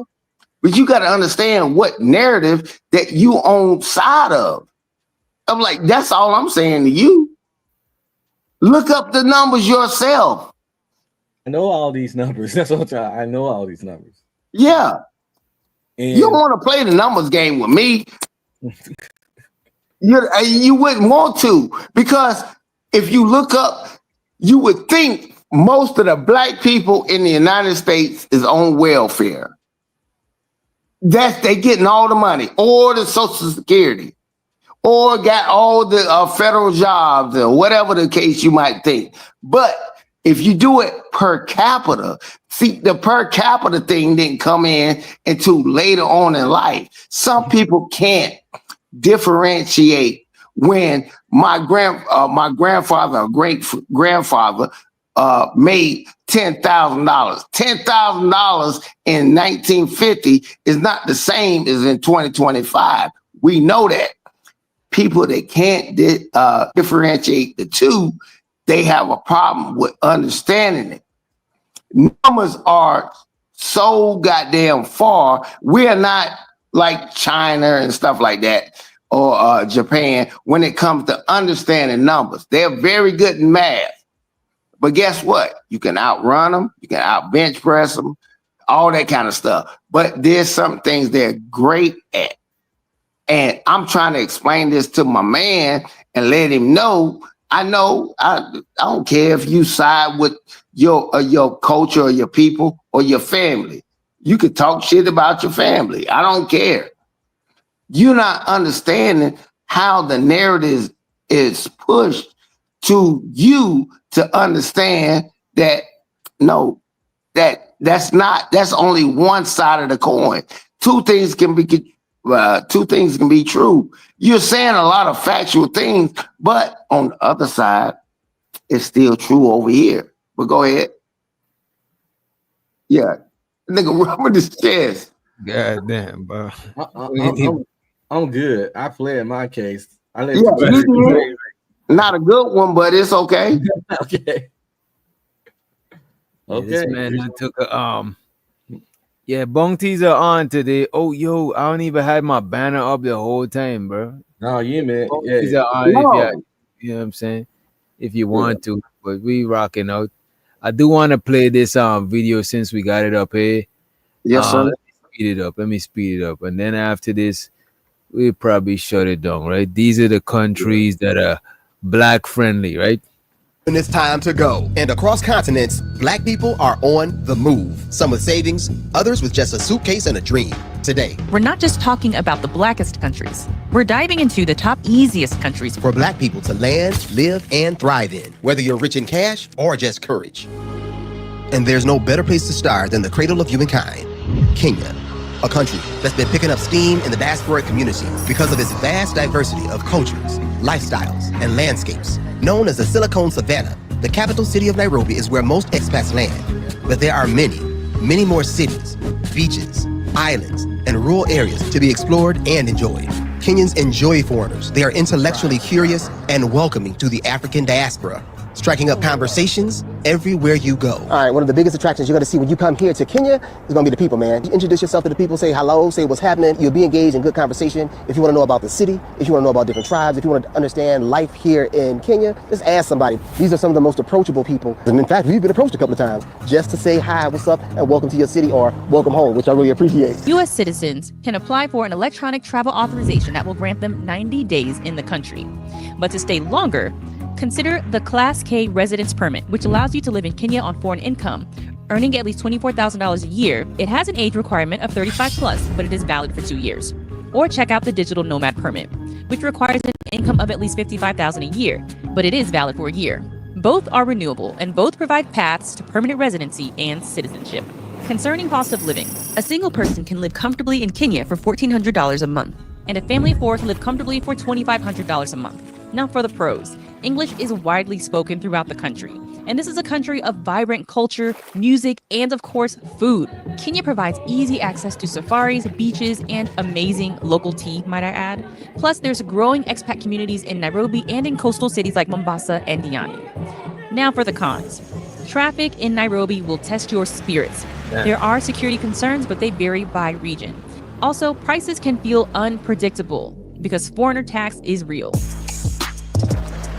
Foreign attacks, that is crazy. You know what I'm saying? That means if somebody smell you from overseas and you got some money, the price will change. That is wild. This is where you get a local to do all your shopping or some shit. You know what I Yeah, mean? that's that scam shit. I don't like when you try. Don't take advantage of me because That is why, bro, in Guyana, I would tell anybody, bro, soon as you get to Guyana, go to a Cambio and change your money to Guyana dollars, bro. When people see you spending Guyana dollars, they're less inclined to finesse. But let you pull out some blue notes, some US, bro, they'll try to finagle you. You know what I mean? Yeah, I don't like being seen as a lick, as a target, as a soft target and shit. That shit fucked up. That's because they think Americans got money. If you're an American and you go into a lot of the places, the image that America has promoted is that this is the nation where you know the land of milk and honey. You can come here and you can get rich. So a lot of the times they think when you're traveling outside of into these other countries that you got money. So a lot of the times you have certain people that will try to, lick you if they can. Because they're like, oh, he an American. Not just an American, Canadians, Europeans, anybody that got, that comes from a country where their currency is 3 or 4 times as much in the country that they're visiting. Yeah.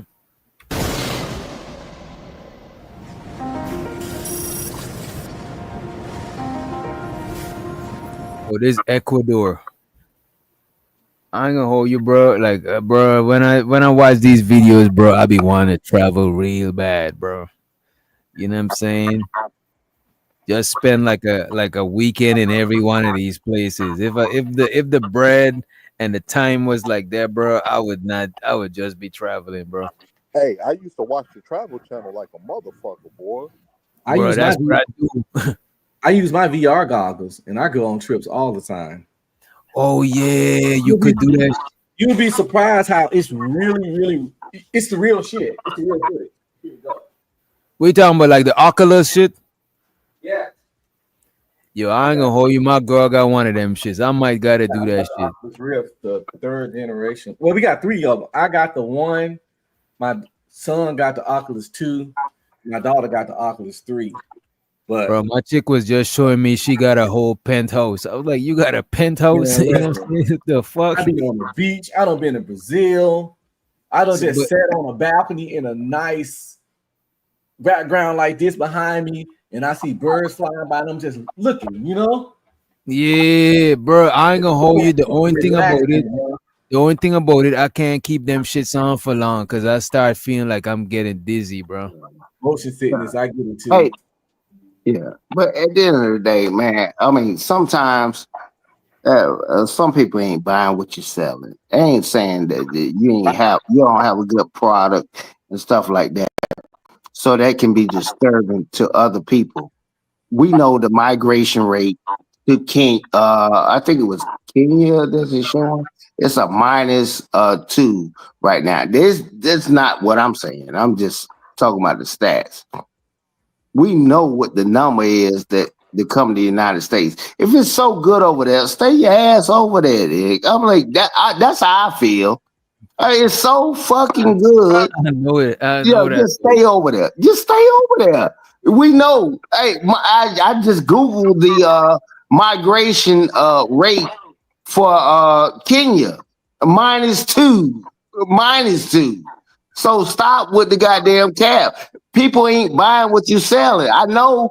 Hey, you make some good cupcakes or whatever you selling. Ain't nobody buying this shit. To be honest with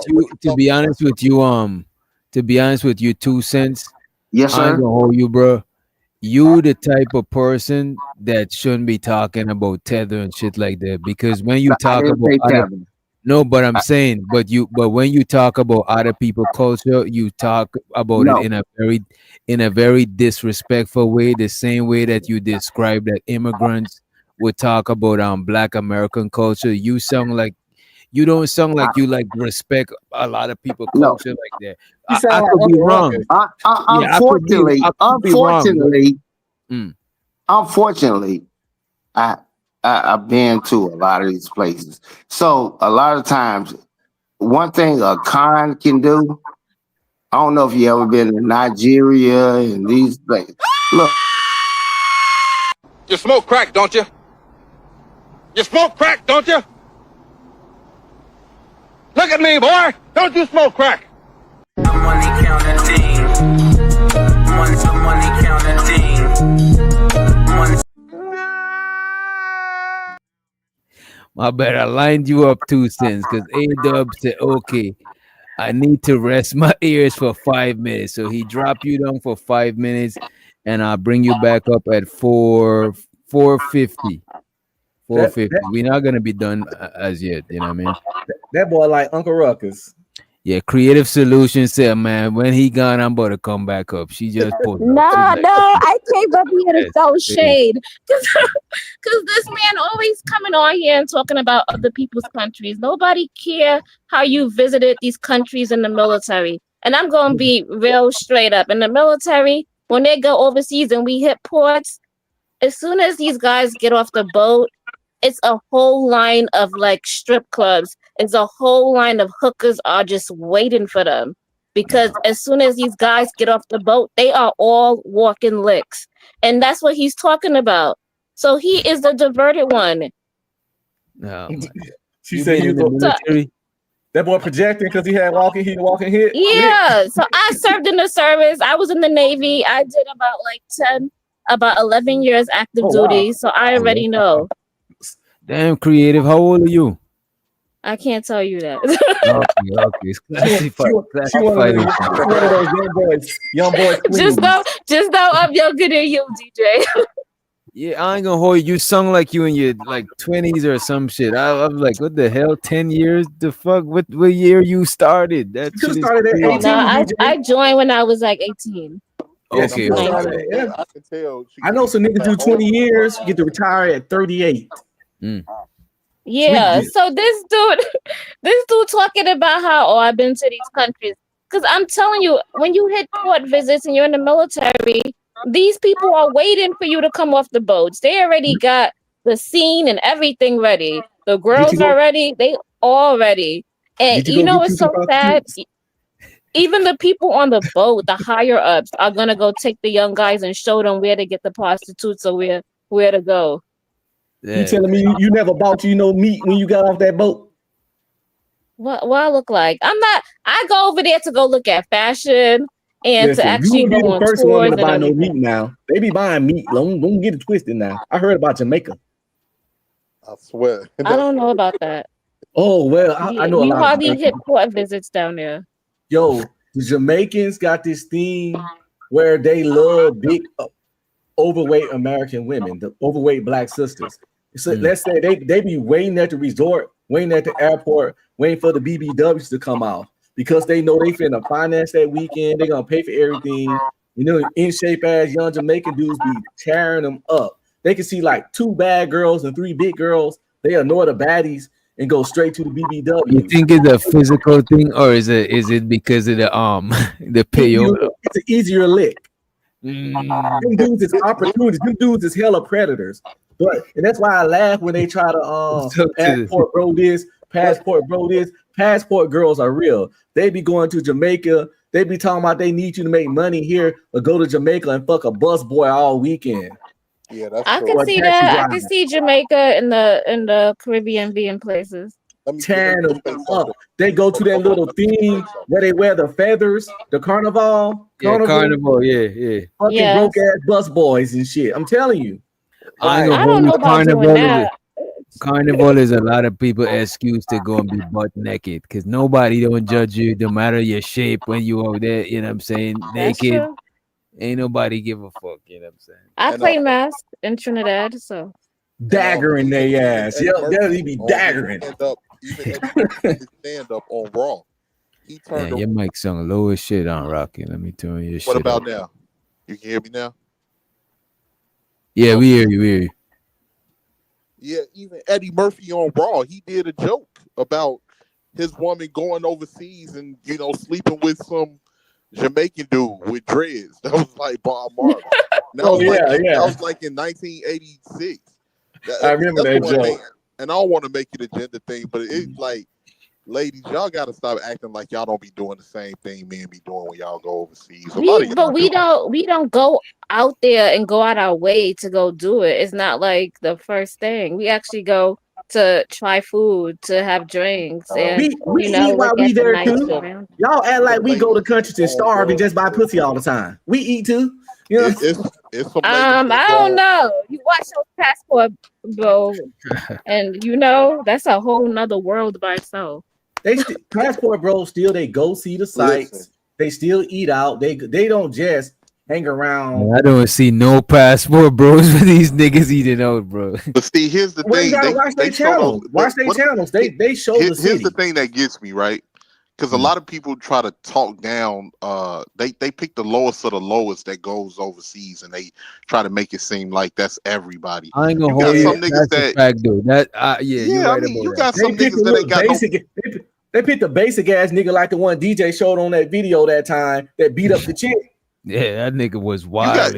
You got some niggas that go overseas that don't have no problem getting women over here or overseas. Right, this is what I'm So, like, saying. they The only gotta ones we stop see that. is the ones them that can't get no play over here. That's desperate. Facts. That's literally And- on some sex tourism shit. You know what I mean? But you know what? The funny thing that gets me about that, let's say he couldn't get no play over here and all of that other shit. Why P? If you wasn't gonna give him no action, why are you worried about what the fuck he's doing when he goes overseas and spending Facts. his money?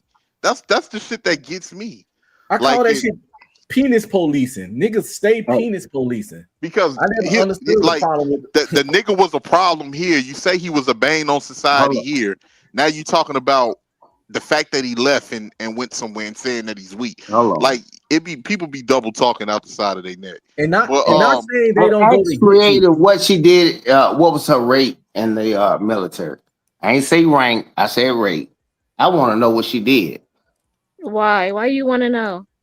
You know why I want to know, nigga. You RT, bosun mate, engineer, whatever. You tell me what the hell you was, cause I know I was in the Navy. Now, and yeah, button your lips up, button your goddamn and butter. just know that you I afraid? served and I was at those It's a coordinates simple too. answer. It's a simple answer. I Just don't say have to I answer that was to RT, you. whatever. It's a simple answer. Why is that any of your business? It ain't. I don't care what Okay, you was that's in what the I thought. service. That's what I thought. Motherfuckers ain't proud of what they are. That's why when I talk to people, even if they're a tether, hey, where you from, my brother? Why you need to know where I'm from? No, I'm respectful wherever I'm from. Hey, I'm from the United States. Oh, I'm from Ghana. I'm from. Stand on what you say. You thought I won't come back on here and Just check know you I on that served. bullshit. Okay, You won't even say it. Just Find know you a I good rate. served. You done Googled something right now in that I did not time. Google. I was an engineer. You wanted to talk. I was an engineer. Okay. There You was you an go. engineer. I was on a guided missile destroyer. Yes. Okay. Well, you And know, I was on a hey, CG. Go ahead. hold on. For the panel to know, I'm gonna let you know this motherfucker was a mechanic. Give a mechanic, hey, they're very valuable and all this. She talking this shit and everything and talking about pulling in, knowing it's not even a lot of women in there. See, what she failed to realize, it be people that actually do it. This is how you can catch a motherfucker on stolen valor and stuff like that. I'm listening. Go ahead. I honor your service. I honor your service. What I did, I was the OS. Tell me what an OS is. You are operational specialist. Okay, you are what up did I there do? in the What did AC I room do and where did I looking up work at? charts. Okay. Okay, that ain't what I'm saying. I already know what you do. Okay, but what you was saying and you talking, I heard what you said when my man, he kicked me I was off. talking about what dudes do when they get off the boat And nothing to do with people on the boat. Nothing to do with that. Who get on and first? You can't come on here and lie and say they don't do that. Who get on first? Hey, tell them that too. Who get on first? You guys, the topsiders. You got that right. The OSs get off first. See, I know you've been in the Navy now, so I'm going to back off. I'm going to slide off on you. Engineers, I respect you because y'all slept in our berthing. See, and this is the thing about it. When I tell you, when I'm talking to people, sometimes they don't even know what me and you talking about because it's private, because you actually lived it. And see, and I'm old enough to know when people be trying to goddamn spit knowledge about Africans and Caribbeans and all this stuff. I know what they did, and I know what they did to us and all that kind of stuff. Y'all might not know. They did. Why you saying Africans and Caribbeans like that? Why you saying What like they that? did to us. Africans and Caribbeans. He said that shit like What they did to us. What? No. I'm saying you don't understand. See, I got a different frame of reference. I ain't saying yours is wrong, but I got a different frame. I saw what Africans, Mexicans, Puerto Ricans, and all that, the people that came over from the 1960s up to where we at to now. And I understood it. No, they are not like that as a whole. But when you catch some people like what's my man, that DJ or somebody like that, he ain't fucking with you. He's trying to get his, you get yours. That's what it's about. But I know it's tethers that do the stuff. That's the bad word. That's like saying nigger. This nigga. Why he saying like that? No, you just have a gripe. Like you just have a hatred. gripe for what? Like A you got gripe for something what? boiling inside of you. Like Yeah, it seems like it's deep rooted. No, you know? yeah. Because at the end of the day, you ain't lived long enough to see your parents and grandparents shit get taken away and couldn't look in a white man's eye and shit like that. You don't have the same frame of reference. Just respect that. That's all I'm saying. Shut your mouth, boy. Shut your mouth. Shouts out to Rakim, the 18 letter. He sent a cash app. He said, drop 2 cents for 10 motherfucking minutes. Let's Money counting team. Money counting team. Money counting team. Don't listen to this nigga. Don't listen to this nigga. This nigga ain't got no sense. Yeah, hey, 2 cents. I mess with you, brother, but you just got to kick your feet up on that footstool for a minute, man. Just rest, just kick back and rest and relax for a minute. Oh, he bought a wave. He bought to be back. He bought a wave. He'll be right back. He ain't fucking around. He sound like the Uncle Ruckus of tethers, nigga. He hate tethers or what he called tether. I'm just using the word because I think the word stupid as fuck. But I'm using It's all good. I'm actually. You see, that's why they want to do this. I don't. No, it's just dumb. I never used it to now. It sound dumb. Just know that nobody that's immigrants really know about that word. It's like it's on the internet. It's not like my moms don't know what a tether is. You know. So yeah, but he hate tethers like Ruckus hate niggas, and he sound just like him. The way he said Africans. He growled that shit. Africans, Caribbeans. I was like, damn, nigga, you growling them words. You know, that's the way. He said, y'all don't know what they did. Can you imagine like a real racist white person just growling nigga at you with a strong ER? Nigga. That's how he feels. He's like, Africans, Caribbeans. I was like, oh my God. Part of what he was saying, I definitely do understand. Like when he was saying about like, you know, grandparents, yeah, black people, we done been fucked over. A lot of us have worked, our people, like a lot of our shit was taken away from us. What he was saying earlier about not being able to look white people in their eye. Yes, my grandmother experienced that. Actually, my motherfucking great grandfather made it to Chicago running from the fucking KKK in Arkansas. Okay. So I definitely understand what he's saying, but to just keep like, you know, just grinding in it, like Like I get it, bro. We addressing those ones that act that way are the ones that come in this with this snobbish mentality and think they better. We address them, but for everybody else that don't do that, leave them alone. Like it shouldn't be no reason. DJ always show love. He always show that he got respect for African Americans. Him being the Afro Guyanese, he don't fuck with people, and then people go out their way to try to find a reason to call him a tether, or try to find a reason to try to get on some culture banging shit. I just don't understand it for the life of me. But I ain't gonna hold you. I think a lot of people who say that shit, they literally be singing like they want you to bow down, and it's like, bro, that shit is crazy to me. I don't even understand. It's That's the part bullying, that I bro. want to understand. It's bullying. It's no different than you going in that classroom back when we was all in high school and motherfuckers got their little clique and they try to find reasons to fuck with you, and then you gotta fuck with them back. It's no different than that.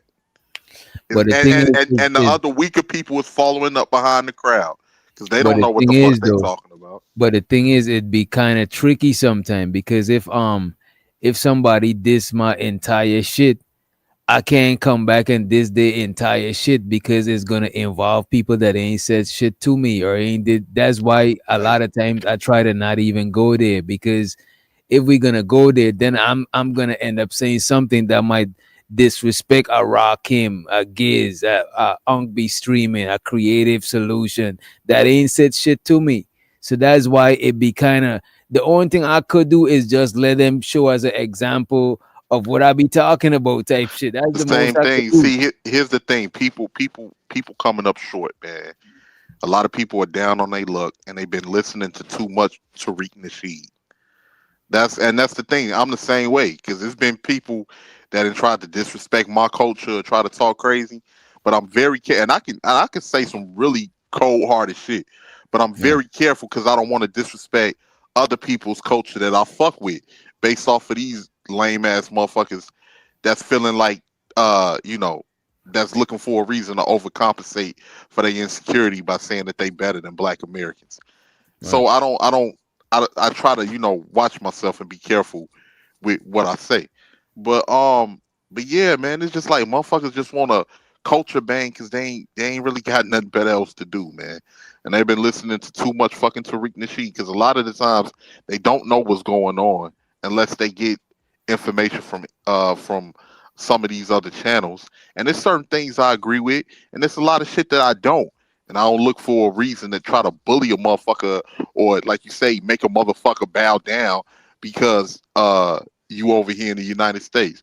Look, as long as you respect my culture, I respect you as a person and respect yours. It's just that simple. I ain't got no insecurity in myself or in my culture to make me want to fucking lash out on people, especially people that's allies that ain't disrespecting me or mine. And a What the lot of fuck is time I wrong with think is y'all, man? a lot of time I think is misdirected energy. Like you want to tell this to the white man, don't you? You really want to tell this to I know you do, you know what I'm saying? But you know Facts. what? It's easier to tell that shit to me. You know what I mean? Say, man, I And you understand. know what's crazy? And in some cases with both people from the islands or the continent banging on Black Americans or Black Americans bang. A lot of the times it's a punch down argument. And you know what is real similar to poor white Americans taking their frustrations out on minorities instead of actually getting You at the know what, bro? motherfuckers that's That fucking is them over. that is wild. That's a crazy analogy because a lot of the most racial extremist white people is the poor ones. Right. You know what I'm saying? And Right. the only thing that they could do is like at a bare minimum, I'm still white. So that's why they be so extreme with their racism because they ain't got nothing else to stand behind. So that's why they do, you know what I'm saying? Even when I go to like chaotic true channel and certain people that be up there super entertained by chaotic and all of that shit, when you look, it be poor white people. It don't be no white man with no side of paper that's just up there chilling the whole day. You know what I mean? It be poorer people. And a lot of most of the racial extremist people, even if you don't want to say on the negative side, look at a lot of pro-black people. Most of the pro-black people is not the black people with hella cake. You know what I'm saying? And most of the pro-white people is not the white people with hella cake, because when you ain't got that much paper, you gotta rely on your group. You know what I'm saying? That's why no matter where you go in the world, the richest people are the least spiritual, and the poorest people are the most spiritual, and they try to find reasons to overcompensate for not having it. Pro-black don't mean you have to follow some type of like the hotep shit or any of that. Pro-black just mean you just working with your people, bro. But I'm It's talking just about the that simple. pro-black extreme. I'm talking about like the I know. Sarah Susetti and the That's Umar what and I'm these talking people. about. Like the who was that one? Who's the one dude they had the young Pharaoh and Rashid Jamal and all, like Rashad Jamal and all of these niggas is niggas from the streets that really didn't have any identity in who they was as people when they went to jail and got enlightened by some shit and came out and figured that they can turn this into a grift or a hustle to make some extra money. That's why a lot of motherfuckers is extreme with that, bro. Only thing pro-black means is just working with your people and to make some money and to make sure people's lives benefit, to make sure y'all lives benefit each other and you able to help the next generation coming up. All that other shit, in my opinion, is for the birds. You know, it's funny, bro. And Sin just said this. Rich white people are not interviewing Josh. I ain't even gonna hold you, bro. You see that Josh dude that been getting interviewed lately? He been getting a lot of coverage in this space, and I'm like, y'all think if Josh go to the white space, they about to let him on the panel and have him talking that long? Like Josh is like he's a non-factor. He's like the fuck, bro. Like you Yeah, ever hear the man? and the crazy thing, DJ, I don't mean to interrupt you. I just wanted to say some of the rich white people are racist. They racist, but they're very quiet about it because they know being racist will fuck up their money. Their business, So right, right, right. they don't want to be super overt about they motherfucking racism, and they quick to fuck white people over too, and white people know that. That's why but white people, like I said before, which I've said plenty of times, Lyndon B. Johnson said a quote, which was our president after John F. Kennedy was assassinated. If you make the poorest white man feel like he's better than the black man, he'll practically reach in his pocket and give you his money. And that's something that's the mentality of a lot of people today. That's why you see them spazzing out. Charlie Kirk got assassinated, man, by a white guy in fucking white ass Utah. Why did they have to fucking shut down HBCUs? Because motherfuckers was calling in threats for the HBCUs. You know what I'm saying? So it's wild, man. He went on white pants. Yeah, you know what Josh I'm talking about, bro. The hand job. Nah. Bro, this man is like when I hear this man talk, I think you know people talk when they don't really got no teeth. Like when people got like crackhead mouth. You know what I'm saying? You know, like meth mouth and shit. Yeah. Bro, the man got the meth mouth, bro. And the man is just up here, just got the red carpet rolled out on Venus channel. I'm like, Venus, you diabolical ass motherfucker. Oh, Venus let him up there. Bro, the show was surrounded him. The show is called A Conversation with a White Christian Nationalist. First of all, the man said that he's atheist. The man, how is he a white Christian nationalist? And the man said he's atheist. And I'm like, how Venus, how you got this man up here that this man tell you he's an atheist and he's talking about he's an atheist Christian nationalist. This man just want look, a crackhead would talk your head off if you let them. You give a crackhead a platform, you best buckle up. You know what I'm saying?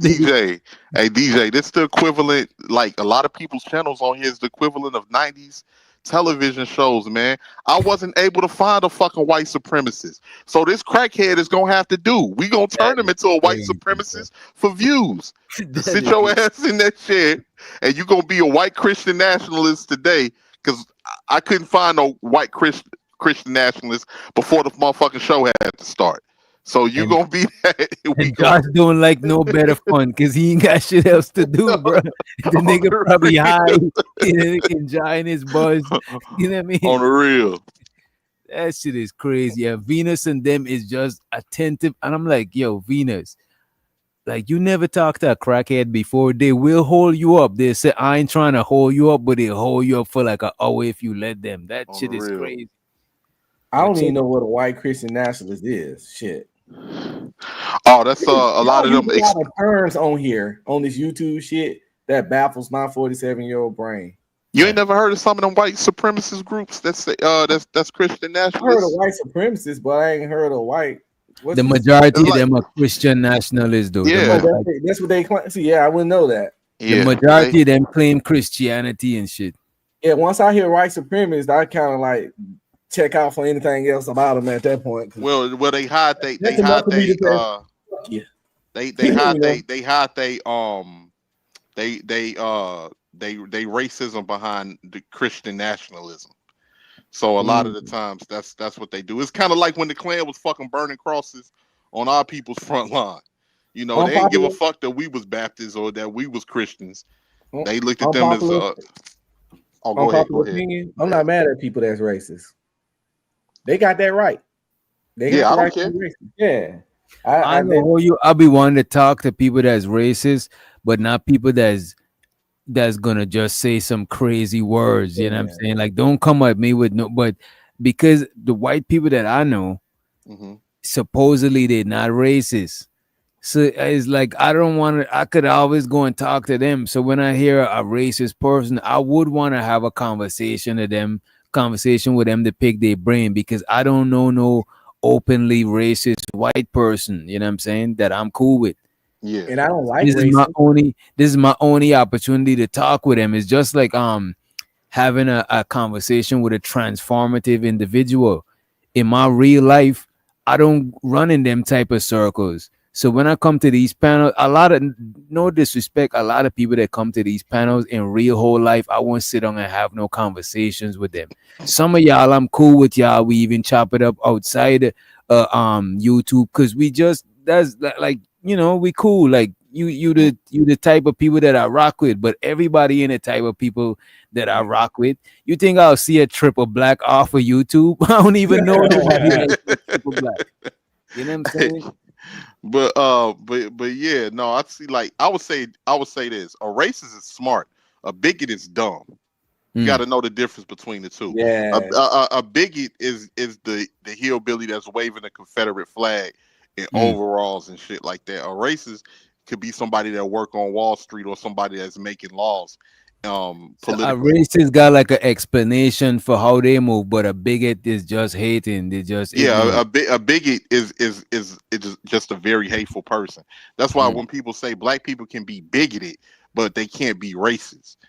And that's what people mean. They can be hateful, but it's nothing that black people can do outside of doing something violent. It's nothing that black people can do to affect your day-to-day life. If black people had the opportunity to be racist, that would scare the fuck out of this country. we did this one before, bro, and black people can be racist because I'm one. I disagree. Because we don't have like the difference We did this. Telling you, the definition don't say you don't have to just have power. That's not the only way you can be racist. DJ put up the definition that time, and that's a part of the definition that niggas latch on to. No, I get what you're saying. To act a certain way with anybody based on their race, and that's a sub part to the definition that says also you can be, you know, power to do stuff. You can be individually racist and system racist, but that's the only one. Black people can't be system racist because we don't have no power over the system. So which one is more effective? Which one is more effective? The system one, but that don't change the fact when people say black people can't be racist is categorically false because they can be individually racist. So we need to stop. I get what they trying to say, but words have meaning, but they sprout black people can't be racist, and people look upside their head because it sounds insane. Because a person like me that is racist be like, how is that possible? Because I definitely act funny with people based on their race, not their height, not their name. Here's what I'm saying. Like a bigot is somebody that does that. When I'm talking about racism, I'm talking about power that's behind it, shit that can actually alter people's lives. That's different. Because, for instance, there's a lot of people that, for instance, even some people in the chat, they may not like niggas like that.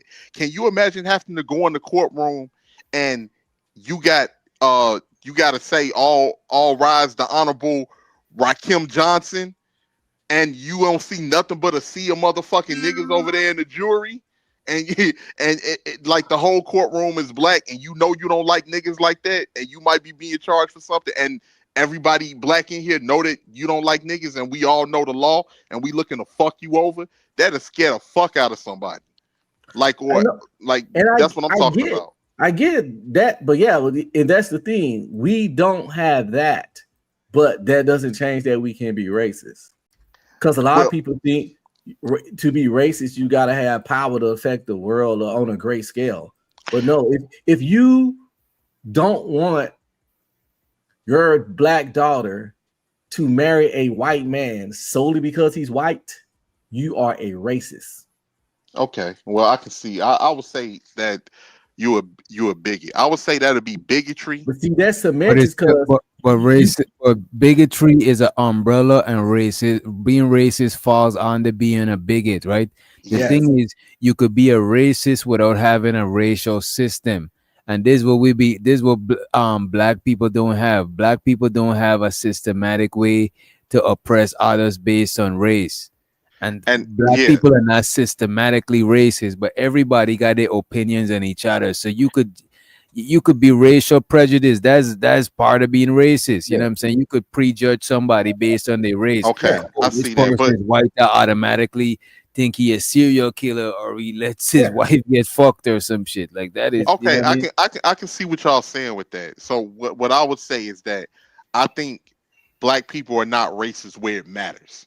I think it's right. It's Black people don't got a system like me being racist against a white person. It don't got the potential to stop them from eating, but the vice versa, it do got the potential to stop me from eating based on the scenario. You know what I mean? I fired a couple white people for instance, what you see is I'm not even gonna say what you see. The small hat country doing with Palestine, now that's racist. That's racist, and the U.S. government is backing them up, and they literally are obliterating a whole group of people and taking their land, and finding ways to justify it. So that's what I'm saying. That's more powerful than bigotry, in my opinion.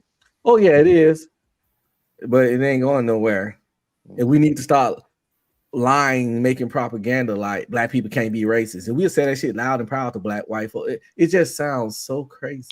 No, what I think is that when people, because it's people that try to say, oh, black people can be racist, like it's on the same level, like, oh, y'all, like, and it's not.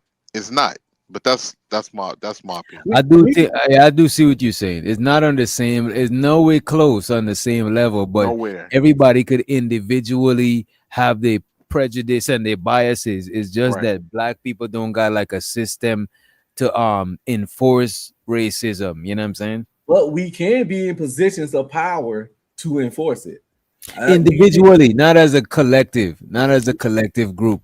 No, yeah, true. But you can have people under you.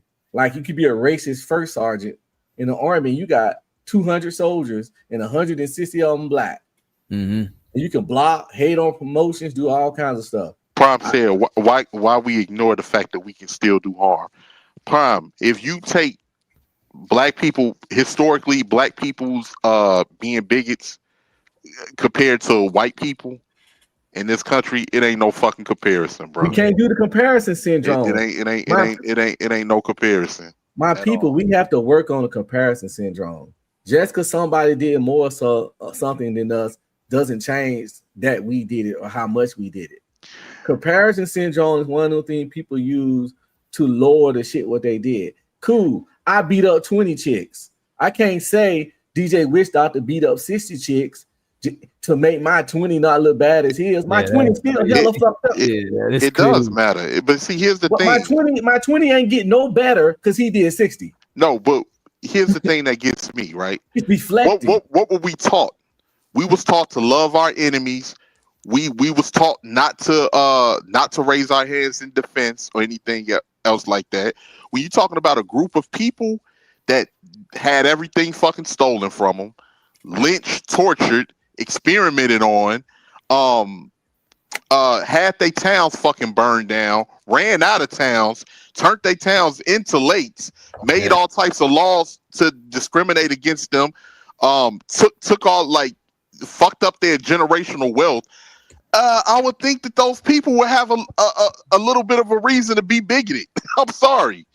That's and that's just the facts, in my opinion. I'm prejudiced for sure, and some of my prejudice, because I'm prejudiced towards black people and certain stuff they do too, and Asian people. I'm prejudiced, but it's not always because of race.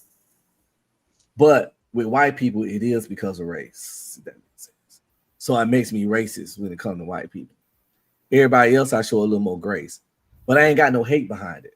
Mm-hmm. I don't wish no harm, no nothing. It's just same thing. I'm not racist. I'm not racist. I can be somewhat prejudiced, but I'm not racist. I don't. Is it because your prejudice come from the color of their skin? No, it don't come. Well, I don't know.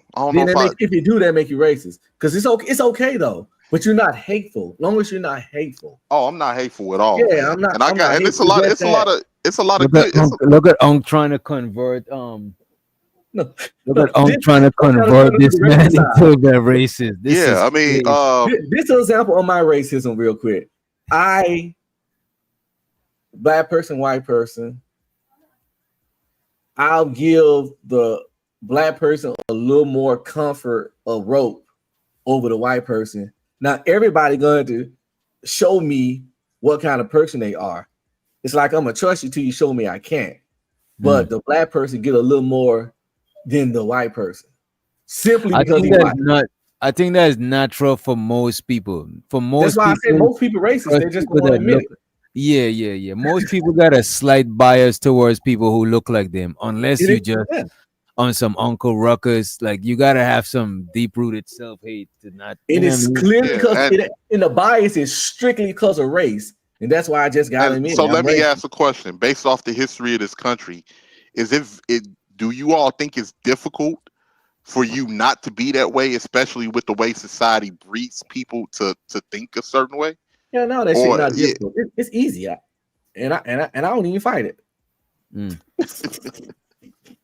Yeah, like because I think it's a lot of good white folks out here. I would never refute that. It is, and I treat them with just as much respect and different things like that. But I do know that with our history, especially the history between the two groups in this country, that has to be something that you take into consideration. I still hold doors for old white ladies just because I'm a gentleman. Because I hold doors for all women.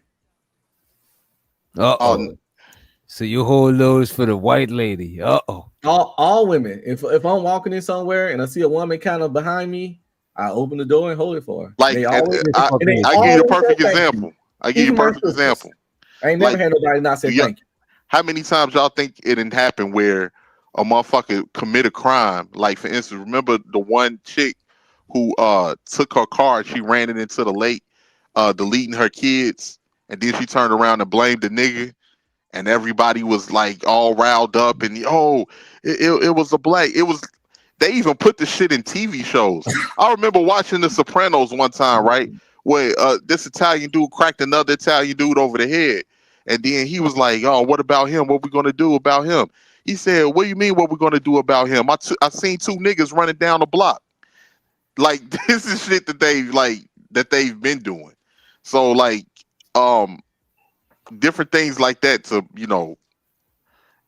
that's a higher level of anything than black people were ever able to do. But that's just my opinion. Now niggas don't be too racist Need to try using Asian poom poom at one point.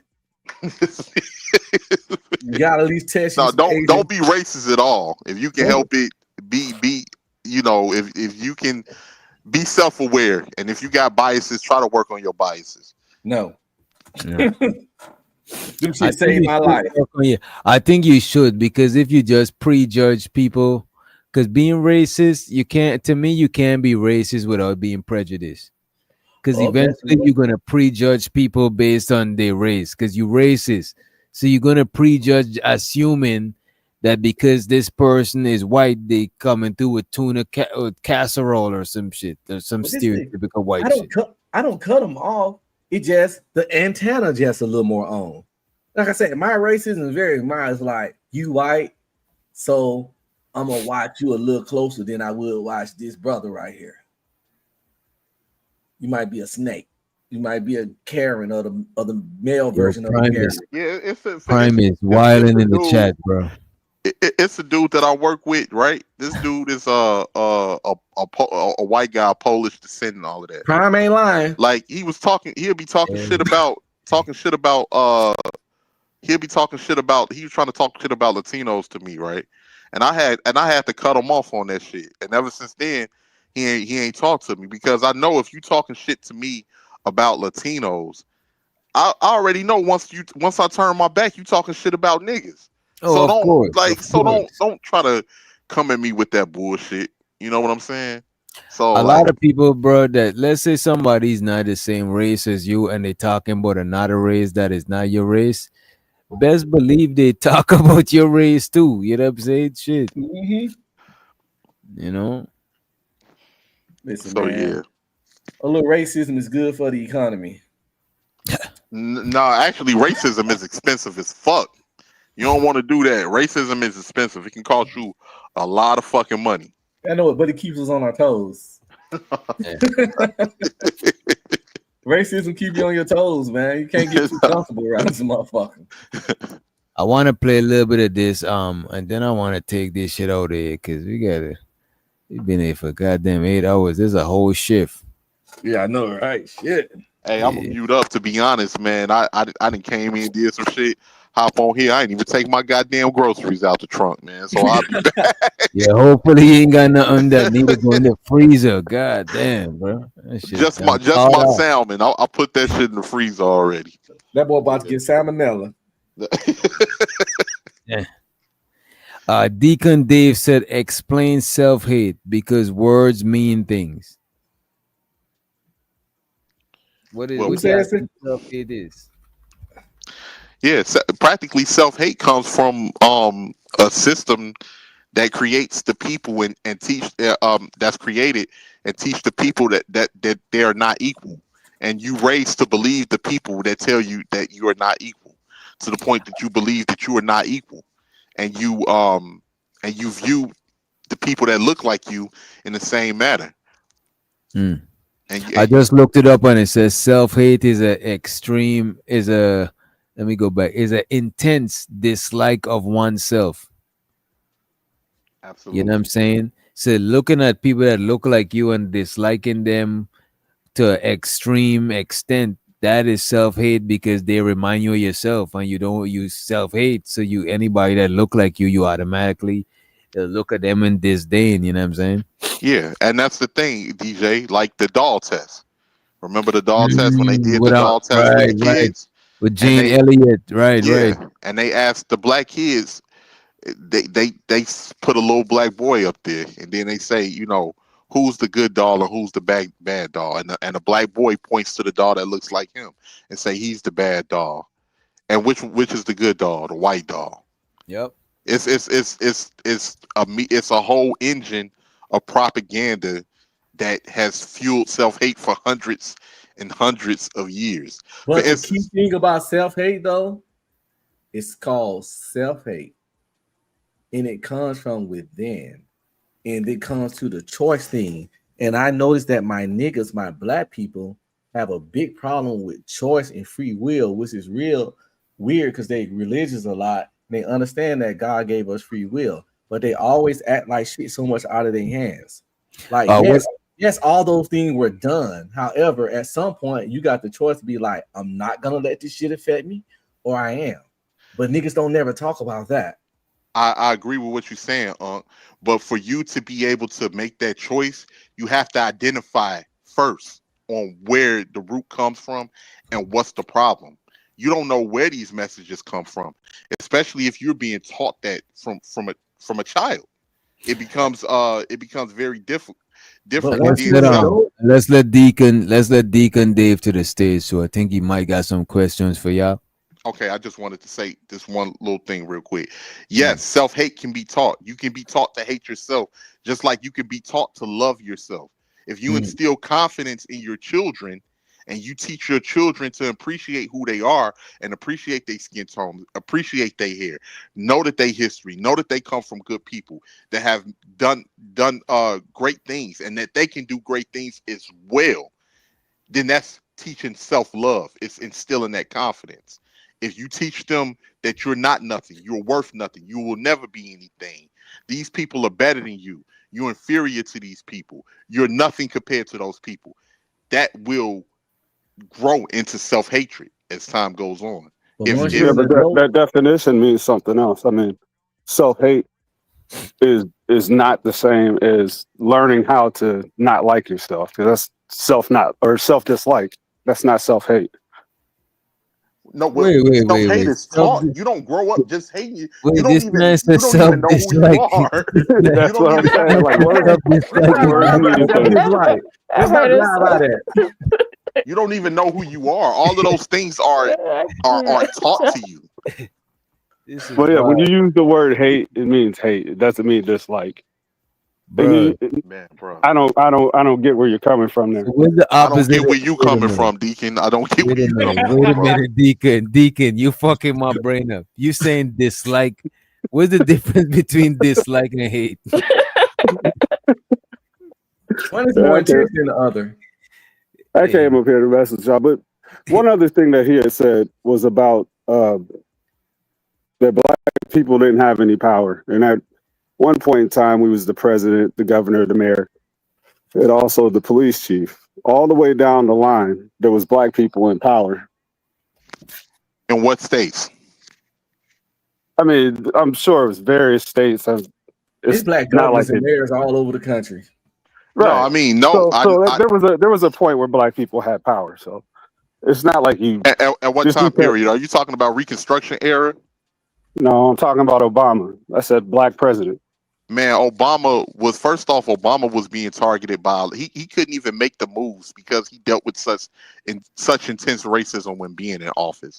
Obama was under the strings of he wasn't under the strings of black people to do things for black people. Yeah, he was under the thong of the alphabet people. The thong of the alphabet people. That's what he was under. Not the thong, the pink dildo of the community. That is wild.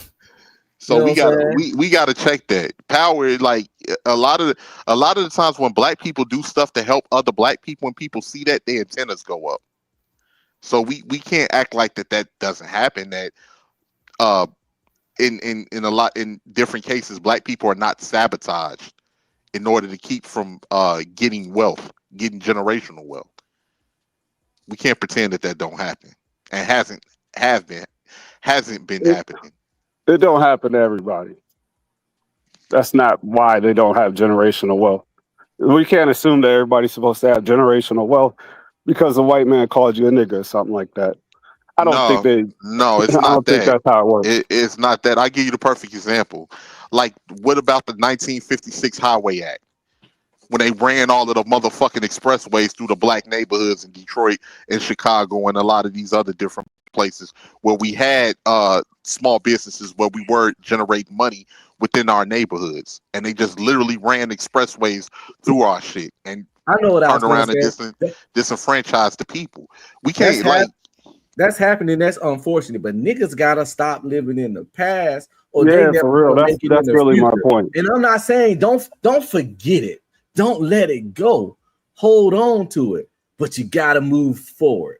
But often in these conversations, not even often, every time in these conversations, It's gonna go back to redlining. It's gonna go back to the Black Wall Street.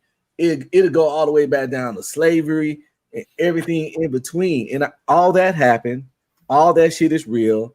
All of it was fucked up. All of it carries ripples to this day. But now it's on you. It is enough freedom for niggas to stop blaming slavery on your success. Well, I ain't saying about you. Oh, no, I get what you're saying. Yeah, we gotta just the stay shit off that I'm the talking path. about, the shit that I'm talking about, literally even dumping drugs in our community was in the fucking late 80s, early 90s. But that still was 40 years ago or whatever. But it's still and nobody put a gun takes- to your head for you to use it, sell it. Nobody make you distribute smoke crack. They Where did can you dump grow up crack in at, my Deacon? living room. They can dump crack in my Deacon, living where did room you grow right up now, at? and I Where did won't you grow smoke up it. at? Did you grow up in the inner cities? Yeah, and I Yes, ain't I never did. smoked crack. No, Didn't they what shut city? down all the factories and the jobs? I was So born they in had no- '78. I could have been a crackhead. Yeah, I was born in '82, and it was probably So- closer to Cleveland. We'll just say that since you asked. And I never sold crack or any drugs. I take great I pride in that. never did it. See how that worked?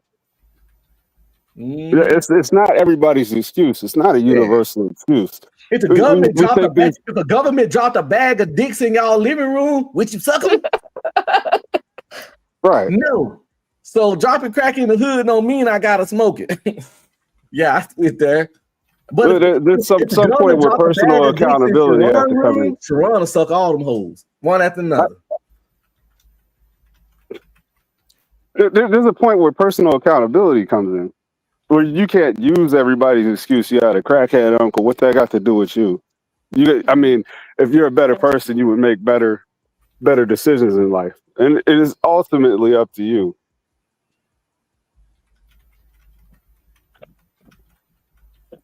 Crack, kill, Applejack. He jumped in and he couldn't jump back. Hey, that's a little. The girls used to jump rope to that back in my day. Talking about crackheads, it was weird. But I'm about to play a little bit of this, and then I'm about to let y'all chop it up a little bit until we about to get on up out of here. I already covered everything that I wanted to show y'all. You know what I'm saying? 2 cents. He come back up, rock him, scared him away and shit. You know what I'm saying? Shows out to rock him. You know what I mean? But check this out. This is Josh, a suspected crackhead, you know what I'm saying? Over here on Venus channel, schooling her and getting schooled by her about race relations, right? Let's check it out. There's so much within the black community that I am so unaware of, right? Like there's different. By the way, he sounds like that because he don't really got a lot of teeth, you know what I mean? oh, I heard that list. I was like, is that a gay man talking? Me too. No, I he thought doesn't. he was gay too. He's just down a few fronts. That's all. He what? I said he just down a few fronts. A few. That is an understatement. But we rock. Let's go with a few. Yeah, like no, I get it. There's so much within the black community that I am so unaware of, right? Like there's different factions with it. I still don't really understand exactly what FBAs are, right? Just going down this damn list, right? And I can't understand why. I honestly just don't really understand what the division is. Like I don't even understand what colorism is. This is not very. See, I think you make this more. So y'all believe that Josh don't understand what colorism is. Like this is what I'm saying. It's just like when people on the panel, right? Sometimes we be a panel, we got a panel full of people, and somebody they ain't got nothing to add. They probably stupid as fuck. They're idiot. What they'll do? Let's say I'm saying something, and somebody that don't got nothing to add want to add something. They'll be like, so they'll be like, so Red Pill Ranger, you from Texas, right? And as soon as you answer, no, they use that as a window to just talk about some shit because they just want airtime. But the shit that they talking about, it don't be about shit. You know what I'm saying? This is what Josh doing right now. And why? I honestly just don't really understand what the division is. Like I don't even understand what colorism is. This is not very. See, I think you make this more difficult than it have to be, right? So you got FBAs, and then you got UBAs. right? Now, What's UVA? Okay, I'm finna tell you right now. I like the white man being confused a little bit. I ain't gonna hold you. I don't think he needs to understand so much. Oh no, this right. By the way, Venus think this whole conversation she having with Josh is deep. You know what I'm saying? Pay attention. This shit is crazy, bro. Here is gonna be a little bit different. So you know all them ugly ass black people that you see, those is UGAs, and then I mean UBAs, and then the FBAs, which is fine black people like myself, right? So you gotta. That's all you need to know. That's the difference. If they ugly, then just assume that the motherfuckers is either Haitian, Jamaican, or some kind of African. I know Bean's not. So he just gonna sit up there and cap, and y'all gonna let him? Yeah, well, Beans is saying that FBA is fine black people and UBA is ugly black people. You know what I'm saying? And then he started naming off immigrants. Ain't that some shit? That is crazy. That's fucked up. He's like, hey, Listen, Venus. Venus, when you get a chance, there's a comment made by Don't Just Be Another Brick in the Wall too. I think it's the second or third comment. It's at 8:46 p.m. when you get a chance. Could you highlight that for me? So to answer your question, it's the other one. This is the one right before it. That one I guess it's the third one up. Yeah.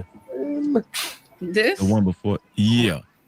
So he said, but see, look, Freezy is cool, but Freezy always try to tie everything back into the Hebrew Israelite. You see the laws and commandments, and it's like, I'd be like, look, man, shouts out to, let me give him a round of applause, because I ain't trying to diss Freeze, but it give me flashbacks, because I used to be cool with some Hebrew Israelite brethren.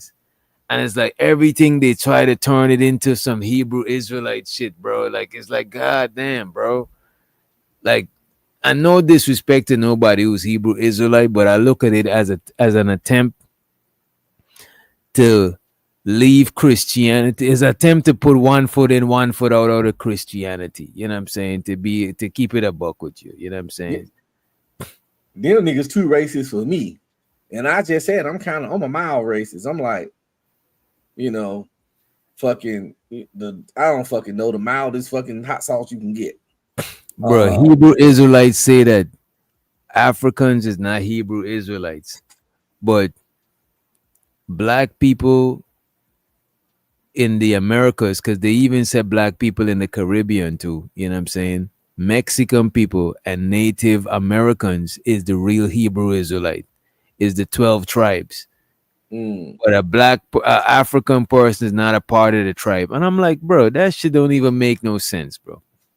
They say a lot of crazy stuff. They intense as fuck. Yeah, man. I don't like knocking them though. You know what I'm saying? Because I don't got no, if I knock somebody belief, I don't got nothing to replace it with.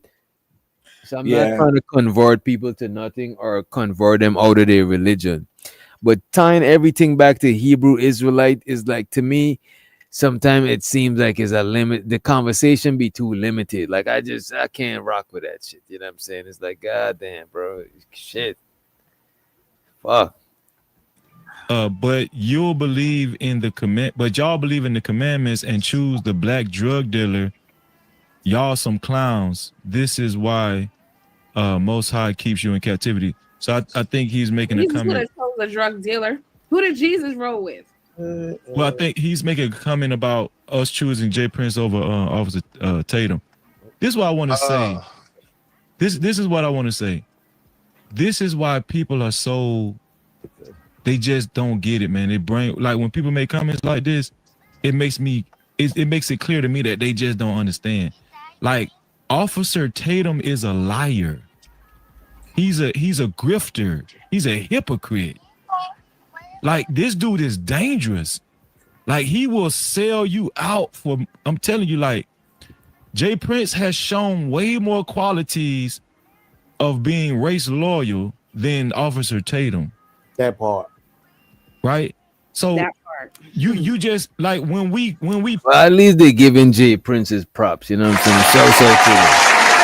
So I like giving Jay Prince his props. But I ain't gonna lie to y'all, it's partially because it makes some of y'all mad. I ain't even gonna hold If it didn't make y'all mad, if y'all wasn't some mad, look, I'll give Jay Prince his props, sure. But the reason I give him even more props is because y'all be mad. Like, why y'all so mad, bro? Like, that might be why I'm such a JP fan, because you know I'm a natural asshole. Yeah. Might be part of the reason. Now he's funny and entertaining, but I big up Jay Prince anytime I get a chance. He's entertaining, but one of the reasons that pushed me to be wanting to give him his props publicly, because I could just message him somewhere and give him his props, but no, I'll be wanting to give him his props in front of y'all. You know what I mean? I'm not a fan. Not a fan of JP. We don't make the props up. We don't make the props up. We just saying them publicly. Right, and don't get me wrong, a lot of stuff that JP do, look, I disagree with more shit that JP do more than I agree with it. You know what I'm saying? That's the funny thing about it. You know what I mean? But I do think he is entertaining, and y'all be mad. You know what I'm saying? Not even regular mad. His whole chat be mad. I be over there cracking up. His chat be mad as fuck. Bro, I super chat JP one time, and the next time I tried to message, I was blocked. You see, that is crazy. They be blocking people that sending the man bread, and I'm like, look, man, if y'all wasn't this mad, y'all madness add to the entertainment factor of JP. Y'all don't even get it, bro. Because y'all so mad, it make the man 10 times more entertaining. Y'all be tripping. I had to message JP to tell him, bro, I can't send you super chats no more. They blocked me. They be tripping over there. They be blocking that man blessing. He beat them sugar bomb type motherfuckers, man. Back when she had a ranch, I think he took her shit.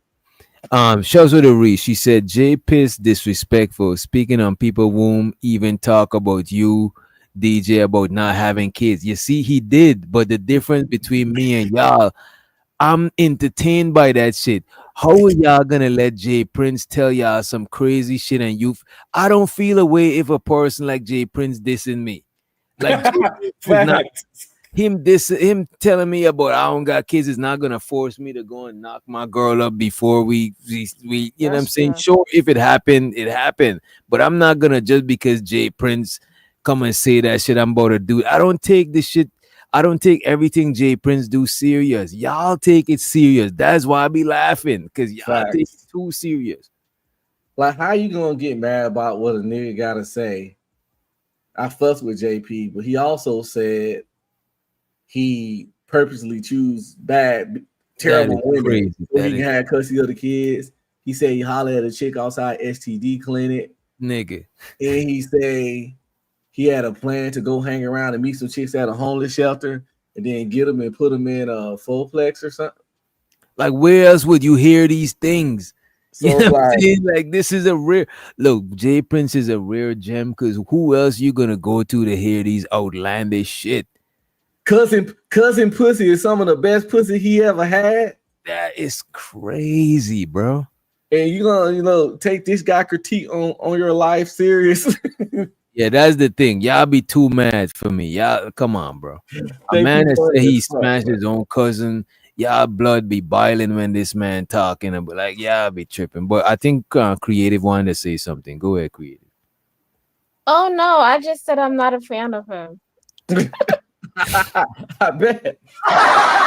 And you see how she said that without her blood boiling and she don't sound like her blood pressure raised. But y'all be in the chat. I be worried about y'all. Y'all need to go and check y'all blood pressure. I ain't gonna hold you. Y'all gotta check y'all blood pressure when y'all watching G. Remember when Drip had his scandal? Niggas was mad at me because I wasn't tearing him apart. It's like, bro, they was mad at me too because I was reviewing him, but I didn't review them how they want. But they don't know if I reviewed him how y'all want, it wouldn't be no review. Because the man with a flag, the man already was saying he gonna flag your shit if you review his shit. You know what I'm saying? Like, yeah, that was crazy. It was in members only. I'm reviewing the man shit. Y'all want me to show the shit. Y'all want me to throw him onto the bus and all of this shit. And I'm like, look, man, y'all could throw him wherever y'all want to throw him. But I got to review this shit in a way that protect the channel. Y'all don't be thinking. Y'all want to move. Y'all want to feel away and move on your feelings and fuck up the whole play. Y'all tripping. Niggas want to be entertained. That's all they care about. No. The next laugh. They'll laugh with you for 3 minutes, then talk about you for 3 days once you demonetize. Now, people can't flag for any reason, SD, but there's certain things that YouTube frowned upon that people could flag you for. You know what I'm saying? Especially if they got clear proof that you did it. That's why a lot of times we private the streams and shit like that, because shit go a little left. What up, Jude? Jude, you had to just be waking up. You know what I'm saying? This one Juju just come to the party, you know what I mean? The hell. But yeah, man, let me get off of this what you call it shit. This whole the Hebrew Israelite shit just be making me just, I don't know, man. That should be making my brain itch, man. Let me play this out real quick. Said make his brain itch. Yeah, because I rock with a lot of people. I used to be a Rastafari. I rock with a Hebrew Israelite thing for a minute, but then I had to come to the realization that all of these spiritual beliefs is man-made. And the men that made them, they didn't make them with all bad intentions. They made them for their purposes, but it's still man-made. You know what I'm saying? Like for example, I think Christianity is man-made. Are there good things within Christianity? Sure. But it's man-made. Should people stop being Christians? I don't think so. It's on you if you want to. Is there a God? I believe there's a God, you know what I'm saying? But I just believe everybody or even if you don't want to say God, I believe there's a higher power, but different people create different spiritual systems so they could tap into that higher power in their own way. You know what I'm saying? Most religion at the core is not bad. You know what I'm saying? Could people use it for bad? Sure. But I don't think there's a religion that's superior to the other religion. And that's why I don't like the religious banging. You know what I mean? But I won't want to take nobody religion from them because I don't got shit to give them to replace the shit. You know what I mean? Yeah, and I tell people all the time. Go ahead. Just fucking believe what you want. Believe what you want. I just let people believe what they want. Because it's like, what the fuck? I don't know why people get so mad when somebody don't believe in God or somebody do. Man, that shit ain't gonna do none of your life. We all find out in the end. Right. And believing or not believing in God is not gonna make God exist or not exist. You know what I'm saying? Right. That's on you. That's on you how you trying to live and rock with it. Because she only come by way of slavery. That is true. Let me see. Let me play this one real quick, right? Because they Haitian. I'm not Haitian when they put flies in their face. When they show the African there, they doesn't fucking like you. So when I'm trying to implement policy or changes in government, et cetera, whatever I'm trying to do, Which in Venus is not trying to implement changes in the whole government or none of that shit. But I guess it's hypothetically speaking, right? maybe let snakes in our home. No, it absolutely. So if I could put somebody who let's just say came from Nigeria, right? Look how Josh enjoying his red carpet treatment. He just up there just high off the shit, you know what I'm saying? Just smoked a bowl of ice, just chilling up there regular, you know what I'm saying? Met it up, you know what I mean? That was going to be my question, is this, to hear Illa explain this, right? Like there's this division within basically everybody with dark skin, right? From my perspective, I can't tell the difference between. I still don't know what an FBA is Exactly. And that's my point. Right. Wait, no. This is why we have chosen to delineate. Thank you, Joshua, because we know they can't tell the difference. So we can put you, non-FBA, in position, right? And you will be the representation for FBA, even though you're fucking not. That's why the problem. But he also highlighted how there's still a room for unity because they don't know the difference. They don't know the difference for either side. So it really doesn't matter. They're all against you, period, and they all uniting, period. I'm just saying I know I'm not saying we need to let snakes in our home. No, it absolutely. So if I could put somebody who let's just say came from Nigeria, right? He just happens to come from a place where they don't like Black Americans, right? They do not associate with your kind. They do not think you're brothers, none of that shit. They don't fuck with you, right? Now I bring him over here and I want to appease the black community, right? So I'm gonna put this Nigerian who speaks very good English at the face of my company or whatever political Damn. position, right? Joshua, am I lying? This is how it goes. No, that would be a damn good. That would be a fucking awesome tactic. I would. That's what's happening. So I'm going to use this Nigerian who speaks perfect English, who looks like you, right? To Joshua's point, most people won't be able to tell the difference. I'm going to use him. I'm going to fill my quota. If I have to hire some black people, oh, we got a quote unquote black person here. Not you though, right? I'm going to use this foreigner who doesn't fucking like you. So when I'm trying to implement policy or changes in government, et cetera, whatever I'm trying to do, he's going to align with me. He doesn't like you. I agree with you. You're right, but the question. Power use they're a fucking problem. They're a problem. But Venus, they only can do that because they already know the seeds they sowed in both cultures. When I was young, when they showed an African, what do they show? Some person in the bushes with flies in their face. When they show the African, the American, what they show? The crackhead mother on the corner. They sold both people the worst expressions of each other to benefit from that division. I grew up in Newark.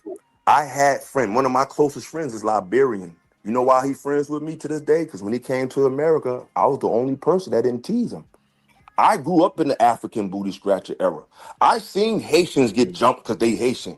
I'm not justifying everything. What I'm saying is people be so caught up in the result of what people do and don't look at the cost. Okay, wait. I want you to stop real quick because this is where you kind of throwing it.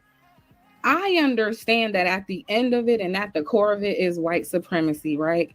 But you tend to jump too far to the root when you're talking to people who don't even understand what's happening. No, he's not he's not look at this. When people is not helping Venus paint her narrative, you know what I'm saying, she gets frustrated. You know what I'm saying? This is her frustration showing. And that's a fact. Ayla was schooling her. Ayla was trying to learn this lady, man. You know what I'm saying? PhD was a little hostile to him, but she left. You know what I mean? She wasn't adding on to the conversation. Okay, wait. I want you to stop real quick because this is where you kind of throwing it. I understand that at the end of it and at the core of it is white supremacy, right? But you tend to jump too far to the root when you're talking to people who don't even understand what's happening in the moment. Does that make sense? But that's why they don't know, Venus, because they don't know the root. We have to kind of reverse engineer. We can't just if they're not understanding plainly what's happening now, you're trying to jump all the way back to the beginning of the agenda to people who don't fucking understand that there is an agenda. But how you gonna learn? How you gonna learn an agenda if you don't? I mean, I'm gonna ask the white man, Mr. Josh, when you're teaching your children about how to view other cultures and how to view their current social dynamic, do you give them a history lesson on how things got here, or you just reinforce what's already here, or do you bring them up to speed so they can know their place? No, so just to be fair, right? So I do have a son, 7 years old. He's half Asian. My wife's Vietnamese. And there is internal conflict within the family. Shout out passport bros. You can have problems when you breed. So how I basically deal with my son specifically is I set down, these are my rules within my culture. You will look at that culture over there, usually speaking to his mom's side, right? And you'll compare the two, right? This is what I'm saying is right. That over there is what I'm saying is wrong. You pick. Basically, I'm constantly pitting the culture, as in I eat with a fucking fork, mom eats with sticks because she's a fucking caveman. You get the point? The idea is to show the damn difference, right? I don't go about the whole history lesson. I don't need all of that. He's 7. What the hell does he understand?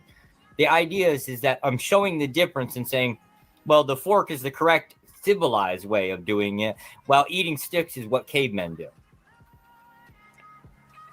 And so yes, I'm demonizing the other side. Yes. It applies perfectly here. I love what Josh said, right? Because it'll look. You're talking to 7-year-olds like they're adults. That's essentially what I'm saying to you. You're not wrong. So it's my fault. My fault. See, I got cursed out earlier because I said black people are, because I said we acting dumb. But you just said, that's why I ain't mad at what you said. But I'm just showing you how wording and personality matters more than what's being said. You just called the whole group of people that listening to what we doing 7-year-olds, but I got cursed out because I said, "Yo, we need to get off this dumb shit." We both said the same thing. It's just that it sounds better coming from you than it does from me. Like we're berating, like we got the point. I understand what you're saying. And I'm not calling everyone listening 7-year-olds because some of the people in the chat understand what I'm saying. But why a lot of y'all in the chat, especially a lot of the no face pages, why y'all hate on this nigga Illa so bad? Y'all, why the no face accounts be the ones with the most hate, man? Because they ugly. They hate their face so much they just angry at the world. That's why they can't. They either ugly or they fake accounts of people that we know, but they hide behind the fake accounts. That is crazy, man. Think about it. If you look every time you look in the mirror, you want to headbutt that fucking mirror. You're gonna come on YouTube and be real angry. You know what I'm saying? You gotta lash out. You gotta attack. Damn. Like the bulldog you look like. Damn. Because of the amount of pushback that I get when I'm simply stating what things are, I have to say, okay, you're talking to people who are 7-year-olds as if they're adults. What I've come to understand because of all the pushback I get is that a lot of them mentally do not understand, Illa. That's the point I've been trying to get to you the whole time. And I agree with you, but they got so much to say. They got so much to say, so much pushback, so much attitude, so much this, and they don't even know these white folks ain't playing with them. Like it's just crazy. So when you come up here, Mel says, so DJ, you actually seem to be looking to excuse black immigrant side of this. Where is your open-mindedness on the other side of the topic? What do you mean? Oh yeah, she been anti-immigrant the whole thing. You go back and look at all her messages. I've been seeing her, but I've been trying to not, because look, man, I can't pay too much attention to all the respectfully. I respect everybody being here, but a lot of times I'll pay more attention to the people that I know, the people that got membership, and the people that pay the super chat and shit, you know what I'm saying? Or people that I just know is adding to some shit, you know what I'm saying? I'll read this shit. But if I see you just posting bullshit, I'm gonna look past it most of the time, you know what I'm saying? Because if I watch everybody in the chat, a lot of people is trolling you and distracting you, you know what I'm saying? So what do you mean? Can be stern on one side and point out, what do you mean? I'm stern on people trying to disrespect me. You know what I'm saying? And also I said that nobody shouldn't be disrespecting Black American culture. There's number one. And also I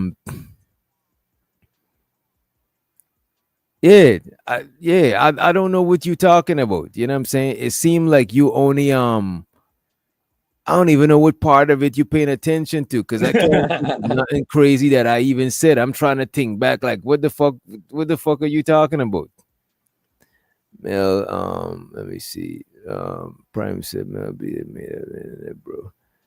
Yeah, a lot of people, I don't even know if they got real accounts. You have to go back and listen. I don't gotta go back and listen. You talking to me? No. Tell me what what the fuck? Express yourself. Giving me homework and shit. Like, come on now. Damn, the chat be bossy as fuck, don't they? Yeah, like goddamn menaces. Man, y'all got any words before we get on up out of here? Let me see who else is. Well, you know what? Let me not even do that. They say you tried to shame them for responding to JP disrespect. Like, how you want me to how y'all want me to handle JP? I want me to kick him down. They want you to hate that nigga guts. They want you to call him all the stuff they call him, crackhead, and if so much people are already calling him that shit, what do you need me to do to add extra to it? Like, come on, man. JP chat be mean as fuck to him. To him, that is crazy. And you know what, though? It's insane. A lot of times when I see him react to people, you know what I'm saying? And a lot of times when I see him react to people, I could tell that it's because he used to reacting to them like they're on his chat, you know what I'm saying?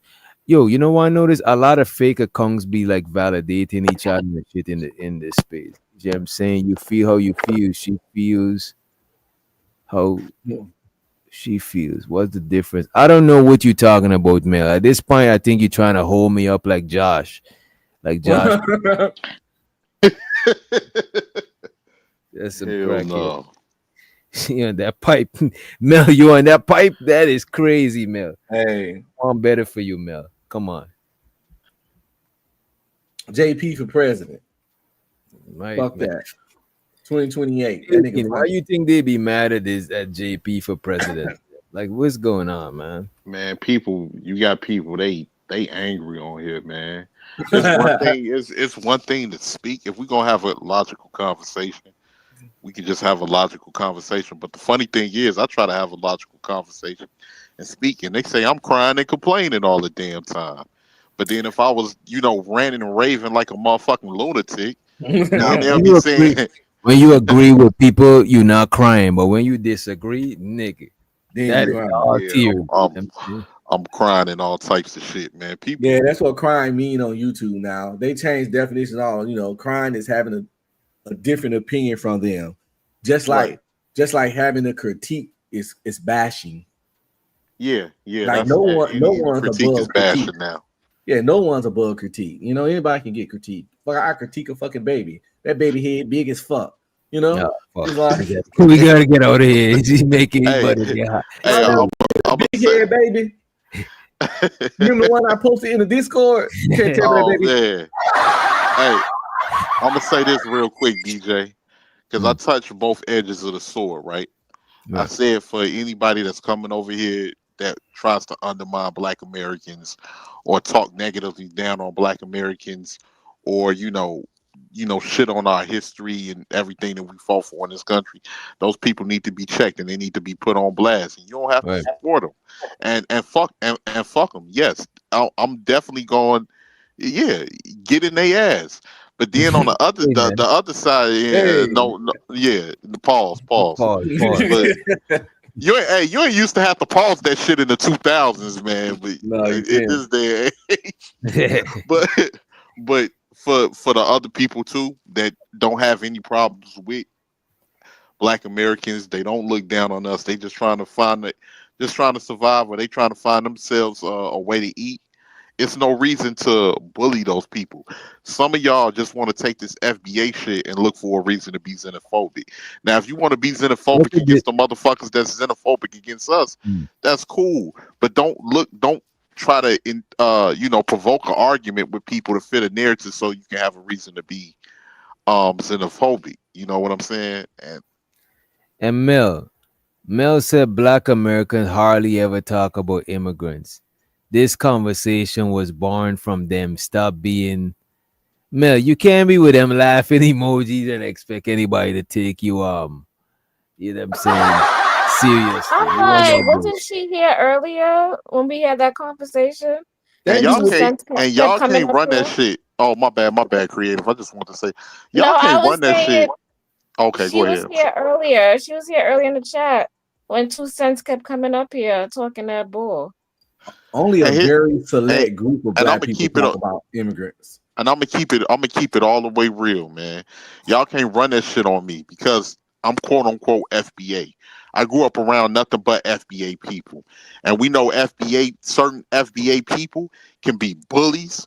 Motherfuckers look for reasons to fuck with people, and like a lot of the times y'all look for reasons to be real negative and fucking hateful. And I'm not excusing any of those immigrants that's on their high horse that think just because they come from a certain tribe they can come over here and talk shit or try to think that they're gonna try to fuck us over on business or any of that. They'll get dealt with, but we gonna have to keep it real all the way around the board. Some of y'all, man, are just some nasty ass negative people that try to provoke people, and then you want to turn around and play victim if people want to turn around and start getting at us. Then you want to rally the same FBA people that you were saying that ain't built nothing nor established nothing or all of this other shit. Then you want to run and go get them and think we supposed to unite under a banner so you can coach a bang on somebody after you done kicked up some bullshit. Get the fuck out of here with that, man. I be forgetting niggas be immigrants. I don't even know who be clocking that shit. If DJ don't mention where he from, nigga, if I'm talking to a motherfucker that's speaking English, I'm just in my mind, they just from here. And Sugar Bum saying we're allowed to delineate. Sugar Bum, even if you didn't delineate, right? I know that Unk be streaming is a black American, you know what I'm saying? You know what I mean? And I know that I'm black Guyanese, but I'm still black. It's just a nationality, you know what I'm saying? Most of the time when you talking, you forget ways, like literally where somebody from, because the majority of the conversation don't be about that shit. It be just Exactly. about other shit, you know what I'm saying?